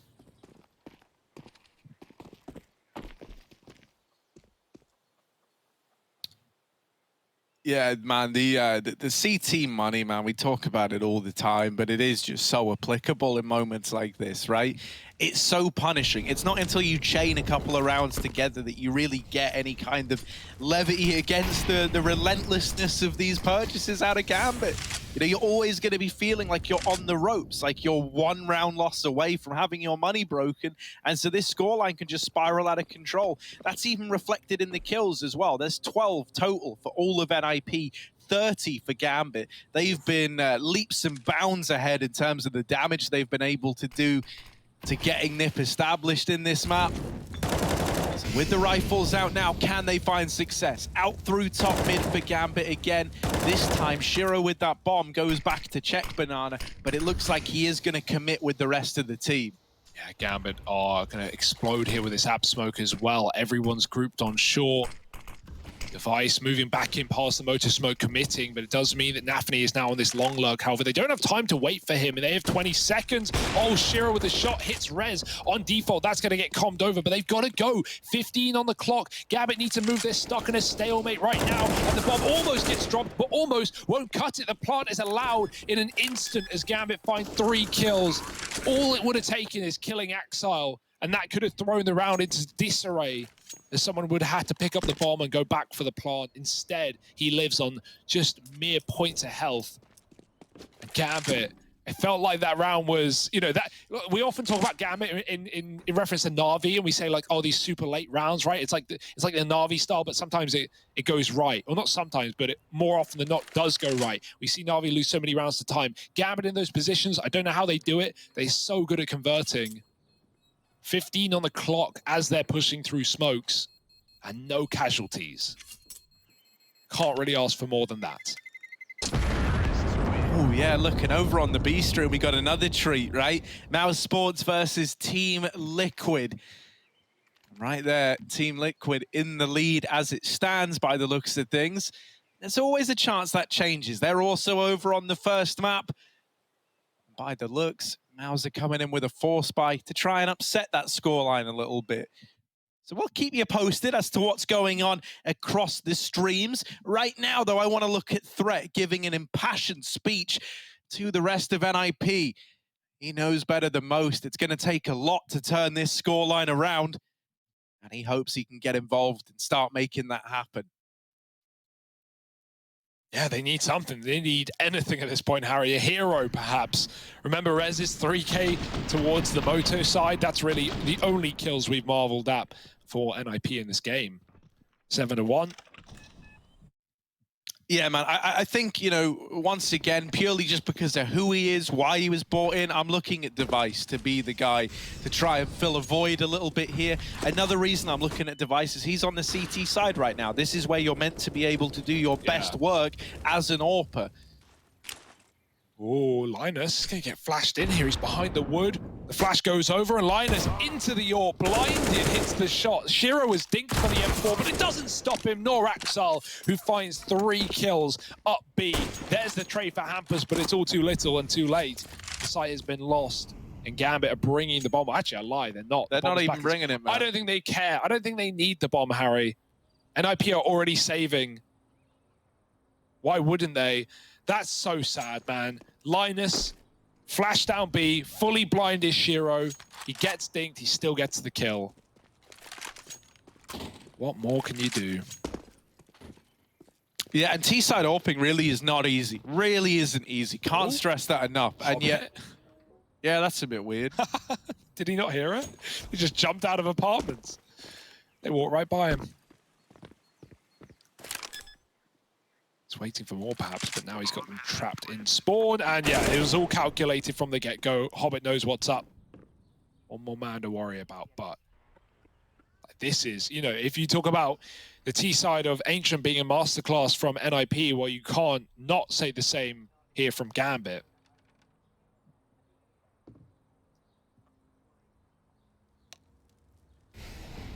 Seemingly no way back in. It sucks as well because that was the gun that's cut loose. So, you know, Rez hoping to hunt down an AK here. He's like, oh my God. Oh my God, there it is. Oh, never mind. Hobbit was waiting for him all along. Man, Hobbit's so smart. I mean, yeah, dude, there's a reason why he's been able to keep up with all the youngsters, right? There's a reason he's been able to do that, and it is because he's got a great brain for the game on his shoulders. And a major trophy in the cabinet. And a major trophy in the cabinet. Yeah, how many people can say that? You can't. No. Hugo? Yeah, you got me there, mate. Caught red-handed, busted. Whoa. Oh, no. Sinking feeling right now. What's happened here, then? Put it out of its misery, please. Valve, are you seeing this? Are you seeing this? Chicken stuck. It's how you get revenge. Man, that's a genuine cockstucker.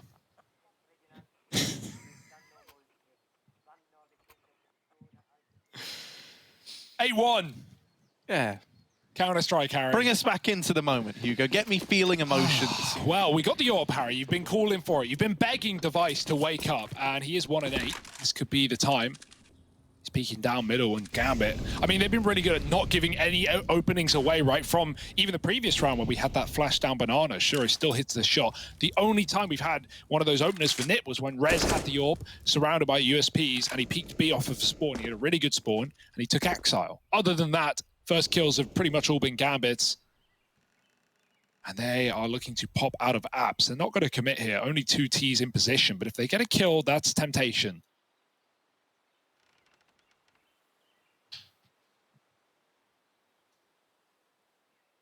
It's just the way it's all so quiet, right up until the moment it isn't, right? You're not getting any tells if you're NIP. It's not until the moment they strike that you're made aware. Device dead after one. Rez trying to make another hero play. And oh, Rez might have to be the reoccurring hero of this A-bomb site.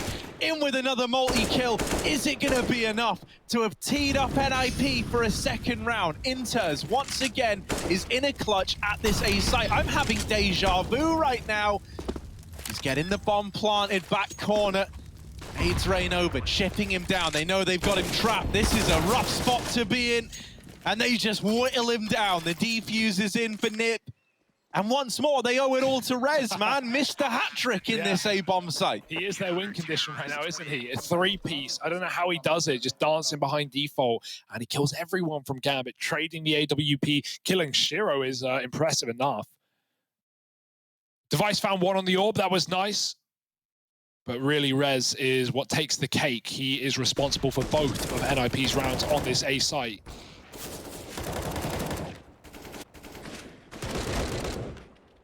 Crispy stuff for Rez.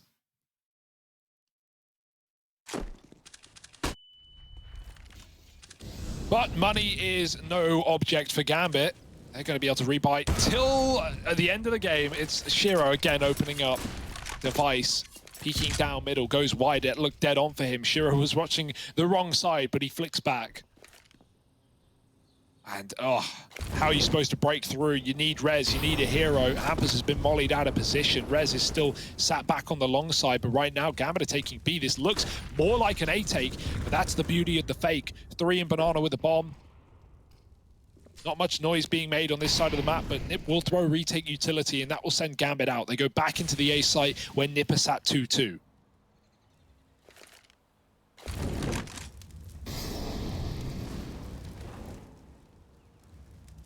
They're very, very worried about what's going on in middle. They just don't have the info. They don't have the manpower to take a peek either and get the info. Rez is instead passive back on the long side, playing a wider angle. And Rez, knowing that he's got to dig deep to make magic happen, was trying to do all he could to save this round. Now he's got to watch on from beyond the grave.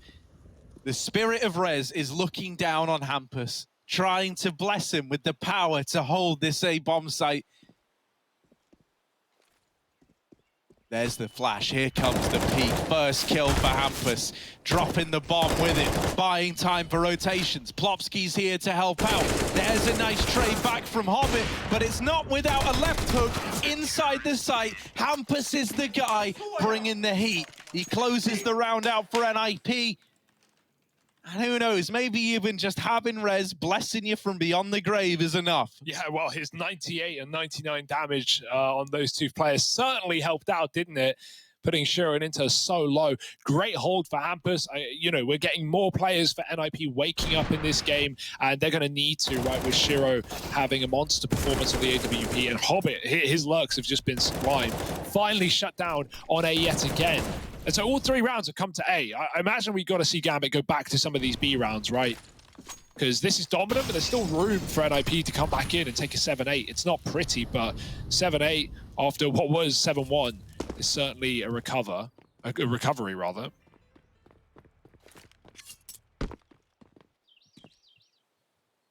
So there's still hope yet, and for that reason alone, Gambit might try and avoid this A site in the long term. Throwing some mid utility, but you can see again the bomb back up Banana. Device is here, however.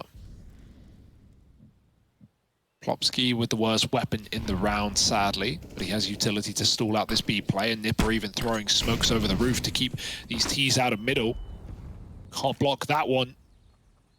50 seconds almost, and Gambit are getting ready to explode. It looks like a commitment on the first volley. It's all they've got. 2 smokes, a flash, and a Molotov. Here come Gambit. Flash over. Peaks now for Device. Out from Coffins. Him and Plopsky will combine for kills apiece. And they've broken apart the attempt at a B explosion. The bomb's completely left. Shiro has entirely abandoned Hobbit and is just saving the AWP. It somewhat begs the question, you know, Hobbit, does he even need to be here? He's out on an island, maybe just hoping to do damage as Hobbit. And yeah, now he'll decide to back out as well. Just the save for Gambit. A nice B hold from Nip. Slowly but surely, they might be feeling a bit more confident with this CT side now, right? Up until this point, Gambit really have just been exploding onto your bomb sites. They haven't been throwing much in the way of fakes. They haven't really been going for any of these huge avant-garde rotations or anything like that. It's been a lot of just taking some map control, keeping it quiet, keeping it silent, and then exploding off of a flash and smoke setup. Yeah, no warning, really. And that's the beauty of it. Even when Nip know it's coming, like I'm thinking back to that, 15-second round on A, where Nip, they had the smokes down at the perfect point. They knew exactly what was happening. And I was watching on the cam as well, seeing threat. I mean, everyone looks so shocked that they lost that round, probably because the call is like, we can't lose this, guys. It's 10 seconds. We have a AAA. We know they're coming. And then Gambit find all 3 kills in an instant. Just so suffocating to deal with. That being said, NIP waking up near the end of the half. Couple of rounds here to play with, even defending a B assault as well. So nice stuff from Device and Plopsky. Gambit, like, at the end of the day, they've won the half. They can be happy with that, but why quit when you're ahead? Why not get further ahead? And so Gambit don't want to, miss out on this opportunity for more T rounds. They've certainly got the money to sustain, and there's 3 opportunities left.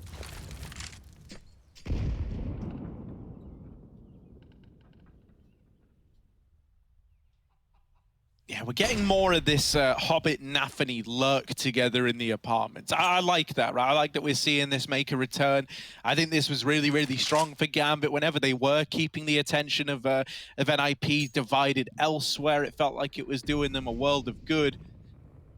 And Hobbit is oftentimes very, very good at hitting these timings on these lurk plays. Instead of using him as a lurker, though, here, it looks like they might just fully regroup. Hobbit is called. He's got a lot of position towards the apartments. They hear Device chiming in with a shot, but he misses the opportunity. And now they're actually hunting him down, pushing through the smokes, chasing Device in CT. He realizes this, and he's called for support from the B players. Nafany's going to deal with Plopsky, and now this round starts to get a little bit wild. Back through Banana for Gambit. They're already in the B site. Nafany continuing to disrupt the rotations. Linus, as the one player here, is cancelled out as well. And Gambit, they've saved this round by changing the call on the fly into a B play. Oh, just beautiful leading. And a poor NIP, right? Linus, he's getting peaked from CT, from the B side of things. He's not ready for that. He's trying to stop the mid to be there. Same case with Plopsky as well, right? Like, there are 3 players out on Arch side. Plopsky gets 1. He continues to spray, hoping for a re-peak, and they just tuck. They don't give him anything. Second, he finishes his spray. He gets swung. So, yeah, beautiful mid-rounding out of Gambit there.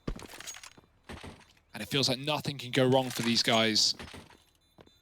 Nafany just cycling weapons out of position and not letting anyone pick up much. Meanwhile, Liquid, dominant stop over Mouse Sports in the first map of that series. Yeah, up 14-8, although we've seen Team Liquid have problems getting games over the line, so it wouldn't surprise me if we cut back to this one a few more times while our game's going on. That looked interesting. Now I want to know what was about to happen. Well, add a B to the link if you want to find out if Grim has snuck behind enemy lines. You'll see over there. But right now, Gambit, they're all over the place. They're in your front, they're in your back, they're in your spawn, man. And they're on the board. 9 rounds here on the T side. Another buy for NIP. If Gambit win this, it's surely an 11-4 half, in which case we're in hot water. Oiling and bubbling over the brim. Double setup in abs. It's nice to see, but if Device misses the shot, then someone's on the chopping block. Hampus is going to have to swivel. But Device, why would he miss? Oh, Hobbit won't either. Wallbang coming in, and now it's Hampus alone in apps. They don't know about it. The Hobbit with a perfect spray. He fakes it out by spamming and immediately deals with the re-peak. This guy has one hell of a brain on his shoulders. He's got the aim to back it up. Maybe a third, and there it is from Hobbit. My goodness, get him out. The apartments, man, they are Hobbit's playground. He's loving these angles, being able to direct the flow of where Nip are coming and when. And really, he's won the round already. I hate to spoil the outcome of this one for you, but this is just a save for NIP. Hobbit doing a whole team's worth of work over at that A-bomb site single-handedly. Yeah, you can never complain about that, right? Gambit don't even really have to play this round. And neither do the B players for NIP, just holding on to their guns. like Gambit should be hunting here for sure. It's coming into the last round of the half. They can sustain another loss or two.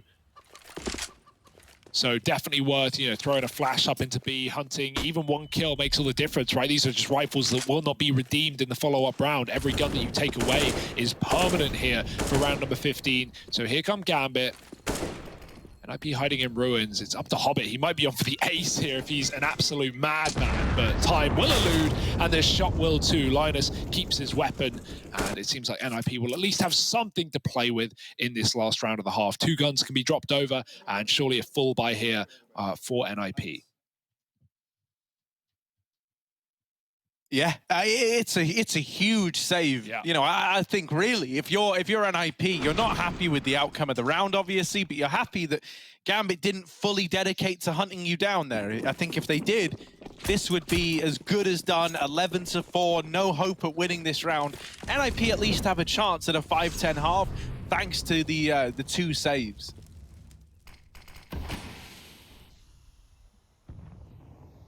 And look who's back in the apartments again. Nip aren't touching it, mate. Nip aren't going anywhere near these apartments. They are staying outside, getting some sun, getting some fresh air, and keeping the hell away from this guy.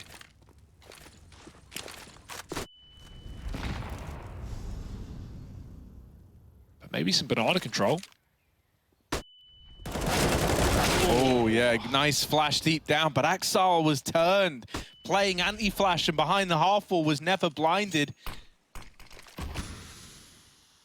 He doesn't know it, but if only he had picked up the pace, the flash into the site meant Hampus actually got lost.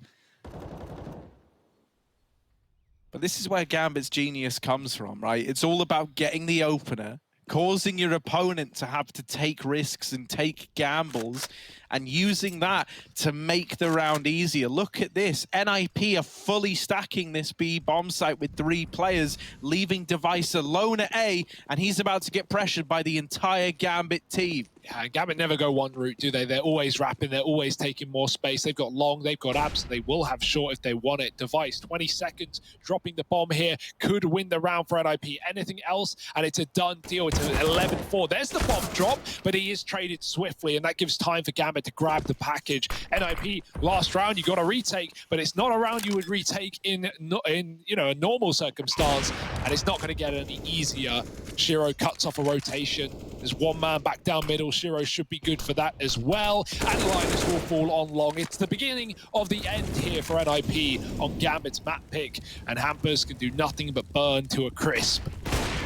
There we go. 11-4. Gambit looking ludicrous right now. Let's see if NIP can recover or if Gambit are taking us all the way to a 3-mapper after the break.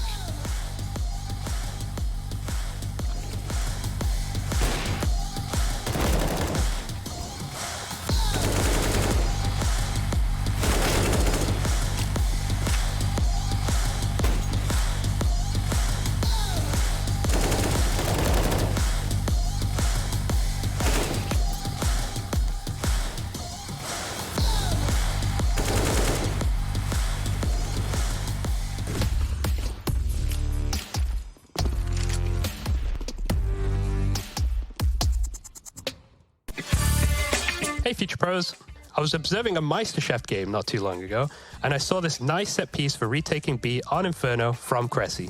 This mini execute will block off Banana and molly anyone out of pool. To do this nade combo, get into the corner up against the sandbags. Pause your screen to see the exact lineups of both nades, but when throwing the molly, make sure you jump throw it. If done correctly, it will eliminate some positions for you to check and put the T's in an awkward situation which could help you retake and win the round. Happy retaking, everyone.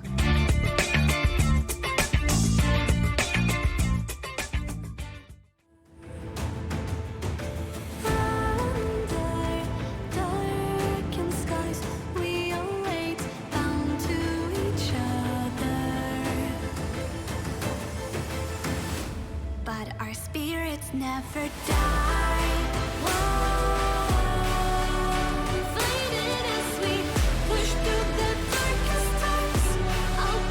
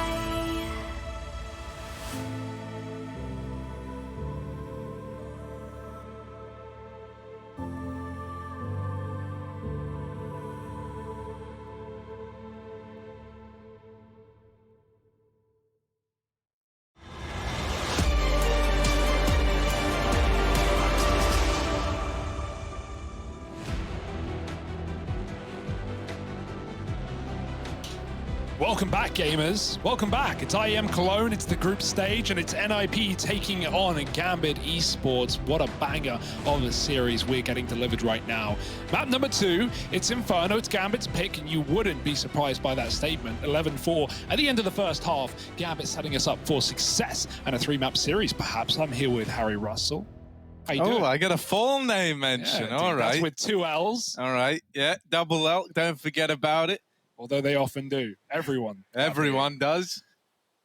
Yeah, man. I tell you who's not looking to catch double L's right now, though, Hugo, and that would be the Gambit squad. As you Stole it say, out of my mouth. I knew where you were taking it, trying to take us all 3 maps. And with how the scoreline is right now, we're probably feeling quite good on them being able to do that. Yeah, a little pop play with a flash at top B. We got 3 players here. Util on Hampus and Linus. You can throw a full B execute. You can do, you know, a fake. What will be the call? They actually leave B. Ooh, scary. Hobbit making the call. I've got this, guys. I can hold it alone. And maybe he can. Who am I to doubt Hobbit? Shame to not see him in the apps, to be honest, but there's 4 players up on A, so no need. Fake on the A side. Hampus throwing grenades, but they're all going to pop into B eventually. Hobbit, oh, he needed that kill. Device just destroying him, and now this play is on. Rez cutting off rotates, or at least trying to, drops Inters on the Moto side, and now the boost coming up for Gambit. They're just trying to put a stop to this. Oh, Shiro, there's 1, and he does manage to drop, but Rez on this wraparound has made quick work of the 2B players. Axal, he doesn't have CT. He can't even begin to rotate in to attempt the 1v3. And so Nip are looking like they're onto a pistol victory. Yeah, I actually really like that pistol as well, right? Like, we have Hampus lurking at apps. He drops the lurk smoke. He drops the flash out A. And to be honest, in a pistol round on a CT side, if you're seeing utility, it's very rarely a fake, right? Like, you know, you don't want to bring more than 2, sometimes 3 sets of util into pistols. It's going to, you know, incapacitate you in terms of not having the armor. And so Hampus faking that keeps 4 players on A for Gambit for so long. All it takes is Device killing Hobbit, and the round is almost decided from that. So NIP, here's some claps. They're trying to get back into things. They're trying to hype themselves up. They'll need to if they're going to pull a T-side comeback here and now. Yeah, they're still smiling, and they're still looking determined, right? This isn't a done deal yet. No one's doubting that these familiar faces on the NIP squad have got what it takes to dig deep. I think the ball is just more in Gambit's court still. It doesn't feel like the momentum is necessarily swung around yet. But, you know, you get the conversions, you break apart a force buy, and suddenly that momentum does start to change around. That first rifle round then matters a hell of a lot. So let's see if they can get these conversion rounds on the Nip side. Especially with this force in play, right? Definitely scary. We've got some smokes to delay this round for NIP, but even the Deagles with that body shot damage and the FAMAS as well, 1 rifle. It's not bad for Gambit. It's all about how they use it, where they put their pieces. Again, leaning A heavy. Axel looking for a gap in the smoke. Common to see boosts over this even, but careful. You don't know what your enemy sees. Maybe they have more of a gap than you do. Hampus clearing long, and he might get baited in by Shiro here, but he doesn't fall for it. Molly goes in, and it doesn't matter. Axel gets the kill. That's that 1 rifle coming to life right here. It might send NIP out of this bomb site, but they have no more real estate, looking to just commit. In fact, Gambit think they're leaving as well. They've set a rotate out, and there's Shiro getting headshot on the long side. Nip now can commit into this 2-man hold. Yeah, they won't know about Nafany. He's kind of playing this this bait and switch with Inters, but also is holding down the long side. The flash is good. Inters fully blinded from it, and now they're starting to spill across. However, this smoke is making them quite close with the pistols, and Nafany is holding on. Finally shut down by Linus. 10 seconds as the bomb plant's coming in. They're not watching it. However, he's just got the numbers in time. Device has got to do it. And Axel hunts down the remaining 2. What a flash from Hobbit as well. Perfectly placed device. He definitely was in a position to win that 1v2.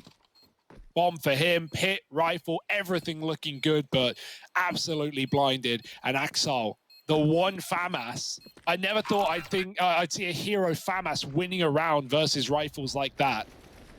Unbelievable. Great shots for Nafany too. Back of the site, hits a couple of heads with the 5-7. Rare to see that gun over the CZ, but there we go. That's why.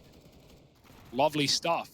And yeah, hey, NIP, there may have been some claps after winning the pistol. Well, they're going to get clapped back now, Harry. Momentum gone. Yeah, right. Man, it just makes mincemeat that entire discussion we just had about trying to get the momentum back in your favor. And yeah, you know, you say how the famous play from Axel is huge. That is very much the thing that closes out the round. But Nafany, I think, is the guy who tees everything up. That double kill, slowing down the rate the bomb plant can come in. It left them with like 9 seconds. And so Linus is just panicking, right? Trying to get the bomb down as fast as he can. Device wasn't able to cover him. And the whole round just tumbles away. Gambit seemingly able to win no matter what they're bringing to the table.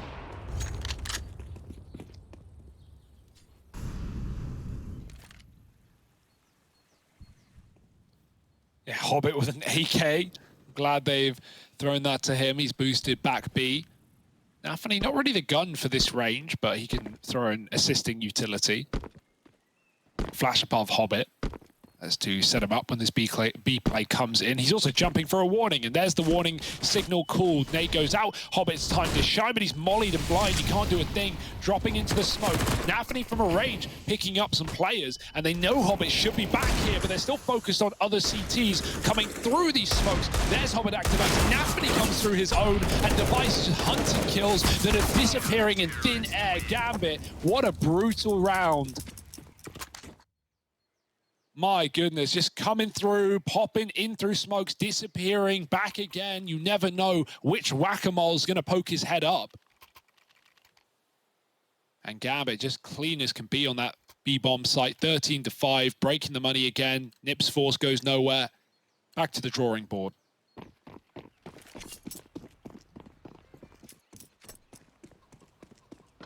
Oh, now the grim reality might be setting in for NIP. Oh my word! Oh, the nades! The nades are brutal. Hobbit and Inters, man, they've cancelled out anything that Nip were looking forward to in this round. They get that kill, and it was like, oh, maybe we can spill into B. Nah, big chunky nades, big utility damage. And big smiles Hobbit all around for the Gambit squad. Hobbit's 20-8 against NIP. Wow. Not every day you get this, but yeah, I'm so glad that the Gambit are not ruffled by LAN, right? I think there was so many questions on, you know, not just the online era and now coming back, who's the winners, who's the losers, but I think a lot of people, you know, don't hold as much weight on a team like Gambit who have made their mark in the online era, and now here they come through to LAN and they look just as good, if not better right now.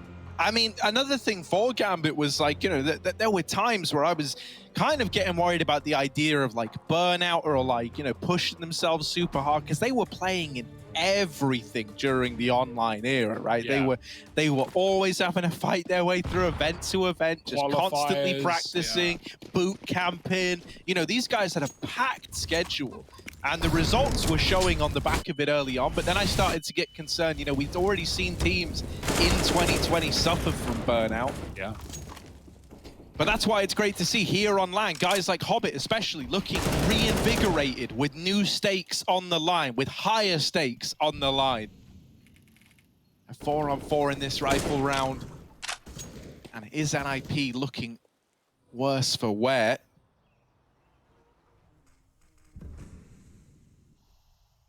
NIP grinding to a halt, waiting to challenge for this banana control. There's a deep smoke in their way. I like the Gambit have just put full faith in Nafany alone at top banana, but it does come with its fair share of risks. It's pretty common to see a player jumping the half wall for information. But if he offers up this kill, that B bomb site would belong to NIP. That's why we have this walk. Rotate coming in. Daphne, he gets one at least. That's something that will stall this B play. Inters is now in position. He's got a Molotov even to drop and to deny NIP.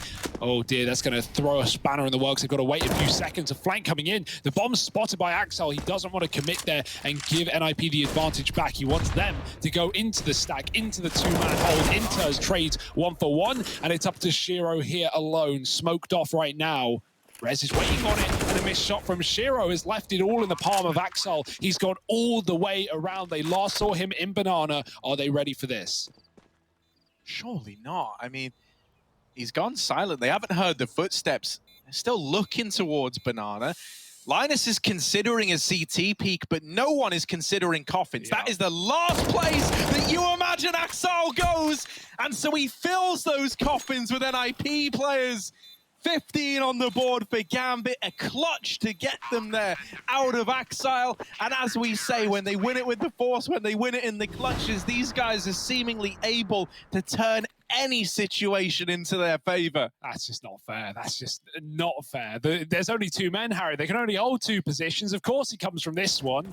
What a sick play for Axel. The second he makes contact down bottom B to Linus, he just runs the rotate. He knows no matter what happens, they're not ready for this one. He has the element of surprise for at least a kill. And in fact, it's both and the round. 15-5, Axel beasting. There is no weak link right now for Gambit, and Shiro answers the call yet again, dropping Hampus in middle and throwing this round into disarray once more.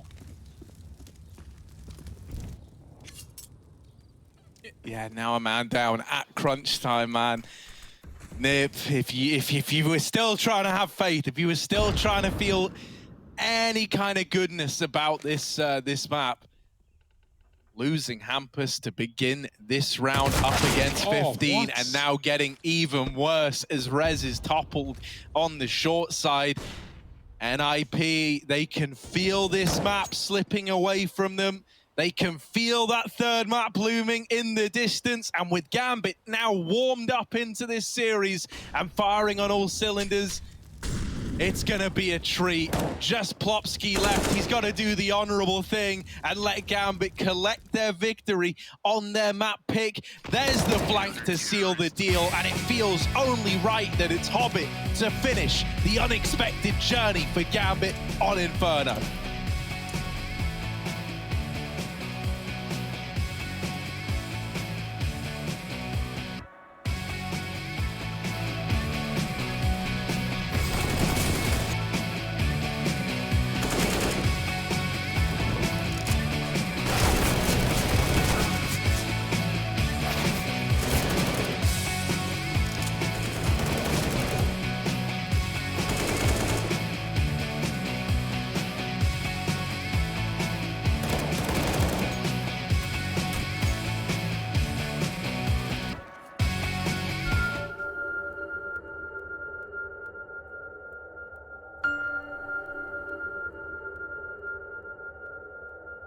Three times the charm, as they say, and in 2014, that statement couldn't be more true for Ninjas in Pajamas. After DreamHack Winter 2013 and ESL Major Series 1 Katowice 2014, this legendary Swedish roster took their third shot at winning a major championship trophy. And in the grand final in Cologne, they faced their natural rivals from Fnatic. It was 1-1 in the maps, and everything would be decided on the third arena, Inferno, where after the initial Fnatic lead, Freiburg helped NIP turn the tides and in time, make history in Counter-Strike.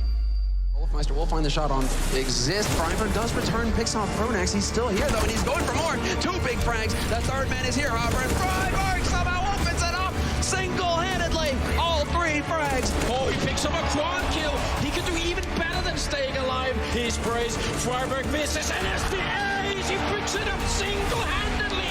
Ruins Fnatic. What a play.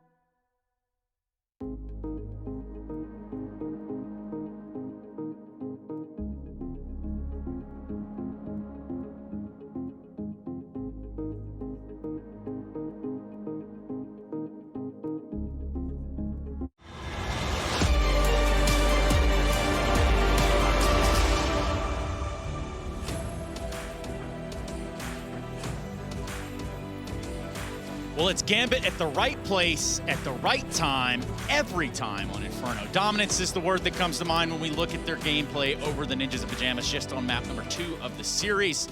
Welcome back, everybody. The Intel Extreme Masters, Maniac Moses joining me here on the desk. Guys, this is the Gambit we are used to seeing. Are we surprised? Are we still surprised at this point about Gambit? No. Let's just go back at the first game of Gambit during this IEM Cologne, right?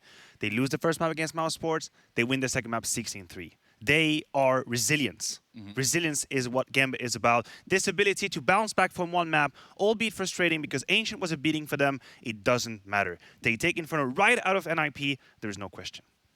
NIP never had a chance in this game. Like, it started in the first half. It was actually wild. I was trying to keep track of it. I think it was like round 9 or 10. It was Hampus, Device, and Linus all had like combined 3 kills. Each of them had like 1 kill.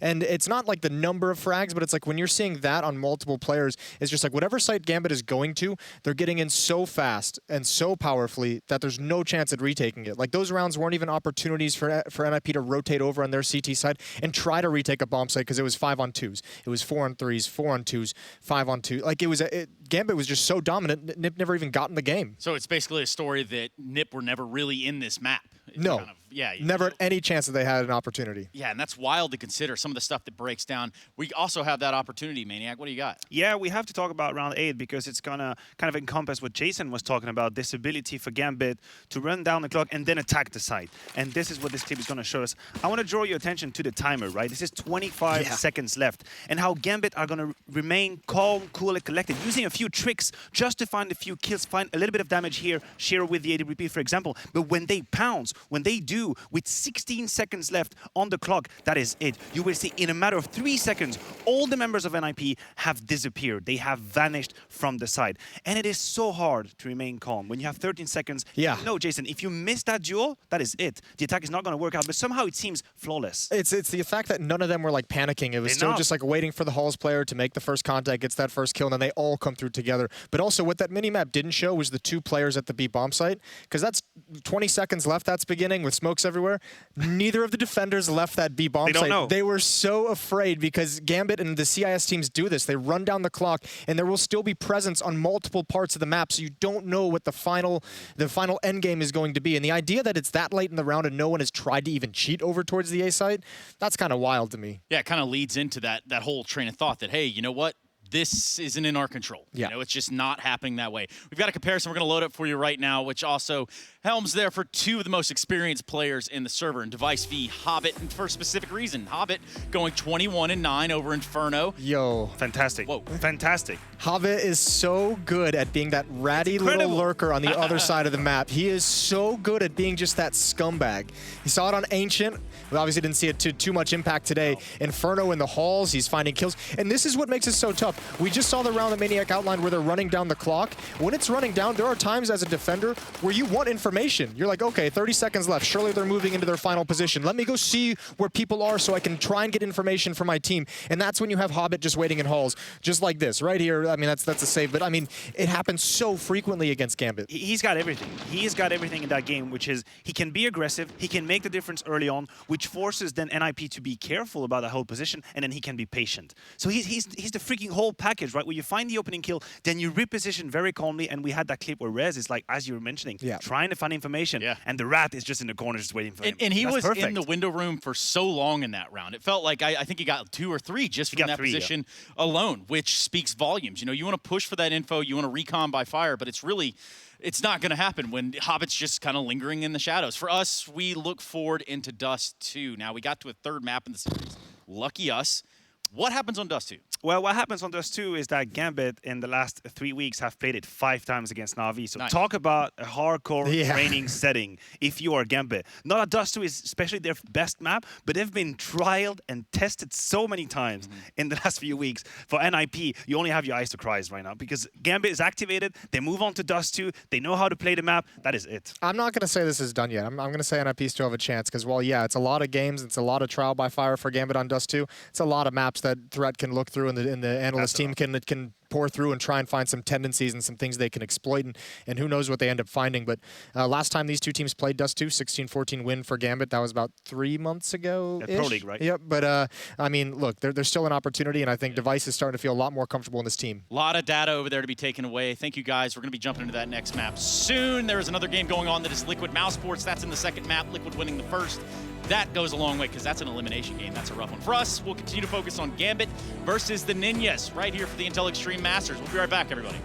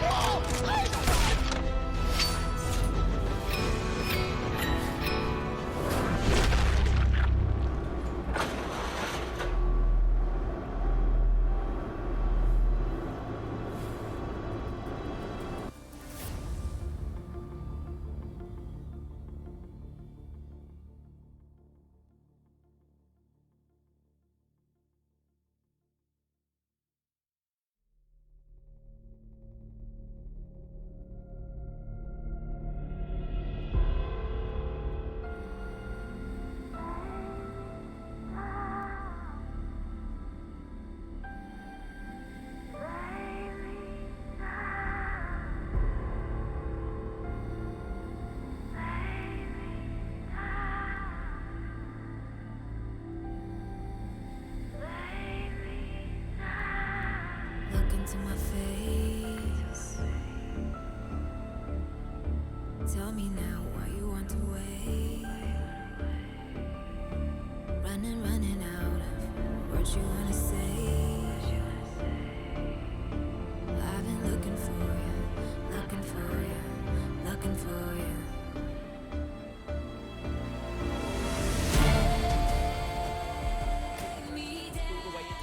So they can stack long, aware of the push about to come round the corner. Acor with the initial kill, and Dexter still close by. He's going to hear them run away. They're not running away yet, though, and the flash comes through. Dexter able to take the fight to them. 2 kills on the hold. Great play from Dexter. A nice aggressive play through the tunnels to get that info from Frozen, who has now been called out. But at this point, the damage is already done. It's a fantastic start for Mouse Sports into Dust 2. These gun rounds are not working for Liquid. They're trying for these early picks. They're trying to force the issue on the T side. We see Fallen running down middle, then the immediate response when that goes sour is to take the long control. But They've lost so much map control. When you commit heavily into long, you run the risk of losing other parts to the map. And now Elige left in the clutch. He's coming out of long himself, and there is a player down in pit. Elige has a Molotov, and there's a low HP player now spotted, and Elige is not quick enough, but the Molly's going to go down. That might just burn away his opposition. But it's going to be a kill onto Acorn. Elige now stands a chance. Smoke down from Dexter, but through the smoke is down. And now Elige looking to pull out a miracle round. Robs is alive though, still with the AWP, and through the smoke with the AWP. It's a kill from Robs. He shuts down Elige's dreams, and around will go Mouse Sports' way.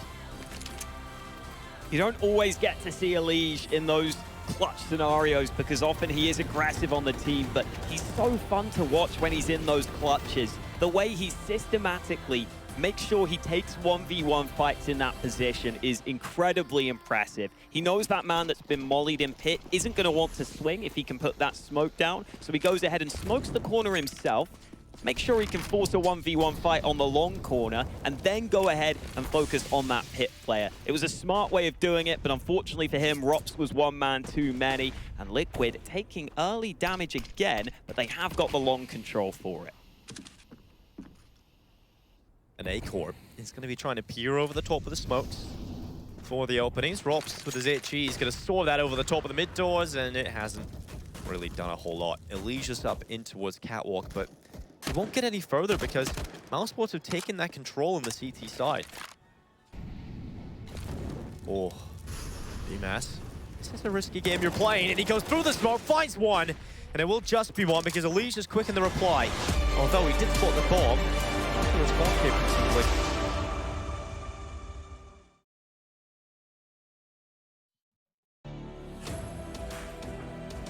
Come one, come all. The Cathedral of Counter-Strike's arms are wide open, and we're accepting everybody.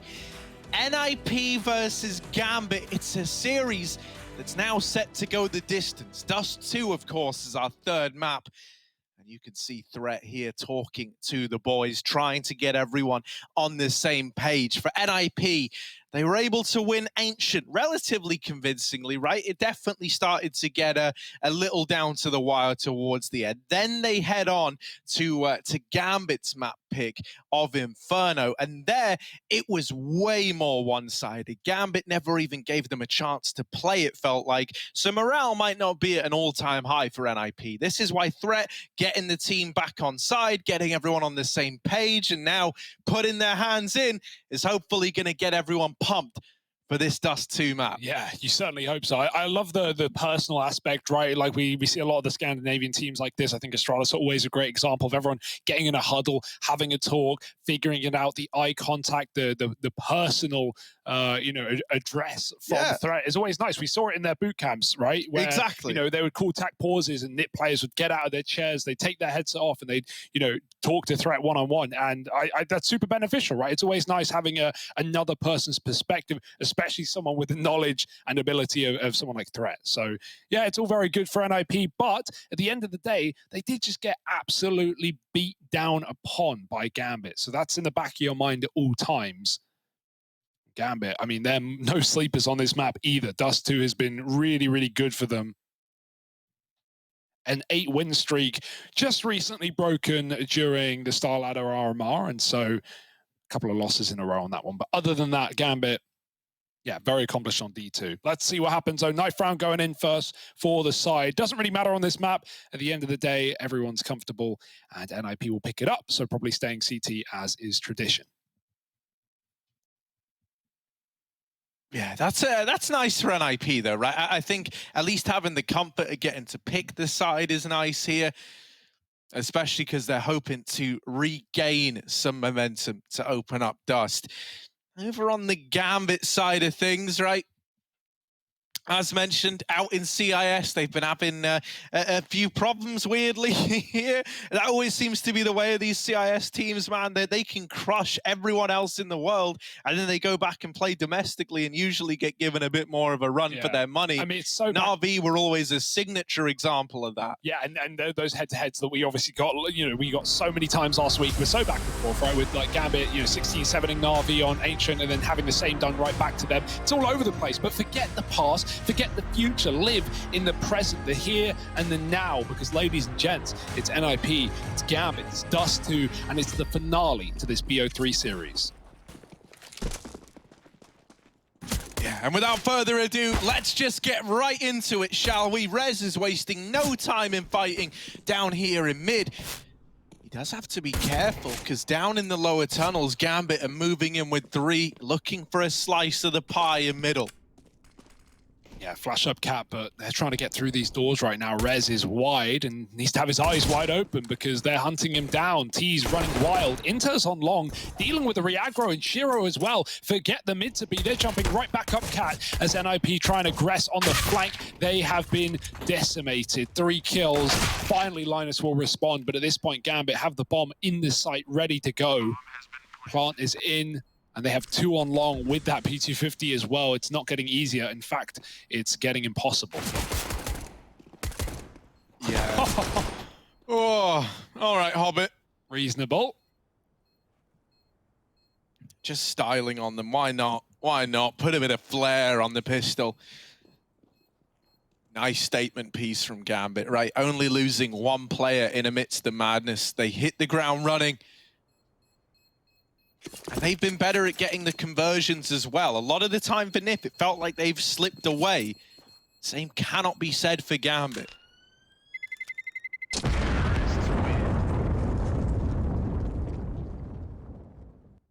Yeah, and I question if NIP even buy here, really. Like, you know, you can get Deeg armor and stuff, but soon rifles, or rifles soon, rather, is always tempting.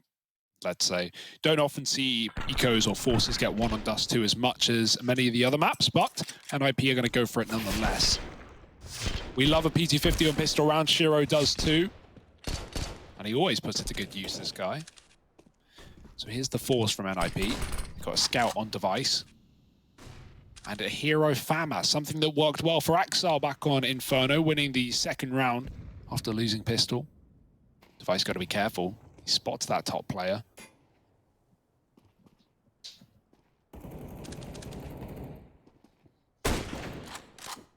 Ooh, Device. Trying his hand at the wall bang.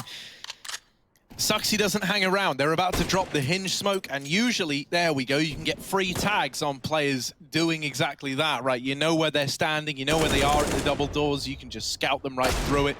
Nice D shot out of Hampers. Yeah. Stops Hobbit from just snowballing out of control on this A bomb site, and it's kept Gambit at bay.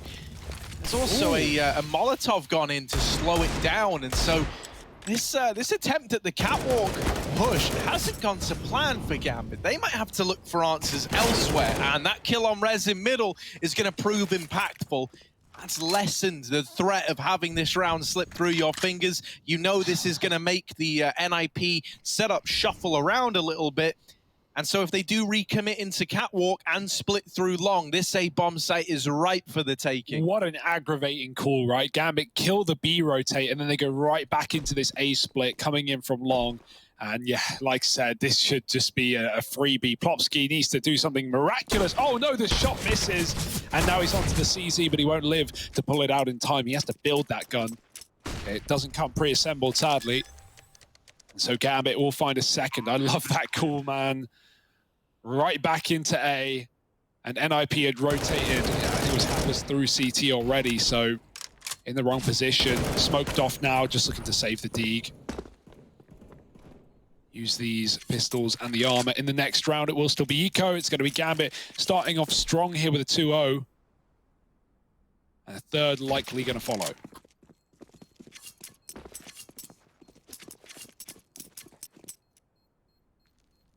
Of course, remember the stakes here, right? The winner of this series goes on to that upper final to play the winner of Big versus G2. The loser drops on down to play the winner of VP versus Complexity down in the lower bracket. And after VP had a bit of a slow start the other day, right, losing to Big, that was certainly unexpected for a lot of people. I do think that lower bracket is a very dangerous place to find yourself. You don't envy whichever one of these teams cops the L here today.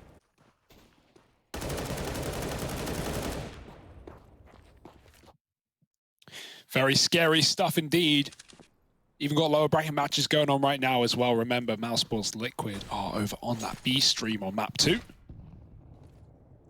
If you are interested in either of those squads, right now we're relying on Hampus more than anyone. He's got the Deeg armor. They're doing the boost up, but he is nice and wide, so they won't be able to see him. He's waiting for that headshot to appear. Can he hit it? I like it though. So Plopsky was challenging the boost and, you know, like trying to entice them to go for these short kills. We're hoping that that was going to make him discount Hampus. That doesn't end up happening, and Gambit get the info without taking any damage. So that's good for them. Once again, this hinge smoke going in, and Linus was trying to capitalize on that bit of damage. Just misses the spam. Now, if you're NIP, right, you kind of have to start gambling. All these attempts at the early fights that you wanted to take haven't worked out, and so you need to play a numbers game. They'll divert all their attention into mid and B, and once more, Gambit are dodging the entirety of this with an A play. Doesn't that feel good? Or at least it will in a moment when the realization kicks in for Gambit. NIP are just going to be running in, looking for guns, looking for exits. If they can, you know, trap Gambit in the bomb site or stop them from leaving the bomb radius, maybe there's some damage to be had. Really, you imagine Gambit are going to fight their way out tooth and nail in the post plant. It's for long, and so they won't actually play towards the catwalk. They just completely avoid this setup. I love the move out from Gambit. Just take the range fights. Look at these engagements. NIP aren't supposed to win any of these, and so they will not. One by one, Nip full. But we've really just been waiting for the gun round. The first buy coming up in a second. Gambit, for the meantime, 5 alive. And already building quite the wealth on this T half.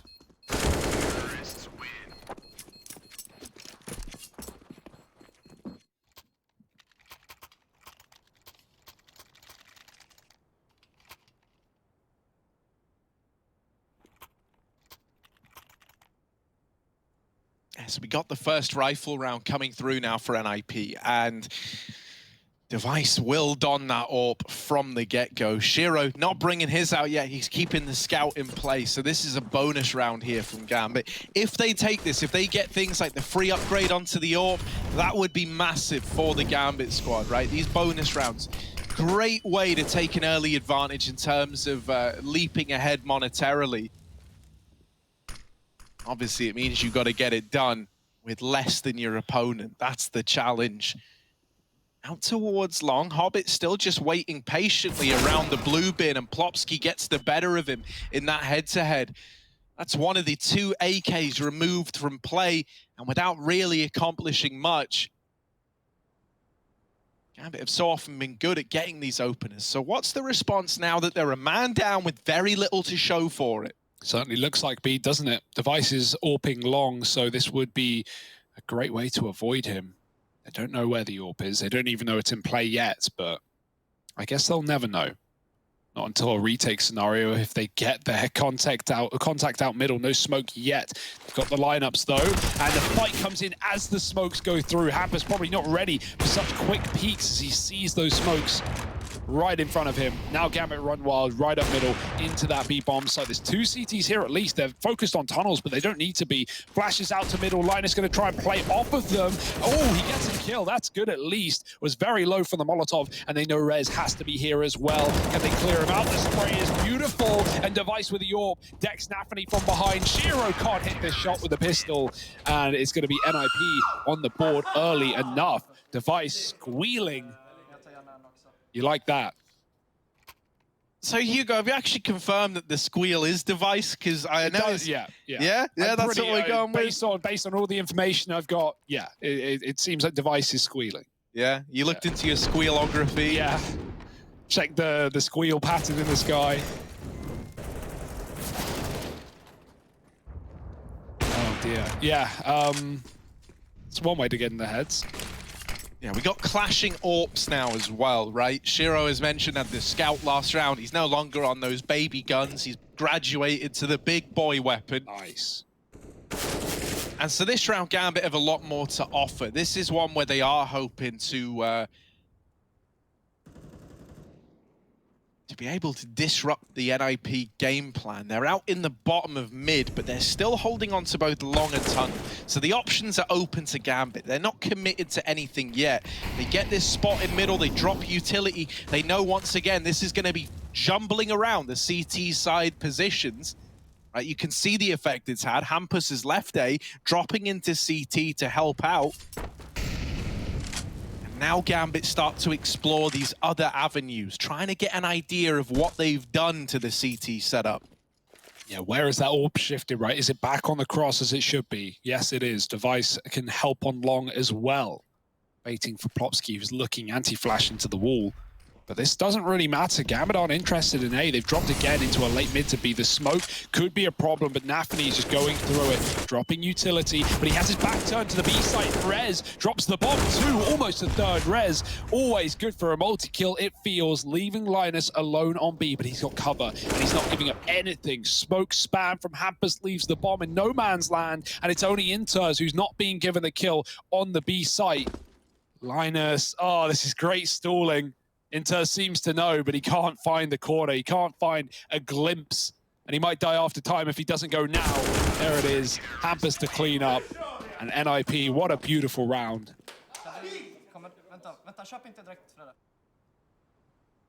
Yeah, it is great to see, man. I was a little bit worried that after Inferno, right, especially with guys like Linus who were really struggling on that map there, right? Unlike your devices in this team, you know, your more experienced players, someone like Linus, he is young, he's not used to being on the big LAN stages, so it might be hard for him to rebuild himself, right? Yeah. To hype himself back up.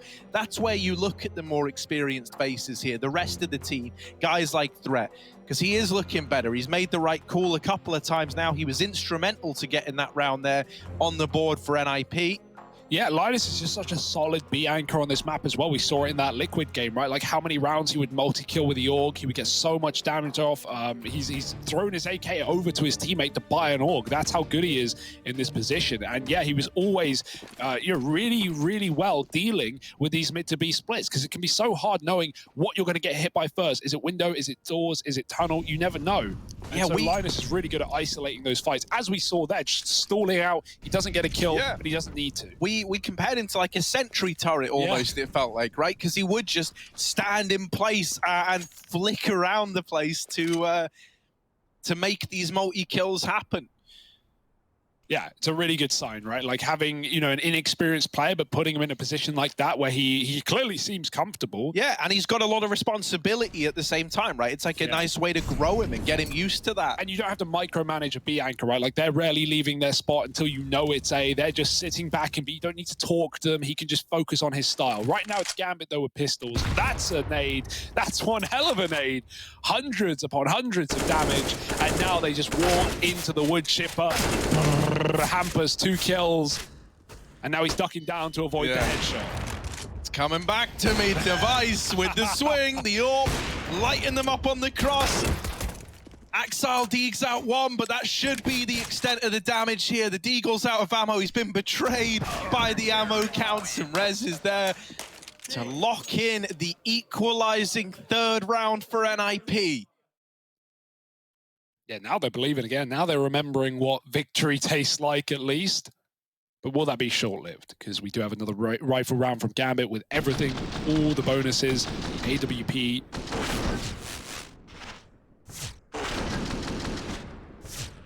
And they're coming back in with this round. Nafany yet to frag here. Everyone else on the board.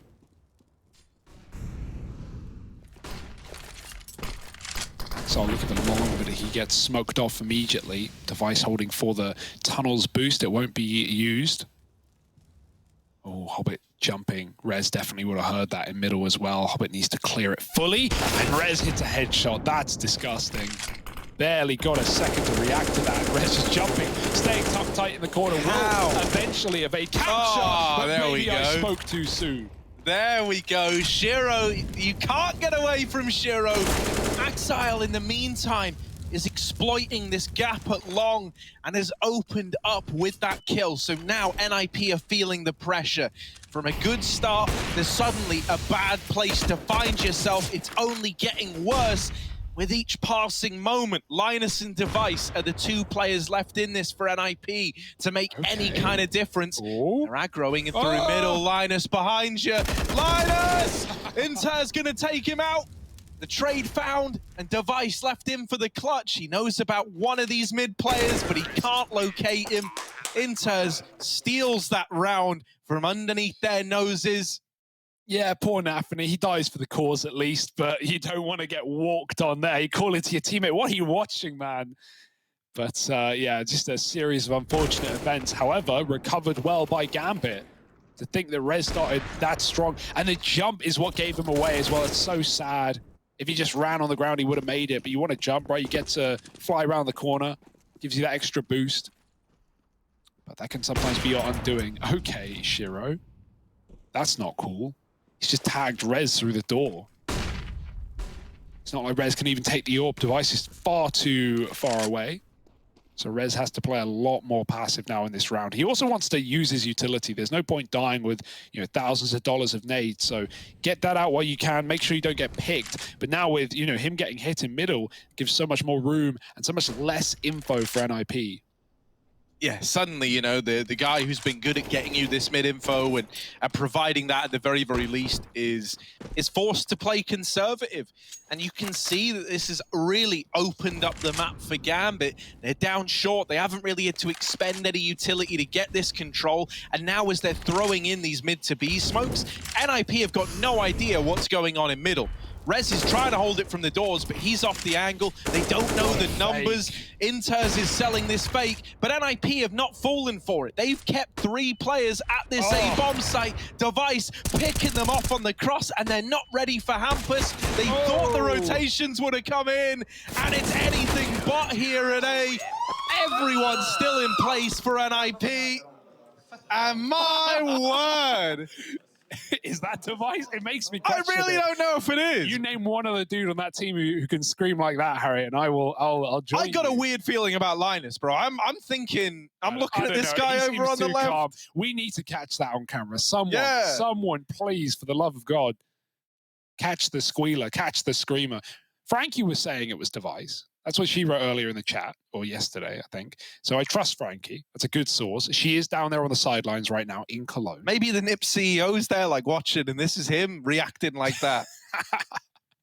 Getting hype, squealing their way to success. Maybe it's threat, man. You never know. Yeah, something tells me it's not, but... It's just, yeah, we hear it, and then we look back at the cam, and everyone's like, calm. I'm like, everyone's so calm. I'm like, okay, yeah, there it is. Oh, there it is. Woo! It's Device letting out the squeals and screams. We knew it. We knew it. It was all along. It's just weird. I've never heard that when Astralis were playing, and now I hear it every time NIP are playing. Round, I hear it in my nightmares, for crying out loud. Yeah, usually Device is too used to the crowd noise covering his squeals, but hell, we haven't heard it on online, that's for sure. I'm not complaining, though. Gambit might be 4-4. Level right now. Certainly not the one-sided affair that Inferno gave us. Although, hello, Hobbit. Talk about journeys. Well, NIP will not be expecting this one because Hobbit is going all the way around, looking at the ground. This is to stop his head getting spotted from Device, who's going to come back and he'll have no idea. Hobbit's got a freebie. Oh my God. He's got a knife if he wants it, but why not just take the shot while it's there? Yes. Easy kill. AWP dropped, and now this round is all confusion for NIP. Yeah, man, you ain't going to be squealing about that one, are you? Device degged up the side of the face and knocked out of the round. Now, the rest of NIP have got to try to fill this gap. The problem is, they don't know the extent of the gap. They don't know how big the hole is that needs plugging. There's a lot of bodies up through short for Gambit. The bomb is down as well. The Deagles here are looking to do something dastardly.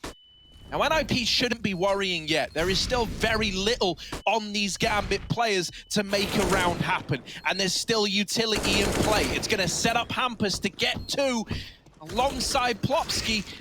Slowly but surely, kills coming in. And oh my word, look at the long wrap from Nafany. He's taken one out of the round. They're on the bomb. They can't get them off. And it will be NIP just through sticking it. Grabbing a 5th round Still so much damage done. I'm kind of lost for words at that one there. Yeah. So wild with the pistols trying to make it happen. Nafany with a long wrap that looked like it was going to save the day, but then the bomb was planted for Catwalk. And really, that's the thing that lets it all down in the very end. Great flashes for Nip as well, right? Like the fact that they blind just everyone on the bomb side, the two side players and the Goose player completely useless at that point with really good utility. So yeah, the late flank, you would have wanted the side players to live a little bit longer, but they could not help it. Shiro again, by the way, he hit the cross shot, obviously. So Linus is on 30 health. No one catching a break here for NIP. Certainly not safe to get to this B bomb site. No guarantee.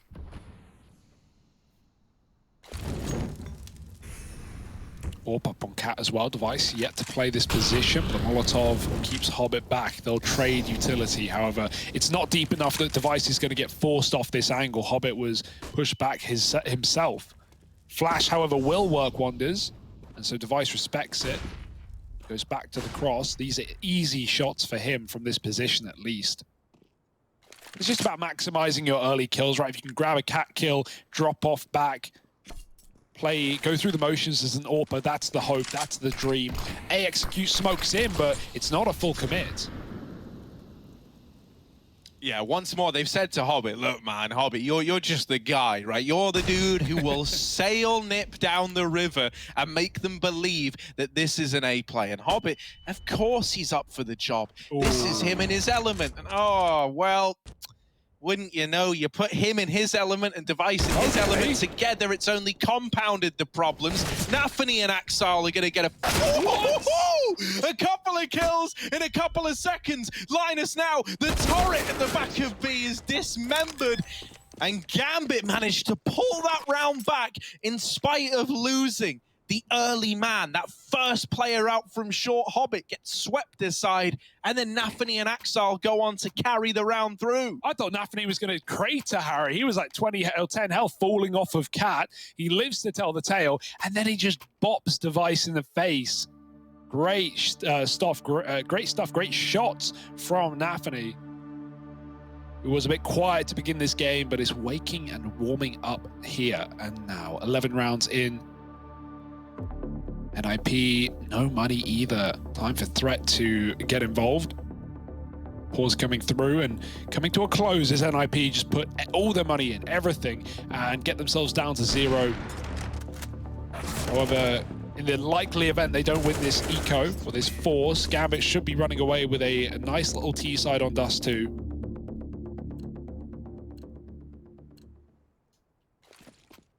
Another cross shot for Shiro, maybe? Oh, he might even get a challenge. As this scouter Device taking a peek through middle. Oh, spots Hobbit. And now that they know the scout is here and looking for a fight, Shiro is only more enticed to keep holding these doors, right? I imagine once again you're going to have Device try to get the free damage on the player dropping a hinge smoke.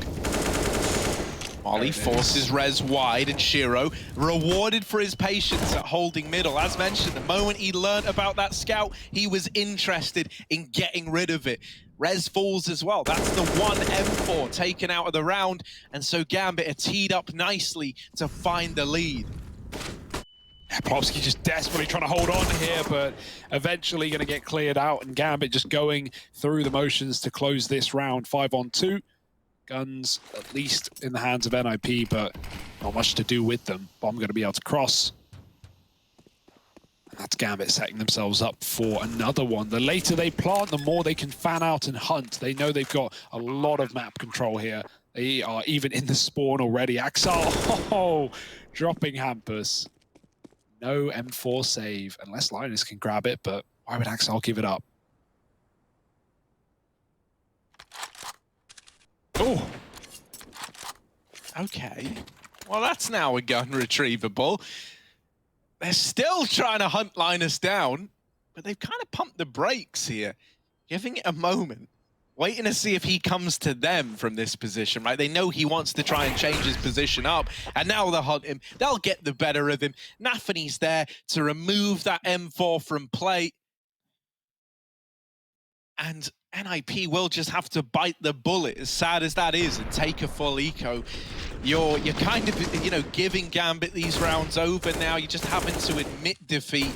Let them chain together, these couple, before you come back in with the rifles. Yeah, Frankie's come in with the sauces. I saw this. This is good. Go on. Frankie's sauces hampers on you know, who's doing the Read squeeze. the other bit that she said. That's good. I think he's reliable as a witness. Nipper also the biggest gang of LAN. They go everywhere together like a little school gang, and I believe that. Yeah, I believe that. It's very, very sweet. Waltzing in. And with, you know, if how we've seen them act at boot camp is anything to go by, they are really trying to develop this, like, this feel of, look, man, we all get on, we all talk very openly about the gameplay, we're all friends. It's like a little family. Very sweet. And, you know, families that squeal together. I mean, F is for family. That is what they say, right? And, you know, I think Fast and Furious will remind us of that till the end of time, Hugo. Right? Nothing's more important than family. Isn't that nice? But back on track. Our Gambit at least, 7-5. And they're making NIP scarily quiet in the LAN right now. There's no yelling right now. Because Gambit are in full control. Device with the AWP, but he has no armor. Up on the catwalk or scoped on it at least. Waiting for Gambit to commit to an A take, but every time we've seen Gambit come around this corner, they've thrown that double execute smoke, right? And I don't think this round will be any exception. So Device is going to get completely smoked off, flashed out. He'll have to re-peek as they commit. He's still in a really good position, and maybe they make the mistake of peeking before they bloom. Let's see. Smokes are in. Device dodges. He's trying to avoid flashes. One will drop, and Device will miss his shot. Molly pushes him way back into the open, and Hobbit and Nafany find a killer piece. That CT drop is perfect. Even though Rez will spam through and take Nafany, it won't change the outcome of the round. This should be a save. The only reason they're tempted is because Plopsky's still out on long. Oh, or at least they were tempted. From bad to worse, and Hampus just writes the NS in chat. Yeah, man, it was a nice shot and all. We got to see it. Just merciless from Gambit. You're not getting away with setting up for a retake. You're not even getting to run and hide and save those guns. It's so punishing. The money has gone again, so another eco round about to come through for NIP, and this is letting Gambit very, very comfortably at the end of the half just run away with this game. This is the essence of this CT economy that we talk about and why it is so punishing. Every round Nipper losing is followed up by an eco. They've forgotten how to cap boost. I like it though. Rez gave us like a tutorial almost, right? There we go. Not there in the end, but I don't know if it matters now. You could have just run round faster. Doesn't really speed it up, does it? Either way, I mean, it's not a round that NIP have any business winning, so Gambit are going to make sure that that is the case. Just looking to tap down these A points. The other thing about Gambit is like they are just infuriating in the sense of like, look, NIP is stacked heavy at this side of the map, right? But Gambit are the sort of team where if they don't like the way the A site looks, they're not going to feel like, oh, they're on pistols, we'll just chance it. Like, you know, they are super methodical in how they approach this. They don't leave anything to chance. Even now, littering the site in smokes, in util, and still they're hesitant about pushing in. No, it's a really good call. They know everyone's here at this point. Hobbit is waiting in spawn for an aggression. Oh my god, they're all getting tagged. And now it's fine. It's fine. It's under control. You can leave if you really want to. It's still a little bit awkward, but Axel's grabbed himself the AWP on 10 health, and he's putting it to good use. Another shot connects, and now they recommit. Up cat comes Hobbit, and he's late from T-Score with a vengeance. Double kill to close it out. And so, yeah, it's all fine for Gambit. It gets a bit dicey, but then they stop, they take a breath, and they wait for the flank. Hobbit was like the little dog meme, you know, where it says, this is fine, you know, like, and everything's burning around him. And then there he is, just coming in from short and alleviating any of our worries. I'm seeing auto snipers dropped over. They're going to spam those mid doors. So good luck getting to be NIP. Shiro's been hitting it with the AWP. He doesn't need an auto, but there's 4 snipers down middle.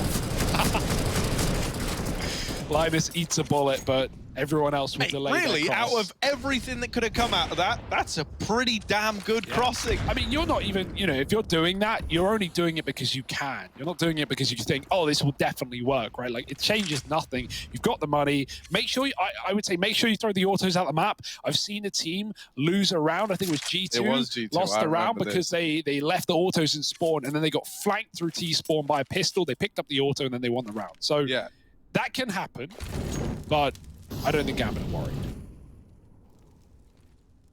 Hobbit's even kept the auto into the round. Ah, okay. So Hobbit really is getting cheeky with it. You guys can pick this up from my corpse. And a B play with a double sniper is audacious.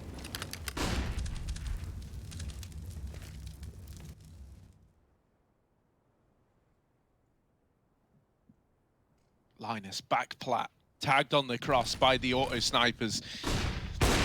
Now solely responsible for B. First shot misses. He does have support from Rez, and the molly combined with this AWP is torn through Gambit. There's NIP finding one more before the half draws to a close. We get one final battle cry out of the Nip boys. We're gonna need even more as the drums of war sound off.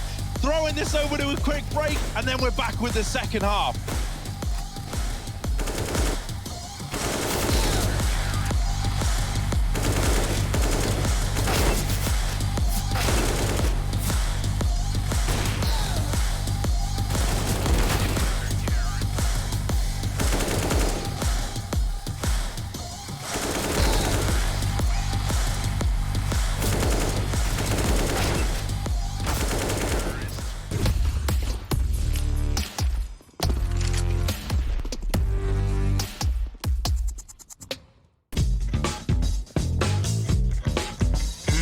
Hey Future Pros!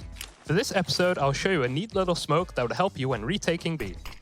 This smoke will completely block off the B tunnels. To do the smoke, run into this corner next to the truck. Aim as shown, then jump through the smoke. If done correctly, the entrance to B tunnels will be completely obscured. Make sure you don't have a teammate planning on going through tunnels, as he is going to be one angry retaker if that is the case.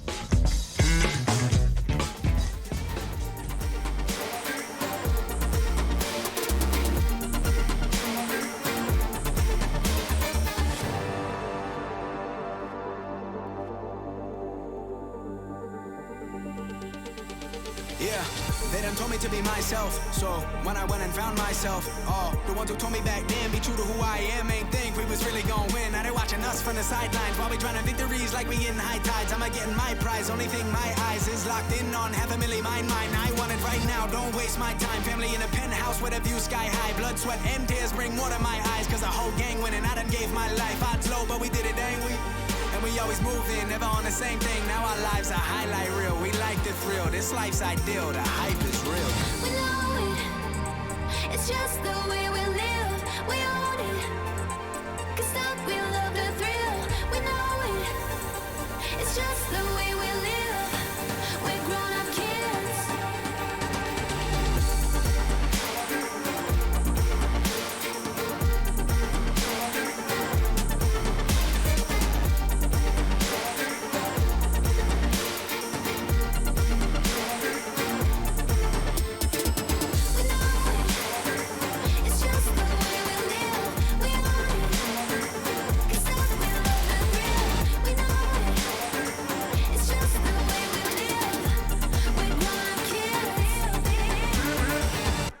We're grown-up kids.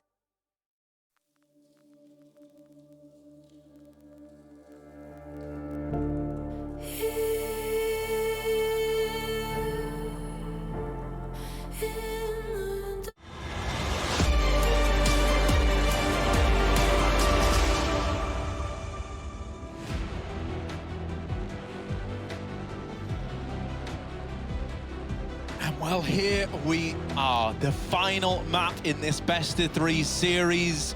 A series that matters a hell of a lot to both of these teams. For Gambit, And for NIP, there's a chance at guaranteeing yourself a spot in the playoffs if you win this one and heading forward to those upper bracket finals. Now that's a wonderful thing. You'll at least be guaranteed quarters from winning this series. The loser, meanwhile, their fate is still hanging in the balance down in the lower bracket. Yeah, and here we go, right into the action. It's a T-side now for NIP, and they want the catwalk. Smoke down on the Xbox and charging with 3. We've got a double long take, but Shiro's in pit, and some whiff shots is not pretty. Now he's trapped, he's lost Axile, and he's out of ammo. A dead man walking. Nafany, though, coming in for cover. How is Shiro still alive? 4 on 3, Shiro putting in more damage, and Linus faking the bomb, but now he's got a stick, and Nafany can aggress. He's so patient, forcing the plant. Linus, again, another tap, another fake. Nafany doesn't fall for it. Still even got a flashbang to get them in for a retake. You got to get this bomb down, but at this point, they're all around you, and Nafany is taking names. This guy was 0-4 to begin the map. He's now 10-9. That is a huge pistol round. Saving Shiro, stopping the plant, and finding double digits. Yeah, we're going to have a force buy back in out of NIP. They want to bring the heat from the get-go. They want to make Gambit feel pressured. Now, Gambit, they've been better at getting these conversions whenever we've seen them attempt these rounds. So let's see if that holds true now.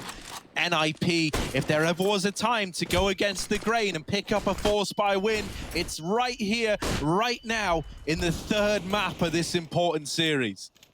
Yeah, Deegs, though, 1 scout, not a lot to play with here for NIP.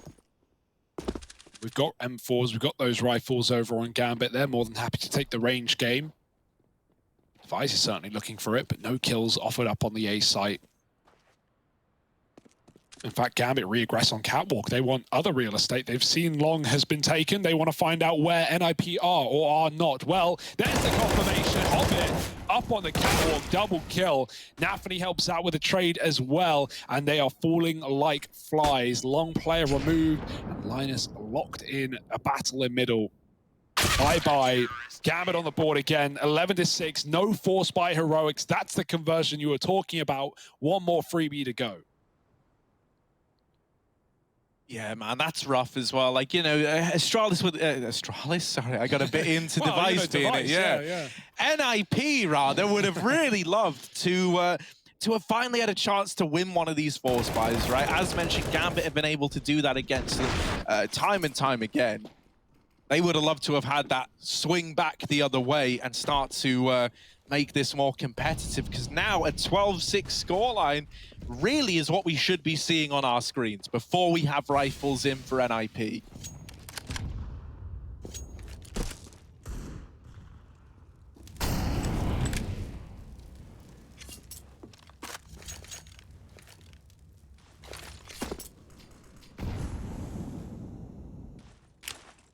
Palm tree flashed, ready to go.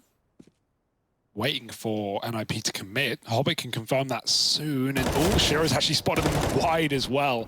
Hobbit gets a kill. Shiro baits some shots, but NIP are not keen to re-aggress. They're actually out of there. Dodging death for now. Linus won't be as lucky. Shiro, he's going to deliver it right to them. First class in the front line. Another from the catwalk. Shiro, he's on for it. He's trying to kill everyone right now. But it is denied eventually. Nafany dropping res. And 3 for Shiro is a nice little stat pat. Wait, pad stat. Stats pad. There we go. Yeah. Woo, it's been a long day. Here we are. I feel like, you know, you swapped the first letters around first, then the back letters. I do that a lot on purpose. The back letters. Yeah, the back. I get what you mean. Words are hard at the end of the day, but someone's got to say them. All right, here it is. Buys back in for NIP. First T-side rifle for him. AWP in Device's hands, but it's glass cannon. So he might find himself feeling fragile in this round here. Lots of attention at long for Gambit. They deny this real estate to Astralis, to NIP. Why do I keep doing it? I haven't done that once this whole series, and now, like, woo! It's just all happening. Device with his AWP. Down here in lower is going to get deleted by Shiro up on Cat. I didn't even expect that kill to come through. What? Shiro's taken down another, and this round is getting snatched out from NIP. Oh, and mid, it's ugly from Hampus.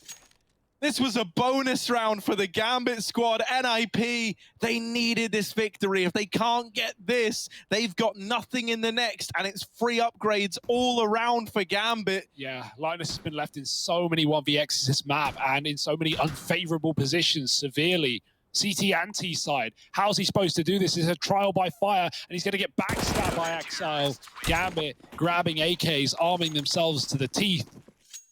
And they are sinking those teeth right into the neck of the Ninjas, 13-6. And with no bomb plant, NIP need to make a fiscally responsible decision here. And that really is the call to not buy. If you want to fight back for a win in regulation, you've got to give up 14 now and play those Deagles. Yeah, and that's a horrible feeling, right? Like when this is your best course of action is to go, okay, we probably give over 14 here. You're having a lot of faith in your ability to remain resilient and grind out a victory. Because that's what it would be, right? It would be a grind. So yeah, partial investment, buying up a little, but keeping money to invest in the next. I really wonder, like, I need to check the stats after this game, but what is Shiro's like average KD against top 30 teams? I want to compare that to like James, right? Like who gets it? Because James saves a lot, but man, Shiro just doesn't die, right? In these rounds that they're winning, part of it's coming from clutching, part of it's coming from just, he's always on the other side of the map lurking, being a nuisance. But whatever he does, he always seems to have the least deaths in the server. He has exactly the amount of deaths that NIP has rounds, funnily enough. Here comes the B crunch. Inters is blind, but did they see him get in the cubby? It doesn't look like it. Oh, messy spray. Double entry for NIP, and guns on the ground mean they have a fighting chance in this eco. Yeah, this is actually a really nice round out of Nip. Oh, but Hobbit from window, as he often does, right? It's the kills that really matter. They're the ones that Hobbit is good at finding.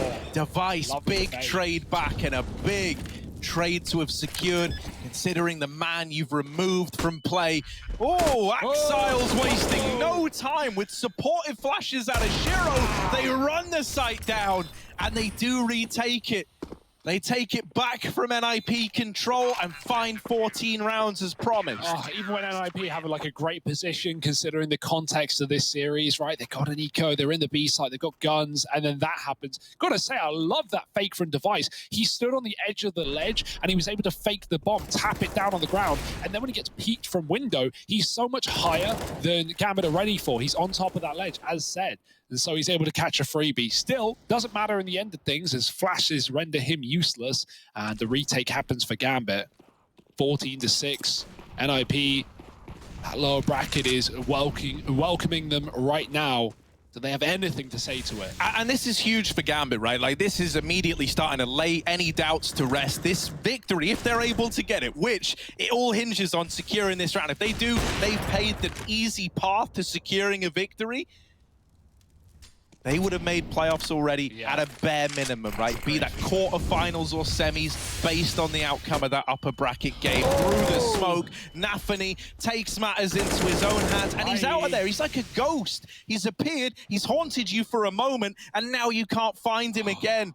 Inter's even slipping into the tunnels. Now, Nip are aware of this, right? No way have they given up B. They might know he's here. Knowing is only half the battle. Linus is going to come in to help out. It's a 4-on-4, even odds retake at B again to decide the outcome of this round.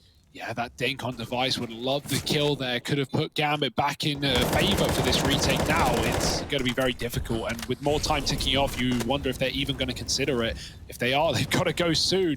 Maybe just looking for damage at this point. This bomb is under halfway. And yeah, that's exactly what it is. It seems to be a done deal for Gambit. They're sneaking in the last second. No, not happening. No. NIP hiding at the car. Nice and easy in the post plant. Gambit trying to pull the wool over Nip's eyes and get a ninja defuse. It's not happening versus the ninjas. That bomb radius, you know, if you're full health, you can sit on the car. You can stay inside of B. And so no reason to leave when Gambit are going for little tricky plays like that. Nice try. But 14-7 is the score. And NIP, time to believe again, because if you don't, it's already over. Yeah, I mean, you know, the whole reason that you waited to round 14 to make sure you had the fall buy was because you had faith in the system, in the gun, in the rifles. When you've got everything, you had faith in your ability to pull this game back.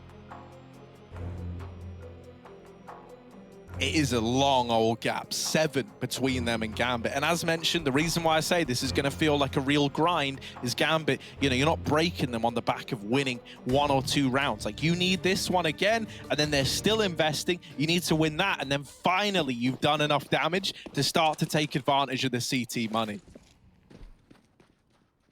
So the path to recovery is a long one, and it's fraught with danger for NIP.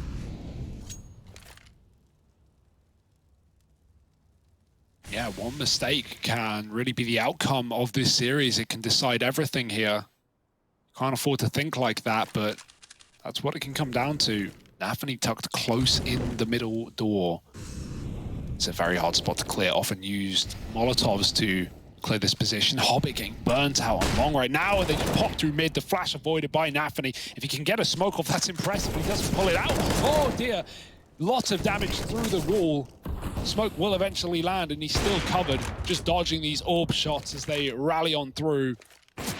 Nafany just abusing with his utility as much as he can. The molly won't work, but the fact that he's still alive is impressive enough. Here's Axar wanting a piece of the pie.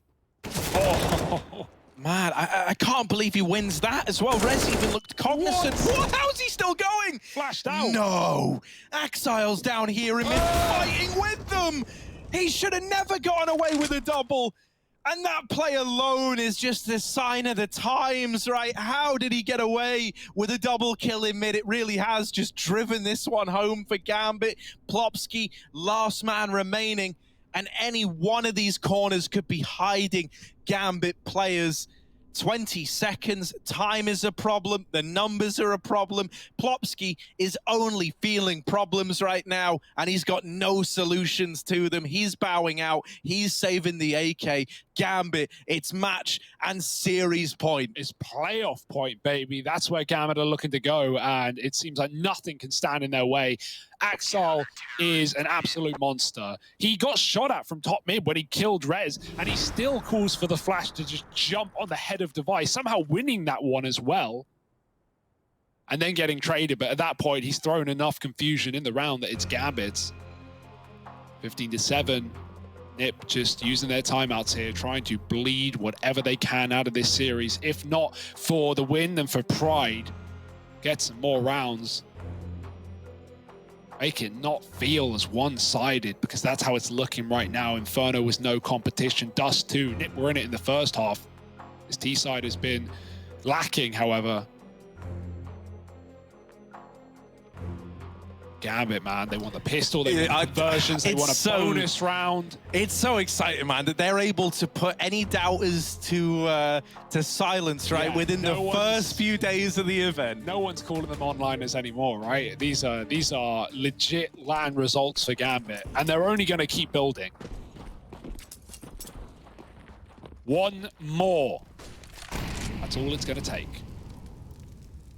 Early B lean for NiP. They're hoping that this can provide some kind of solace. Inter's left here alone, but Nafany is already making his way around. Nafany's individual decision-making has been just as good as the calls he's been providing, right? He seemingly has an idea as to what's going on in this round before there's really been any indication out of NiP. I think it was the device scoping up in tunnels that maybe dropped a bit of a hint.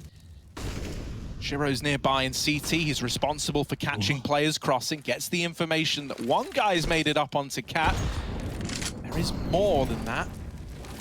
I don't know the full extent of NiP on Catwalk, but they are aware of the possibility. And so Shiro's already backed up to supplement this A-hold. Times are ticking. 45 on the clock. NIP throwing in the smokes, and it looks like they're just going to have to go off the back of this high flashes. Will anyone full spawn, or are they just try to cross on in? Shiro here to put a stop to them. The Molly and Goose is not going to limit his position, but the flashes certainly will. Blinded off the angle. Nafany dead first to device his orb, and he's running right back into tunnels. That was a mid-pick. Nipper bailing. They're retreating to the B-bomb site. It's all on Inters. He's the only man here, and he has to hold strong. Yeah, but you might not be expecting a B player to still be waiting, especially not as deep as Carr. Oh, it's going to get checked, but still Inters is in with the first. Linus trades it out. They've got Hampus trapped at short as well. This could give you a 3-on-3. However, he's just wasting time. That's his responsibility, and Gambit is saving. They wrap onto Hampus, but now they just have to stay alive with 3. Great mid-round reaction out of NIP to recognize that A-bomb site was a terrifying place to wind up. Uh-oh, wait, let's not get ahead of ourselves here, because he's trapped. Bobsky can't escape. Gambit grabbed the kill. Is that really temptation enough? Time is going by so fast. There is a 2-on-2 in this site, but it's just so far ticked already. Honestly, I respect it. Like, they weren't really planning to win the round, and when they get the kill, they realize, hey, we could just run in through B here, but probably not going to win it. Like, NOP is set up with a crossfire. They're going to... that's all frags up, nice and bomb. But yeah, like, I don't think Gambit at any point was thinking, hey, we can actually win this round. Let's just keep our guns. Let's just keep the AKs. We've had so many opportunities to close. And so that's fine. But yeah, great call, right? Device gets that mid pick, and then everyone just runs right back, leaving Hampus in A to sell it further, to stall Gambit even longer. Because you talk about that 2-on-2, Harry, but it would have been a 3-on-2 if Shiro was able to escape Hampus's clutches earlier. He just got delayed so late by that 1A lurk. And Hampus, also the wall mate, right through the door. Yeah, full confidence. Very, very ballsy, especially considering the kind of impact that guys like Shiro have been able to find on this sort, but he's up on the A site, has no say in what's going on in middle. Yeah, they've got Hampus out here. I feel like maybe they're not really sure now what to do with him. He's coming in on this late lurk into the B site. The B players should be aware of this, right? They're very, very cognizant of this idea. They're holding on for it. Hampus is kind of like... this position is either going to make or break the round, it feels like. Either he dies just being trapped out on an island. And Nafany's in midair! How? Oh, we don't have to theory craft because it's all been torn away. It's Nafany trying to hold down the B site. In with a hat trick. Hobbit comes rotating in as well. And Nafany trying to put a nail in the coffin. Will get silenced himself. Plopsky now left in a 1v2. A chance to keep NIP afloat. Shiro and Axile both moving in through the tunnels. They're going to group up and go together. Plopsky, he delivered NIP so many rounds back on Ancient. He was one of the guys who kept them in it, but now he falls short in the clutch, and Gambit lock in the victory. 2-1 over NIP. Wow. They continue fighting on, booking a slot in the playoffs at a bare minimum. Those quarterfinals, Gambit showing they can dance on land just as well as online.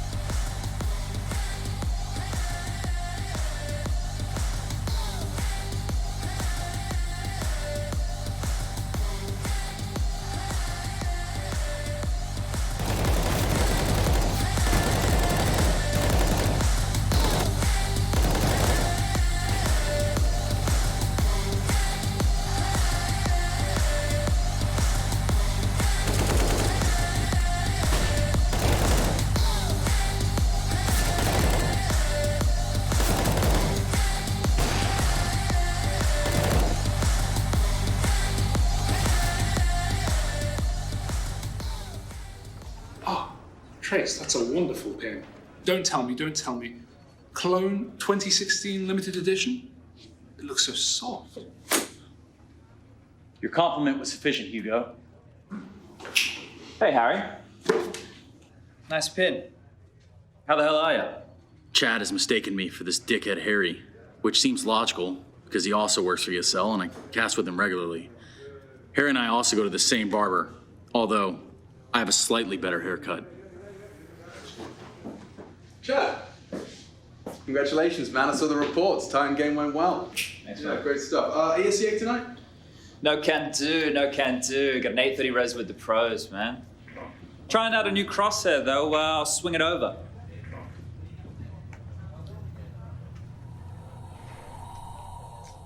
New crosshair.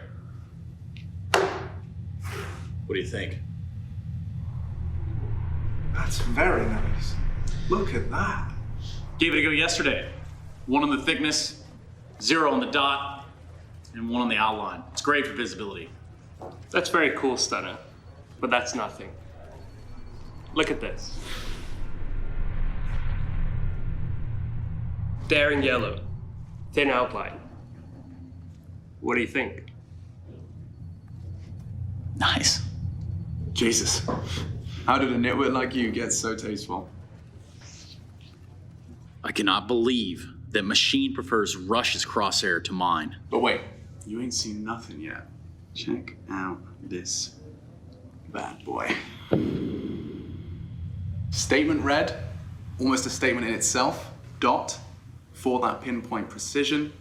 And let's not forget a little bit of girth. Goes a long way. Impressive. It's nice, it really is. Now let's see Chad's crosshair.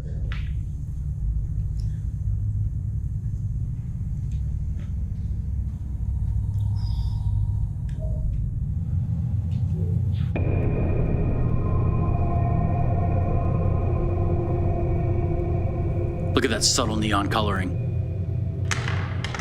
The tasteful thickness of it, oh my God.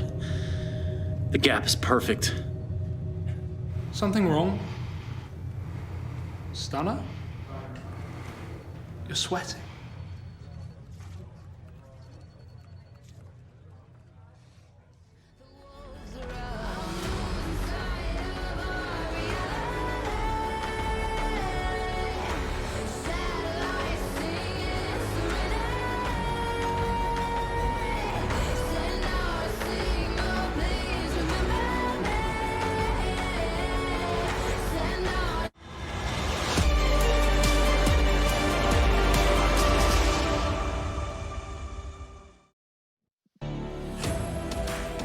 Well, with the playoff berth already in hand, Gambit secure a win over the Ninjas of Pajamas. Welcome back, everybody. I've got Moses and Maniac to lock this one in with me.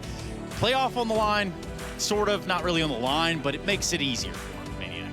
Absolutely. Gambit now already in the playoff. Obviously, the question is going to be whether it's semifinal or quarterfinal down the line. But for the viewers at home and everyone that had a doubt, that Gambit were an online team, not able to do it online, they were going to crumble. I have some very bad news for you.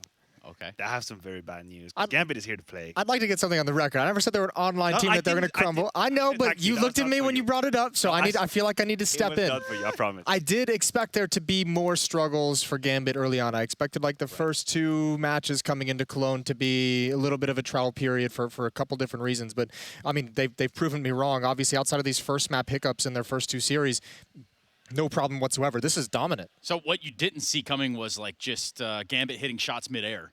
You know, that was a things, right? that was a wild way to end it, wasn't it? That definitely was. Good It's not for even Nathany. Yeah, right? I mean, this is the stuff that you report the guy on the other team for, guaranteed in matchmaking. Defense exactly as designed. Yeah, it's all gone to plan. plan. For Gambit, though, this will continue. We can also take a deeper dive into these, right, Maniac? Yeah, let's appreciate the attacks from Gambit. Let's go into round number 13 because I want you guys to understand how hard it is for NIP when you play against Gambit. And look at the sheer precision of the attack, right? We have Device that's aiming at it. They just go before the flash pops, and then Device is going to get Molotov 1, and he's going to get Molotov twice, and he's got no time to shoot. In about 5 seconds, the ASAT has completely fallen. You already have Nathany, who dropped down into CT spawn. He's being a little bit overzealous. He's going to be punished, but it doesn't matter. The hit is polished. And this is what is so scary when it comes to Gambit. You feel like if you are not able to puncture one player before their attack, in that mini-second window that they give you, that is it. They're going to have that refined hit. You have no chance. You have no say. Well, also think of the difference between this hit we just saw here and then also the hit that NIP experienced on Inferno. That was like 20 seconds on the clock, smokes are out, and they're just walking. They're silent behind it as well, not sure what's coming. This one is a much faster pace. So Gambit's ability to play those like slow hits that are really awkward to deal with odd timings, and then this one where it's just like, boom, here's the utility, here's the 2 Molotovs, and you're dead. Like that ability to have success in both of those tactics as a defense, when you're planning a round out and you're talking before freeze time, it's like, oh, do we save nades? Do we hold on to them? Do we dump them early? What do we do? Is the $1 million question, how do you get your team on the same page like Gambit gets their team, Jason? Is that like the $1 million question in Counter-Strike? Yeah, they have a very, very good understanding of what all of them are doing, and it's not just like the details of it; it's the pacing of it more than anything. Because there's no way you're going to know every little detail of what your opponent is planning on doing it around. But it's the fact that they all seem to be on the same page, whether it's fast or slow, whether it's supposed to be silent, whether they can make noise. It's wild. It is definitely wild. Hold on, Maniac. I'm getting a buzz right now into my ear. It seems as though we're ready to head down to the sidelines. Who you got, Frankie? Rez, it was a tough but not a one-sided match today against the best team in the world. Are you happy with the team's performance today? Not quite. I think we could have done much better, especially on Inferno. We got a really slow start on the city side. Lost some very unfortunate rounds there. So we should have ended it to 0, in my opinion. Dust 2 was very one-sided. They were really strong on that map, and they're probably the best in the world on that map as well. So, yeah, tough match. What did you learn then from that match? Yeah, I'm not sure really. It happened a lot of things. I think we're gonna go through the whole best of 3, and we're gonna find a lot of mistakes. So I think we can learn a lot. On the more positive side, though, do you think you're the best team in the world on Ancient at the moment? Honestly, yeah, I think we're probably most confident on it and most comfortable on the map, and I think we've theorycrafted enough now, and I feel like we're ahead of the other teams. So yeah, I think it's our strongest map right now. Thank you so much for joining us, Rez. Thank you. Best team on Ancient, but he certainly hasn't played the puck that is Sponge, Machine, Henry Rush, and dare I say myself, Moses is a nice also for someone. A good substitute every once in a while. And for us, we also go to a break because that's the end of the analysis that we have for that matchup, G2 versus Big on the docket, and boy, I can't wait to get our plate.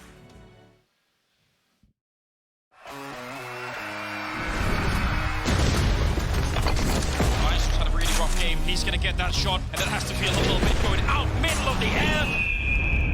Oh, you've got to be kidding me. He takes every single one from nothing to the AWPAs. I can't believe he's just done that. Epics.gg official CSGO trading card. Collect your Epics on shop.eslgaming.com.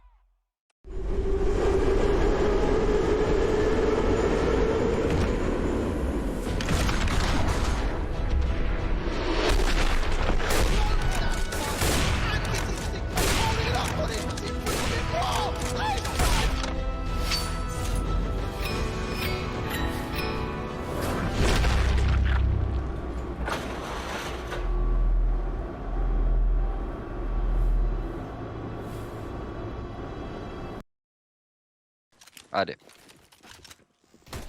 Oh non, non pas ça. No, man, no, man, no, this shit. How is it possible, man? One surfing on the left, bro. One surfing on the left, yeah. Yeah. Hey, one on the middle. One middle, yeah. On top left. Okay, you have naded. Take a bazooka, no? Okay. You're pushing your left. What? I'm surfing as well. Or somewhere on the right. Look at this Kobe. What the fuck is this? It's insane. One dead. One was middle. Where? Mid. No, he's surf on the right. Huh? Top right. Top right, top right, top left. Pushing in front of you. One of you. Right. He's still on the left. You? Middle. To the right. Now to your left. What the fuck? I didn't even know about this. Tam. C'est quoi ça? Allez. Faut que tu montes. 1 HP on the left. Oh. What? Idé. Got it. Idene. Huh? Middle. Mid. Boy, he cheats. He cheats.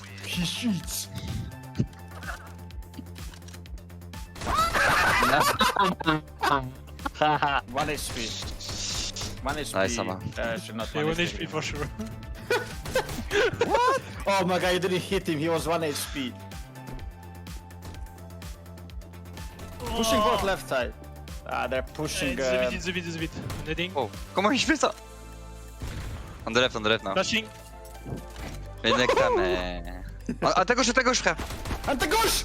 Gauche! À ta gauche, frère. Oh, Momo. When it's 1-1... Go up! Yeah. Oh, I'm dead. No. He's dead. No. 5-4, it's a very close game. It's a new maspad. What? Ah, ma come on me, bro. Qu'est-ce que tu me fais là? Non, il est pas mal. What? Ouais, sauvé par le gong. Where? What? Ok.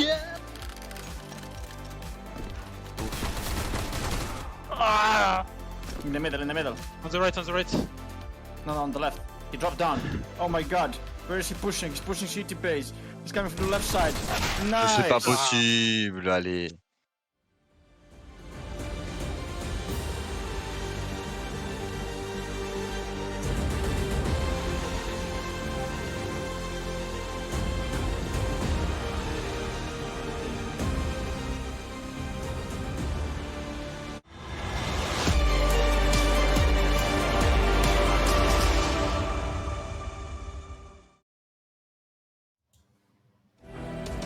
Group A semi-final upper bracket coming up right now. You've got a quote here from Dude. Yeah, Dude. From the side of Big, obviously. He's saying we played incredibly well overall, really disciplined team play. You feel different on LAN.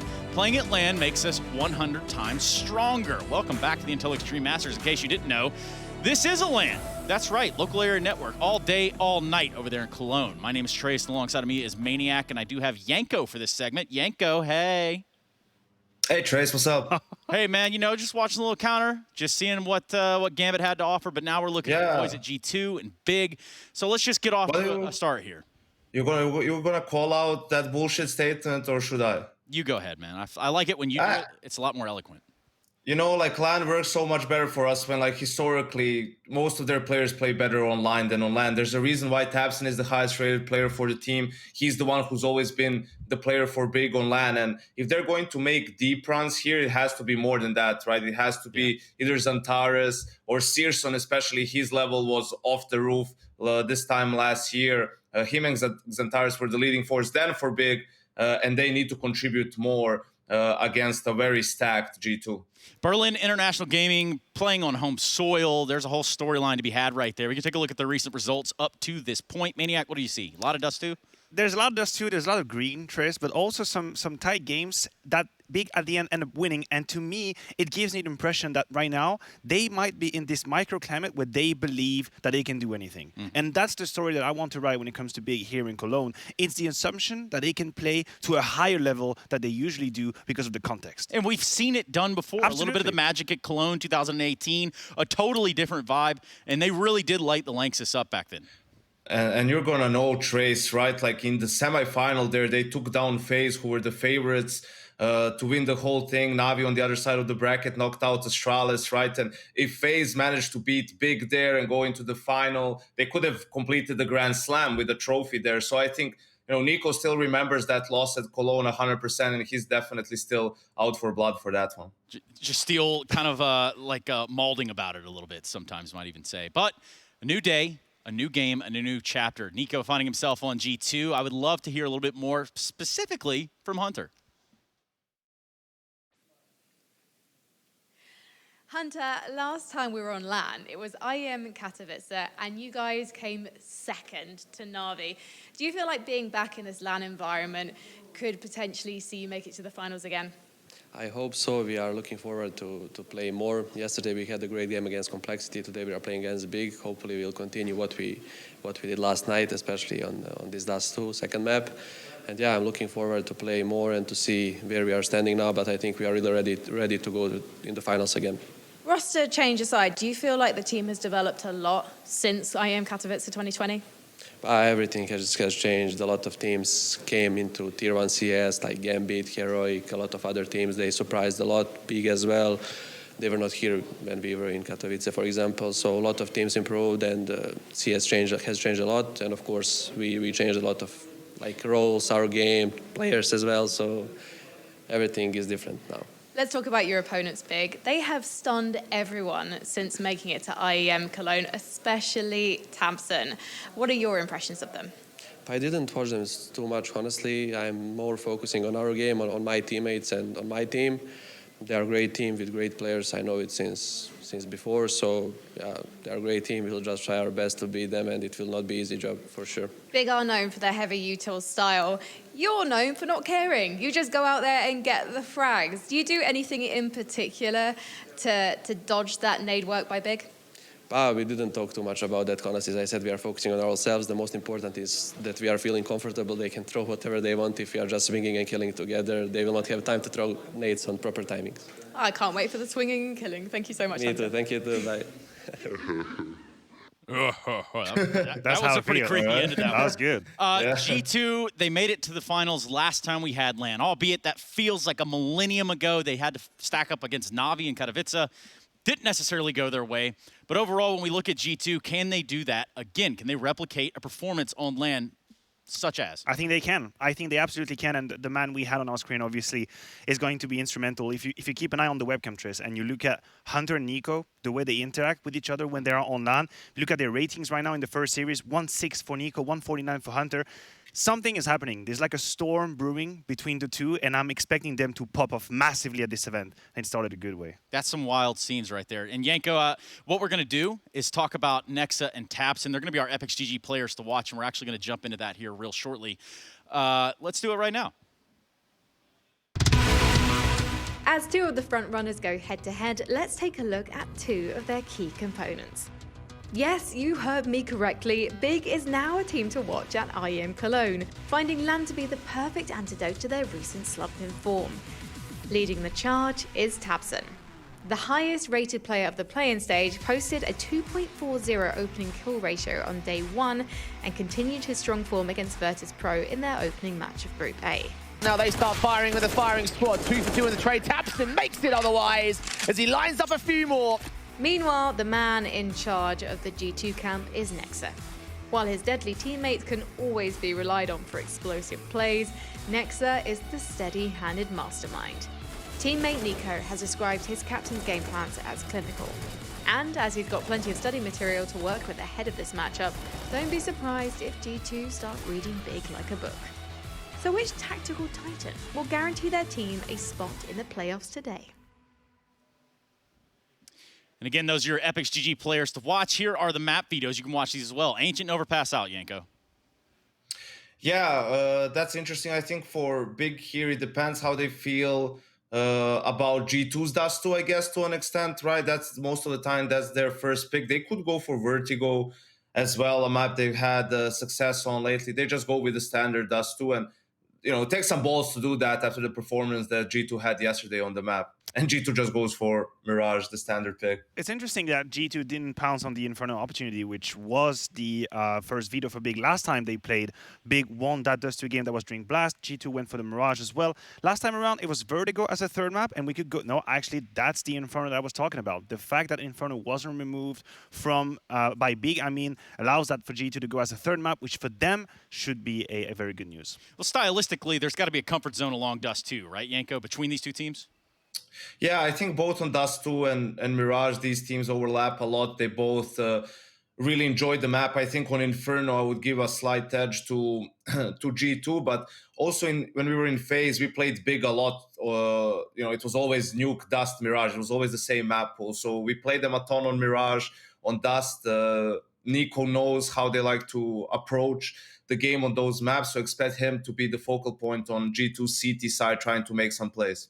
Well, whether you think it's going to be G2 or you think it's going to be Big, Maniac, just pick one right now. Just pick one. I'm going to go for G2. Of course. Who would have known? We're going into the game. We are ready to keep the lower bracket going. No, excuse me. This is the upper bracket. Over on the lower bracket, a little bit of an elimination alert. Group A, featuring Liquid and Mouse Sports. On the third map, Mousesport's having their way. We're gonna have our way into the game currently with G2 and Big. This is the Intel Extreme Masters Cologne, and I've got Sponge and Machine sitting by, ready to rumble. Ready to rumble indeed. Thank you so much to Stunner and the desk, and I'm just hyped to get this one started. G2's Dust 2 getting off to a flying start. Nico takes one to the forehead. He's alive, but he's not quite kicking just yet. So a reminder as well, with this being the upper bracket semis, if you pick up a win today, you are already securing playoffs. At IEM Cologne, Centara's catching one. They're pushing B. A lot of damage already inflicted. This is going to suck for G2, and it's getting worse. Next are on the edge of the smoke, and it's already over. Centara's with the shutdown. A lot of assists. Just finished off nicely by Searson. And so Big Clan take the pistol very quick in the conversion. Yeah, that felt way too easy there. They had a good read on what G2 were throwing their direction. Bullets through the smoke, and, well, that's how we kick this one off. Now, we had G2 taking on Complexity. We caught this one. Nico having that magic moment, that ace with the AK carried through on one of the save rounds. They had some good deagle rounds as well. G2 are looking great about this. Now, I think this matchup will tell us, does that say more about Complexity or does it say more about G2? Because Big have been looking pretty good, especially throughout that play-in stage. Yeah, and I'm hyped to see Big Clan. First chance for us here on the main stream, at least for myself and Sponge. And seeing the results, seeing the clips, you know, these boys have definitely been finding their footing. And Cologne's always been a big one. Oh, God, I hate that. We're going to do that a few times. Yeah, it's going to happen a lot. It needs our synonyms for big, thanks to these Germans. Berlin International Gaming, though, should be converting this one without a single casualty. They've gone for the MP9s, nice little extra kill reward, and, of course, Searson on his signature scout. Yeah, it is just this one deagle coming on through here from Nico. Everybody else onto the Glock, so a plant would be fantastic. But G2 need to make that magic happen. Now, Nico blasting out a cat. We'll have to deal with Searson over towards this car position. I'm not even going to be surprised. He could just swing on out and rip his head off. We've already seen him do it. He's actually tagged up to 83, so Searson has a distinct advantage if he hits that scout shot. Tabson about to present his head, and Nico obliges with damage. It's Nexa and Jax to convert. Now the rest should fall into place. Playing hot potato with the deal. It's Nexa next up. And they'd love to get that bomb down. A couple of misses may enable that. It's Amanek to get it down. 10 HP is going to be denied. Nades. Great find from Centara's, and it stops any extra cash finding its way into the G2 system. Yeah, fantastic utility usage there, right? Nobody really close enough to the site to deny it with the weaponry.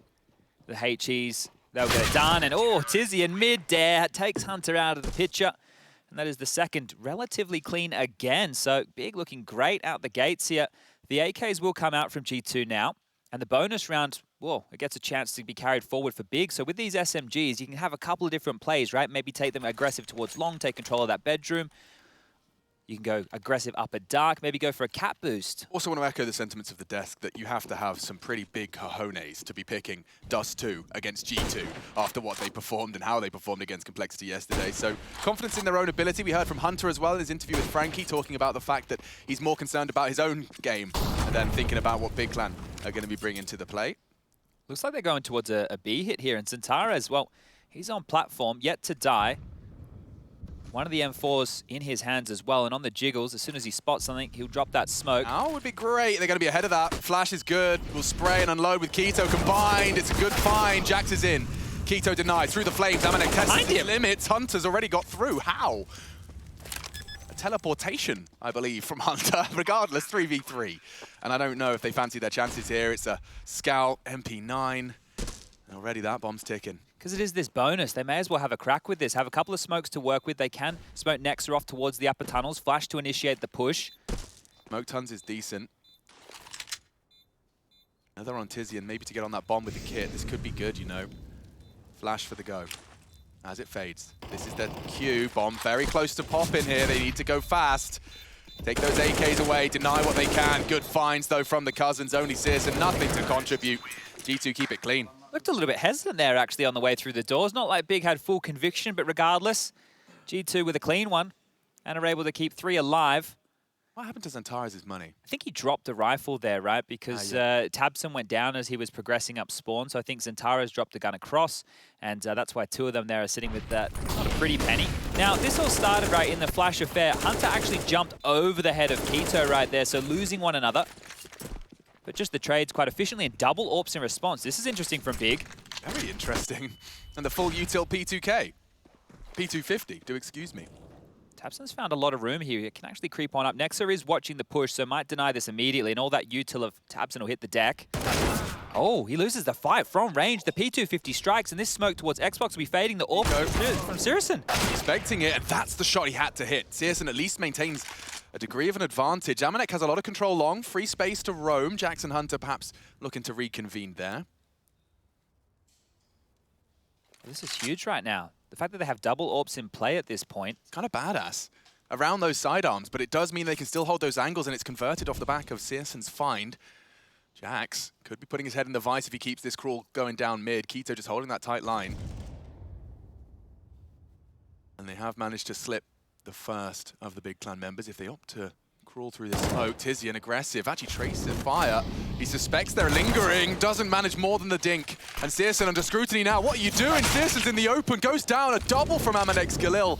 And I believe the site open for business. Amanek perhaps going to encounter Xantares here, quite loud about it, making no secret of his presence, but he'll scoop up an AK and evacuate.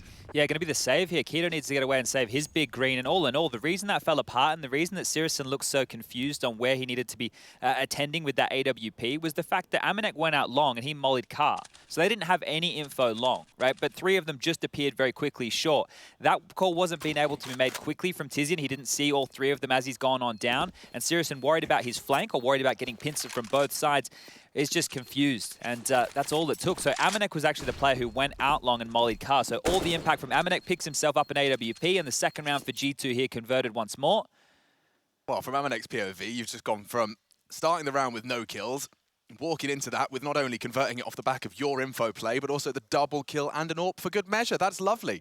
And G2 do equalize straight off of the break. Big clan, of course, with the pistol and its conversion, but G2 have responded in kind. Yeah, going to be curious now to see what Big do. It should be the eco, but we know that those save guns are in place. So Big are one of these teams who take more of the conservative approach. That's the first. We saw that smoke get dropped. Sirison in no man's land. You can see he wasn't even looking towards short. So this, yeah, they're not going to invest behind the save guns. They're holding on to their pennies here. Next round, 2,400 is the loss bonus, and that is a big shot there from Sirison. A great way to kick this one off. Yeah, that's huge. Maybe they have something more to say about this one. It's going to be a question of what Sirson wants to do as a reaction to that. They are looking for a contact play. Xantares did recover an AK-47. So if Keto can just get a little bit of info, bait them in, attention drawn towards the site, perhaps Xantares can strike with the AK. Nico looking to join them. That's the first frag, but now the rotates in. If G2 want a full commit to this, we could be into a spot of bother. Sirson and Xantares, the weapons are there. He'll be smoked off. Pulls the trigger regardless, just a little shy of the mark. It's still Xantares with a double spray. I'm afraid that's not enough. Sirson would have to come up clutch, 1v2. Bomb now planted courtesy of Nexa. That's it. He started the round so well, but can't invest into this one. Difficult to give up in the best of times a B retake, so throwing away the 4750 big sniper rifle, not worth it whatsoever. Backs on out, will keep himself alive, and does he want to look for punishment here? He could opt to go all the way around backyard and look towards the tunnels with the AWP, but it looks like he wants to make sure he doesn't lose this AWP. That's G2 now taking the lead up to 3 rounds. Now that one got very, very costly, right? They made a lot work with very little there, and G2 have shown a tendency right now to be heading over towards B for these hits.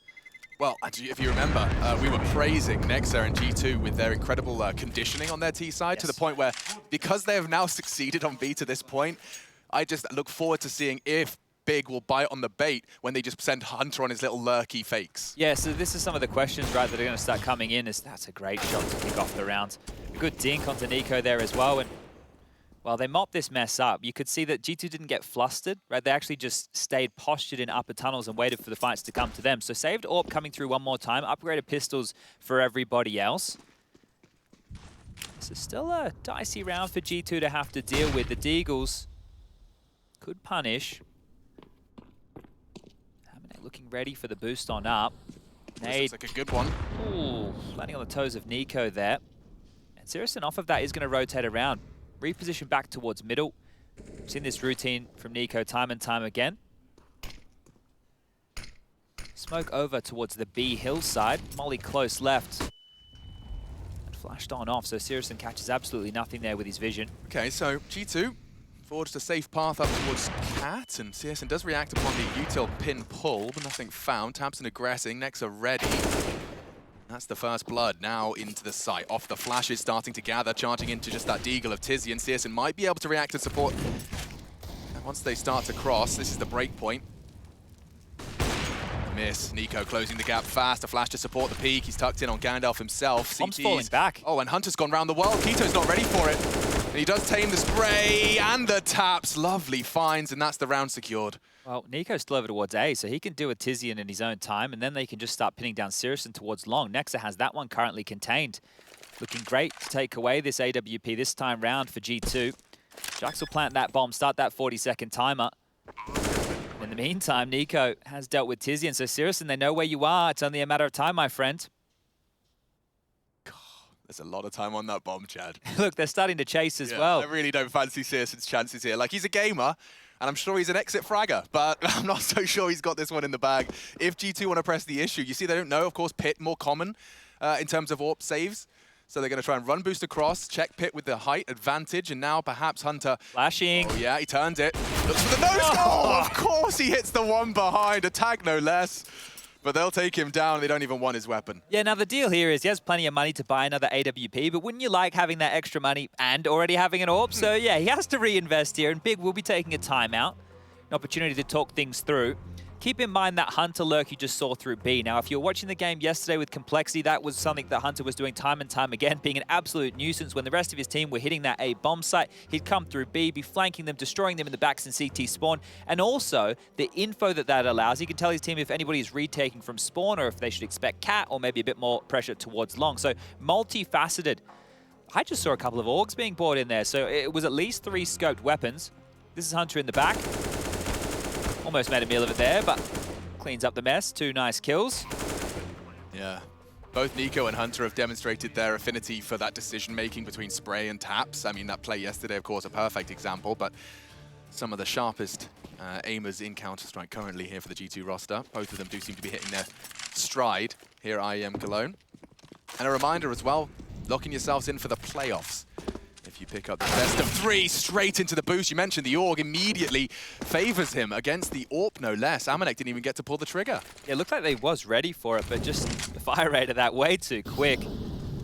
Now having to operate in a 4-on-5 disadvantage on G2. Tabson's already starting to cheat his way over back towards middle, so suspecting a bit of a B play here.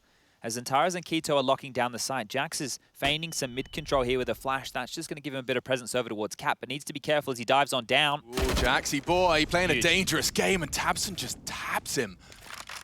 No issues, and he's still aware that mid could be a problem. Nico going hunting for Tabson here, and it's not far off the mark. Tabson tucking in passive. They still have time to pivot, you know. We've just gone sub 1 minute. If G2 actually made their way up Cat, there could be a chance to snowball onto A, but they're walking out middle. This is into the stack. Yeah, it is. Now, CT isn't the threat, too, from 2 different elevated positions. This is going to be very hard for Nico to clear. 40. Hunter and Nico with the crossfire established. Next is just lingering, hoping that they can start finding some space. Oh, that's not really a run boost, is it really? Draw the crosshair at least. Hello! Oh, he saw it all. Actually hits Tabson. I can't believe he's converted a frag off that. And now Nico perhaps can work off that information a little bit. Oh, hard flick to hit. Searson doesn't struggle. And now Nexa, I'm afraid, up the creek without the paddle.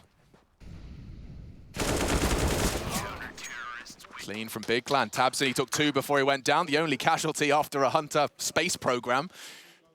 I can't believe, yeah, you're right. The fact that he's hit that one when he... the great thing was, if Nico's able to come out and trade off of that, Hunter gets all the info as well. So it was an audacious maneuver. Here's the one to kick it off.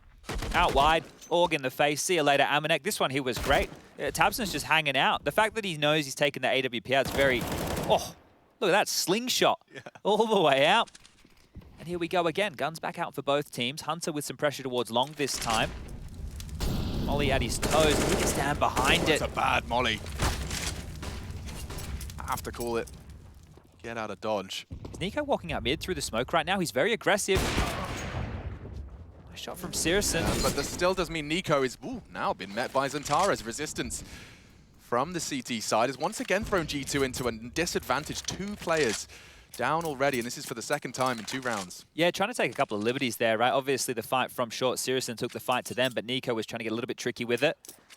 And Tabson again, just cheating his way back across. So the in-game leader for Big, bolstering the forces when he feels the need. I will also mention, I think Amanex had a a large amount of opening deaths so far. We've seen Tabson, we've seen Searson peeking him doors. He's not been really able to play the game yet.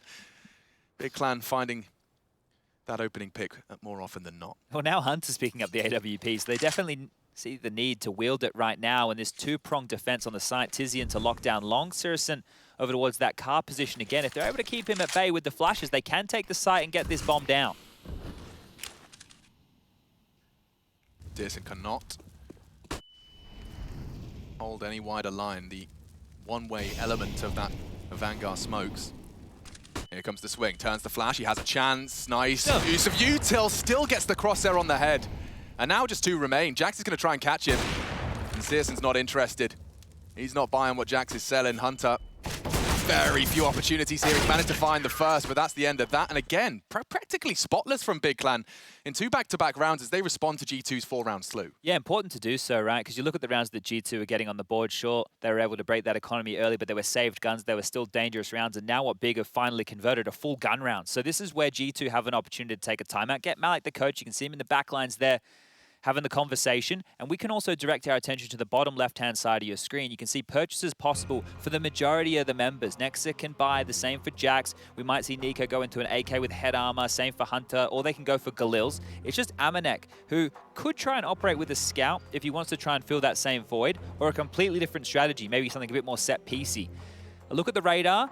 Not really decent long spawns. Yeah. Right? You're having a look at this. Nico's the closest, and he's not close at all. This was really good stuff from Searson, right? Dodging both of those flashes, denying that plant, making this very, very costly for G2. Yeah, like for everyone, all the silvers in the chat that are watching this, and you sit there and go, why isn't he not killing the whole team when you watch an AWPer on that line? You just saw how much util was thrown his way. There's HEs, smokes, double flashes the team is crossing, and he still converts 2. So credit to Searson where it's due.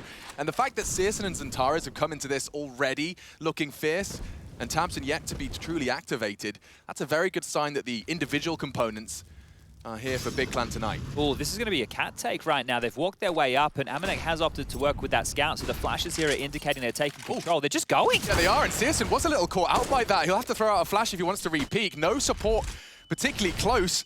G2 are committing full across now.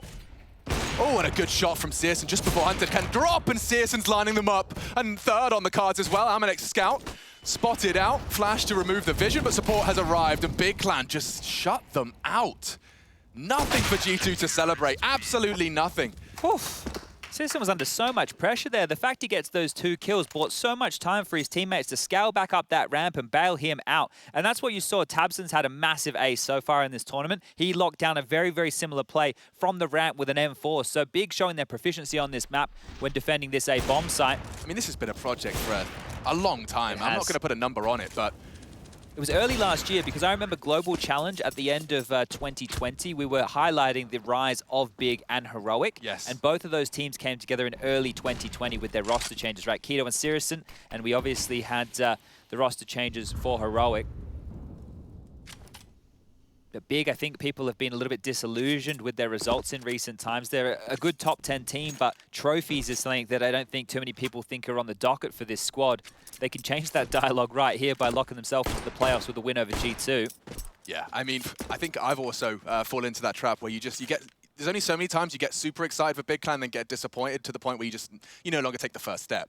So yeah, look, they have very good players here. It's just about seeing them all come together. And Yanko was talking about it.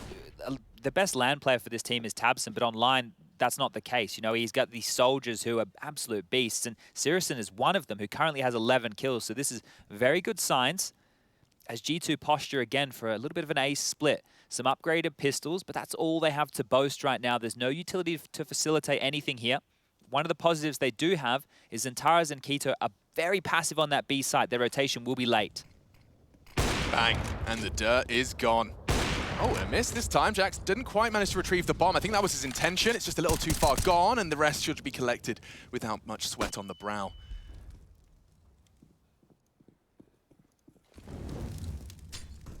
Hunter might want to try and challenge out here on the short side. He does walk on in, straight to Searson, and they collect themselves some more. Here we go. Gap is starting to extend. Well, we understood that one. We definitely understood that one right there. Verstehen. And you can hear they are communicating in that old English. taking a little bit of a look right now. In terms of the opening kills, it's falling well and truly in the favor of Big at this point. Sirison has a bunch so far.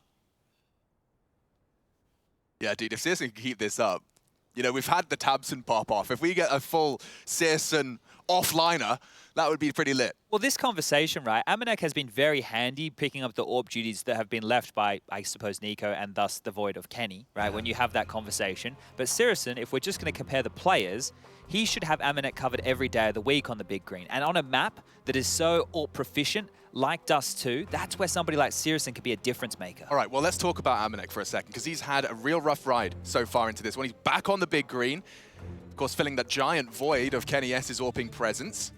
And so far, Big have had no issues shutting him down early. Cop this. Amanek is currently 0-4 in terms of entry. Sirison is 4-0. Now Amanek's chance to change the dialogue. He's got a full loaded AWP, posted up on mid, and for now, just going to be those contained smokes. Util dropped on every single extremity of the map. Hunter loves throwing this B door smoke early. It's just conditioning for when they do want to hit that fast B. It just looks no different to a standard round. Oh, is he flubbed that this time round? There seems to be a bit of a gap for Tabson to play around, so it is just a fake, but gap, and there you go. Sirison again onto Amanek. He's got the follow-up onto Nexa here, and that's 2 entries again. Yeah, G2 just can't seem to stop. Oh, okay. Conceding was how that sentence was supposed to finish. It's Nico that's managed to equalize in the blink of an eye. A double kill on the doors, and Sirison has to react to that. 15-4.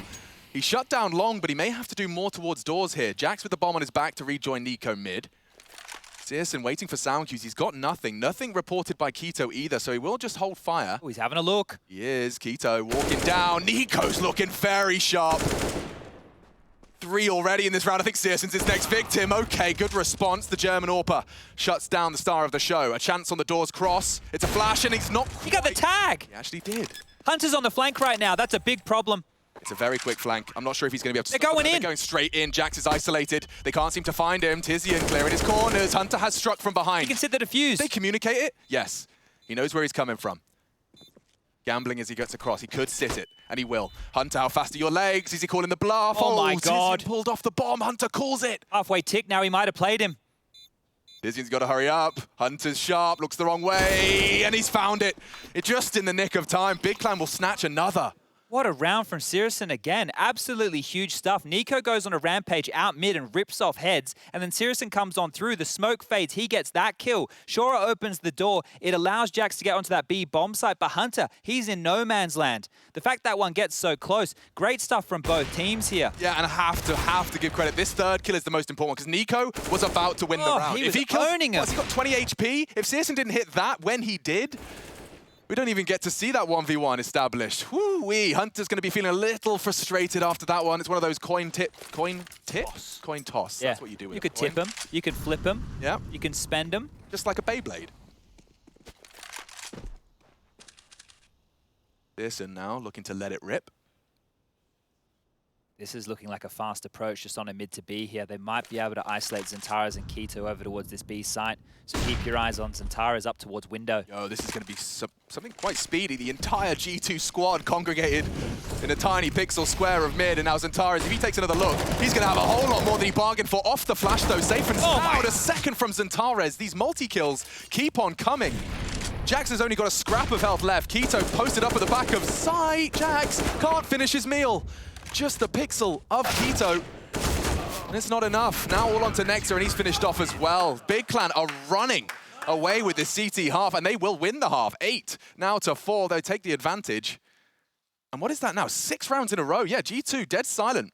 This is fantastic stuff out of Big here. Just the type of rounds they're winning. They're close, but they're also shutting them out. The rotations have looked fantastic.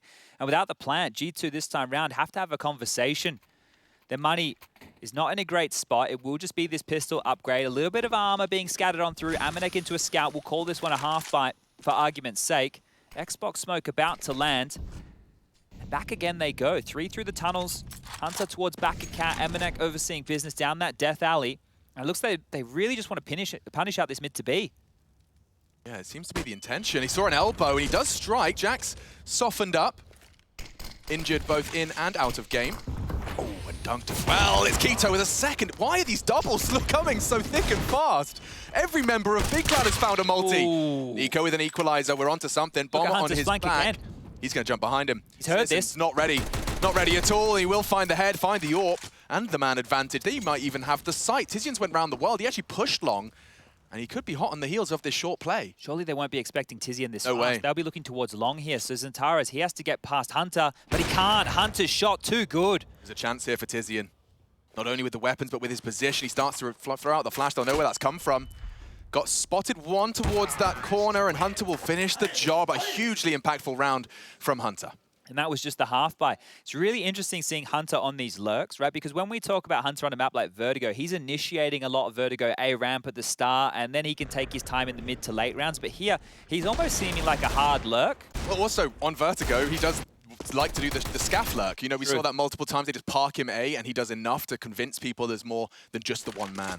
It's really crazy because obviously there's a bit of overlap, or at least there was, with Hunter and Nico in terms of their playstyle. So things have changed. Sirison has just thrown out a door smoke from there, so some style points to him. And he's parking up here to deal with lower tunnels. Take a look at the radar. It is a 4-man lean over towards A in the early stages of this one from Big, but they are rotating Xantares and tabseN quickly back over towards mid doors that has been isolated and punished. Yeah, G2 have gone for the full default spread here, so any CT aggression is held.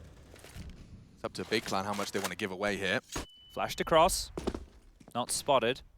So Xantares can bolster the B defense. tabseN can stay parked up towards CT spawn. Lurk smoke, again, Hunter continues to condition. And actually, off of that, when more util is dropped, Nexter is rotating the bomb back over. Jax and Amanek are coming to help this one out as well. Oh, Hunter, copping a bit of flak damage there. Down to 65. Amanek's lining up this mid to B smoke, right? We've seen this pixel perfect one before.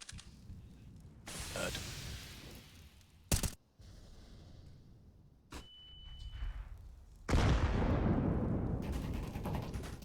Yeah, it is going to be the B hit, so that was all meant to feign this, but Taketo's got a good idea here. Yeah, but I think Keto's kind of got some bad info. He knows Nico slipped cat.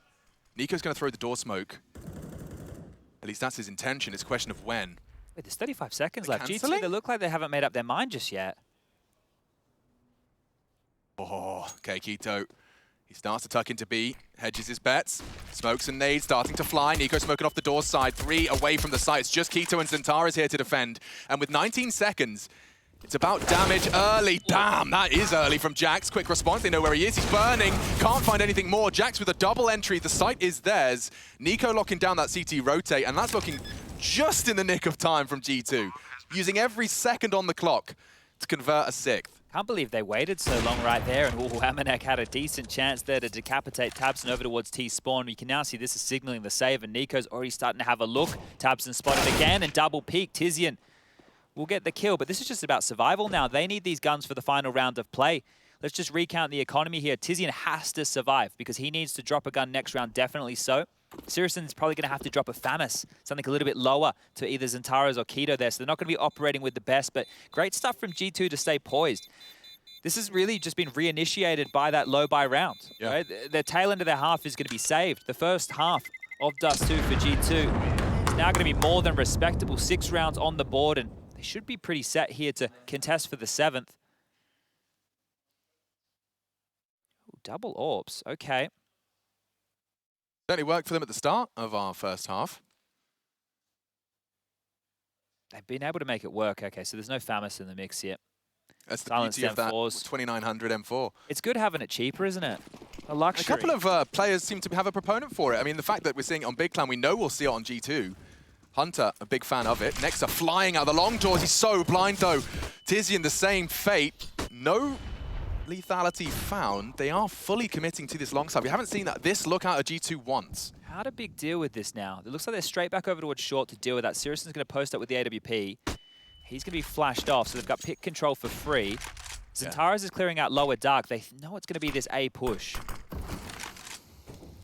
Does he want to peek around this smoke? That's what Amane's supposed to do! Oh, the trade's there. He takes down his cousin as well. Oh no, G2.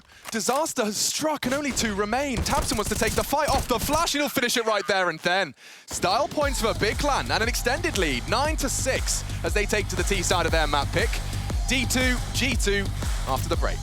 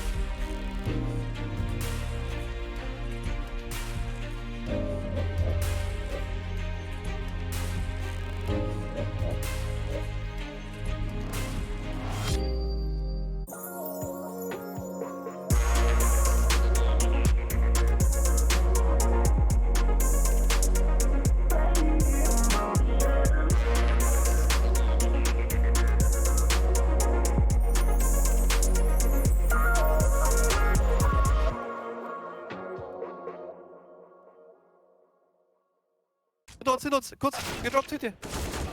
Lass mich B. Nice! Raus mit dir, Alter! Nice, man! Insane, boys! It certainly is insane. Berlin International Gaming. We're live from Cologne for IEM Cologne 2021. We're getting this one started into our second half. The first map, G2 did only manage to post 6. And Big Clan certainly making a statement of intent. This is going to be picking a very strong map from G2's pool. And already looking to be picking up double digits if they convert this pistol. And this pistol has got some serious bells and whistles, Chad. 3 smoke grenades coming out from Big here. Now, we know they get a bit nerdy with their util, but this is a lot of utility on the T side of pistol, and they're heading towards long. 1xBet on still having this one tied on up here. Cannot separate the two. And look at Nexa. He's having a dip on back very quickly, but meanwhile, they pushed up mid. Yeah, it should be Tizian's frag. It should, being the opposite word. Yeah, cancel that. Bit intimidating for sure. They're committing to it. If they could just find Nexa. Oh, and they have the P250 out range enables it. Now the smoke's on the cross. If it's perfect, no gaps, Nico's the one who can voice some concerns. Good smokes. In the meantime, looks like Jax has caught one on that long door side. Oh, what a tap. Crispy. Yeah, Nico could find some more as well. It's just the pixels. Tips of their heads. Antares would love to plant, but already now the numbers favor G2 and they're grouping up. And he's already read it like a book. Keto couldn't quite finish the job onto Nico, but he certainly softened him up. Amanek has the kit, so he'll be late. And already Hunter finding another. Just 2 remaining for Big. Chance is starting to dwindle. It could shift. Hunter's not interested. And all that util boils down to this for Tizian. 3 to find. There should be no way. The bomb being defused before his very eyes. No way to contest it. And that is exactly what G2 needed. You see more and more of this now with the CT sides of Dust too. You have to be so reactive, especially if they take long control that quickly. So many players there, actually all 5 of them from Big were in control of that part of the map. I think Jax getting the kill onto Tabson there is huge because he has now put the doubt into Big's mind. We have to worry about the flank. That takes resources away to defend that CT push, that short push. And guess what? That's exactly where everybody from G2 came from. So it's great stuff to pick up the pistol here. We've split the difference. And the scoreline sits at 9-7 as the force buy facilitated by that plant for Big is looking pretty tidy here. Scout for Sirison out towards long, 17 kills for him. Yeah, look, keep your eyes on Sirison's Scout. It's pretty bloody deadly.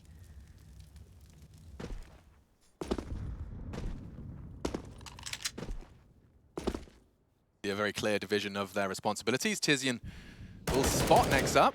Fire off a couple of warning shots just to ward him off. Let him know there's absolutely no point in him trying to progress up doors. The bomb's leaning B early, but I have no... Oh, damn, that's a good dink, actually, Jax. Well, Zantara's on notice. Yeah, bomb spotted. He sticks around. The bomb now loose. Ooh, okay. Getting a bit uncomfortable for Big Clan now. They can drop the smoke and buy time. They've got the advantage, and they know where that bomb is coming from. Ah, that was interesting there from Tabson. I'm not aware if he knew he had the bomb, because if the idea was to show it to draw a rotation, nobody was set up in mid doors to deal with somebody running across. So either way, it is the number advantage for G2 here. A big need to find a trade on back. Nico's the closest. He's towards mid doors. Simpson just steps on out. He's dead as well. Very curious stuff here from Big on this force buy. Yeah, and just the 3 of them. Good find. They managed to dink down Amanek. The scout going to be subdued a little bit there. Oh, Nexa died on long. Amanek has to drop back. Something. The bomb will be going down. Tizian's holding long side, and they're just going to group up for a 4-man short. Need to get a gun for Keto. Okay.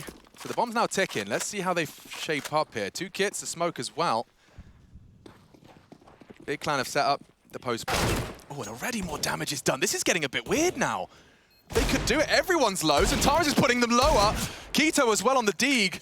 They're running out of chances. Amanek's a little late long. Tizian to contest that. Keto still dancing around with Nico. And now it's all on to Nico. Big Clan, good find. This looks so poor at the start of things. Losing tabseN early. Nico masks the drop. Great play, but can't finish his meal.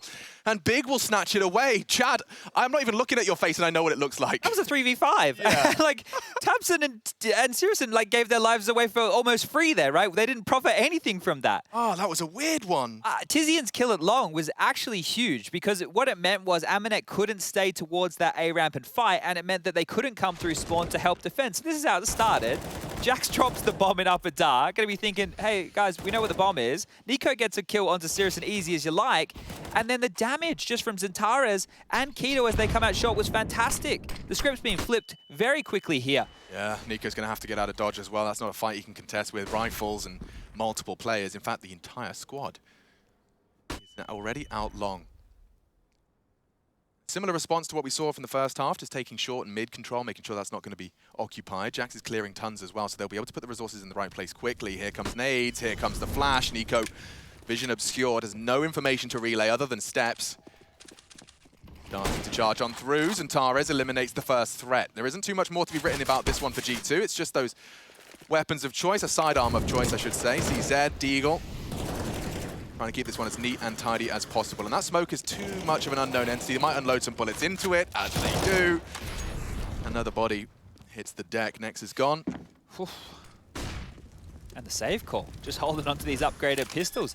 That last round was really the platform for G2 to start mounting a significant comeback here, right? You think you convert against that Force Buy. You had 2 opening kills against a very potent looking Force Buy with Galils, right? You win that one, you get yourself a couple of cheeky upgrades. You have some M4s that you had, you have a couple Galils. They have to full eco. The score's tied 9-9. Now it's 11-7. Like, why are they hunting? What? Hunter's not even looking. Okay, well, that works. We'll take that one every day of the week. One less pistol they have to worry about next round, I suppose, and it will just be Jax hanging on out over towards the Death Alley. I don't think they even need to push through these doors. Hold on to the rifles they have. Bomb goes off, 11 on the board, and Big. They came to play, though. They did come to play here at IEM Cologne. It's always been an event. I mean, I still remember. Do you remember when we had crowds and there was that arena? I think it was called Lanxess. Oh, yeah. Coach Legia. That's right. Honestly, people had to like keep pulling him back behind his players because he just couldn't stop charging around. He was loving it. Absolutely loving it. And of course, the German crowd was too. Different roster now, but pursuing a similar result. Playoffs are on the cards, should they convert here against G2. There has been a bit of conversation around Big, especially Xantares, right? Because there was a rumor a couple weeks ago that Woxic was building a Turkish team, and Xantares was meant to be rumored to be a part of that. I think Lenz, the manager of Big, has come out since and said there's no current offers. I'm probably getting that a little bit wrong. But here's a B-Stream update for everybody playing at home. This is an elimination match. Loser of Mouse Sports, Team Liquid, is out of the tournament here. And Mouse, they had that run through the play-ins. Liquid were waiting. This is all Liquid have had to play so far in IEM Cologne. It would be a shame to see them go out early. But back into the game in front of your faces, as Chad was highlighting, that second round loss is still haunting G2. USPs and Deagles to get into the mix. I don't even know why I'm pluralizing. A single Desert Eagle, and Syrison has connected the first bullet out of that scout. Jax is towards long, so he gets a chance against Keto here. And that chance is gone. Yep, and anything further is really going to suck. Oh, finds the head. That's good enough. Unfortunately, though, the only Deagle in play. Unretrievable, and the bodies are dropping so damn fast. Can't keep track. It is just going to be Amanek and Nico. Big Clan going to be posting 12 before we get to see what G2 CT side really looks like. Mirage up next, right? And we've done an awful lot of Mirage here. You can see it's just a fan favorite. It's a map that these teams, a lot of them feel very comfortable on. But there's nothing really outside of the box there, so it's going to be curious to see G2 how much pain they can put onto Big on that one. Now, there's still a lot more Counter-Strike to be played in this one, so I am getting a little bit ahead of myself here. Yeah, and a lot of the success you see out of G2, and do correct me if I'm wrong here, is found through the merit of their individuals, as opposed to anything, you know, like Big Clan's T-side's going to look very different to G2's in that sense. Yeah, I think that G2 in this event especially, things have started to look cleaner on their T-sides, right? When I was watching some of their rounds, it was those individuals winning clutches, or, you know, maybe they'd win one of those Force Buy rounds and it would get them through. it's looked a bit cleaner, and we were talking about the pros of you mentioned it yourself just a little bit earlier, the conditioning, and they had really good game plans for LAN, or at least so far this event. So that's one of the big positives right there. But big, when you look at this team, the details, right? The amount of nerdy smokes that these guys have come up with, right? Not just smokes, all their utility that have been taken and adopted by other teams. They have a bit of an affinity for coming up for that, and I think that's the dregs of, or not the dregs, but the inspiration of God B lingering in this team. Now here we go, the first gun round. It's going to be a big one, round number 20, and over towards B, the bomb and 3 will be headed. Searson on a lone wolf mission, just walking straight into Amanek with the AWP. Oh, and again. Another opening kill for Searson. He's stacking them up now. He had, what, 6 on the half? In the first half, Searson went 6-0 in terms of opening kills. Amanek, contrasting that, was 0 and 6. So, oof, quite the statement there. Yeah, he's been a bit of a non-factor so far here on Dust 2, which is alarming. Smoke's on mid, but Nico's ahead of them, so not really denying much. I think off of this round, no joke, Alex, Searson is now 7-0 and Amanek is 0 and 7. Bruh. So you can see that right there, how much of a difference maker it is if your AWPer is finding those kills. Yeah, it's good to see Searson on this level of form. He is ascending in pursuit of the playoffs, on home soil no less. Look at this, it's a 3-man B stack, and they're heading towards long with the bomb. It's just Nexa towards the top of the site, and he's absolute lonesome. Xantares has the mid-cross. He's hanging around lower dark now, just feigning some presence. How did they convince G2 of this? I think it's just a gamble because they lost that opening man. All right, it's all on Nexa. This is going to work out wonderfully for Big Clan, unless Nexa's cooking up some trouble. And they're looking so rigid and patient. If he has one little jiggle, you show a little bit of leg, a flash of ankle, you will be eliminated. Nearly takes the pair. Tizian tagged up. Good find from Tons. They managed interesting now. Yeah, spice it up a little bit. Bomb down now. Hunter from CT. Jax and Nico partner up for short. They might flash him in. Xantares could lose vision here.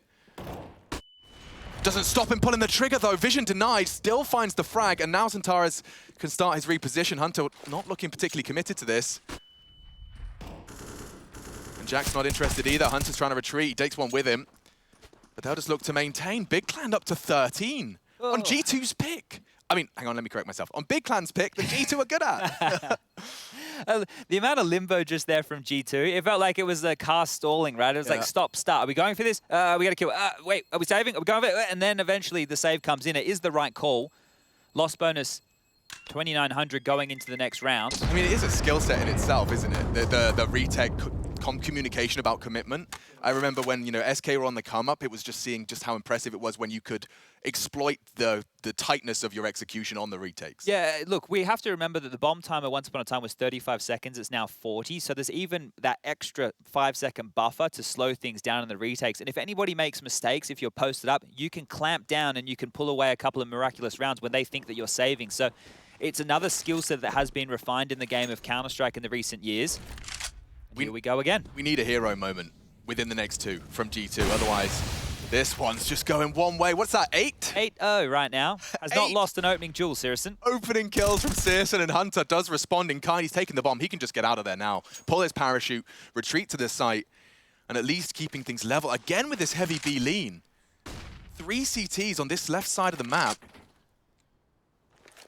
That Tons aggression from Amanek is an exciting prospect, but doesn't look like he's going to see too much action here. Especially if he rotates through mid. He should have gone down. They are evacuating all towards long now. Tizian's already out there. Keto with the bomb still towards bedroom. If you take a look at the utility they have left, 3 smokes, so plenty of nades to get them across. There's flashes to help out and Molotovs to condition and force Hunter out of any little hidey holes. And again, as soon as the signal comes in, unless G2 start rotating now, it will just be Hunter. So you said we need a hero moment out of G2. Look at this fake smoke. Would be the one. This is a lovely little fake smoke. They're just throwing it from long to mid CT. You're just, if anything, Nexa and Nico like, we've done it, boys, sick gamble. Instead, Hunter with it all to do. Holding an off angle. You need a multi-kill here, sir, and he can't even find the first. Scrapes the knee of Tizian, pops the band-aid on, but the round will be 14 for Big Clan. Nexa with the saved M4. No reason for Amanek not to at least try and do some damage. Have they gotten the gun yet off of Tabson's body? I'm not sure if that one was taken away in the housekeeping. Zentaris is heading back towards long now to deal with it, so we'll get a little bit of a look to see if it's been picked up, and the spamming through the doors from Zentaris signals that they think that there could be somebody close. Bastion, MC, are we able to have a look where that gun is? Is it there? Are they going to be able to find anything? No, we've got Jakey on the 1s and 2s. Looks like it's out of there. Okay, yeah, and that's great work. You know, that's the little details. That's the stuff, you know, that you might not be noting. Denying a free rifle to be picked up, it's great. Really just keeping that economy as tight as possible. Bomb goes off. That's the 14th. And there it is. Oh, we even found it. Hide and seek. Good stuff, boys. So you can just see where that gun was thrown on off to. This would be dominant. If they keep G2 to single digits on this one right here, great stuff from the German side. A timeout will be called. And just take a look at the round. Oh, yeah, you're right. That's happened very quickly, hasn't it? It doesn't feel like it's gone that fast for G2 as far as the timeouts are concerned. But you can see they won the pistol, and then losing that force by what it's meant to this point. 5 now on the trot. Only 2 more required from Big. And they have some very good long spawns coming out the gates here. Yeah, round 17, that was the 3v5. That was... It's going to be a haunting one when they're doing the VOD review later. Just stings, doesn't it? Such a big advantage, and the kills came very easily. It's not like they even had to work for those. No, it almost looked like Big Clan were one stepping on the banana skin at the start of that. Still, this is it. Game face is on. You want to make an impact on this first map of the series for the playoffs. You do it with all of this. He's actually pre-aiming the jump. If anyone jumps over, Simpson could have had a chance and a shot. Tizian, what are you up to? Straight out towards blue bin. Blinded, mollied, will extinguish, and cooks regardless. Searson tries to respond, and now, speaking of 3v5s, a 3v5 established. 2 opening kills for the G2 defense. Curious to note here, Tabson's gone with the Krieg again, the SG in play, and he's going to need to wield that to great success because Hunter and Nico, the cousins, they're over towards that A ramp area. Not going to be easy shots to hit. How do they get back into this one? G2 have the map completely under their control right now and are even rotating another man across to help Amanek out over towards these mid doors. Tara's lobs out of smoke. A flash to obscure vision. Ooh, and he's just made it up towards Xbox, so all 3 of them are short now. Yeah, and Jax will clear out tons, so the gamble should be, the rotate should be on its way. Smoke's deployed. Hunter, Tabson's first victim. The Krieg strikes. Will they clear the goose? It's Nico biding his time. It wasn't the diligent clear, and the bomb has fallen down.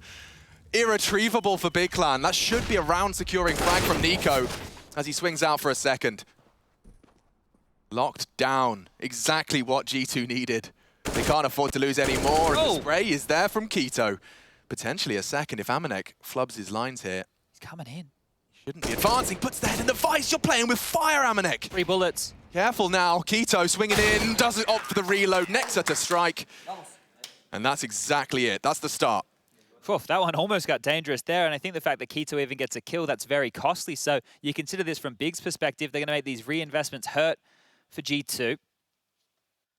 That's their first round in a long time, it feels like. Here you go. So you're right. Yeah, Searson is just trying to take back some ground. They did a heavy long presence. So if you're Tizian stuck blue bin, it looks like it sucks for him, but all that info is why Searson goes to try and make a play like that. He's calling all these mollies, all these flashes. Too much presence. B-Stream update 13-13. Remember, that's an elimination game. Loser of that one is out of the tournament. And that's the 3rd map. Couple of rounds separating the elimination of either Liquid or Mouse. Mouse are on the CT side in that one right there, so Liquid are doing a great job coming back. Short control being taken again here from Big. And this time they have much more utility. Lots of talking there from Tabson. Oh, okay. They didn't like something. They smelt something that was off there. They've immediately pivoted on back, so it felt like they were good just to set up for a short execute. Amanek opening long doors, Alex. This is not easy to get past. You normally just walk through these doors as a T. Yeah, certainly at this angle, it's pretty powerful from Amanek. You'd expect at least the one. Big Clan. Gonna be Searson to take the first fight. That would be wise. Tizian to swing wide. Oh! Beheads him. That's a huge frag to find from Tizian, and now they start their advance. Next are only capable of the one. Nico has to make a decision between long and short, starts to fire off bullets, expecting Tabson, and the smoke does guise him. It's not enough, though. The frag comes in. Big have an advantage. They are battered and bruised. Keto to try and plant. Hunter through the flames. And CSN's not paying attention. That would have been his chance to strike. Hindsight, though, is 2020. It's a safe plant. Keep that in mind. Won't be able to hold it, but CSN still getting frags all the way from the pit. Leaves Jax. And he's already receding all the way down to CT. Oh, he's locked in as well. Look at Tabson. The fact that he didn't hang around short. Me saying it was a safe plant. If Keto goes down site, that's going to be difficult as far as the retake is concerned. This is 15. Yeah. This is miraculous stuff. What a showing from Big. Map number 1 looking fantastic, and he's even going to flash himself forward. Keto looking for this kill. He's going to get it. Everything taken away from G2 here. Oh. Amanek's going to be feeling really, really under the pressure here. What a swing that was. He's holding a tight line. It goes from nothing, not a peep, to the wide speed. I mean, yeah, screw Xantara's peak. That was a Tizian peak. That was a huge entry, right? During all of that, one of the teammates, I think it was Xantara's over towards B, did die, right? So maybe that was on the comms, and maybe Amanek lost focus for a second there. But regardless, here we go. Final round, or potential final round to play here. AWP out again. Oh, and again, Sirison takes down Amanek. 4v5 to contest against round number 16. No way. Out long, Tizian again. Big Clan ascending. They're going to make short work of G2 here on their map. One smoke for the cross. It's not the complete set. Here comes the second, extinguished by the incendiary. Leaves a gap. They won't be able to operate on the commitment, but a shoulder baited. G2 are running out of resources, running out of players. Jax is here to lock the doors behind them. Past tense, yeah. He lost the key, I think. Oh, Hunter and Nico, they can now scramble. What are they meant to do? Push out mid and try and fight all of this? Long's still a problem. They can rotate all the way back to B. There's a minute on the clock. Oh, dear. Oh, recovered AWP and a missed shot. Nico makes his presence known and caught under the smoke. This is over. Big Clan to take it, and to take it convincingly. G2 only really 2 rounds to show and boast about on the second half. An open and shut case on our first map. And Big Clan, they put themselves 1 map away from the playoffs of IEM Cologne here on home turf.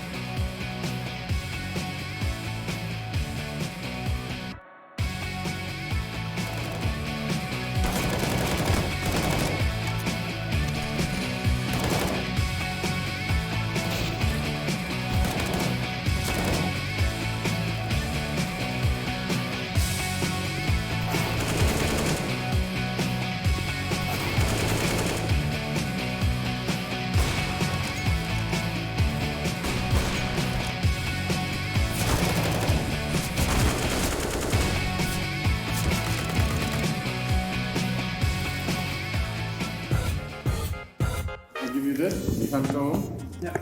Okay, so he's gonna read out a character trait. Okay, don't understand. Nice. Then you basically. I see it in English accent. Brave. Brave. Putain, sur ça, j'en connais aucun. Quoi. Non, I'm joking. Apex. Ok. Compassionate. Compassion, Richard. Shox. Courageous. UMR. Ok. Unloyal. Loyal? Unloyal. Loyal? Unloyal. Unloyal. Lucky. Ok. Hardworking. Hardworking. You. Ok. Cookie. Cookie? Kenyes. Handsome. Nico. Allez, next. Messi. No, Messi, like. Bordelic. Like Bordelic. Yeah. Messi, simple. Like simple in life, I think, no? It doesn't need much, just happy. Jiwoo. Creative. Not this guy. Creative, pas Richard Shox again. Huh? Okay. You have a lot of imagination, this guy. Lazy.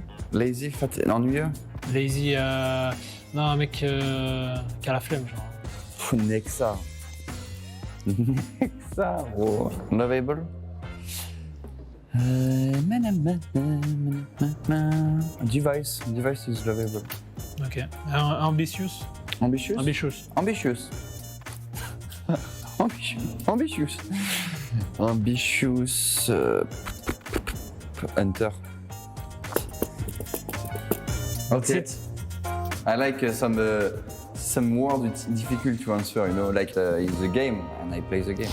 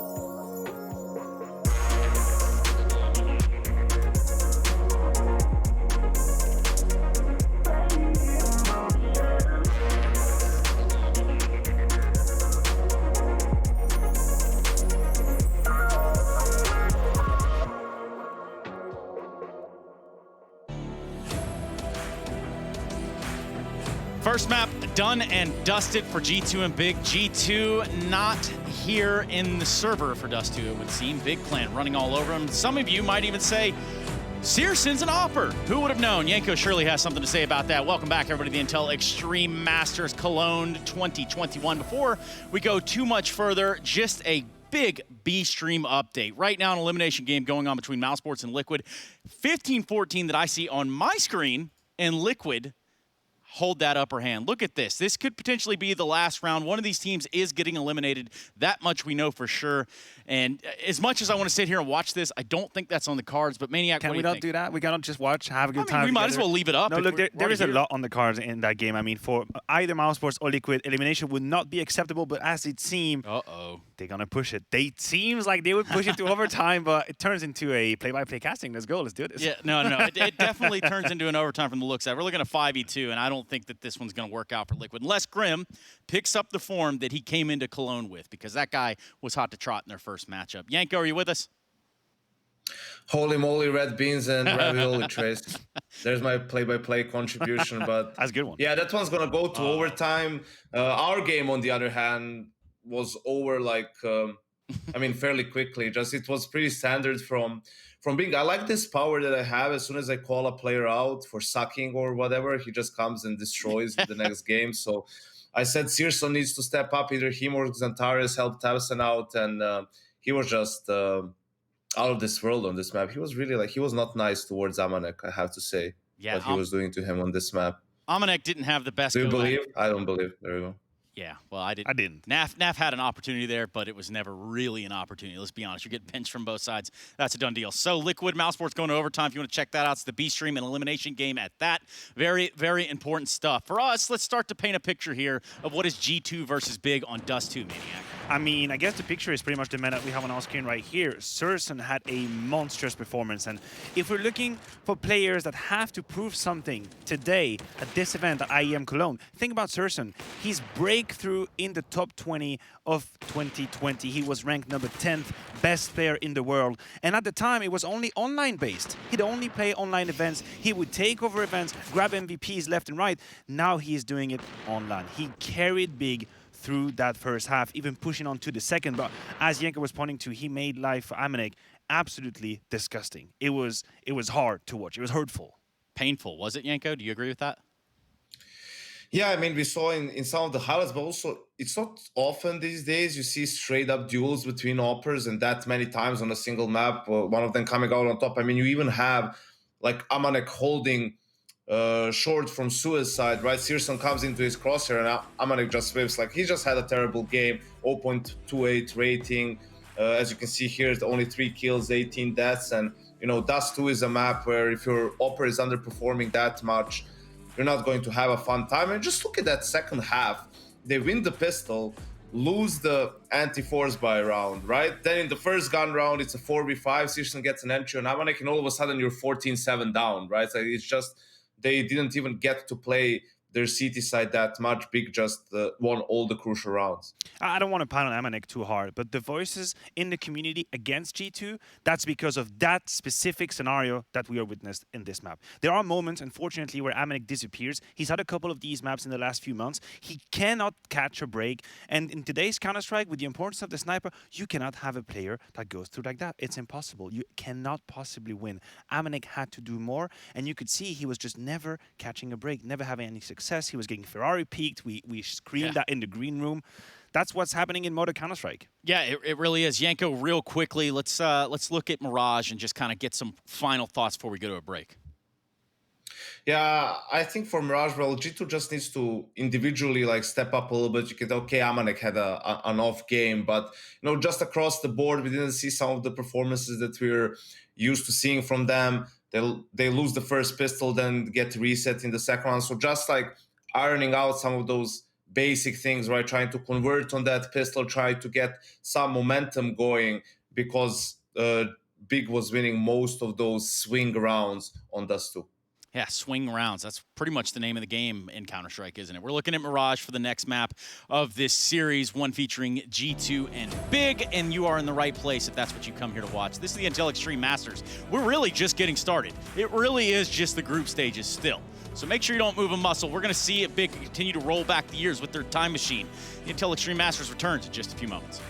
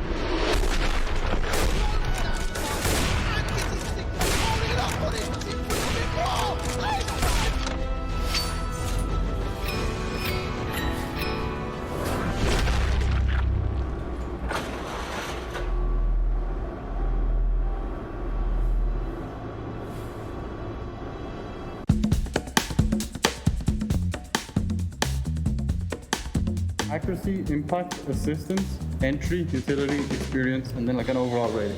Is it from 1 to 10 or? 1 to 100. Do I need to guess it myself or like with the help of him? What do you think your accuracy is? Yeah, first of all, definitely I like the picture. It's a nice picture, good chosen one. Okay, accuracy. I don't know, I'm not so accurate, I would say, but I would give it like 75. 75? Let's see. 85? 85. Oh, it's actually better than I thought. I take it, definitely. You deserve it. Okay, impact. Yeah, I definitely have a lot of impact, I would say. Good calls, good frags. Yeah, I would give it like, yeah, also 85. Or maybe even more. If accuracy, yeah, I would give it 90. 90, Actually, I yeah, think impact I have a lot. 82. Okay, I would give myself more points. Assists halt so. Was so Flashes und so, glaube ich. Flash Assists. Ach so, yeah, then 85. Yeah. I would say 90. 90? 96? Okay, someone who rated me is really entry. Yeah.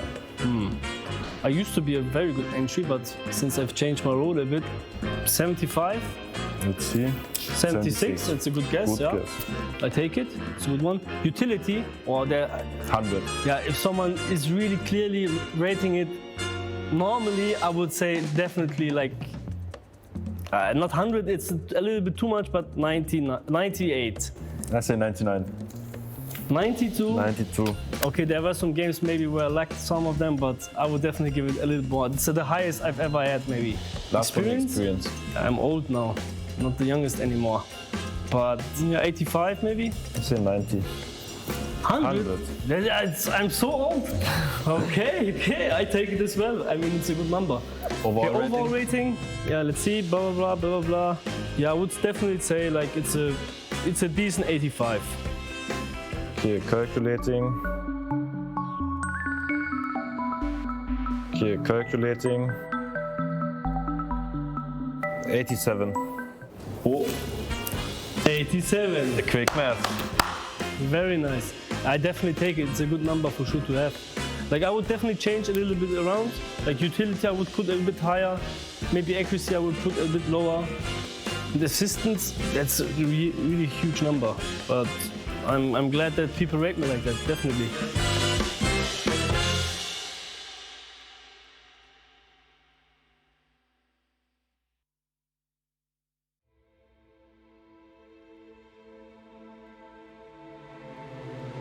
We were caught in the fire.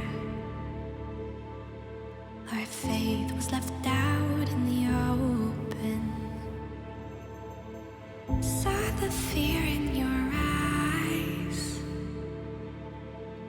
as we move through the dust. Nights turn into days, one by another.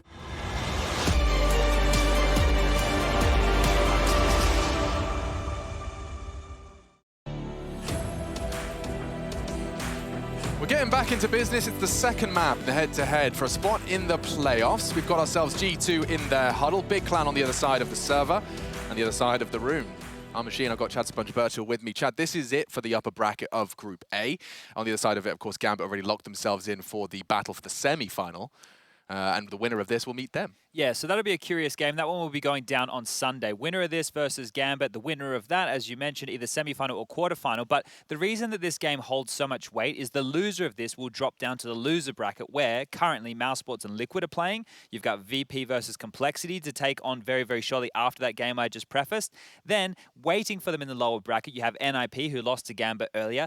You hear all those names? Yeah. It's starting to get very, very scary, right? And I don't think G2 or Big are necessarily a shoo-in to make it to the playoffs. So either one of these here today, it's going to be a massive victory. And you want to talk about scary? Mousesports Liquid, third map, overtime. It's going down right now on Inferno. So one of those names is going down and being going to be eliminated in the group stage of IEM Cologne. And I mean, both of them were hot prospects. You can actually see the update here. So it looks like it's going, oh, they're evenly trading. It's even a 2v2 at 16-16. Truly inseparable. Okay, Robsy Maybe boy. we got another Mousesports round here, unless Naf Fly's got something special for us. And of course, you can check that out on the B stream. I think they're squad streaming. I enjoyed that. I checked it out today. You used it? Yeah, I just sat eating my chicken, watching the squad stream. You can kind of, you just double click which one you want to listen to. Yeah. It's kind of, I keep using Lit unironically now. Okay. I don't know what I've become. Is Lit still in? No, it's not. Okay. So I guess I can use it because I'm a boomer. So. Sheesh. That's what the kids Oh are no, saying? it's yeah, it's cool, man. My toes just curled. They're like my socks are being ripped from the curling of the toe. But if a 31, almost 32-year-old man starts using sheesh, maybe we'll ruin it. Get rid of it. Oh, that's not bad. There yeah. you go. That's like when I was using YOLO, unironically. That really upset people. All right then, gangsters, it's time. G2 Esports, Big Clan. Will we see a third map? We're about to find out, and we're going to kick it off with a pistol. G2 starting on the attack. Looks like they're going practically, yeah, entirely Kevlar vest. On the other side of things, a couple of nades for Tabson, boosting across, lots of bodies. Searson reports heavy presence middle, and they're not slowing down. He's trying to catch the tail end of this assault, and it results in his death. A good catch. Tabson and Tizian partner up, the double Ts. And short-lived to the double ends. Responding Kai, next to Nico. Hello, bloodshed all over the place. Kiza, what are you made of? Nothing anymore, because that Glock looks like a laser beam. Nico from Palace to Jungle, double dink. Oof, all right, and I'm sure everybody caught the 1x bet odds at the top of their screen just there to kick that one off. Favouring Big to take the series now. If you were with us just earlier, it was quite even going into map number 1. I have a premonition, Chad. Here we go. Yeah, Nico just got those kills. He's also just got himself an armored AK. I think he's got a bit of a point to prove. I think that Dust 2 loss has really got his feckles up. You know? His feckles? Yeah, if he was a cat. Yes. He's not, but they're up regardless. Okay, well. I'm just suggesting he's about to go sicko mode. All right, well, let's take a look here because G2 have just feigned a lot of mid-presence with flashes, but the execute's actually over towards A. They're ahead of their smoke wall here, so in they go with the MAC-10s, bounding like gazelles. Amanek, well, to his namesake, will take down Tabson. Amadak 10 wants some more as he pushes forward towards spawn, and Sirison next on the plate. Scout falls, and this one is falling apart for Big. Yeah, all those absent helmets. Valiz enabled the MAC-10s to shred through a couple. On the way back in, Tizian's Deagle's already drawn some blood. Kito's working on the round the world. He might meet Hunter here. Yeah, they're just saving their upgrades here, so if Kito can take the head off of Hunter with this one, bullets he's got him. He's got him! Eventually, pulls it across the line. Now, I'm not sure if he wants to risk it for the UMP retrieval, especially considering now that fight is coming. Nico's got no reason not to contain and defend that weapon. Maybe the radius will give him... Oh! Slap down. Yeah. Jax does go down with the bomb. He was very low, and with that MAC-10, not everything, or not much to complain about. 4.9 as well in the bank account for him. Well, they did save the scout, so Sirison gets that back if we're looking at small little consolation prizes here. Jax is going to get himself an AK-47 now. Amanek will rebuy into another MAC-10, and this is looking very good for G2 to pick up their third round. This is the type of map where you would love to see a Kito pop off. He's had a couple of those in the past on Mirage where he's just dropped absolute bombs. Now, you look at the match history page for Big, it's not great on Mirage. Their most recent was over OG within the play-ins. It was a OT affair. But there's a lot of red, right? There's a lot of red. It's a map where they get the double digits, it's close, but right now, if G2 are picking into this, they must see more than a few weaknesses. Yeah, no, precisely. Next we've just cleared that close underpass just in case his teammates would have encountered resistance there. Tizian is taking some liberties B-apps. The bomb is down right now all the way passive, closer towards T-spawn. So if Tizian does continue the crawl, Hunter he would have to deal with. A bit more passive than I previously thought. This Molotov will force him even more so. I'm going to get picked up by Hunter now, and he will head back towards A, but tabseN's pushing ramp. Yeah, and Big Clan are fully here. Oh, okay. Now that's going to alert the rest of the CTs. tabseN eliminated. Amanek collects his second. Tares, 2 to find. He's going to surely not repeat that. That's too much of a gamble. These AKs are coming, though.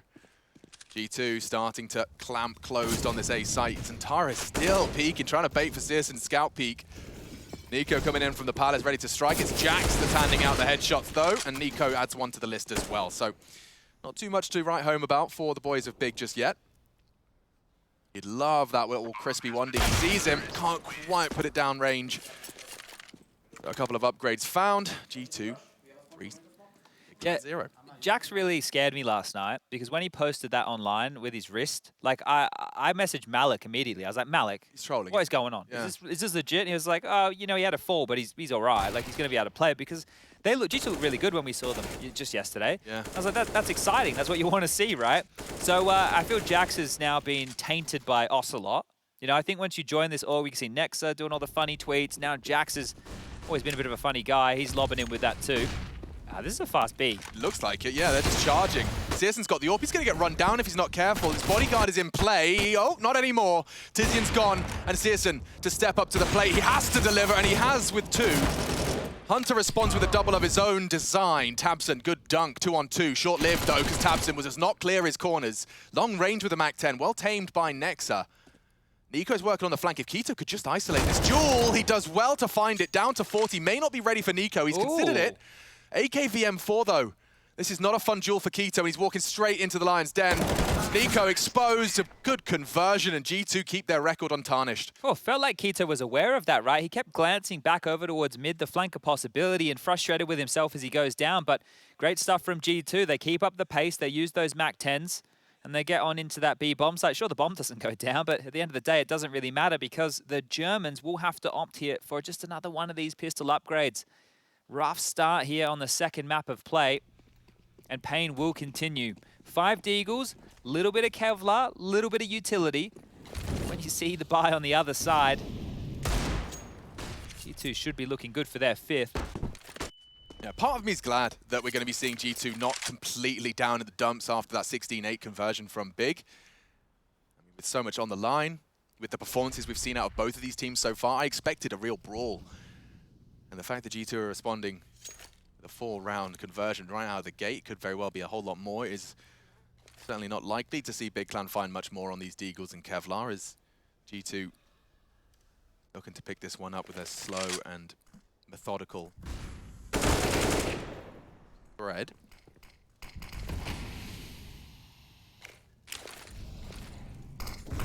That's the cue for them to group up and go. Wrapping into the single-handed Zentaro sight! And 2 locked straight out of his sight.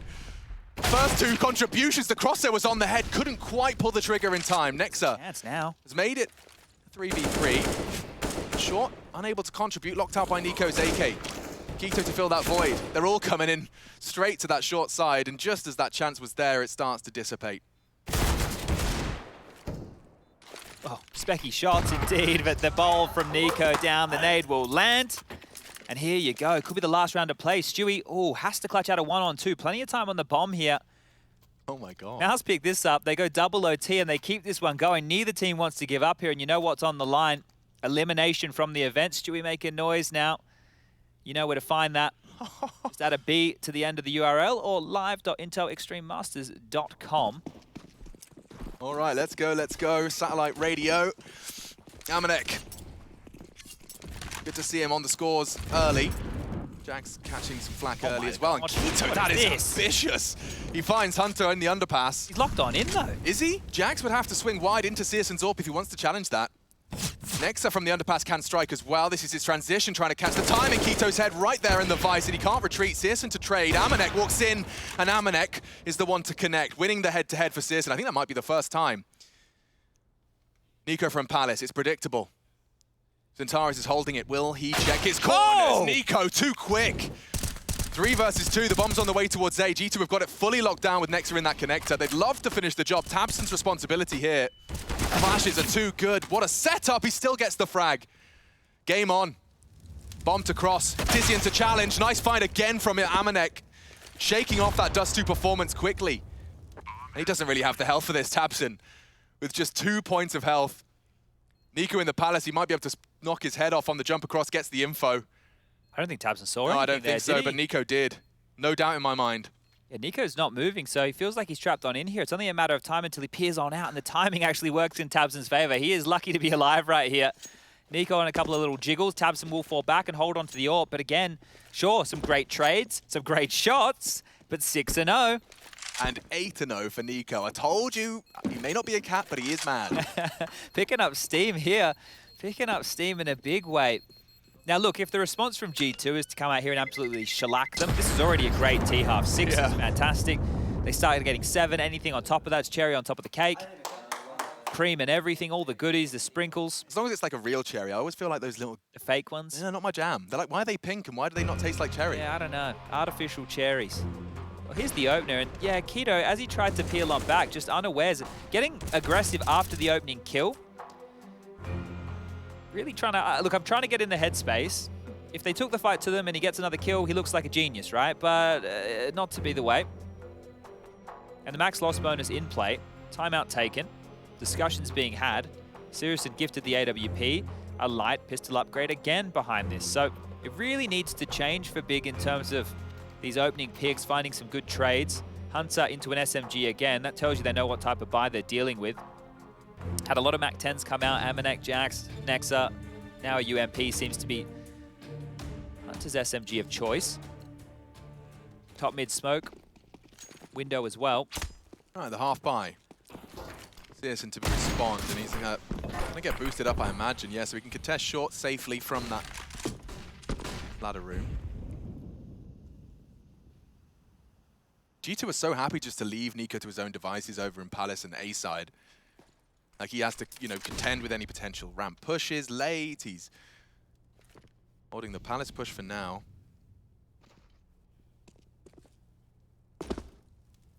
Something's changed in the conversation here. It certainly has. Re-smoking mid-window, that will deny a lot of mid-info. And I say that, I'm not so sure. I think Searson should be able to completely dissuade them. Here comes the smoke. tabseN will be able to confirm it quickly if they do catch that nade. Softens him up a little bit. Nexa's going into Palace with Nico, and so's Jax. So this would be a very interesting approach on towards the A site. Currently, there's nobody to really deal with this. It is just k1to.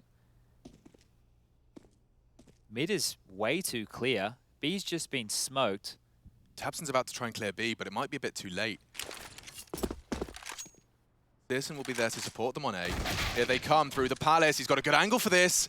The AWP, the perfect weapon for the job. There's no util that will lock him down from this angle, and no one threatening connector. He pulls the trigger onto Jax. Adds one to the tally. Amanek swings out mid in response. And another chance on the AWP. It's Searson starting to make it awkward for G2 here. They have to come through ramp first. The bomb is on Nex, so he can't lose it there. No one able to retrieve it. He has to play for his life, and it's enabled some time for Tabson to crawl behind. Nex is gone, bomb's loose, G2, their first round lost, and just against the half buy, 3 frags from the Searson AWP. 5 seconds left, Amanek's just gonna have to hold on to what he can. And Big Clan finally break their silence, and it's off the back of Searson. Wow, you were bang on there. The fact that they didn't have anybody in place to lay down utility to displace that. Searson was just set up perfectly. Shooting just like fish in a barrel right there. Seemed way too easy. Now, it's great for Big to get on the board. It's great that the fact that they're going to have a bit of residual cash to work with now going forward into future gun rounds, but 2 in a row almost feels mandatory at this point. That's how it started, but this is how it finished. You look at this. He's not pushed out of the way. He's not flashed. He's not smoked. There was nothing they could do with that approach, and I think that top mid smoke that Big threw out early, they thought it was a full-on mid control. So they pivoted back. Big profited. Quite a heavy lean over towards B here. Check out this smoke that Hunter's lining up. That is going to deal with anybody over towards Catwalk as the B hit comes in, but there's nobody there. They're going quick, thick and fast. Tizian trying to hold on as best he can. Drops a defensive smoke of his own. That will remove the Van angle and another underhanded smoke. They want to play and change the dynamics, change the environment. Jumps into the Nexa crosshair. Zataras responds, nearly 2. Can't quite finish his meal. Nexa lives on, and now a problem. Nico's even working on a flank on A.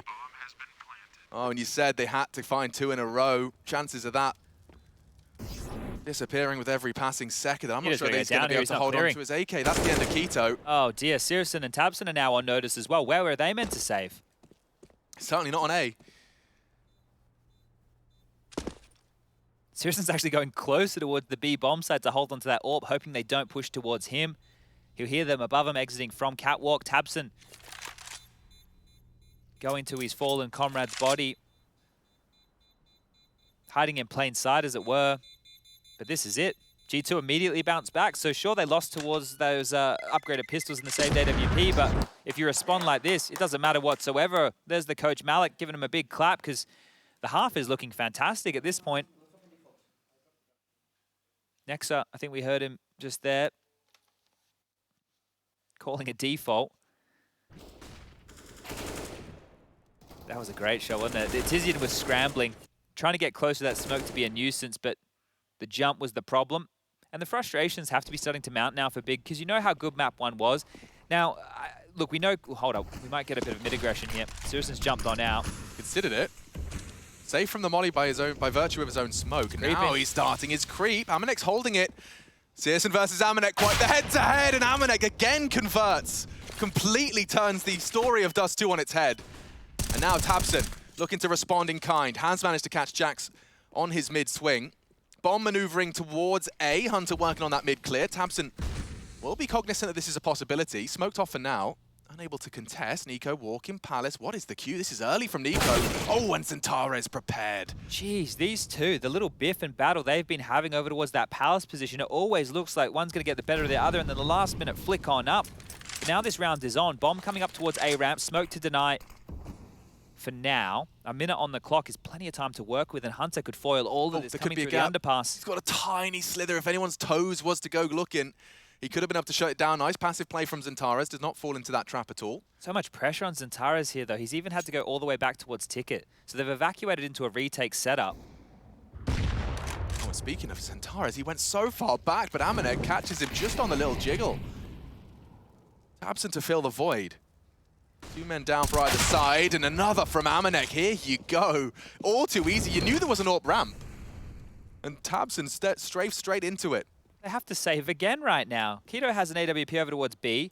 I think Hunter's heard a couple of these footsteps. There we go. 2v2, but Hunter, he's over towards window. He's got the rotations cut off. 15 seconds. Nexa was just a little too premature on that. Just before the smoke bloomed connector. They will continue the plant. Tizian can challenge this. Hunter's holding, and that should be the round. What's Keto supposed to do now? Straight through the smoke and hope for Hunter to miss. It's not going to happen. And G2 making light work of this T side, 8-1. They have won the half in the first 9 rounds of play. Ooh, real problems here. Look, the scoreline says it all, and another timeout is going to back that one up. There has to be a lot of conversations going on for Big right now, and I don't know how you can get back into this CT side. Taking a look at their financial situation, Sirison can buy an AWP, Antares can buy a rifle, Tizian the same. tabseN and Keto are going to be a little bit more strapped for cash, but if they wanted to buy, they could. And at this point, when the scoreline is 8-1, you have to start getting a little bit desperate. You have to start taking a couple more risks. A buy like this, how many more opportunities are you going to have? The max loss bonus in play. There's Dude, the coach of Big, having a chance to chime on in and have that conversation with in-game leader tabseN in the middle. But what's the way out? Sirison has bought the AWP. It looks like it may even just be a hero AWP. I know that sounds like a strange thing to say. This was the opening there, and you're right. The Amanet conversation, it looks very bleak on Dust too.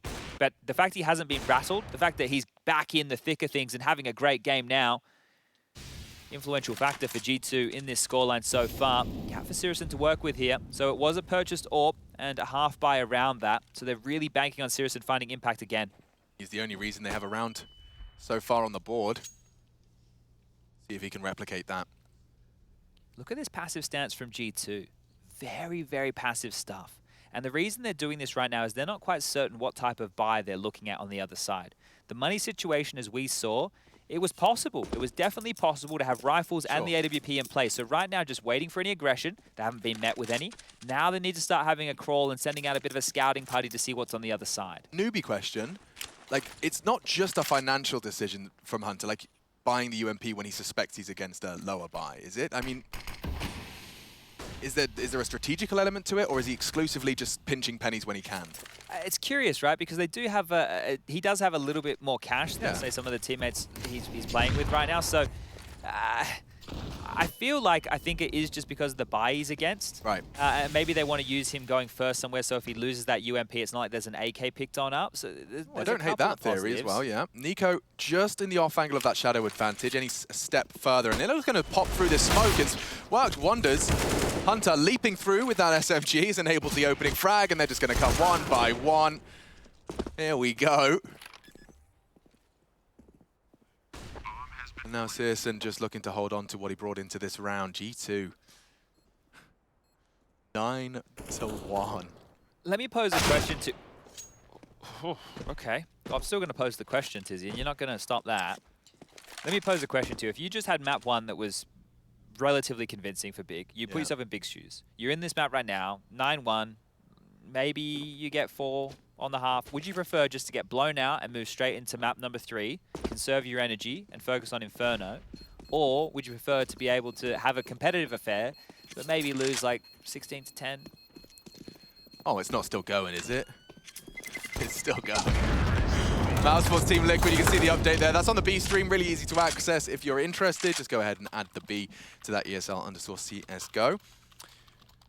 And we're going to be getting into our 11th round of play. In answer to your question, I think it's going to be down to maybe you don't put your full pedal to the metal here on Mirage. I'm talking everyone just try and find your own footing, try and remind yourself what you're capable of in this one. I do think it's not like they've written out of this. If we see a 9-6 half, we're going to feel like idiots. Yeah, well, they're going to need that 9-6 half, right? Otherwise, it's going to be super, super difficult on that T side. So this is where it has to start. They need to start getting the CT rounds, and now. Jax has just jumped on in towards a Molotov, so he is in a lot of trouble. He has to hide behind that smoke.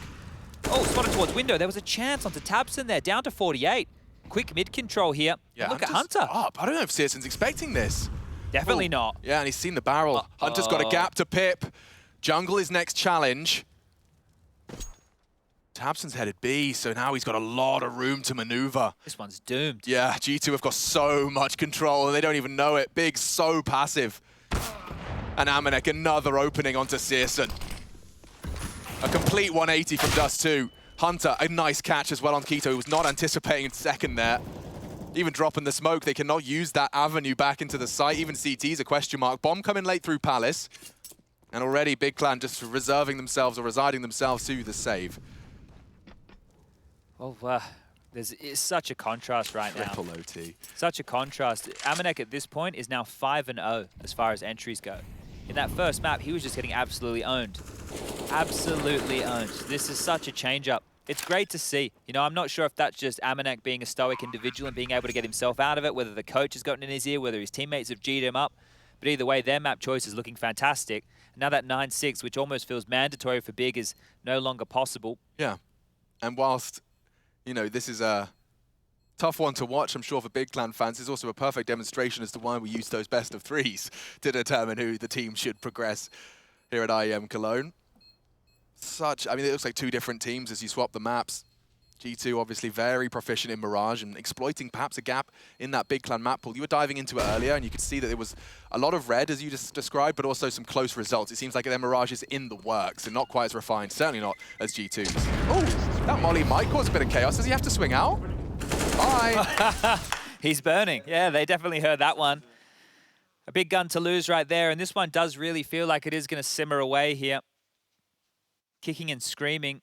Big are more like whimpering their way out of map number 2. And like we were discussing before, when you're 1-up in the series right now, there's a few things that this could do. That's the opening from Amanek to kick this round off. And at that point, it was already too easy because we could see Hunter had full control. So whatever gaps there are just being exploited right here.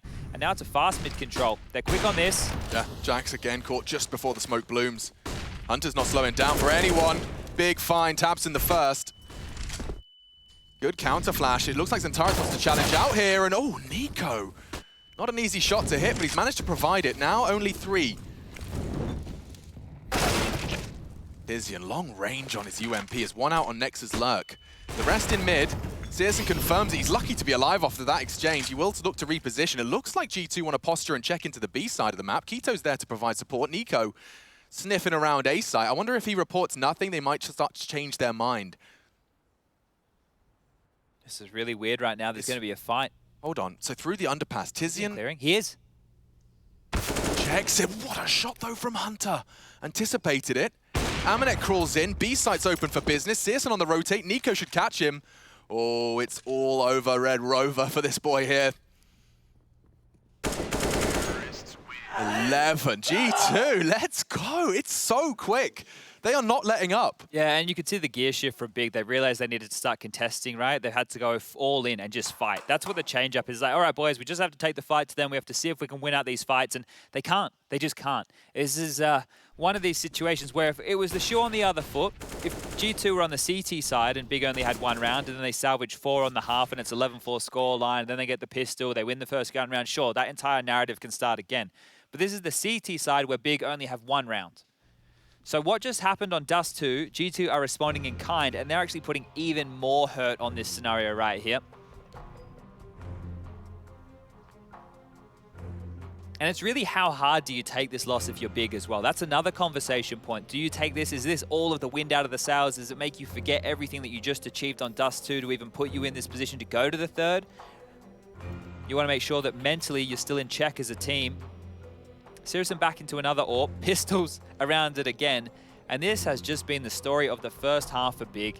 Time and time again, the AWP has been in play, but it's felt like we've seen more Deagle kills than too much else.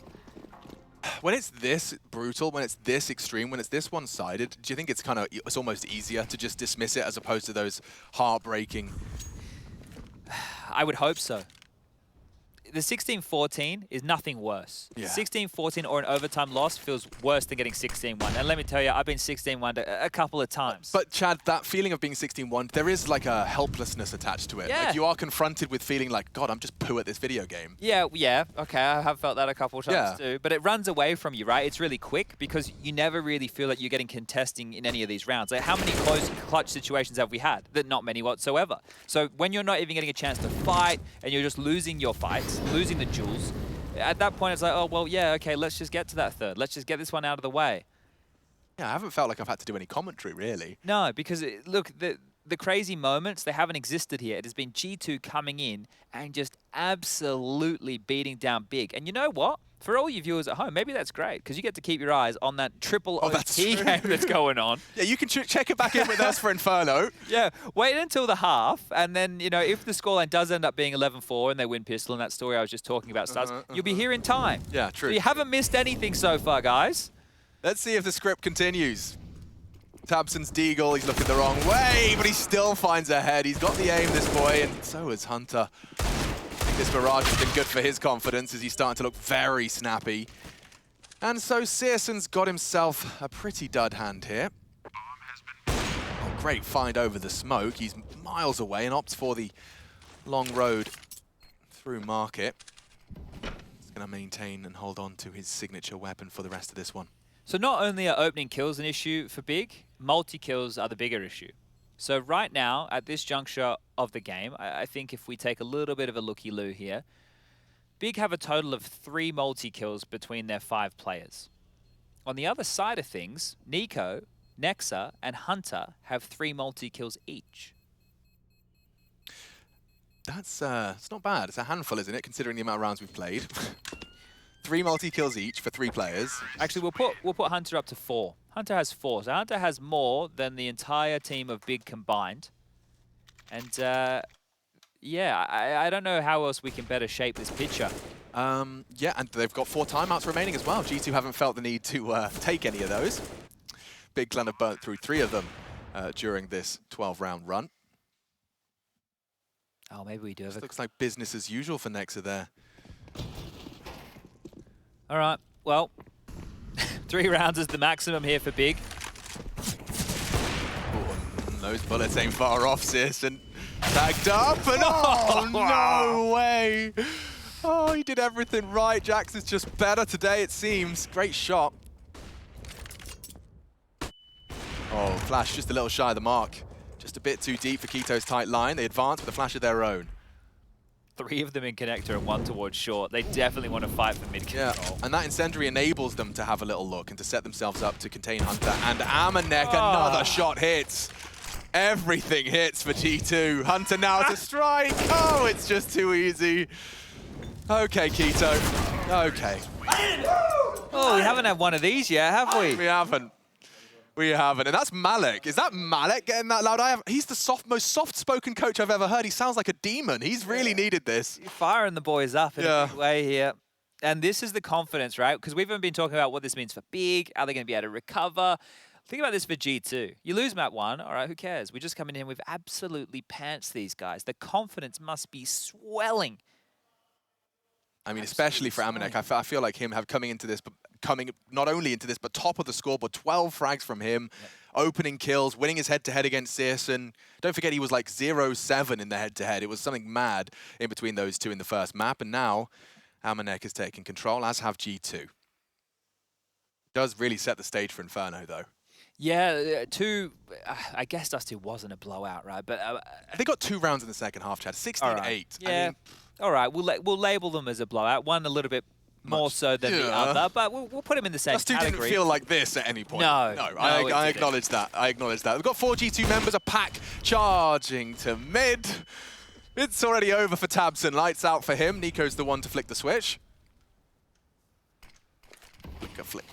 How much time could possibly be left in this one right here? Oh yeah, that's another game we could play. Oh, another one. Okay. 3v5. Well, I think Big Clan have answered your question as to which approach they would take when they're 11 down. Yeah, and I don't know if that was their choice, but now they better just get on with it. Yeah.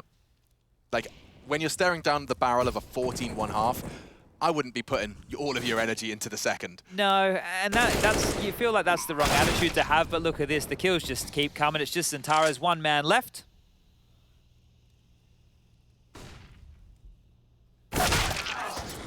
And no resistance at all.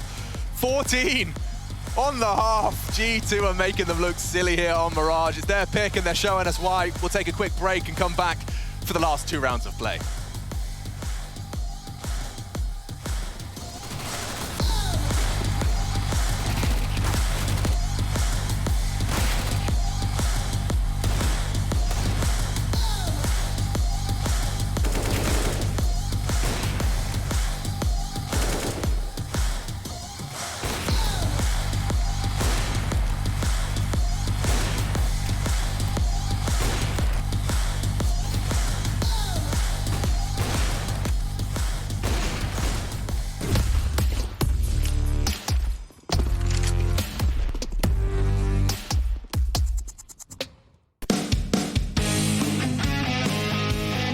Hey Future Pros, we have another execute for you and your friends to learn.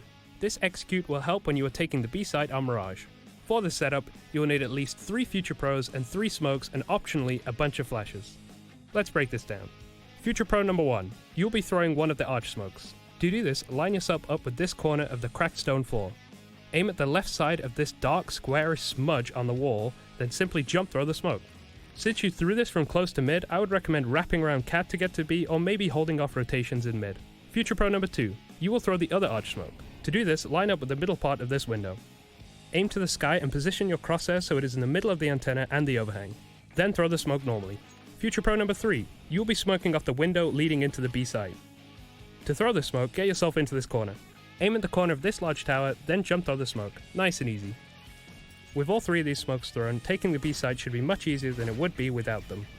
To make this even easier on your team, get your players to lob as many flashes as possible over the top of B. And as always, good luck.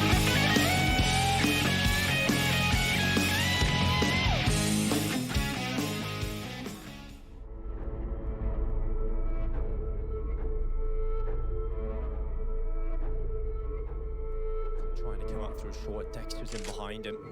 Utility going down over towards long, and Aiko is trying to try and play in behind it. Naf has spotted the head of Frozen, and he's got away alive somehow. He's on 8 HP right now.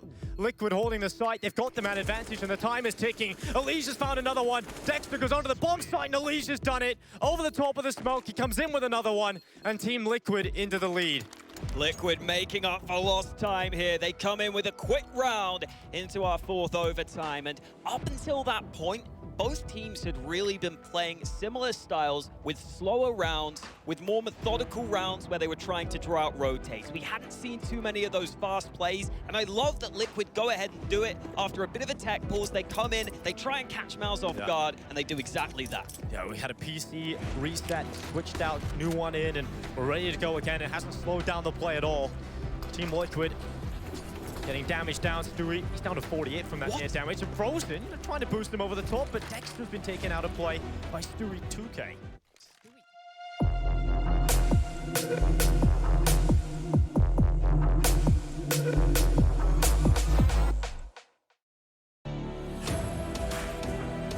14-1 on the half for the T side of G2 on their map pick here, Mirage. I don't think this one has too much longer left until we get over to map number 3, Inferno, because Big have not been able to put up any resistance whatsoever.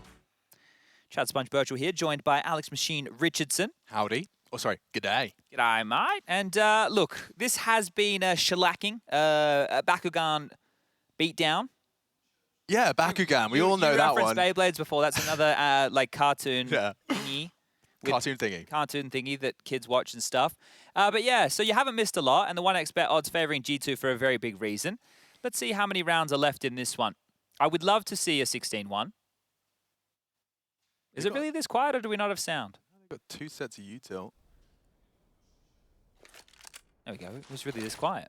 Okay, so 2 smokes sail through the sky, and Nico looks like he's not quite finished yet. 16 frags and 3. Jax is flanking them and tapping their heads. Chad, I believe your requested 16-1 is a couple of frags away. Tabson's trying to change the... my God, they're hitting everything right now. They warmed up, especially. Yeah. Map 1, Dust 2, they were just like, yeah, we're here for a bit of fun. Look at this. Oh, he tried to stabilize his aim. It costs him the frag. He'll have to back away. Hunter just keeping him contained. He has ramp on lock and key. The no armor Glock 1v4. Bomb ticking in his favor, at least. Tabson. There is a kid. Already tapped another head, and no issues for Hunter. All right, that's 15. We are speed running this map. Looking to break some records. Keeping the memes up, right?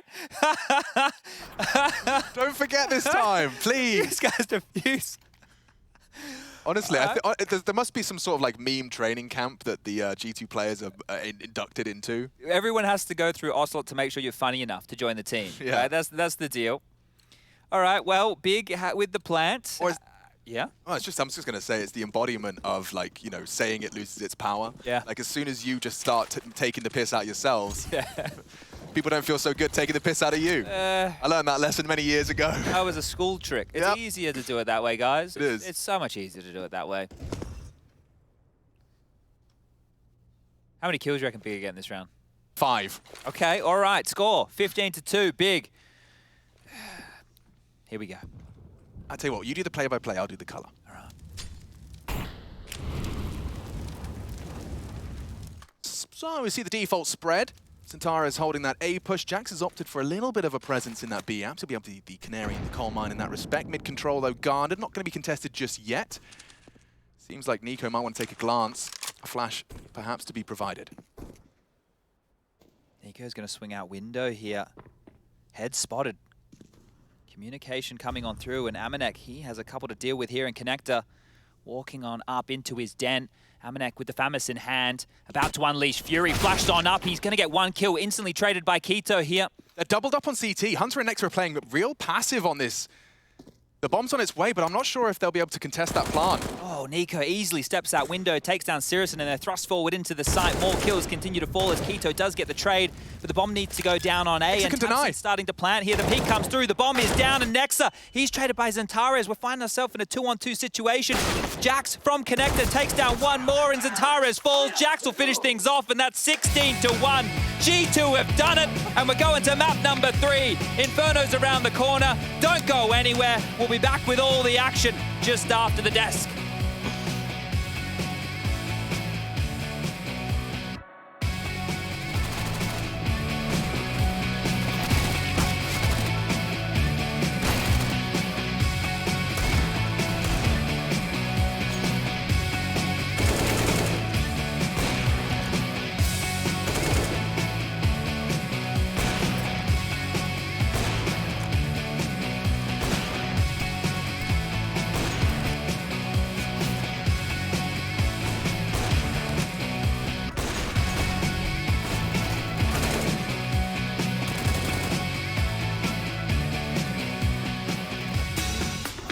Why is he just like the player everyone wants to be? Like the flicky, stylish AWPer and the aggressive rifler? Like, what's going on?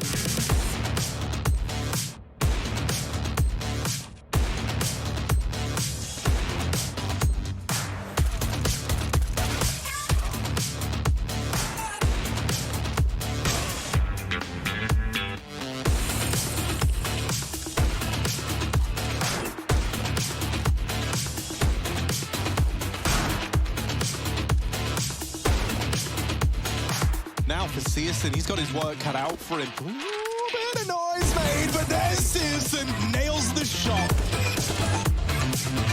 CSGO, he's already on a double on this round. No one's watching it. CSGO. Oh, it's a follow-up. CSGO is on for the ace.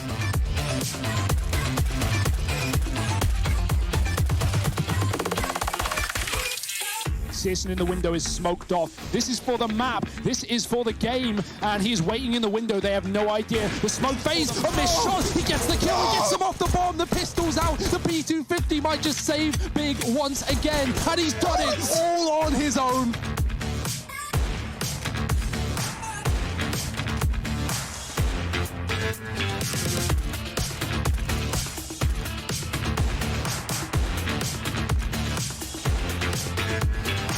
Finally goes down and will fall to CSGO, and he's hit some good shots. Very good shots. A double. Thork on ramp, he taps away. It's a good Julie double up, and he hits them both.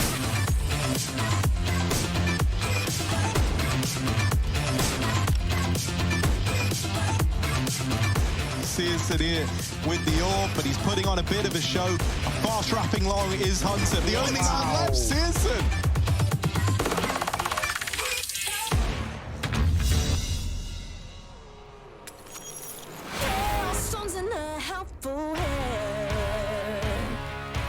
Broken bones and a bloodstained flag. Open road and nomadic plans. I'm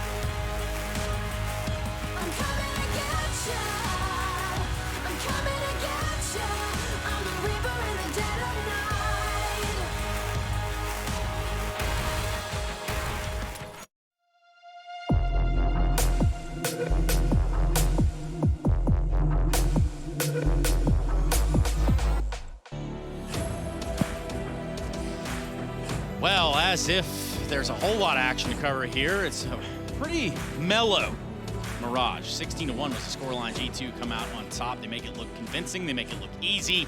And as much as you want to keep an op in the hands of Searson, if you're the side of Big, it's just simply not going to be enough. This is the Intel Extreme Masters Cologne 21.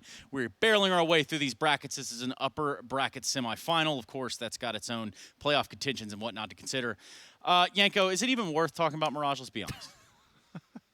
Well, maybe just a little bit in a sense of that G2 played a great T side. It wasn't anything too fancy, just hitting the bomb sites early on with some explosive plays, and basically the holds from Big weren't good enough, right? They couldn't buy enough time for the rotation to come in. They would either die immediately or just give up too much ground to the G2 players. Then it was just simple post-plant situations. There's another situation going on, Yanko. You know that? If we just take a little break from Big G2, this whole Liquid game that we started our match with is still going on, of course. Have you been keeping a side eye on that one, Yanko? Yeah, just a little bit. Score-wise, not really watching the game that much. But as you guys can see, like again, it's down to the wire. This is the 4th overtime, right? 3rd? Yeah, that sounds right. 18, 21, 21. Third overtime. Wait, hold on. Is Mouse was turning that around? A 3v3? Yeah, that was a 5v3. Liquid had everything they needed to, and now Mouse was turning it around. This is a 3v3. This is going to be one of those series that goes the full distance and then some. Bonus rounds, we call them. And then there's the VP game afterwards. So it's kind of like, you know, for that. Counter-Strike for the whole day, the whole night. No. Oh, no. Oh, no. But it just tells you how cutthroat this tournament is. I mean, you have Mouse and Liquid fighting, you know, to not go out in last place. It is absolutely that for us. You know, we still do have a third map to consider. So if we put Mirage on the shelf, come back to it, maybe... Oh my God. Excuse me. I didn't mean to. That's why I stopped talking. I was watching the game. Yikes. Okay. Well, that's on the beach street. Liquid trying to stay alive against Mouse Sports. Mouse Sports trying to do the same thing inversely. We do have a third and final map of Inferno over on our side as well. So go figure there. Maniac, what's it going to take to win this game as it stands? Listen, there's a full reversal in terms of like who's got the control of the series now, because we started obviously big on Dust 2, commanding, surprising G2. We move on to Mirage, they get absolutely smacked, and now it's Inferno. And the thing is, Big have had a love-hate relationship with that map for a while now. They've been removing it for the better part of 2021. Now they've played it again because they allow Ancient to go in. Whereas for G2, it's a very strong map. They started first with a solid CT side on Inferno, and now they even have a good offense. Their T side is very well drilled, well oiled, well diversified. So if you're a Big fan right now, time is not looking great. This is not going to be a good evening. No, you have to write that map off, right? If you're Big, Yanko. What do you mean? You mean Mirage? Yeah, for sure. I mean, as I think Chad made a good point in the cast. It's like when you lose 16-1, you don't even think about it. Just nothing worked for us. We just played a crappy game, right? Let's just go over it. While when you lose like a close game, you're looking at every single detail, and you know everything looks bad. But yeah, I think they are going to forget about Mirage instantly. And when it comes to Inferno, one of the silver linings as well for Big is, yes, they started playing it more. Also, they managed to beat VP on it yesterday. And sure, VP is shaky. They're in a slump, whatever. But Inferno has always been rock solid for them. So that's a really, really big scalp for Big to take. Yeah, and that's kind of what we keep our eye on in terms of a third map. You know, this isn't an elimination game, but there's still a lot on the line. You know? There is a lot on the line. I mean, we talked about it. Whoever wins this game is for sure in the playoffs of IEM Cologne. Then obviously the upper bracket final is going to determine if you make it to the semifinal or in the quarterfinal. But there's a lot on the line. And speaking of having a lot on the line, we started this event praising Tapson, the captain for Big, for his crazy performance in the play-in. And I think that was rightful to put him on a pedestal. But he's not really been shining in that best of three. I think they need him. They need him to be the captain, to put this team together and go right on track on that third map, because it's all fun and dandy. Hey, we lost 16-1, but it hurts. You feel powerless, you feel defenseless, like you had no say in any duel. This is where a man like Tapson has to raise from his chair, gather the troop, and make sure that they attack Inferno in the right mindset. So this is going to be something that really is a testament to that mental fortitude when you try to come back from what is just an absolutely devastating destruction in the server to just trying to reconfigure and get back on the same track. For us, our track leads us to a break here in just a few seconds. So I want to invite you to use hashtag IEM in this time over on social media. Twitter works pretty well for that same exact purpose. We go to a break and we come back with the third and final map for this year.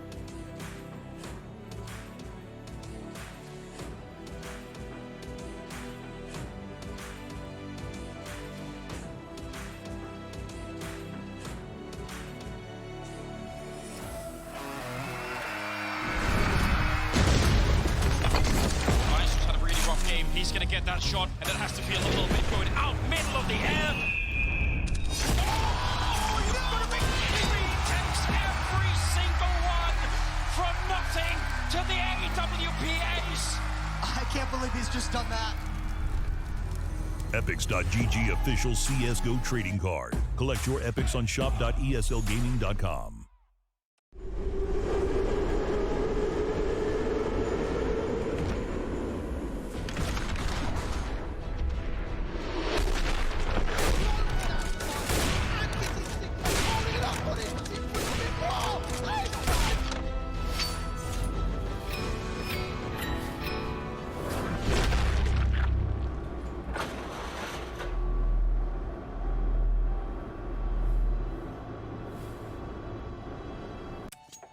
No, I'm exploring. I'm exploring. Oh. Exploring? Oh. I take this weapon. What the Okay. Need to take the scar, guys. Enter, cover me, stay here.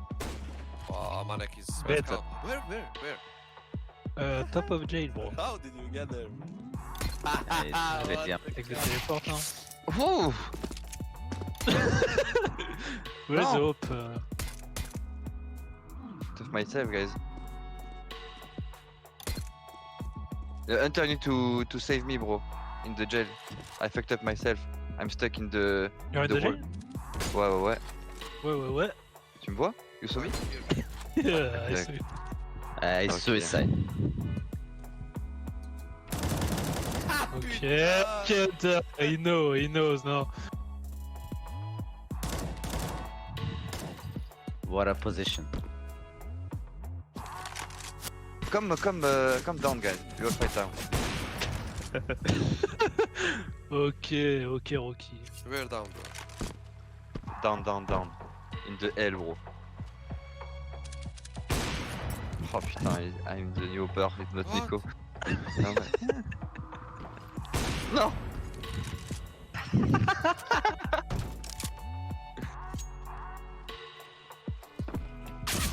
No, relax, relax. Okay.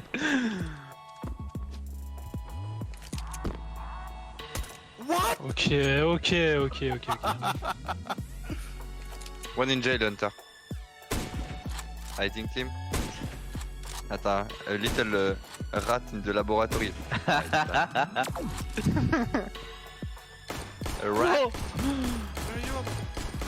I wanted to go on the ladder, but I'm down now. Wow, Sick duel. Doesn't work, man. Okay, Jackie, we are coming.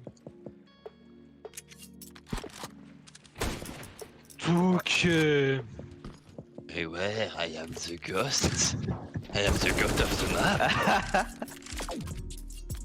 I disappear. Wouhou! Ok, pourquoi pas.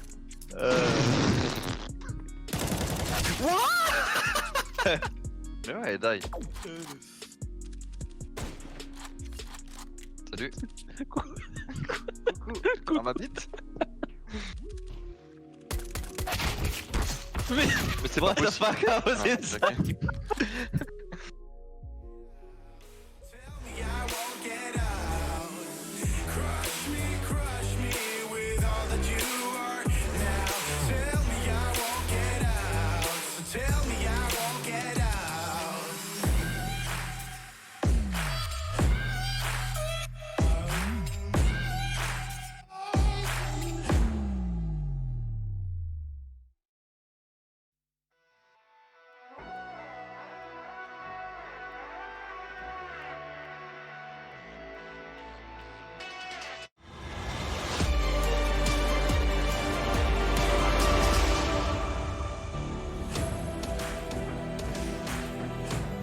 I swear, they were starting Inferno on that B stream at the point when we were getting that Mirage started. They're still in overtime. I can't believe it's happening. We're here for G2 Big Clan, and I'm glad you're joining us as we get ready for our third map. Now, it was just swept under the rug, Mirage. 16-1, a thrashing. Big Clan feel the brunt and the force of G2. Let's say that both teams at this point should be pretty warmed up, right? You know, Yeah. Big had their way on their map choice. G2 had more than their way on their map choice. And now everybody needs to be feeling warm because at this point, let's say it's a best of one. Let's put it down to that because playoffs are on the other side of this. Whoever wins this one map right now is going to lock themselves in. And it's really, I mean, it's not even just the playoffs. It's the fact that you're condemned to the lower bracket where NIP and other big names are already there waiting. It's by no means a guarantee that you get to the playoffs of IEM Cologne if you cannot convert here and now. And yes, as you put it, a best of one. Inferno, one of the very best maps for the separating factor in a best of three. Well, if we get anything that's delivering over there on that B stream, we're going to be in for an absolute treat here. Just getting into my ears nice and hot is the information that G2 won the knife round and they've opted to start on that CT side. Now, if you've been following G2 on Inferno over the last 6 to 8 months, they've been loving this aggressive deep mid CT smoke that facilitates them with some curious plays. So we'll be keeping our eyes on that. I'm trying not to keep my eyes on that B stream. I'm sorry, I might have to close it soon. Isn't it a tantalizing prospect just over there? It's so intense, man, yeah. You can check that out here on your screens as well. If you want to tune in, you'll have the dulcet tones of Dinko and Hawker. So many clutches in that game. It is mental. You head over to hltv.org. The match page is just littered with clutches that have been going on. Madness. Absolute madness. I'm loving this. God, I'm so good. So glad to have LAN back. Games like that. Team Liquid, the North American representation, hanging with the big boys, making them sweat. Mousespot's one of the hottest prospects in terms of rising talent. And that sound means one thing. Strap in, folks. We're getting into our third map. One of these teams is going to be in the top 8. G2 Esports, big clan, ready for battle. And to be separated on such an iconic battleground. Inferno's where we find it. And we're off to the races. G2 won the knife. They start on the defense. And the 3-2 split of their defensive resources. Let's get into it. Nade. Tamsin plans to try and at least put some pressure on the top banana early. No one's there to receive. Nico will be forced to rebuy his armor, though.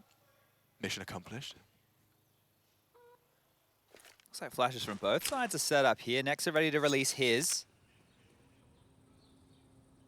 Tabson can lob out one to help secure this top banana control, and very quiet scenes to kick this one off. Hunter and Jax paired together towards the apartment's position. This is going to set the tone. First 5-6 rounds. Don't forget, Big Clan have just played 17 rounds where they won 1. You want to prove that you can get back to your winning ways right out of the gate. This pistol would mean an awful lot for them in the confidence department. Nico fancies his chances. No one's home. Tucked in on the half wall upon the flash. And that seems to be the cue to rotate off. Now, it is the right call. They've got Keto already wormed well up long. This app setup could be exploited. They've re-smoked it. Keto's going to swing to library. You'll hear a lot here. Hunter's going to start moving his mouth. Oh, and he's got the bomb of all the people to check, and Hunter dismantles them. Zentares saves the day, at least to some respect. He'll be able to scoop up that bomb. Hesitant, understandably, and more shots hit by these USPs. It's a 2-man defensive A, and they've already got 3 frags under their belt. The whole squad's here now. Zentares just looking to claw back a plant, never mind the round. Oh my God, Jax. He is looking in premium form. And Zentares looking to do one better. Can he come up clutch? The answer is a resounding no. And G2 will make it another round.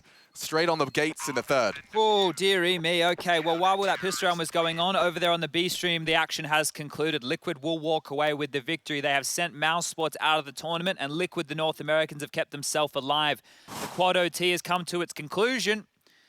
And now we can focus in on this one here as some nice shots. And that setup, it looked good, right? Because you could see what happened. Keto got all that arch side control, and they just went to wrap around and hit in towards that A site based off of the extra space.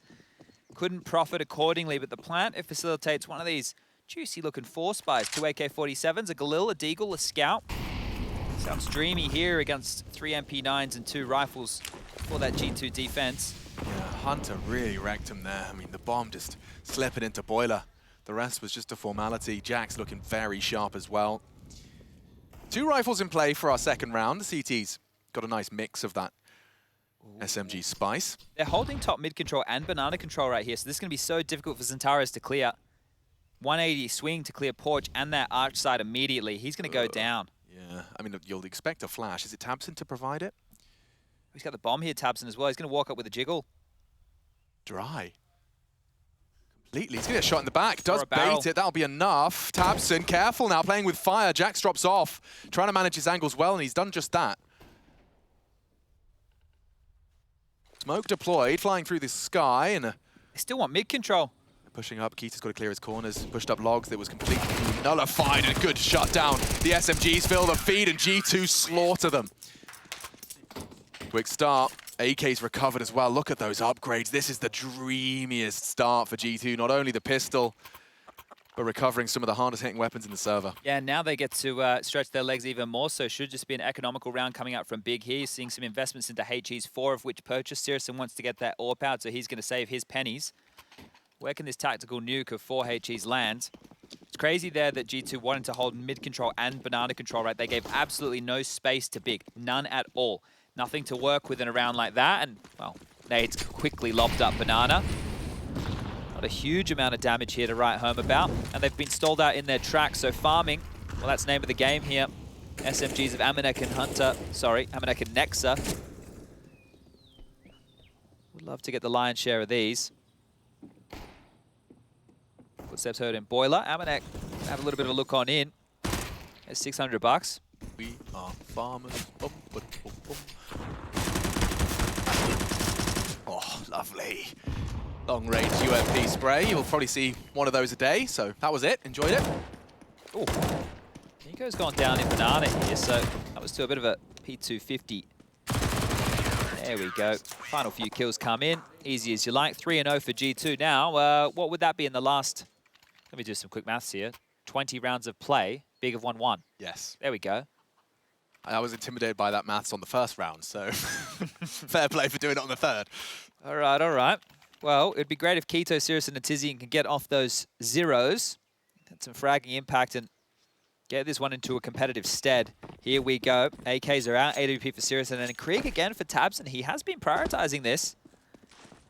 Actually, the deep molly down mid and a 4-man banana lane coming out of the CTs here to dispel any early aggression. They can lob out 2 waves of utility here. The first by the rotators, who will head on all the way back towards that A side. Oh, Jax down through the smoke. That's a great way to kick things off here. Yeah, especially for Jax that we saw looking very good on that pistol. Seemed to be operating at a lesser capacity given his injury. Oh, they're up mid, pressuring A a lot here. Hunter and Amanek are not in position. They're gonna have to go through that. If they don't if they actually respect they think they're already smoke, inside. Yeah, they've respected it complete. The site is Big Clan's for free. Great start to the first gunny. Let's see if they can finish it off. A nice boost though. Oh, this could hurt. Tabson's unprepared for that. Call is gonna be vague, but Tizian's quick. Swift to respond. Re-smoking on library side should enable the bomb. It's coming through apps a little late. And it looks like Amanek's already posturing to join his forces on B, so it looks like they're just going to give this one up. They're going to play the long game. It's don't furrow your brow like that. If Gambit were doing that, you give him a double thumbs up. I know, but the thing is, it was more just the posturing. They weren't actually in the site, right? And you can imagine if they had just run around that corner a split second sooner, they would have been in and been able to contest. But you're right, the long game, holding on to that AWP, plenty of reserve cash for the likes of Nexa. Hunter could buy himself, Jack should have just enough, so everything's going to be fine as far as the buy is concerned going into the next round of play, and Big on the board. And to recap, that first opening was a great smoke find from Tabson.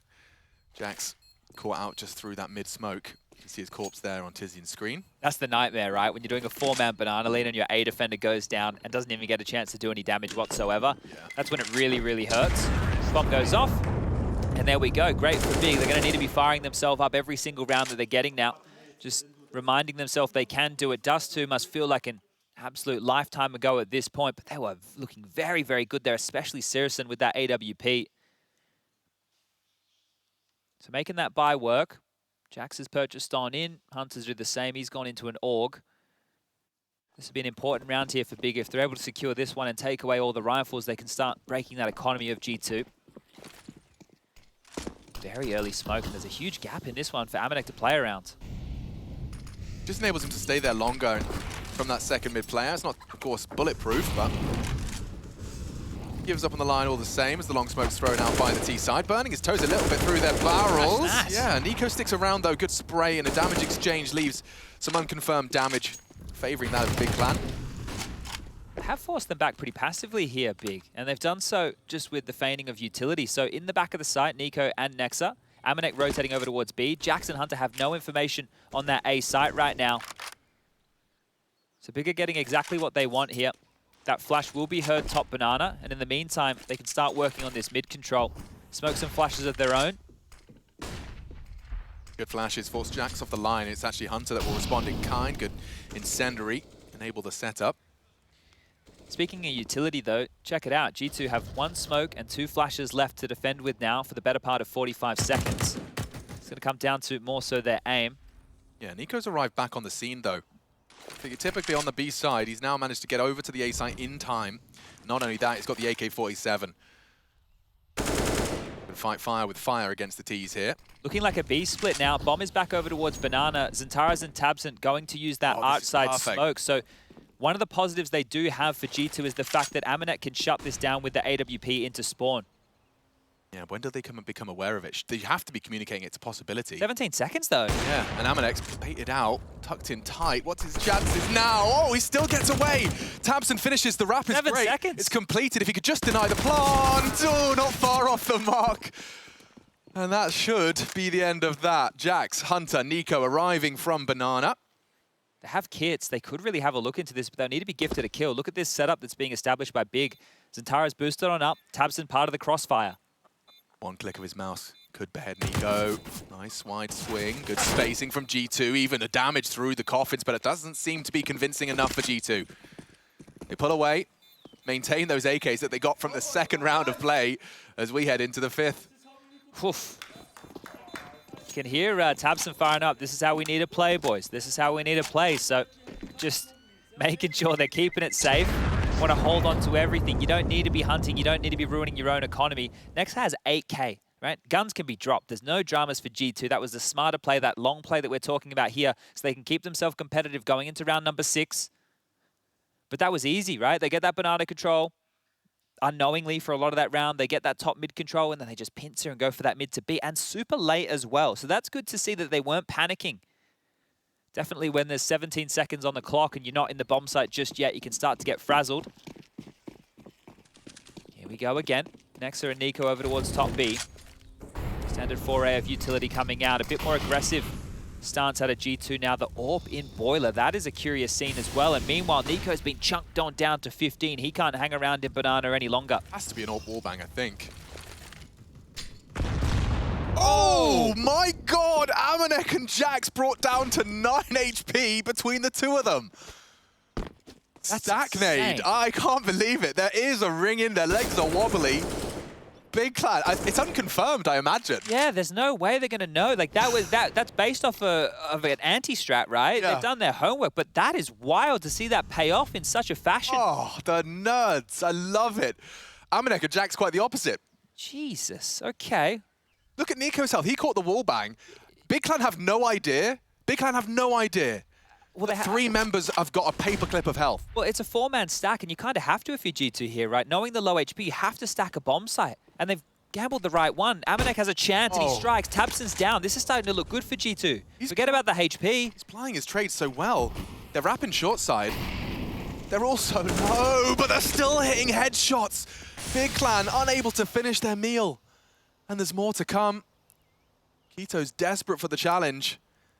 Jack's responsible for the balcony. Seconds. Nico crossfire. Yeah, the clock is ticking.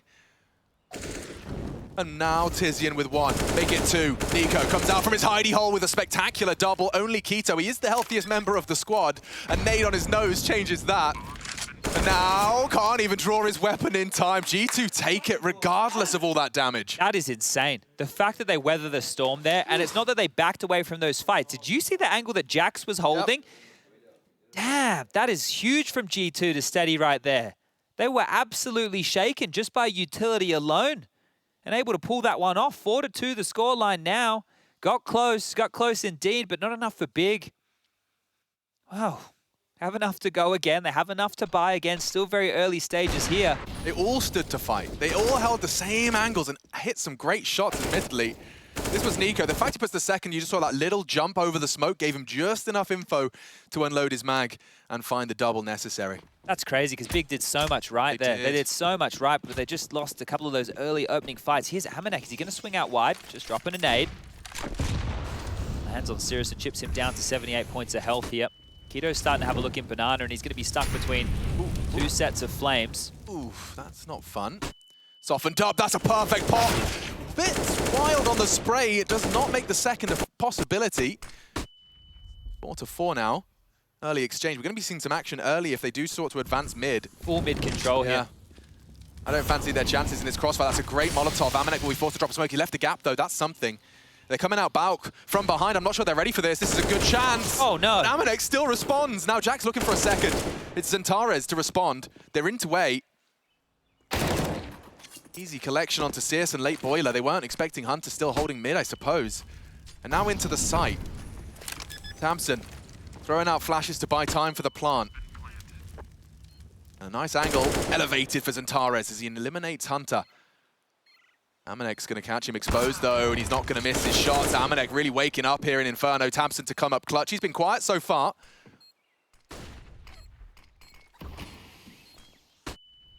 And now a tap. Not quite. Amanek another. 9-1 from the French AWPer. Oh, damn. You look at the stats for Amanek on map number 1 and just how he's been beaten around the server and the way that he's woken up from Mirage now here in the early stages of Inferno. Things are looking very good. And that didn't feel like it was going to get out of control for G2. The only moment was when they were jumping out of halls. And the fact that Amanek gets 1 as they're hitting the deck, that's the difference maker right there because the number advantage stays with G2. At that point, they're just able to whittle them down. And the awareness of Amanek in these situations, this is where Keto took a little bit longer than you'd like with the spam to convert. And just mopping up players not looking their way. Frustration being felt here. It's clear from Tabson, not happy with how that one went down and reflected in the buy. Only one rifle to work with. It will be the Galil, the lesser of the two. Would love a round like this, at least keeping it competitive, at least getting another plant big. They've been playing it quite slow so far. Gifted this banana control, but it might all just be a bit of bait. Take a look at the radar, top left-hand side of your screen. Nexa, Amanek, and now Nico all reside. The molly's going to be great. It's going to thrust them forward. Yeah, they have to. Straight into his line. Nico takes 1. It's Zantares that provides silence now as Nexa makes it all too easy. Lockdown now on the new box. Now the molly. Should be set up for success now. They have to either brave it or respect it. They opt for the latter. Locked out. Samson can go hunting here for Nexa. Should be an opportunity if he just gets that headshot. He's just a little shy of the mark. Nexa a third. G2 have neutralized this half buy. No sweat on the brow. 1 more to find. Tizzy and the unarmored Deeg. He'd have to bang Jax out on the first click if he wants a chance. Coffins to trade. It's not really a possibility. Now comes Coffins. And here's 6 for G2. Okay, so it does look like Big Clan are a little rattled here. Timeout check. They haven't used a single one. Yeah, maybe one of those could be used right now just to get Siriuson's head in the game. 0-0-6 from him. And being a T-side AWPer, you guys have heard us say it a million times, there's only very few players who can actually get it done with the AWP on the T-side of Inferno. It's not easy. All that utility you have to deal with, picks don't just come your way. No, and he is a crucial component in their Dust 2 win. You know, he was the fragging leader for his squad, and at the moment does seem to have fallen off somewhat of a cliff. 0-6 needs to find impact if he wants to secure that playoffs here against G2. Good nade. Oh, Tabson, of all the players as well, the highest rated player in Big Clan. Punishment is continuing here. This is getting really rough for Big now. They're walking back into B. Amanek, versatile again, posted up on the line, and it looks like they're coming just for a set piece. They only... Look, Nico's back here with the rotation. They're just booking them. They are. You two have the read. Every single time, Searson, that's the change he was looking for. Some impact indeed. Another spotted on the fountain. Keto should find him, and he does. That's the difference. Big Clan in, Searson contributes. This time with the opening kill, and it will be the save from G2. So if they can keep doing that, they make it look easy, don't they? So they're stacked. G2 is the exact same situation as the previous round, but the opening kills just go the other way. Great response here. Going to keep the score at 6-3. Tizian's already starting to work on a bit of a hunt here. You can see him in the T apartments, the T house, just clearing and combing through. And in the meantime, Hunter and Jax are getting ever so closer. Over to the door. Tizian might want to consider a spam through when the bomb goes off. He is the only one really close enough here to contest and try and take away these guns. Only a few seconds left. Bomb is about to go off. And we have a bit of a stalemate here. No one's going to lose anything. There's the bullets through the door. Smart enough not to be standing behind that one. And yeah, should be enough drops and enough money of residual cash for the players on G2 to make this one work again. If they can bounce back and respond one more time, Big are really going to be feeling the brunt of that. But we called for Sirison, and we got him. He was the opening killer that round. And it was on to Amanek. A heads-up duel with the AWP. Here it is for you one more time. It's not a fun fight to be taken. Not at all. And Keto with his second and third kills of the game so far. Here we go again. This time, 3-man B lean coming out early. Hunter over there. Amanek with the AWP over to A this time. G2 looking dynamic. They're constantly in a different setup. Yeah, and it's a different look from their util as well. This time they've actually opted for a super early smoke on the half wall from Hunter, which just nullifies any plans you may have had for top banana control in the first 15. It's just not it's not possible. Yeah, so they will take control of logs. Sirison is posting up mid with the AWP. Yeah, it looks like B again, right? But I want to understand. G2 have just burned through 2 smokes in the opening 20 seconds for that half wall position. And it has enabled them, of course, to have 3 players focused over on the A side of the map, which is exactly where we've flown to. Beautiful work, gentlemen. But they only have 1 smoke left, you're right. They've dumped an awful lot of utility early here. That was their last Molotov just used. And Big are looking like they want to gravitate towards his A site, but that would be a big mistake. Aha. They're coming up. Smoke starting to fade as well. Hunter will be activated. A flash from Nico to set him up. Oh, Tabson, great turn, but he still can't get his crosshair in the right place. Tizian responds. Keeps things even for now, and he's drawn Nico towards the A site. Xantares knife out, they're hitting B, and they're looking to do it quickly, loudly. Straight smoke draw, and he's going to throw that CT and walk in. Nexa, a lot to do, loses vision, yet to reveal his location. It's all about timing here. Searson's holding it. Good find from Searson's AWP as well.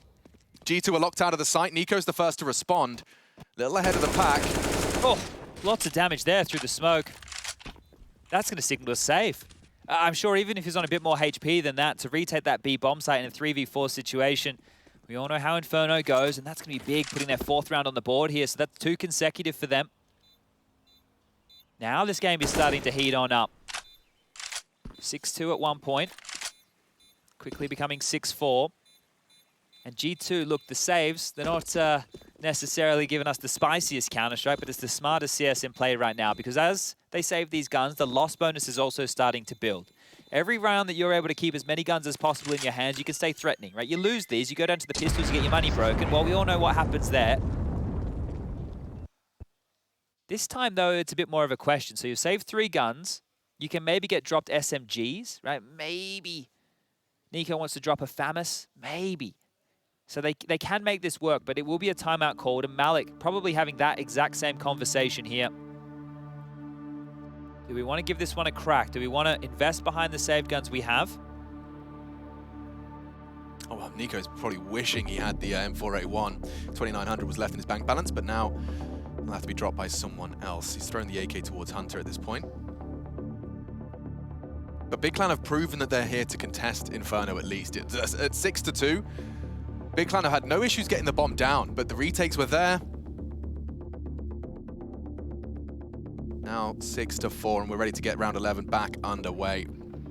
You'll see Tizian, this was a crucial trade onto Hunter. Keeps it level, and then the full commit into B. Nexa was isolated, and Searson did not miss. Let's go.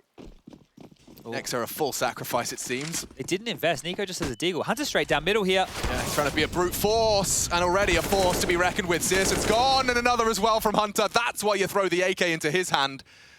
Pure faith in what your teammate's capable of. Turns the flash. Great movement. Not going to be able to convert another. Jax was there with him. Yep, and he finishes the job. Xantares surely expected. Jax finishes him off, and G2 don't need all the rifles to find all the rounds. Only Tizian now. He's detached from the pack, detached from the bomb. Nico's about to confirm it. He's about to find it. And... Ooh, there it is. I've got the bomb. All right, well, the comms have been made, and Tizian, he's been able to slip into the backlines here, so into the A site completely undetected. Keep your eyes on Amanek. He is trained towards Boiler in about 3, 2, 1. Tizian gets the element of surprise. Amanek goes down, so with a minute left, Tizian's position is noted, but he still has to find 3 more players and get that bomb back. And right now, G2, they are protecting that. I think Jax has booked him here. He's aware they'll be pushed up. Might even check it from the stairs. Nice find. Another from Jax. That's 3. A big triple kill, but started by Hunter as well. And they just surge up mid. A change of pace. Big Clan were unprepared for. Yeah, that was crazy that they went for that option, right? You thought that maybe they'd sit back, but taking the fight to Big, and with that slower playstyle and defaults that Big have been going for time and time again, I think they thought that there was a gap and a big one. Look at this. Sirison, as soon as he's hit jump, he's just gone, oh, dearie me, I've absolutely messed up there. And unable to stop this in its tracks. Hunter gets away with more. It puts Keto in a position where he has to worry about both Banana and that mid push, and it's all evaporated before Big's eyes. They can buy again, and tabseN really loving this Krieg purchase. It's not like we've seen crazy highlights from it just yet, but must be a method to his madness as Boiler taken.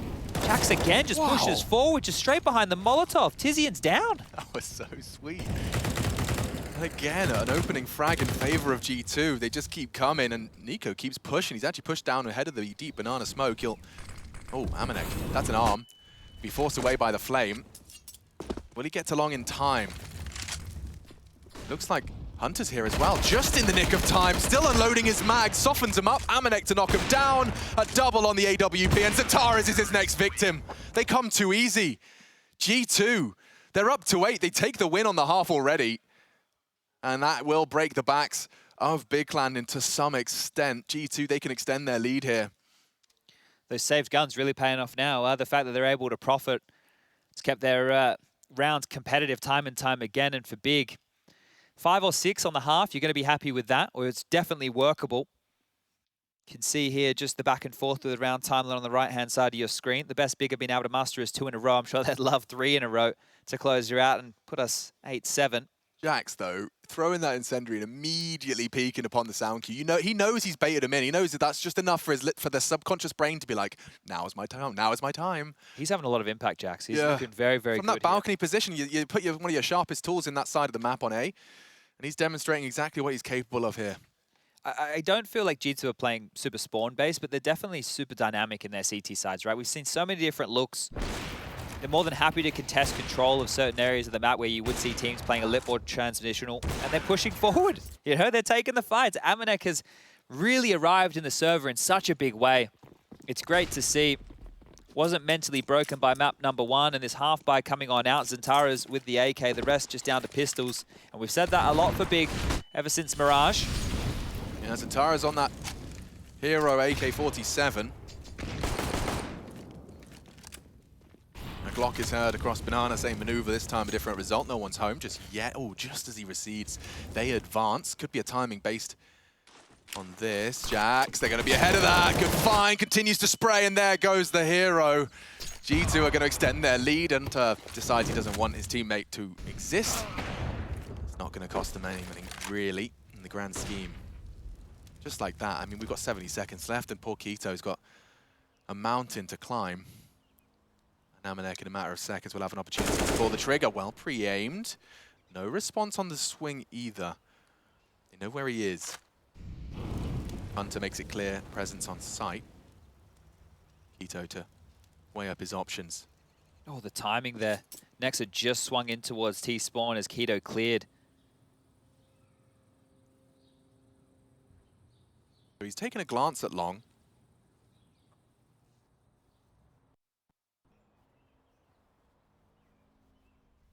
Continues to force the issue at short. Nico's holding this line though, or at least he should be able to contribute. He's making a lot of noise. Great find. Keto precise into the head of Hunter. Now the bomb's on the bulk. Nico still in that library passive.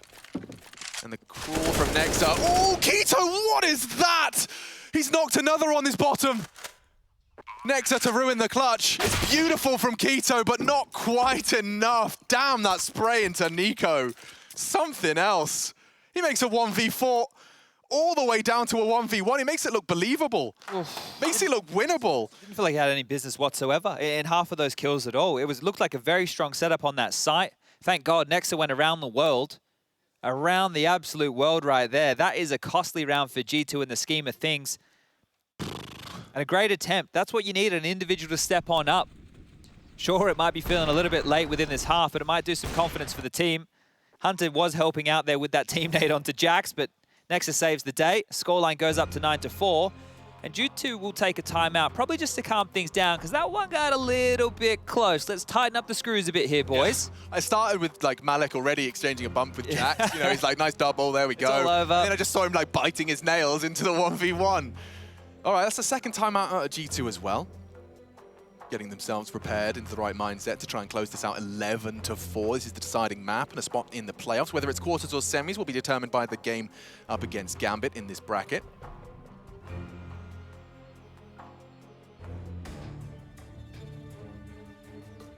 Big Clan certainly are on the back foot at this point.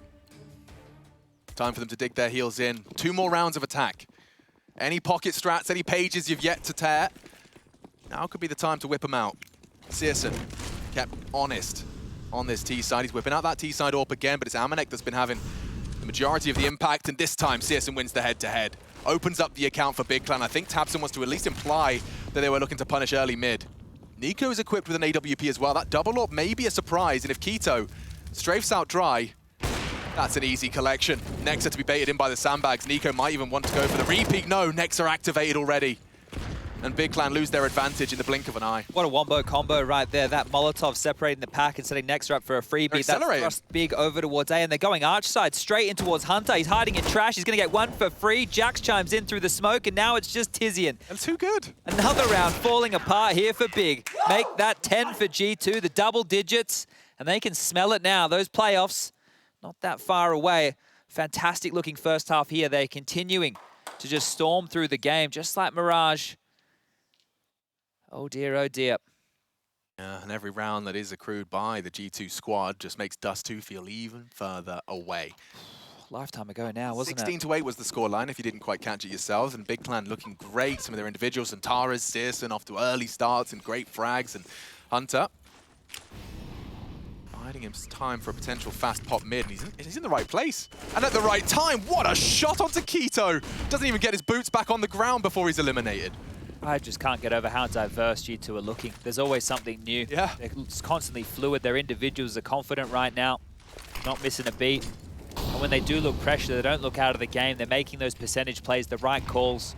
I mean, every time they've tried long, Amanek's been a real thorn in their side. Can he seriously get away with it again? Oh, he's got back up one more time. He's even heard it too. I think Xantares did the fake jump to imply a smoke. Now faking that out with a flash. Amanek forces the issue and gets another. You cannot knock him down. Long is shut.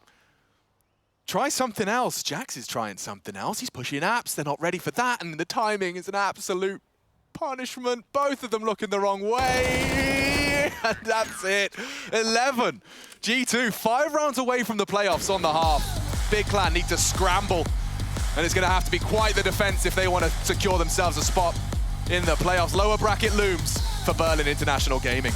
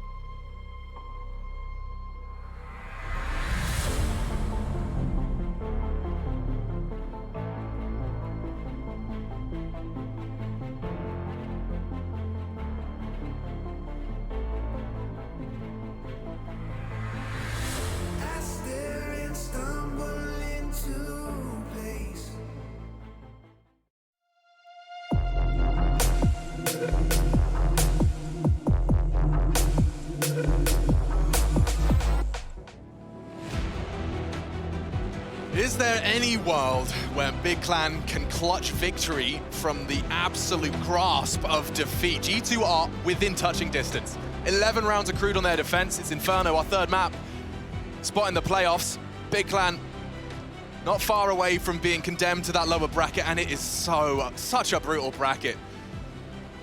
Team Liquid on one side, NIP on the other. There's only one spot from the lowers. You really want to finish it here, and this is their chance, you know? It's not over yet. 1xBet seems to think it is. Let's get ourselves into this one, make sure we get that game sound up and running. I see Util on Nex and Hunter. Tabson's equipped with the kit, and G2 opt to take this pace right out of this. Don't want to be any funny business from the CTs early. No charges down mid, we know that's a possibility. But understandably, Big Clan going to be taking a more passive approach. Yeah, and G2, they don't need to be in a rush here. They have such an upper hand. Map number 1 made us think that this series could have been on like Donkey Kong because Big looked great on Dust 2. But Mirage has completely changed that narrative, and things over here on that first half for Big have not looked any better. And guess what?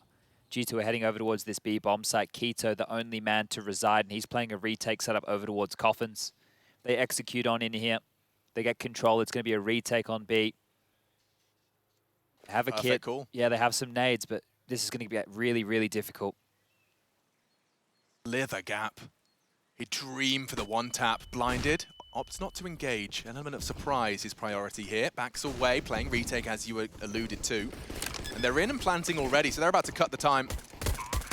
Oh, huge gap in that smoke, and the nades are going to be too late to deny the plant. Not going to do anything. But they've got themselves 3 bodies through construction. And a smoke to isolate the banana players from the pack. Tizian provides that. Hunter might be ahead of it, but the flash for their push Coffins, this is it. Let's see who can catch it. Searson to push the pool. Tabson taps. Amanek responds, looking good, even trades. Jack spotted out a new box. He actually took Zantares down there. And Nexa knows where they're coming from, dancing around pool, another headshot. And Keto, he was the first one here, and he's the last one to leave, but no time. And G2 will secure the 12th.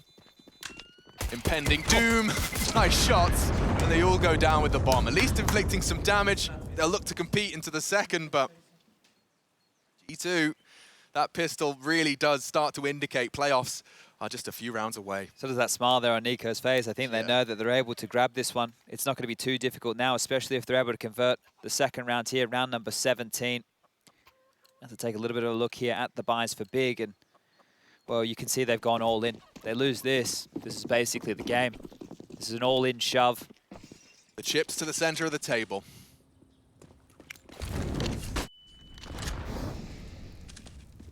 Bit earlier on their banana crawl this time, G2. Standard procedure, secure top banana control. Deny that information for the CTs, a little chip damage unconfirmed from Keto's nade. Nico taking glances early as well. When you get banana this early, you may as well just go for a B set piece here. We're going to see some flashes, mollies, other bits and bobs raining on out towards the top of banana just to allow them to completely establish control. And that molly enables them to line up the rest of their nades as well. No swing, no silly mid-round flash. Saying that, looks like it has left the hands. Tabson cocks one. Smokes to CT.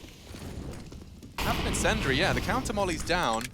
But the whole squad's grouping here, Chad. They're about to throw the full commit, and there's still 3 CTs on A. Yeah, Big are not rotating by this. They've smoked it off now. That's going to buy them a little bit of a buffer here. But Tabson, lucky to be alive, spam down to 30 HP through the smoke. G2, they're not completely calling this one off yet. Amanex dip back towards middle. Hunter making sure there's been no cheeky business push through the T apartments. But they are rotating back now with 40 seconds, and they invested a lot of utility there. Interesting. Interesting. Tabson and Keto, through utility and presence, have managed to force the hand of G2. And now, the lion's share of the resources to defend. Good use of the smoke. 30-second mark as well. Anyone that tries to disrespect it will be flashed and fragged. Tizian's walking into it. This could be a chance. This could be a very big chance. Damage, can't finish it. Nexa will. Bullets into his teammate. Nexa another on the Galil though. All is forgiven. And Jax hasn't quite finished the job. Will do with the last bullet. And now the bomb can go down safely with a couple of seconds to spare. Definitely a hold your breath moment there for a second or two. But now with Tabson on the other side of the map here, said that was a shove all in. And the reason is Big have a couple of choices. This is going to be 13 conceded. Do they take a save to concede 14, or do they continue these 4 spies, which with 2,400 coming into the bank balance in the next round, it's not going to be enough to warrant any of these rifles. Right, it's just going to be a scrappy-looking pistol or SMG or shotgun or just a horrible-looking menagerie of weapons. So G2 have weathered the storm here of the most important round for them in this pursuit. Right, this is done. At this point, they're sitting pretty. Just have to go through the paces now.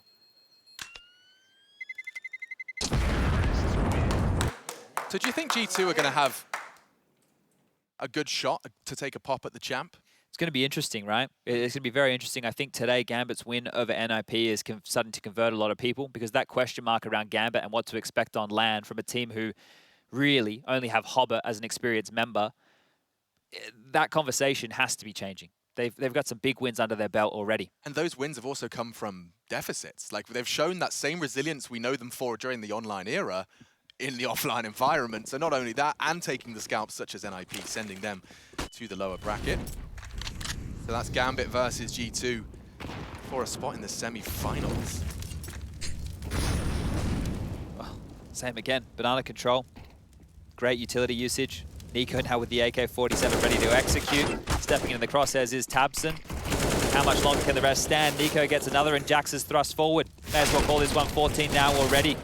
Keto does his best. A little bit of damage, but that's all they can do now, as it will be Tizian and Cirrus, the last two members to find, and they're stranded over towards CT spawn. G2 just 2 more rounds away now.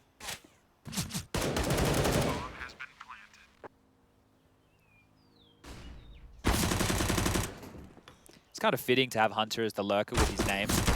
It is. No, it fits. I hadn't considered that, but you're right. It's the perfect name for the role he's currently adopted. And they're not messing around here. G2 dead focused, hyper focused on the goal in mind. Well, this is the thing, right? When Nico made this maneuver over towards this team, there's a lot of question marks around it. We obviously knew that FaZe were floundering. We knew that they weren't the team that they once were. But to make the move to G2, they had Kenny, then they didn't. They had Amanek, then they've got Jax. You know, they moved that roster around a bunch of times, and now the one that they've settled on is probably the least likely of configurations. And you know, the Nico pursuing this contract, joining this roster, there was only one goal in mind, and that's lifting major tournament trophies. For someone as storied and as legendary as Nico, it's a little more barren than it should be. Jax is up. And he's actually going to swing. God damn! Jax wants to finish this right here and now. Tabson doesn't even get to click his first bullet. Keto locked out. What's he supposed to do? Oh, they're in again. Look at this. Pushing through the smoke. Jax is taking some serious liberties, and it is starting to cost them. Maybe not in the round, though. Oh, the transfer. Nixon just controls the spray. They can't do anything. Tizian, they know where he is. The bomb's going down. There's 2 options for the rotate. I think Nixon may have caught a little bit of a sound cue from that large and charge from Tizian down Speedway. Have to go for this. What can Tizian do? Oh, he doesn't even get a chance. Another kill through the smoke. That is 15 rounds for G2 now. Money is in the bin. And so is Big. This one is looking done. You can see G2 almost half celebrating already. I mean, when the state of play is like this, don't forget, like if you add up the map we just had and this one, it's Big have posted 5 rounds. It's going to be 32-5 if this continues. If G2 do this right now, 32-5. That is wild. You've played for 2 hours and you've got 5 rounds to show for it. Bloody hell. Miss Molly right there from Sirison. Yeah, oh, absolutely. I don't even know if tilt is the right word.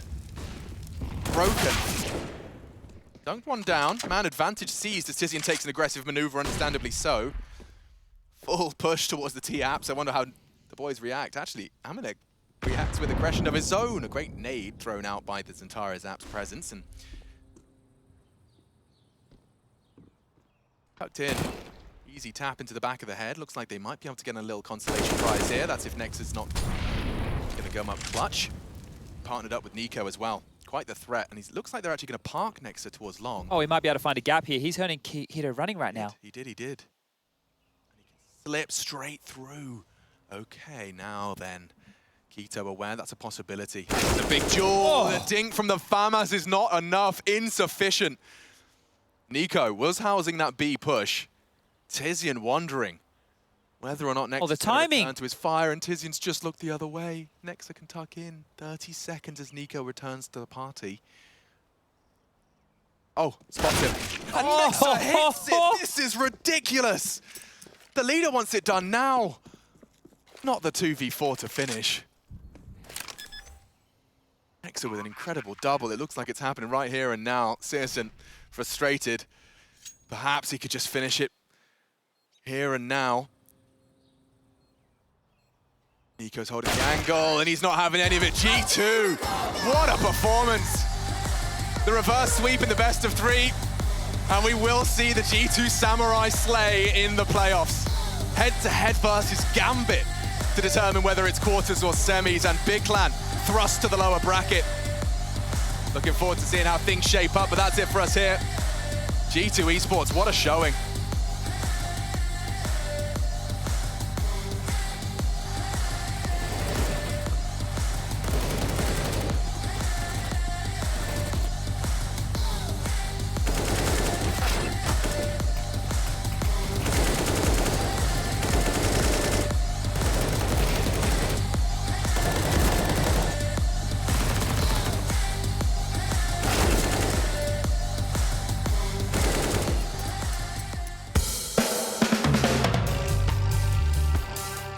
Oh, we can also rate Santaris. Ja. Oh? Ja. Sonst gib mir wieder. Ja, mach du mal. Ich halt mal. Yeah, we got Santaris here now. I would say accuracy.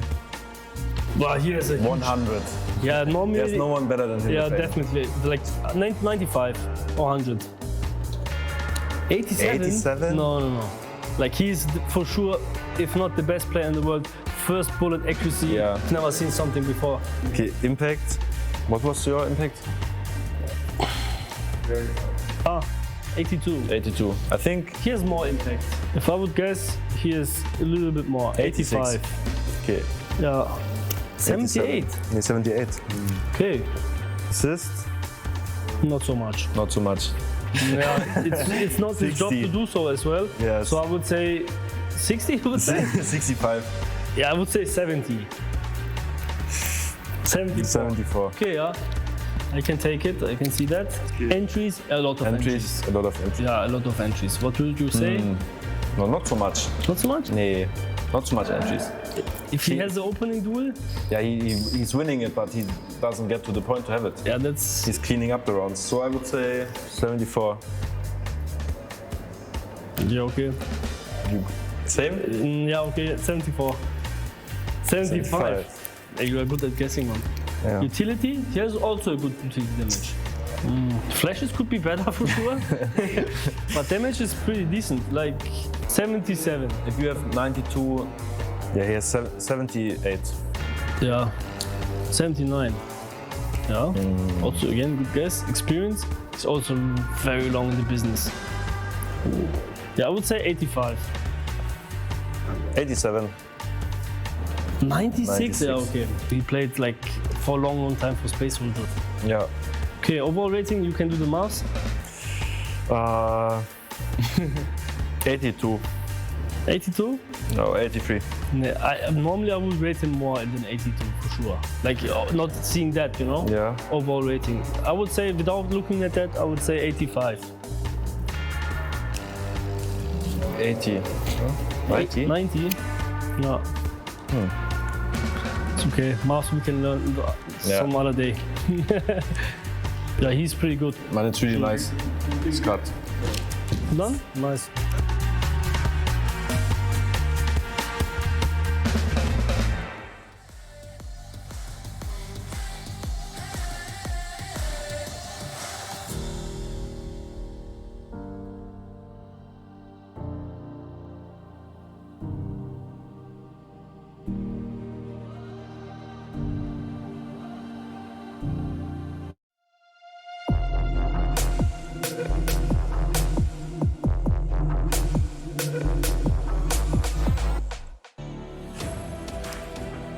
And with that, we continue on with our brackets. Of course, that does mean G2 beating Big. They go into an upper bracket final. They're going to have Gambit to square off against, and so they really didn't get stressed too much there by Big, but perhaps Gambit can do the trick. Welcome back to the final segment for this evening of the Intel Extreme Masters Cologne. I'm Trace, joined by Maniac, and there's that guy Yanko down there who's probably pretty proud in this moment. Yanko, what did you think? Well, I think it was just an impressive performance from G2 on these last two maps. They played really, really good. I think it shows why both me and Maniac had faith in them on Inferno. Their city side is just pretty solid. They have good mid-round adjustments. They had some very good reads against Big, as they usually do against teams. Some good stacks, good gambles at the correct moments, and you could tell the frustration on the faces of Big's players. Yeah, I don't even want to go into tactics stress. I just want to talk about the reaction coming in from G2 because that's what I get from this game. Looking forward now into the playoff, which they're qualified for. A first map, first training at that, being not enough on Dust 2 really, and then a huge reaction. Not giving Big the time of day. All the players chiming in.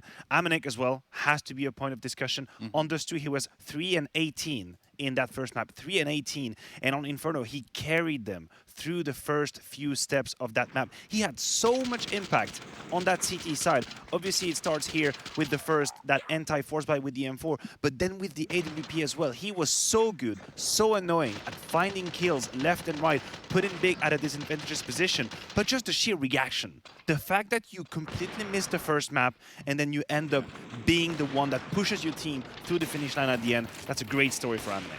No, yeah, that's certainly the bounce back. That's what you look for. That's what you can hope to have happen, given the opportunity in a third map. And well, certainly for Amanek, it's something in very compared and contrast way from his earlier maps in this series. We'll take a look at the stats overall. But for G2, they've made a pretty deep run here in the group stage. They're going to go up against Gambit, as we said, in that upper final. They've already secured a playoff berth, so that's a weight off the shoulders as it is, Yanko.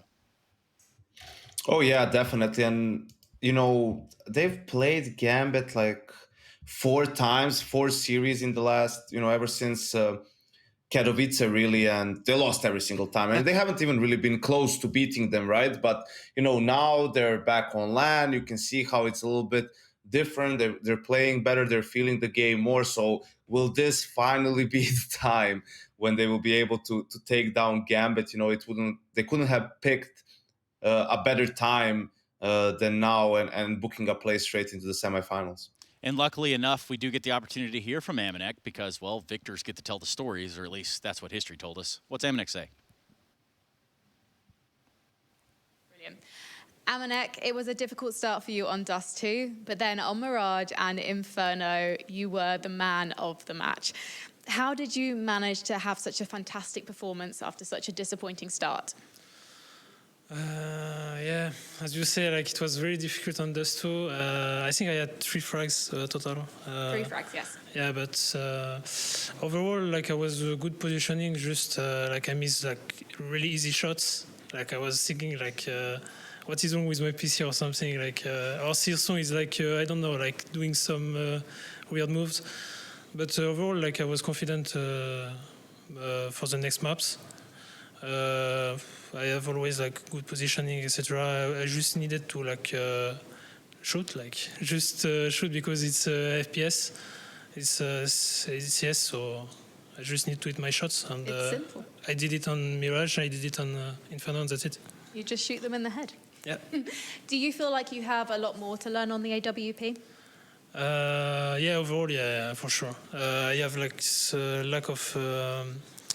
I would say experience on some maps, and I will not say the maps, but yeah, overall I have some difficulties on certain maps, and but I'm still confident. I'm still improving every day, and I'm really confident for the rest of the tournament.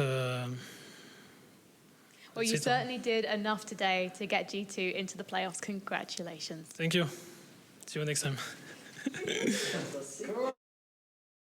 That guy. I do like that guy. He's smiling. He understands that 3 kills is not going to get you very far in life. It's not. But it does get G2 a little bit further in the bracket. We're taking a look right now at Group A. What I want to look at real quick is this lower portion of the bracket. We did just have a thriller with Liquid beating Mouse Sports in what was a knockdown, drag-out third map on Inferno. That sets them up to play big, as Big just caught an L here to G2. And that is how the lower bracket kind of pans out. There's still a game going on, Maniac. It's Virtus Pro Complexity. Yeah, but I just want to talk 1 second about this Liquid Big and think about the different trajectories of these teams, right? Clashing at that moment of the tournament. You have Liquid, who came out of an incredible battle against Mousesports, probably filled with confidence and the idea that nothing can happen to them. And you have Big, who got their ass handed to them by G2 in a very drastic way. So this is going to be a banger of match to see if Big is actually able to bounce back. So let's look at Group B, and I'm going to kick this one to you, Yanko. I know you'd love to. Oh yeah, we have some really great games tomorrow. We have Navi Vitality. Woo! Navi, one of the favorites for the whole thing, right? And Vitality has played much better recently with Misuta stepping up as the second star of the team. And Astralis Heroic, another Danish derby, you know, the LAN kings of Astralis against a team that has improved the most alongside Gambit during the online era in Heroic. And the best part is, you know, as these brackets get down to the wire, we really are getting to the very end, which means the matches only get spicier by the moment. Let's take a look at our matches for tomorrow so that you know what you're tuning in for, so you know what to set your alarms for. Perhaps, you know, you have some other plans for a Saturday. Well, they're canceled now, because now you can just get ready to watch your favorite Counter-Strike teams play in a competitive environment on LAN, local area network. We're looking at FaZe and Spirit to start things off. A little bit of Vitality, Navi. Now that's pretty cool. That should be nice. But really, like, the creme de la creme, very bottom of the crop here. We're looking at Heroic and Astralis. Now, a lot of Danes are going to be watching this one. Someone's going to be sitting at O'Leary somewhere eating a chicken wing or something, just, oh, yeah. Well, they got to make up for not really beating UK the other night, so it does make sense. There's other frustration bottled up. Yeah, the Danes are going to win that. A Dane is going to win that game. I guarantee that. For us, though, I think that just about does it. Yanko, anything you want to say to get us out of here? Good night, Trace. See you tomorrow. More great Counter-Strike ahead of us. And that's it. I'm not going to say anything. Let's go.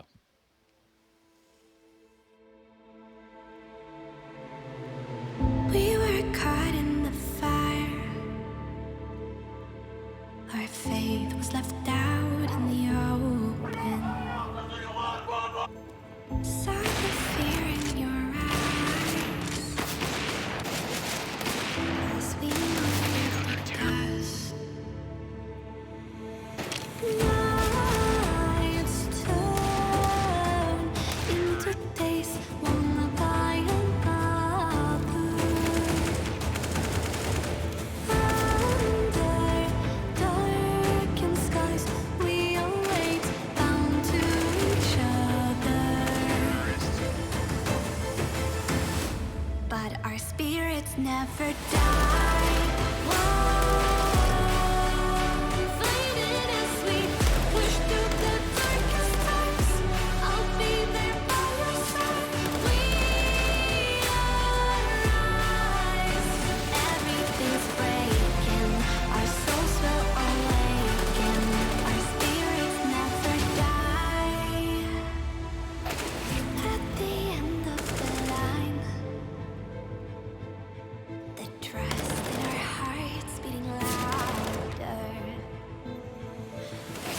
Under darkened skies, we await, bound to each other. But our spirits never die. Faded as we push through the darkest times. I'll be there by your side. We arise. Everything's breaking. Our souls will awaken. Our spirits never die.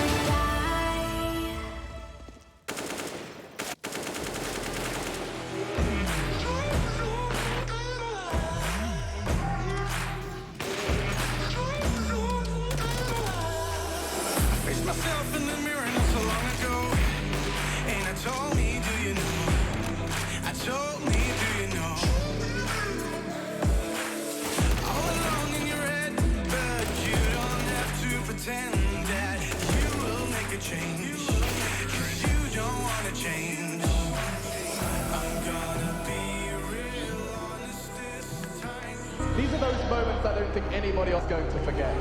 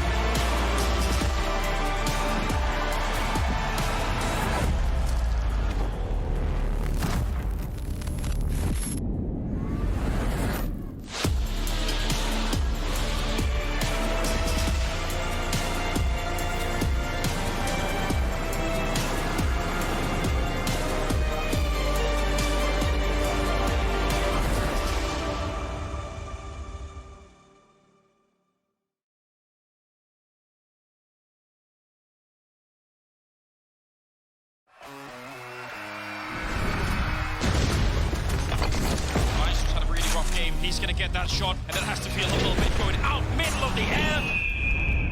Oh, you've got a big three. Takes every single one from nothing to the AWPAs. I can't believe he's just done that.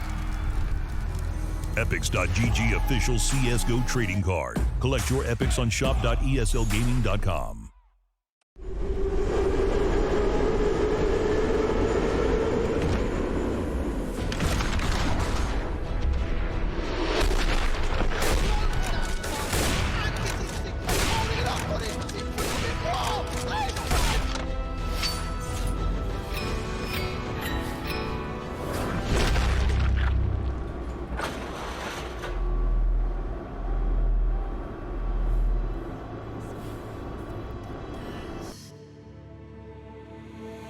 Nights turn into days, one by another.